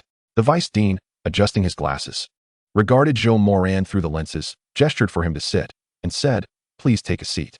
Zhou Moran approached the desk, seated himself, and handed over the examination report. The Vice Dean accepted the report, adjusted his glasses, and began to meticulously review it page by page. The room fell into a hushed silence, punctuated only by the rustling of paper. After approximately 5 or 6 minutes, during which the Vice Dean occasionally paused to highlight certain data points with a pen, he laid down the report, lifted his gaze to Zhou Moran, and offered a warm smile, stating, "Mr. Zhou, is that correct?" "Indeed, Doctor." Zhou Moran nodded slightly in affirmation. "I have reviewed the examination report," the Vice Dean continued. Overall, there are no significant issues. Your health can be deemed satisfactory. However, he then paused briefly before adding, that said, as he pointed to several marked areas on the report, he continued, there are a few indicators that warrant your attention. You see this? The normal range should be between 58 and 89, yet yours is at 110, which is somewhat elevated. Moreover, here, your blood lipids are also slightly on the higher side. Although it hasn't reached the stage requiring pharmaceutical intervention, it warrants attention. And this liver enzyme level is also a tad high, which may be related to your recent lifestyle or dietary habits. Additionally, you are somewhat deficient in vitamin D. Make sure to bask in the sun more often. At this point, Vice President Liu paused briefly before continuing. In summary, your health is generally acceptable, though it leans towards suboptimal wellness. Modern individuals face significant work and life pressures, irregular diets, late nights, and a lack of exercise. Many people's health check reports mirror this trend. Discussing health issues, while not precisely classified as ailments, certainly necessitates a shift towards better self-care. Chapter 66. From now on, my life belongs to you. Upon hearing Vice President Liu's words, Wang Degui, who stood nearby, could not help but widen his eyes in astonishment and exclaimed, Liu, did you misread that? Are you suggesting my boss is in suboptimal health? Vice President Liu glanced at Wang Degui, then at Zhou Moran, before affirming, indeed, according to the health report, Mr. Zhou's condition is somewhat suboptimal. Well, that's not an unusual issue. Many individuals today experience suboptimal health, making it a widespread phenomenon rather than an isolated case. As he spoke, Vice President Liu cast another glance at Zhou Moran and added, as long as you exercise more and maintain a healthy lifestyle, everything should be fine. What Vice President Liu articulated was something Wang Degui understood well. Suboptimal health isn't precisely classified as a disease, and simply exercising more and maintaining a relaxed attitude should suffice. Yet, the issue lies in the fact that the two hospitals, each providing differing health reports, yielded remarkably disparate results. The first hospital's report was from a few days prior, while the second was conducted today. Just a few days ago, it indicated suboptimal health, yet today, the boss's health was exceptionally robust, even eliciting envy from the doctors. What on earth could account for this? Did the boss expel all toxins from his body after experiencing food poisoning? How extraordinary. After a moment's contemplation, Wang Degui handed over his health report to Vice President Liu, saying, Director Liu, could you please take a look at mine as well? Vice President Liu accepted the report and examined it with care, marking a few points before stating, according to your report, your health is slightly better than Mr. Zhou's. Although there are a few minor issues. Look here, this concerns your platelet count, which is a bit low. And this, your liver enzyme level is somewhat elevated. Have you been resting well? As he spoke, Vice President Liu glanced at Wang Degui again and remarked, your complexion appears a bit off. You really should prioritize rest. Wang Degui was momentarily taken aback, then nodded. He was well aware of his own condition. Recently, the stress of caring for Xiao Duo had indeed been overwhelming, making poor rest quite understandable. In fact, had this been a few days ago, his health might have been even worse. These past few days, being alongside Zhou Moran had significantly improved his mental state. After reviewing the report, Vice President Liu added, don't exert yourself too much. Ensure you rest adequately and eat well. With proper relaxation, your health indicators will naturally improve. Pausing for a moment, he continued, from the health reports, both of you are in decent shape. There is no need for medication. However, should you desire pharmaceutical assistance, I can certainly prescribe something. Zhou Moran was fully aware of his health. Having recently taken the bone cleansing elixir, he felt exceptionally well and thus had no need for any medication. Hearing Vice President Liu's words, he replied, Thank you, Director Liu. Moment of contemplation. Medicine can have its drawbacks, so if it can be avoided, I prefer not to take any. Since the boss wasn't seeking medication, Wang Degui naturally felt reluctant to request any. His health was even better than Zhou Moran's. Thank you, Director Liu. After expressing their gratitude, Zhou Moran and Wang Degui departed the examination room. Upon returning to the Bihai Shinsu villa, Zhou Moran summoned Wang Degui to the study. After gesturing for Wang Degui to take a seat by the coffee table, Zhou Moran presented the two health reports, addressing Wang Degui, Brother Wang. What are your thoughts on these two health reports? Me? Wang Degui was momentarily taken aback before responding, Boss, both the first and second hospitals are renowned institutions in Jingzhou, so both reports should be trustworthy. After a brief pause, he added, Boss, you need not worry. Your health should be fine. Zhou Moran smiled and replied, I am well aware of my own health. However, aren't you curious about how such a significant change occurred in my health within just 2 days? Upon hearing Zhou Moran's words, Wang Degui was momentarily stunned and then remarked, Boss, I too find it quite strange how your health could change so drastically. Could it be the food poisoning from last night? Zhou Moran nodded with a smile, then produced the ceramic gourd and placed it on the coffee table. This is... Wang Degui looked at the ceramic gourd in confusion and asked. Zhou Moran chuckled, the bone cleansing elixir. The bone cleansing elixir? Wang Degui's eyes widened in astonishment, and he suddenly comprehended the situation. No wonder there was such a stark contrast in the health reports from one day to the next. No wonder the boss had appeared to be in such pain last night. He had taken the bone cleansing elixir. Upon hearing Wang Degui's words, Zhou Moran paused momentarily before inquiring, have you heard of it? Wang Degui nodded affirmatively and responded, yes, I have heard of it. It is said to be a miraculous elixir capable of cleansing the bones and marrow, allowing one to undergo a complete transformation. Boss, how did you come by such a thing? As he spoke, he paused briefly, then knelt before Zhou Moran, bowing his head and pleading, Boss, I implore you, grant me a bone-cleansing elixir to save my daughter. Just one will suffice. From this day forth, my life is yours, and I shall obey your every command. All I ask is for a single bone-cleansing elixir. Zhou Moran was momentarily taken aback, then rose and approached Wang Degui, helping him to his feet as he said, Brother Wang, please stand up. Boss. Wang Degui, however, did not rise, instead looking up at Zhou Moran with pleading eyes. Get up now, quickly, Zhou Moran urged, pulling Wang Degui up and adding, I called you here to discuss this matter. Are you certain that the bone-cleansing elixir is truly effective for little Duoduo's condition? Upon hearing Zhou Moran's words, Wang Degui and nodded his head vigorously, akin to a chick pecking at grains, repeatedly affirming, it is effective indeed. I am 100% certain of its efficacy. Little Duoduo's ailment is rooted in her blood and meridians. The bone cleansing will surely facilitate a complete transformation. How could it possibly be ineffective? Zhou Moran nodded slightly, then added, as long as it is effective, that is all that matters. However, he continued, you witnessed last night that the consumption of the bone-cleansing elixir entails a rather agonizing process. I can assure you, that experience is genuinely tormenting. I find it difficult to articulate the extent of that pain. Wang Degui nodded slightly, acknowledging, I am aware, I observed it myself last night. The process of rebirth is undoubtedly excruciating.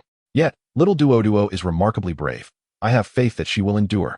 Zhou Moran gave a slight nod, then pushed a ceramic gourd toward Wang Degui, stating, very well, as long as you have considered it thoroughly. Inside are 2 bone-cleansing elixirs. One for you and one for little Duoduo. Hearing Zhou Moran's words, Wang Degui paused for a moment, then quickly replied, no, boss, just one will suffice, truly. Little Duoduo only requires one. I do not need it. Take it. Why all this unnecessary talk? Zhou Moran pressed the ceramic gourd into Wang Degui's hands, insisting, rest assured, I have more of this. You still must acknowledge me as your employer, so take it. You witnessed last night that this is beneficial for me, and it will prove equally advantageous for you. I do not wish for my driver and bodyguard to be a coward. Though Zhou Moran's words may have stung, Wang Degui understood that Zhou truly regarded him as a friend and sincerely cared for him. However, the bone-cleansing elixir was exceedingly precious. This substance had existed only in legends, unheard of by ordinary folk, let alone seen. Moreover, it was not solely beneficial to martial artists. It was equally advantageous to common individuals. Bone cleansing and rebirth were not mere phrases. They signified a genuine transformation akin to a phoenix's resurrection. It is not an exaggeration to say that for an ordinary person, this elixir is comparable to the 9-turn golden pill. Or perhaps it is merely a low-tier version of it. Even for an elderly person in dire health, a single dose could extend their life by another 10 or 8 years without any issue. The efficacy of this elixir in treating little Duoduo's ailment is undoubtedly remarkable. Even for oneself, consuming this elixir would elevate various health parameters. One's constitution would undoubtedly strengthen beyond previous limits. Thus, to martial artists, this substance is a priceless treasure, and to the affluent and powerful, it retains equal value. It is not an exaggeration to assert that a single bone-cleansing elixir could fetch 1 or 200 million without any qualms. Perhaps only a billionaire like the boss could casually produce 2 or 3 of them. The boss has been exceedingly generous to both myself and little Duoduo. In that moment, Wang Degui felt overwhelmed with emotion, almost moved to tears. Holding the bone-cleansing elixir, Wang Degui solemnly bowed to Zhou Moran before rising from the ground. Although unspoken, Wang Degui had already resolved in his heart, from this day forth, his life belonged to his employer. Even if the boss commanded him to die, he would not flinch. After bowing, Wang Degui hastily departed from Zhou Moran's study, rushing to little Duoduo's room.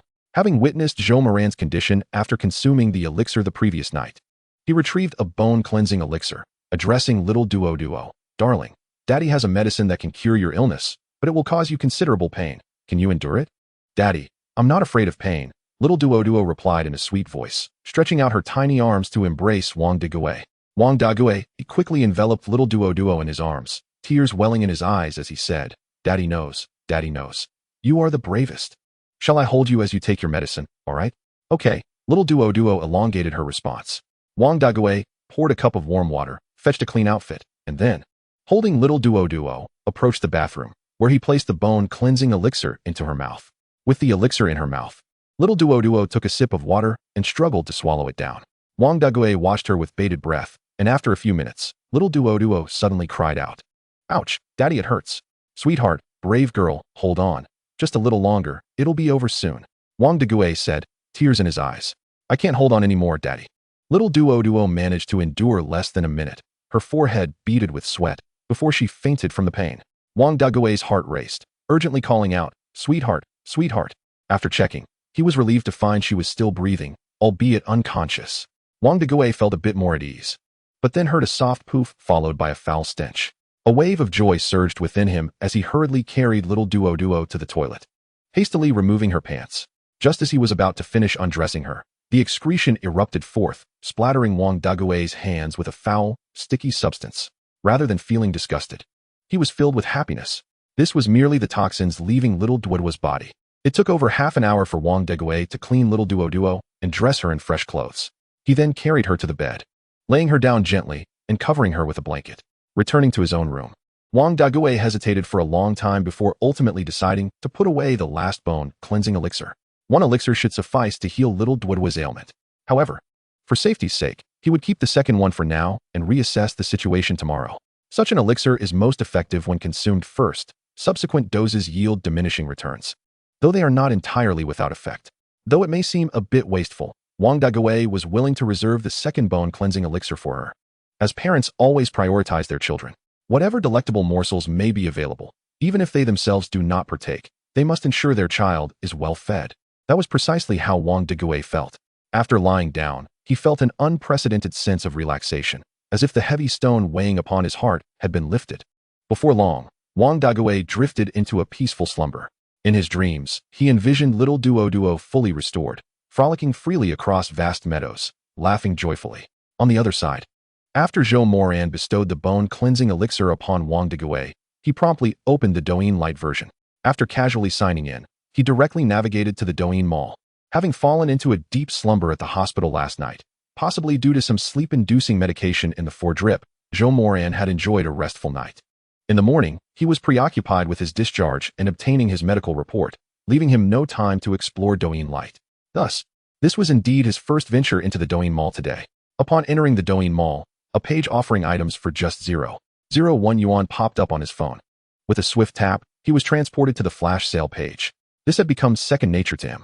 Once on the flash sale page, Zhou Moran began to compare his options.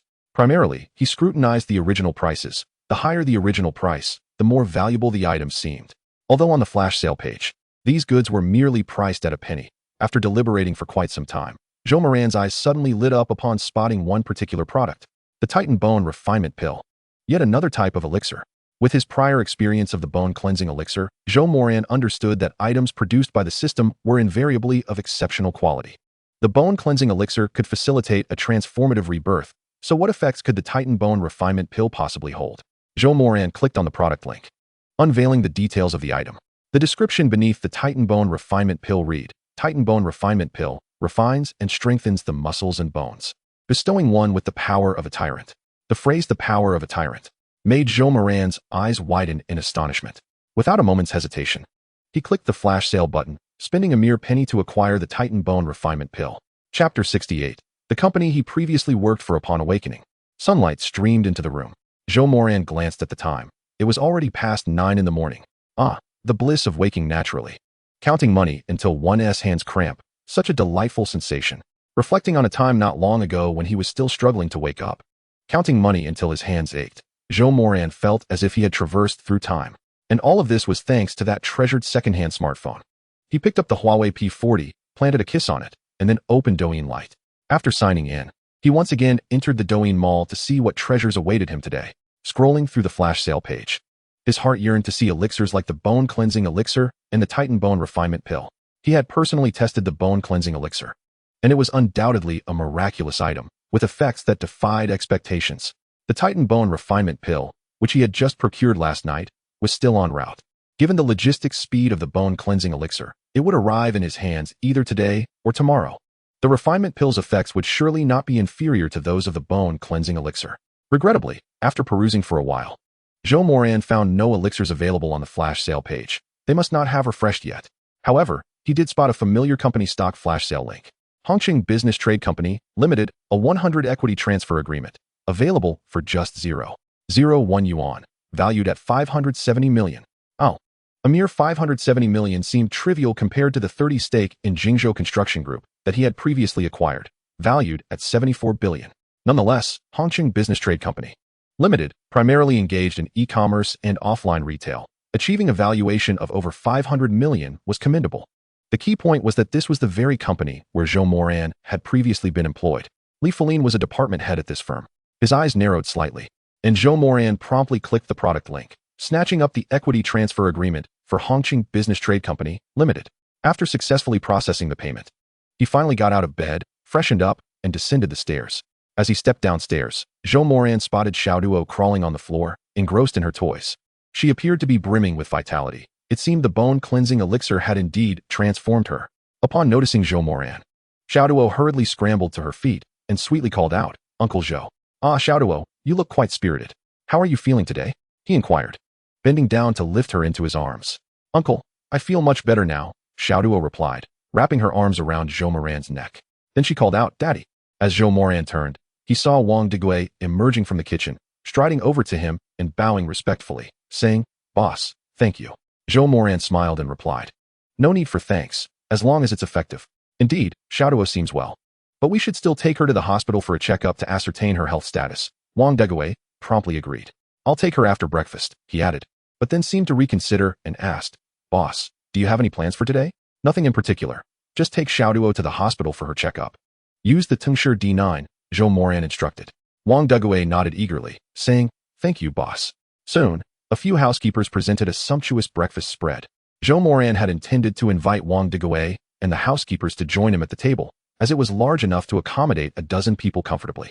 However, the housekeepers adamantly refused to dine with him, citing that it was against protocol. During their training, they were instructed never to share a meal with the master. With no alternative, Zhou Moran did not press the matter further. Consequently, even Wang Digui refrained from sitting at the table, leaving only Xiaoduo, whom Zhou Moran insisted on placing beside him in a chair to have breakfast together. After their meal, Wang Digui bid farewell and took Xiaoduo to the hospital for her examination. Zhou Moran reclined on the sofa, engrossed in his phone, while Aunt Wu and Aunt Zhang tended to the cleaning, sweeping the courtyard, and trimming the greenery. While lost in his phone, an incoming call notification flashed on the screen. Zhou Moran glanced at the unfamiliar number and paused briefly before answering. "Hello? Good day, may I speak with Mr. Zhou?" "Yes, this is he. Who is this?" "Hello, Mr. Zhou. I am Zhao Siming, the owner of Hongqing Business Trade Company, Limited. I am calling to inquire when you might be available to come to the office to sign the equity transfer agreement. Once you sign, Hongqing Business Trade Company, Limited, will officially belong to you," Zhao Siming added, though he held back one thought. "I can finally take the money and retire in peace." Ah, the equity transfer agreement. The 100 stake in Hongqing Business Trade Company, Limited that he had snagged during the flash sale. Zhou Moran immediately grasped the situation. Glancing at the time, it was already past 10, nearly 11, and Aunt Zhang was bustling about preparing lunch. After a brief pause, Zhou Moran spoke again. "Well, I'll come by in the afternoon when I'm free." Hearing Zhou Moran's words, Zhao Siming hurriedly replied, "All right, Mr. Zhou. I will wait for you at the office this afternoon." Zhou Moran acknowledged with a sound and then hung up the phone. During lunch, Wang Digui and little Duo had yet to return. They were likely delayed by the numerous items on their medical examination list. Just a couple of days prior, Zhou Moran and the others had spent nearly a full day at the municipal first hospital for their checkups as well. After finishing his meal, Zhou Moran took a short nap, then hailed a taxi to Hongqing Business Trade Company, Limited. Yes, Wang Digui had taken the Tengshi D9 to the hospital, and that Bugatti La Voiture Noire was far too conspicuous to drive around. It would surely cause quite a stir throughout the city. Better to avoid it. Zhou Moran felt a twinge of concern. What if he encountered that lunatic Yi Xinyu again and she resorted to throwing stones at the Bugatti La Voiture Noire? That would be utterly unwarranted.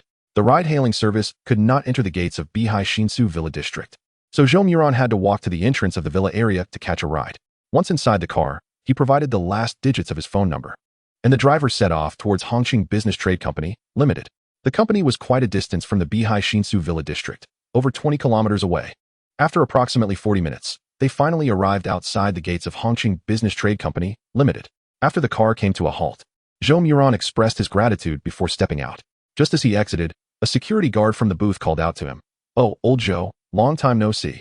I heard you got dismissed." Recognizing the voice, Zhou Moran knew it was old Chun from the guardhouse. He turned and approached the security booth, took out a cigarette, and handed one to old Chun with a smile. "Indeed, it has been quite a while. On day shift today?" "Yes, day shift." Old Chun smiled as he accepted the cigarette, glancing at it momentarily before pausing slightly, then remarked, "Oh, you've moved up to Huangshan cigarettes, huh? Aren't they rather pricey? 40 or 50 per pack?" After a brief pause, he added, "Old Zhou, you seem to have struck it rich. What are you doing now?" "Nothing much, just taking it easy at home." Zhou Moran replied with a light chuckle, pausing before continuing, "I need to handle a few matters. Can I go inside?" Old Chin hesitated slightly before responding. "Old Zhou, it's not that I'm unwilling to let you in, but today is a bit special. The big boss just called to say an important client is coming this afternoon, so we need to be on our toes." "An important client? Who could be more significant than himself?" Zhou Moran smiled faintly and replied, "All right then, I want to make things difficult for you." With that, he stepped aside, took out his phone, scrolled to find Zhao Siming's number, the one who had called him that morning, and dialed. The phone rang twice before Zhao Siming answered respectfully. "Mr. Zhou?" "Hello." "Yes, Boss Zhao. I've arrived and am at the company gate." On the other end, Zhao Siming paused slightly before responding. "All right, Mr. Zhou. I'll come down to meet you right away. Please wait." Good, I'll wait for you." After hanging up, Zhou Moran turned to the office building directly across the entrance. On the third floor, Li Fuyin was stretching his body, gradually moving towards the window. Standing there, he gazed at the distant green hills while moving his limbs. His gaze inadvertently wandered to the company entrance, and he froze for a moment, recognizing a familiar figure, Zhou Moran. Just days ago, Li Fuyin had felt somewhat guilty, fearing an encounter with Zhou Moran. However, now he was consumed by nothing but intense hatred towards Zhou Moran. It was because of him that Yi Xinyu had been wanted by the police, forced to hide away, not daring to show her face or return to work. The crux of the matter was that his relationship with Yi Xinyu was already clandestine, complicated further by a domineering mother at home. If she discovered his connection with Yi Xinyu, it would create utter chaos. Thus, Li Fuyin had to secretly rent an apartment for Yi Xinyu, which strained his finances considerably. Previously, Yi Xinyu had at least had a place to stay, with Zhou Moran covering her expenses, leaving Li Fuyin with minimal financial burden. But now, the mere cost of renting a place had added nearly 2,000 to his expenses. Yi Xinyu insisted she was fed up with the unpleasant odors of the urban village and wanted to live in a more upscale single apartment, which cost 2,000 a month. Coupled with other living expenses, Li Fuyin, as a supervisor, earned just over 10,000 a month, with family and other obligations. His salary felt woefully inadequate. The key issue was that he heard Yi Xinyu say Zhou Moran had 15 million, with 4 million remaining after taxes. Yet he had not shared a single cent with her. Wasn't he that rather callous? Now he even dared to come to the company. Li Fuyin's eyes narrowed slightly, and he rushed out of the office toward the elevator. Seeing the elevator heading upwards, he couldn't wait, opting instead for the fire escape stairs. Racing down to the entrance, where he shouted at Zhou Moran outside, "Hey Zhou, what are you doing at the company? Don't think you're something special just because you won 5 million. After taxes, it's only 4 million. With a mere 4 million, you think you can just coast? You're dreaming. Now you're coming to the company, hoping to return to work? Let me tell you, that's not happening." After his outburst, Zhou Moran and Old Chun were both taken aback. After a moment of surprise, Zhou Moran chuckled lightly and retorted, "I thought some old dog was barking and biting indiscriminately. Turns out it's just you. Li Fuyin, you're not hiding from me. Yet you dare to come here and seek trouble? Aren't you afraid I'll expose all your dirty little secrets?" Hearing Zhou Moran's words, Li Fuyin's face flushed red, but he quickly regained his composure, responding defensively, "Zhou, what dirty secrets do I have? Let me remind you, this is the company. If you dare to speak recklessly, slandering and defaming me, affecting my reputation, I'll call the police and have you arrested." With that, Li Fuyin huffed coldly and continued, "I took care of you so well in the company, treated you like a brother, and here you are, showing your true colors, having just won 5 million. You abandoned your girlfriend who has stood by you for several years, refusing to give her even a penny. I ask you, does your conscience not ache? She has been with you through thick and thin, sharing in your hardships, living in the city's outskirts, and you treat her this way? Does your conscience truly not feel remorse?" Upon hearing Li Fuyin's words, Zhou Moran couldn't help but laugh, a cold smirk directed at Li Fuling.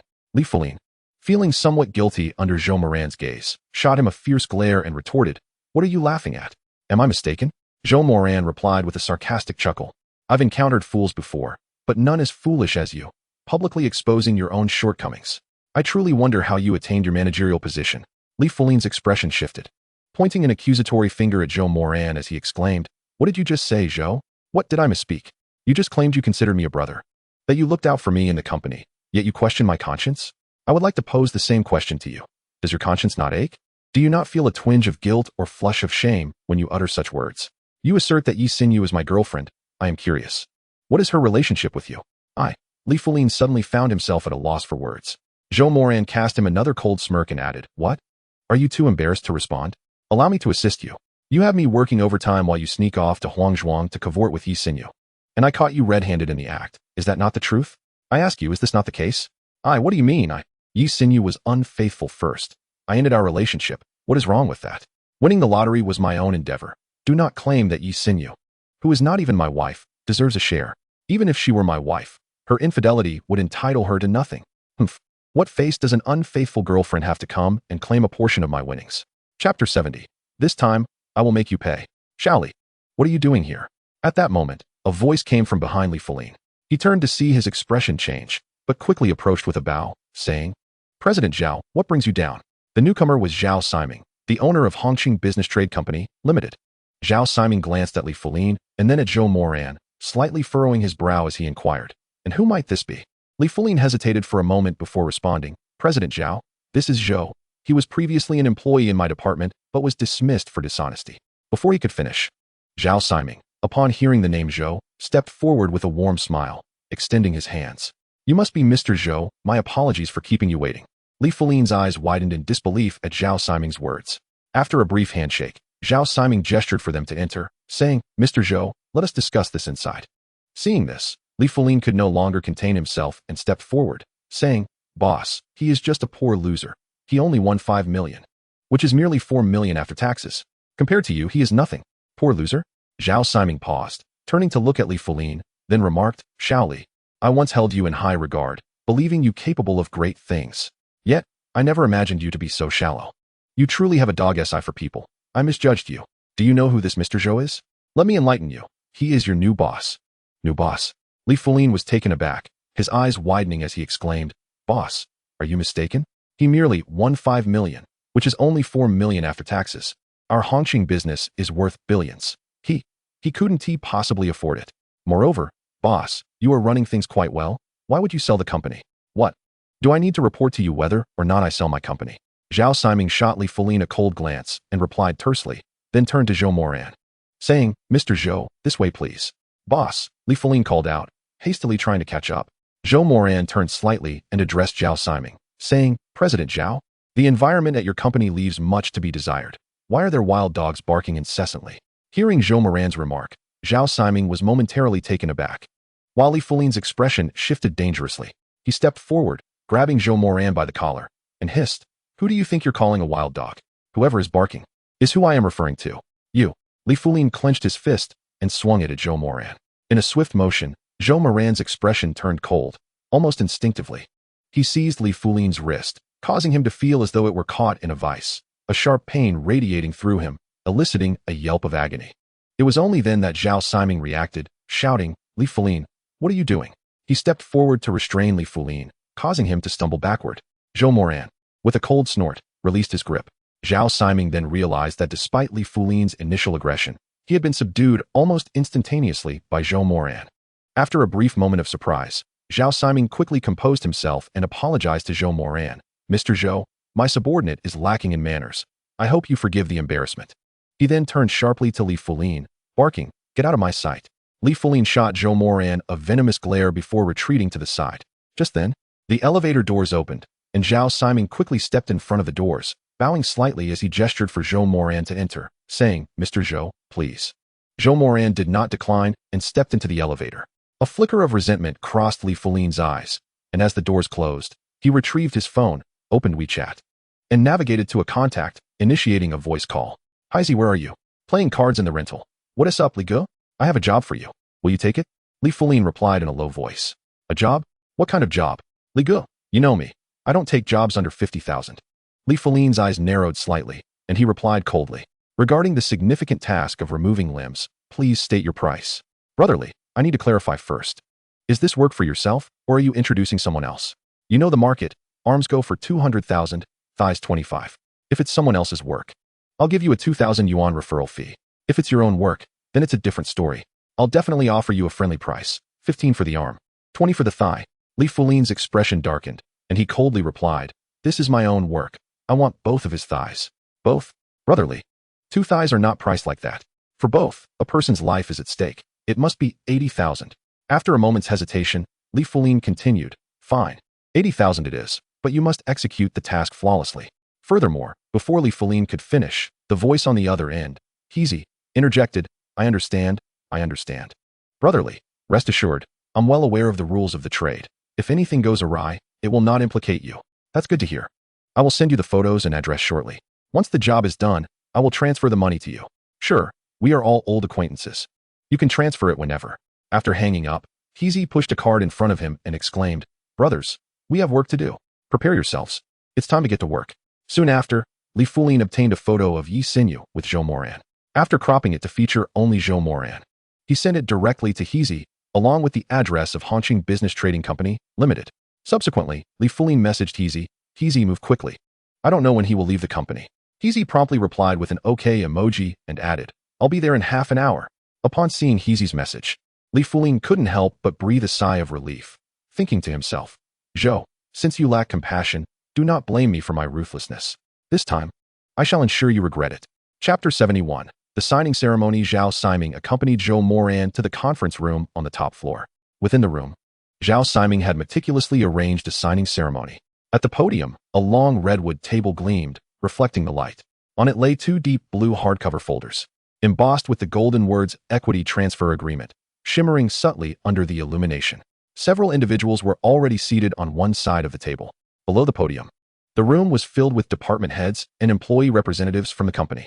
Upon seeing Zhou Moran and Zhao Siming enter, everyone rose to their feet. Zhao Siming introduced Zhou Moran, saying, Mr. Zhou, this is our legal team, financial advisors, and some of the company executives.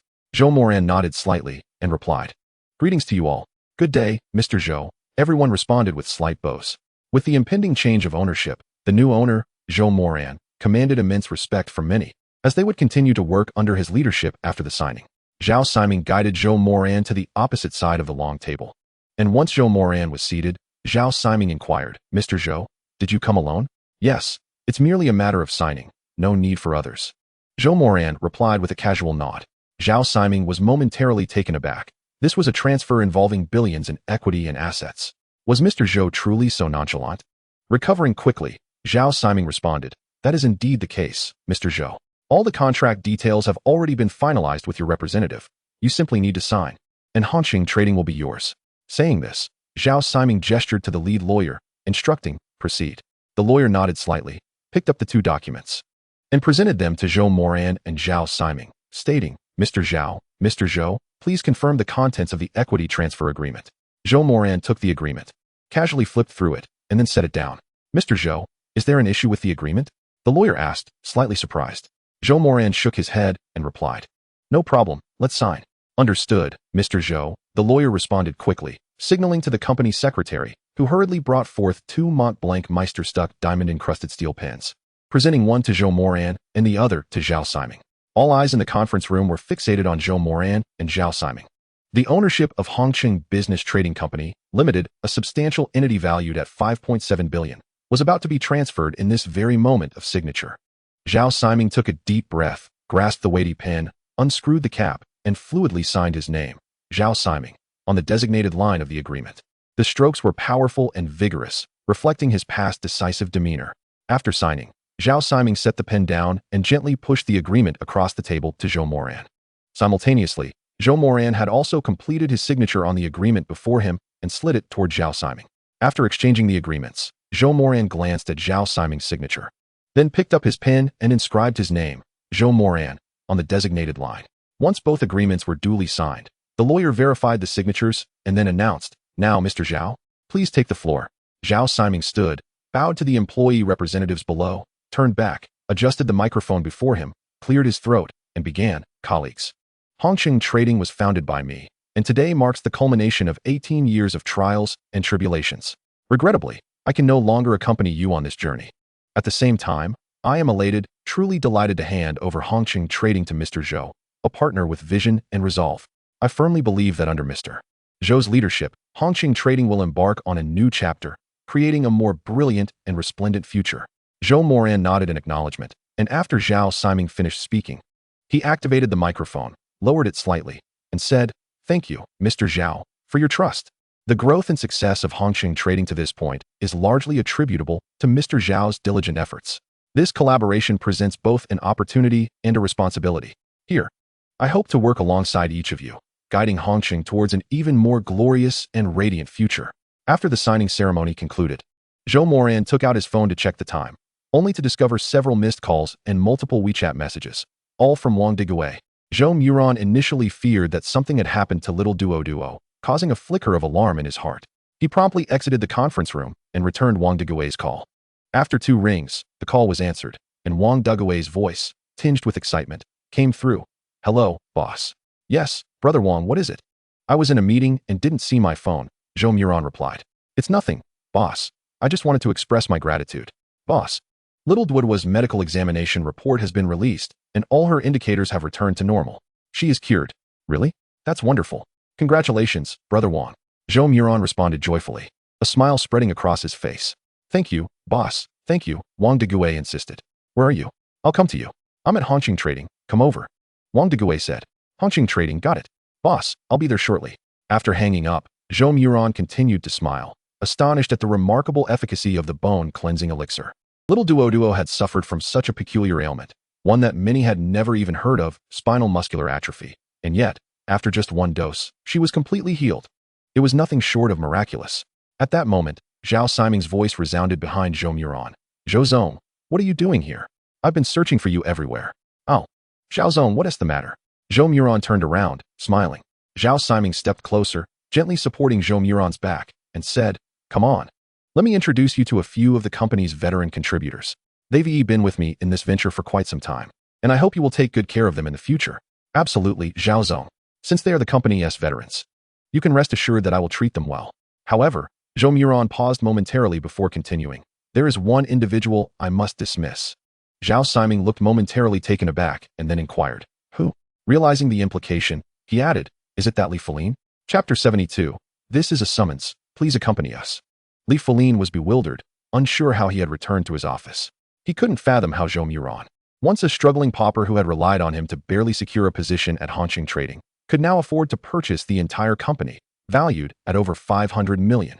How could a destitute individual like Zhou Moran possibly amass such wealth? What kind of person was Zhou Moran, really? Even Yi Xinyu, who had been with him for several years, should have known better. Even if Li Feline had won 5 million, he would only see 4 million after taxes, an insignificant amount compared to 500 million. This conundrum left Li Feline genuinely perplexed. Outside the office, several employees from his department clustered together, whispering and occasionally pointing towards his office. Feeling increasingly irritable, Li Feline threw open the office door and strode out, exclaiming, "Are you all idle? What are you gossiping about? Have we reached this month's targets? Do you still want your bonuses?" He barked, "Get back to work." The employees scattered like startled birds, returning to their desks, burying themselves in their tasks. Li Feline scoffed and turned to re-enter his office. Just then, the department office door swung open, and a staff member from the administrative department stepped aside, gesturing for him to proceed. Li Feline paused briefly, only to see Secretary Chung from the chairman's office entering. He was momentarily stunned but quickly approached with a smile, saying, "Secretary Chung, what brings you here?" Before he could finish, Secretary Chung moved aside, revealing several ordinary-looking young men behind him. One of the men glanced at Li Feline before stating, "Are you Li Feline?" Li Feline, caught off guard and somewhat dazed, nodded, "Yes, I am Li Feline."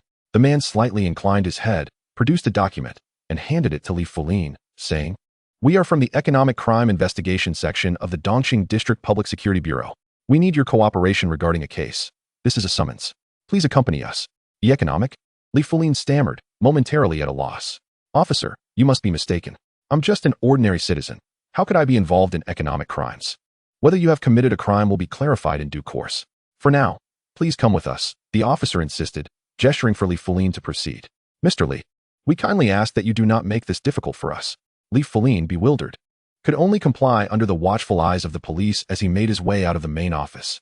As he stepped out, two plainclothes officers approached and flanked him, guiding him toward the stairwell.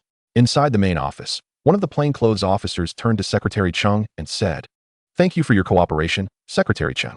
Additionally, we will need to take all items from Li Feline's office, including his work computer, for investigation. Is that acceptable?" "Of course. No problem at all," Secretary Chung replied eagerly. "Officer Wu, if there's anything else we can assist with, please let us know. We are more than willing to cooperate." "Thank you," Officer Wu said, extending his hand for a handshake with Secretary Chung. "No need for thanks. Cooperation between police and citizens is our duty." Secretary Chung responded with a smile. Subsequently, the plainclothes officers entered Li Feline's office to collect his office supplies, including his computer and personal items. As Li Feline was escorted down the stairs, he spotted Zhou Moran in the lobby. Upon seeing Zhou Moran, realization dawned on him, and he glared at Zhou Moran, gritting his teeth. "Is this your doing, Zhou?" Zhou Moran merely laughed coldly, offering no reply. Initially, he had only intended to dismiss Li Feline, but Secretary Chung from the chairman's office had suggested a more effective means to exact his revenge. Secretary Chung, being Zhao Siming's secretary, understood that with Zhao Siming having sold the company to Zhou Moran, her standing in the company depended on Zhou Moran's whims. Knowing the new boss had a grudge against Li Feline, Secretary Chung was not about to let this opportunity slip away. In truth, leaders within the company often had their share of issues: embezzlement, misuse of company vehicles, or even fraudulent invoicing and accounting. These were merely matters of degree. In typical circumstances, even if the boss were to become aware of such minor issues, he would not truly fixate upon them. A crystal-clear water body harbors no fish. As long as the company is profitable, the boss enjoys his feast, and it is only right that the subordinates are afforded a sip of broth as well. If not even a morsel of broth is granted to the brothers below, then the company's demise is surely imminent. Li Feline is no exception. He is merely a minor supervisor, earning just over 10,000 a month, and with bonuses, he barely exceeds 20,000.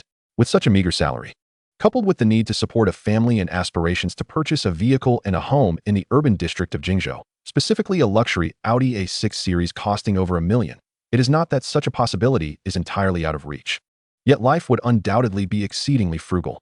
Yet, Li Feline appears to be living quite lavishly. It is hard to fathom that such a lifestyle could exist without some dubious supplementary income. Hence, Secretary Chung took it upon herself to investigate the accounts in the finance department. After merely a cursory examination of a month or two, she discovered several discrepancies in the reimbursement vouchers from Li Feline's department, with inflated expenses exceeding 20,000. And this is only for the recent month or two. What of the past? Li Feline has been the department head for over 5 years. Even if he inflated expenses by just 10,000 a month, that would accumulate to over 100,000 a year, and in 5 years, it could easily amount to 400,000 or 500,000. Such a significant sum could very well land Li Feline behind bars for several years. Chapter 73, Surveillance. Just as the police car whisked Li Feline away, Zhou Moran received a call from Wang Degui, who informed him that he had arrived at the entrance of Hongqing Trading. Zhou Moran replied, "All right, I'll be right out." After hanging up, he exchanged brief farewells with Zhao Siming and the others before turning to exit the office building. Zhao Siming and Secretary Cheng Yuanji promptly followed suit. In the security booth at the company's entrance, the guard, Old Chun, was taken aback by the scene, his eyes widening in astonishment, even forgetting to open the door. "Old Chun, why are you dawdling? Hurry and open the door," urged the logistics department supervisor standing behind Zhao Siming. Oh. Once Old Chun regained his composure, he hurriedly grabbed the keys and unlocked the retractable gate. Outside, Wang Degui had been waiting in his Denza D9 for a while. Upon spotting Zhou Moran, he swiftly drove up and parked beside him. Secretary Chung, displaying keen perception, although surprised that the new boss was driving a Denza D9, quickly stepped forward, opened the rear passenger door, placed her hand on the door frame, and slightly bowed, saying, "Boss, watch your head."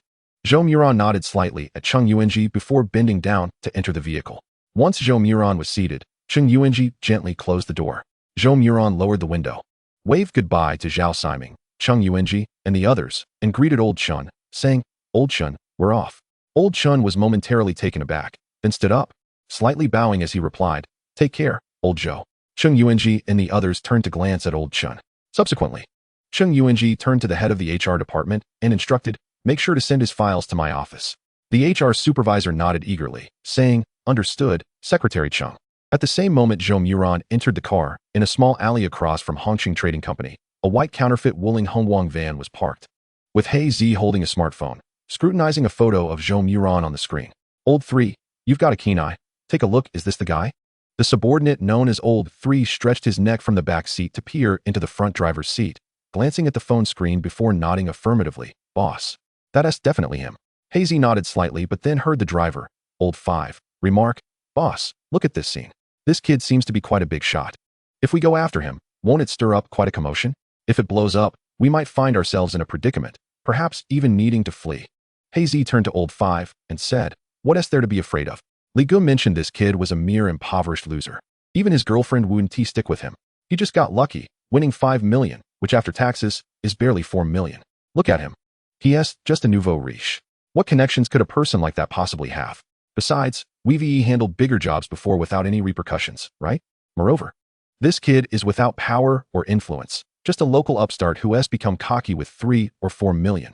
If we take him down, we can lay our hands on Li Gu's cash, and there is bound to be quite a bit on this kid as well.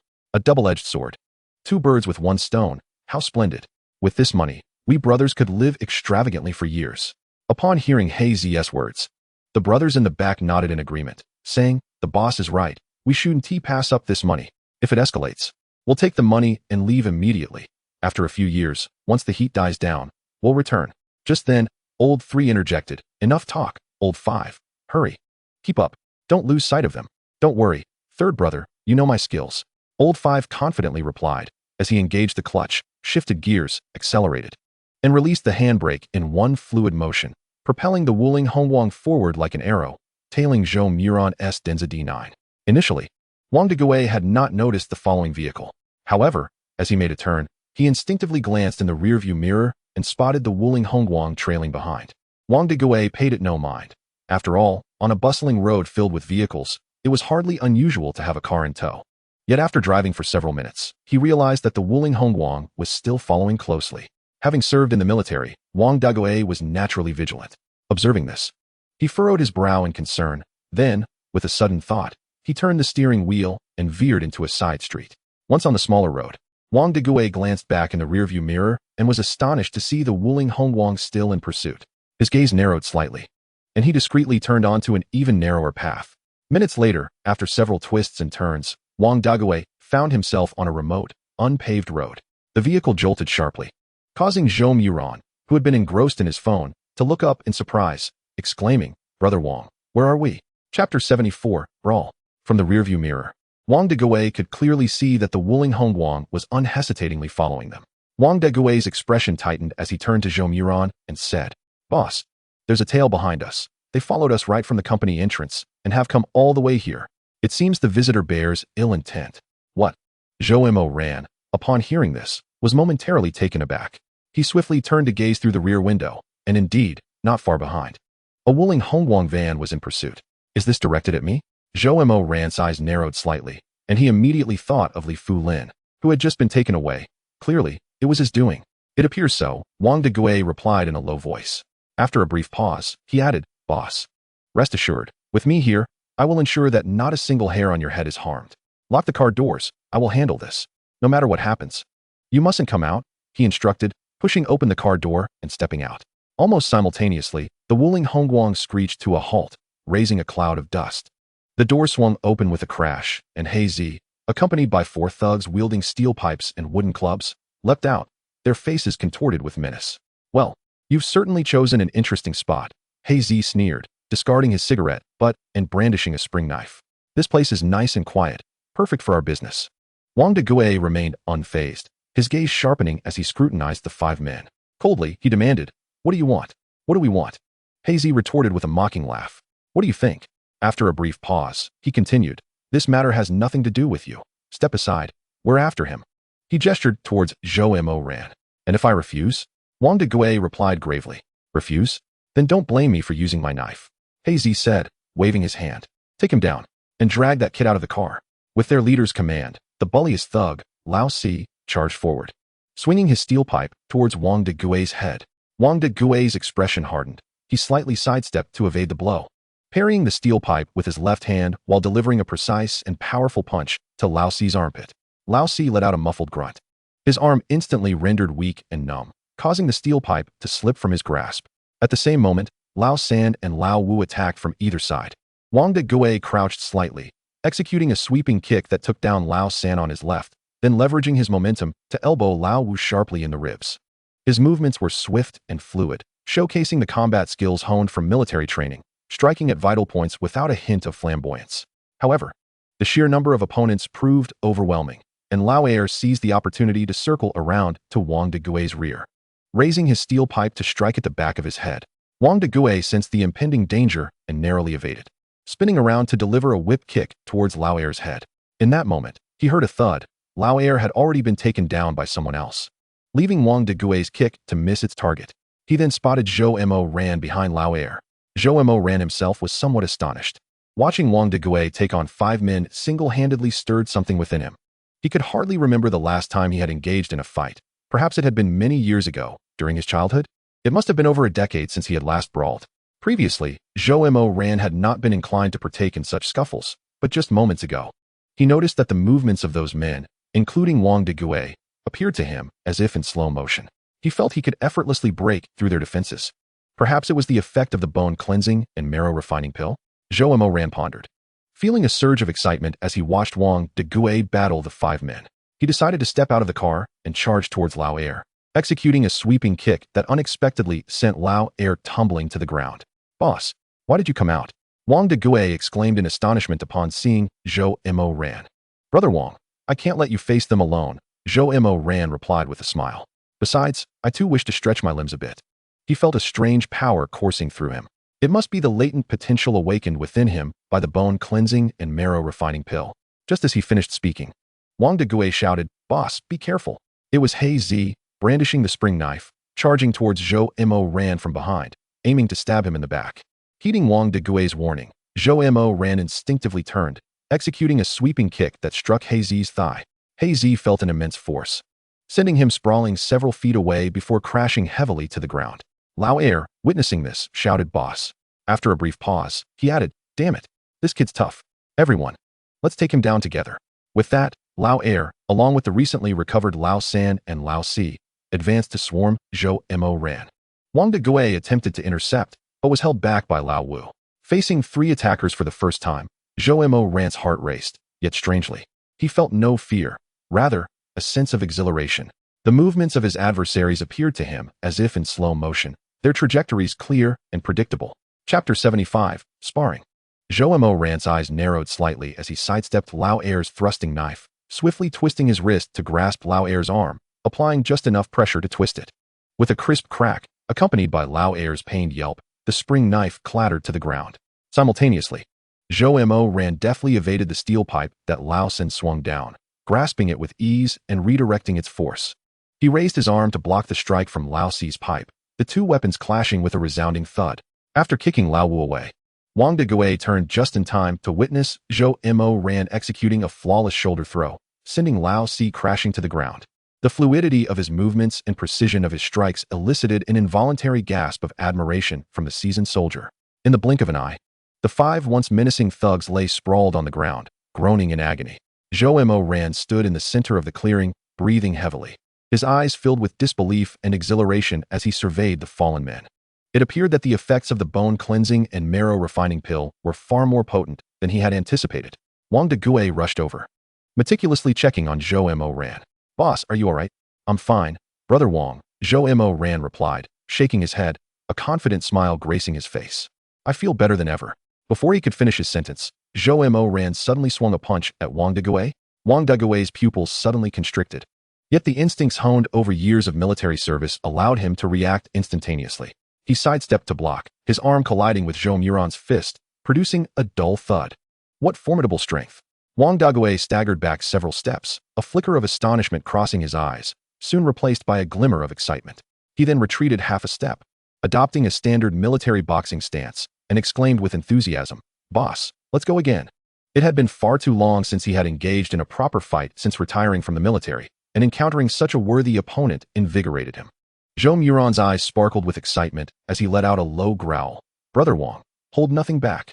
With that, Zhou Moran dashed forward, launching a swift punch aimed squarely at Wang Degui's face, the speed generating a faint whoosh. Wang Degui remained unflustered, raising his hand to block. but was suddenly jolted with a tingling sensation in his arm. Excellent. A flash of delight crossed Zhou Moran's face as he shifted his footing and executed a move previously employed by Wang Degui. Observing this, Wang Degui momentarily froze, then swiftly countered, and the two began to spar fiercely. The more they fought, the more apprehensive Wang Degui became. He had initially held back, utilizing only 70% of his strength, as Zhou Moran was his boss and had shown kindness to him in Little Duo. Zhou Moran's sudden aggression was merely for the sake of practice. However, it soon became apparent to Wang Degui that Zhou Moran's reflexes and strength exceeded all his expectations. Particularly notable was the seemingly casual yet remarkably precise blocking, which consistently thwarted his strikes. In the beginning, Zhou Moran's moves appeared utterly chaotic, akin to a wild flurry of punches. Yet gradually, he began to employ an increasing repertoire of techniques that Wang Degui had previously demonstrated. The sparring became more sophisticated, incorporating striking, long-range punches, and combat maneuvers. Feigning an attack, Wang Degui suddenly retreated a few steps and declared, "Boss, be cautious." He then stepped forward, employing close combat techniques from special forces, launching a punch that abruptly transformed into a claw aimed at Zhou Moran's throat. In a split second, Zhou Moran leaned back to evade, while his right foot stealthily swept towards Wang Degui's lower body. Wang Degui quickly leaped back, only to witness Zhou Moran spin and deliver a swift roundhouse kick. What a fine move. Wang Degui crossed his arms to absorb the blow, yet was propelled back several steps as he stabilized himself. Shaking off the numbness in his arm, he laughed heartily. What a thrill. It has been far too long since I felt this good. The two stood facing each other in the arena, the fallen thugs around them momentarily forgetting their groans. Wide-eyed at the unexpected duel, Zhou Moran felt an exhilarating surge of power coursing through him, each muscle fiber seemingly singing with vigor. The bone-washing elixir had not only enhanced his physique, but had also elevated his reflexes to unprecedented heights. Wang Degui's every move was crystal clear to him, even allowing him to anticipate the next shift in action. "Brother Wang again," Zhou Moran called out excitedly, once more charging at Wang Degui. This time, Zhou Moran's movements were even more fluid and natural, perfectly blending strength, speed, and the fighting techniques he had just learned from Wang Degui. Wang Degui remained entirely focused as they danced around each other, the sounds of their fists and feet clashing echoing throughout the space. At times, Wang Degui gained the upper hand, while at others, Zhou Moran adeptly countered with finesse. Ultimately, Zhou Moran seized an opportunity, feigning an attack to provoke Wang Degui into a full defensive stance, before abruptly changing tactics, his palm hovering just inches from Wang Degui's throat. Wang Degui froze momentarily, then relaxed, sincerely praising, "Boss, what remarkable skill. In just a few days, you've transformed entirely." Zhou Moran, standing poised, chuckled lightly, "Brother Wang, I owe it all to your sparring. Without you, I wouldn't have discovered my current capabilities." Wang Degui shook his head, speaking earnestly, "It's not that I held back. I gave my all.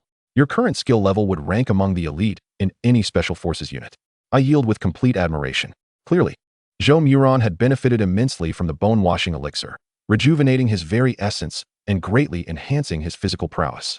In contrast, Wang Degui relied solely on his own strength to contend with Zhou Moran, and to have lasted this long was commendable indeed. Chapter 76. Who allowed you to move? Before Wang Degui's words had fully dissipated, his peripheral vision caught a flicker of movement. The thugs who had just been downed were stealthily attempting to flee. Wang Degui furrowed his brow, about to admonish them, when he noticed a smirk tugging at the corner of Zhou Moran's mouth, as if he had spotted something amusing. Zhou Moran didn't even glance in their direction, merely flicking his foot with nonchalance. Whoosh! The steel pipe that had previously fallen from the hands of the third thug was effortlessly sent flying, spinning rapidly as it whizzed past the second thug's cheek, embedding itself with a resounding clang just inches from the ground before him. The second thug froze, as if struck by a spell, paralyzed with fear as cold sweat poured down him, rendered utterly motionless. Almost simultaneously, Wang Degui sprang into action. With a deft flick, he lifted another steel pipe that had fallen to the ground. The pipe soared half a meter into the air as he reached out, deftly catching it in his hand. Without hesitation, Wang Degui hurled the pipe as if it were a javelin. Whoosh! The steel pipe sliced through the air with a thunderous rush, narrowly grazing the thug known as Blackie before plunging into the ground directly in front of him. Blackie was instantly terrified, his legs giving way as he collapsed back to the ground, helplessly slumped there.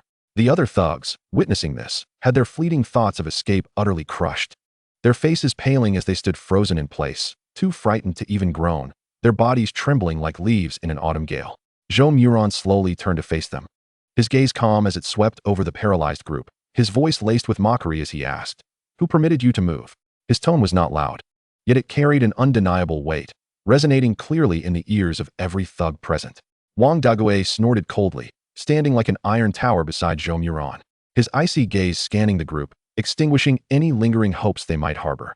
The alley fell into a heavy silence, broken only by the ragged, fearful breaths of the thugs. Under the sunlight, the two steel pipes embedded in the ground glinted ominously, silently conveying an undeniable message of absolute power. Zhou Moran glanced at Wang Dagui, who nodded slightly.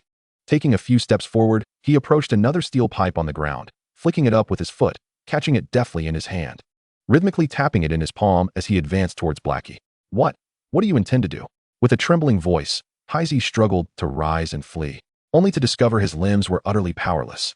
After a few futile attempts, he remained prostrate on the ground.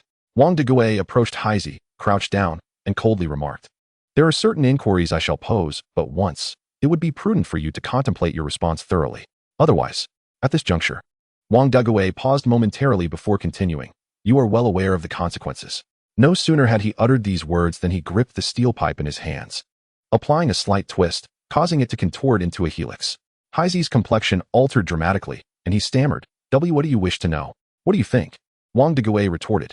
Heisey, momentarily taken aback and still pondering his response, was interrupted by Wang Dagui's insistence. "You have but 3 seconds." 3. As the word 3 escaped Wang Dagui's lips, Heisey cried out in haste, "Li Fulin. It was Li Fulin who summoned us. He provided us with a sum of money, seeking to purchase his 2 thighs." As he spoke, Heisey cast a furtive glance at Zhou Moran, who stood behind Wang Dagui. "Humph, purchase my 2 thighs?" Zhou Moran sneered coldly before inquiring, "How much did he offer you?" 80,000, Heisey stammered. Zhou Moran, upon hearing this, couldn't suppress a further derisive laugh, then remarked, 2 thighs are worth 80,000? Very well, then. You 5, 1, 2, 3, 4, 5, 10 thighs would amount to what, I wonder? He mused aloud. 800,000? Brother Wang, my arithmetic isn't stellar. I hope I haven't erred. At Zhou Moran's words, Heisey and his companion's expressions shifted dramatically, their mouths agape as they contemplated a retort. However, Wang Dagui shot a cold glance their way and stated, "The calculations made by the boss are, of course, infallible."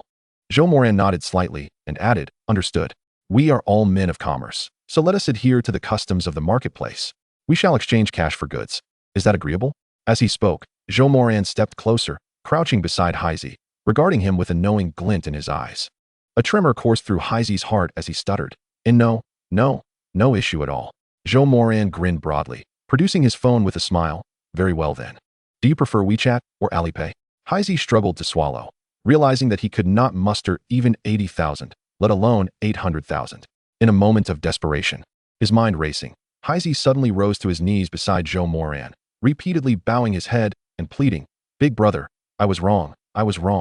I should not have been blind to your worth and offended you. Please, with your magnanimity, spare me this time."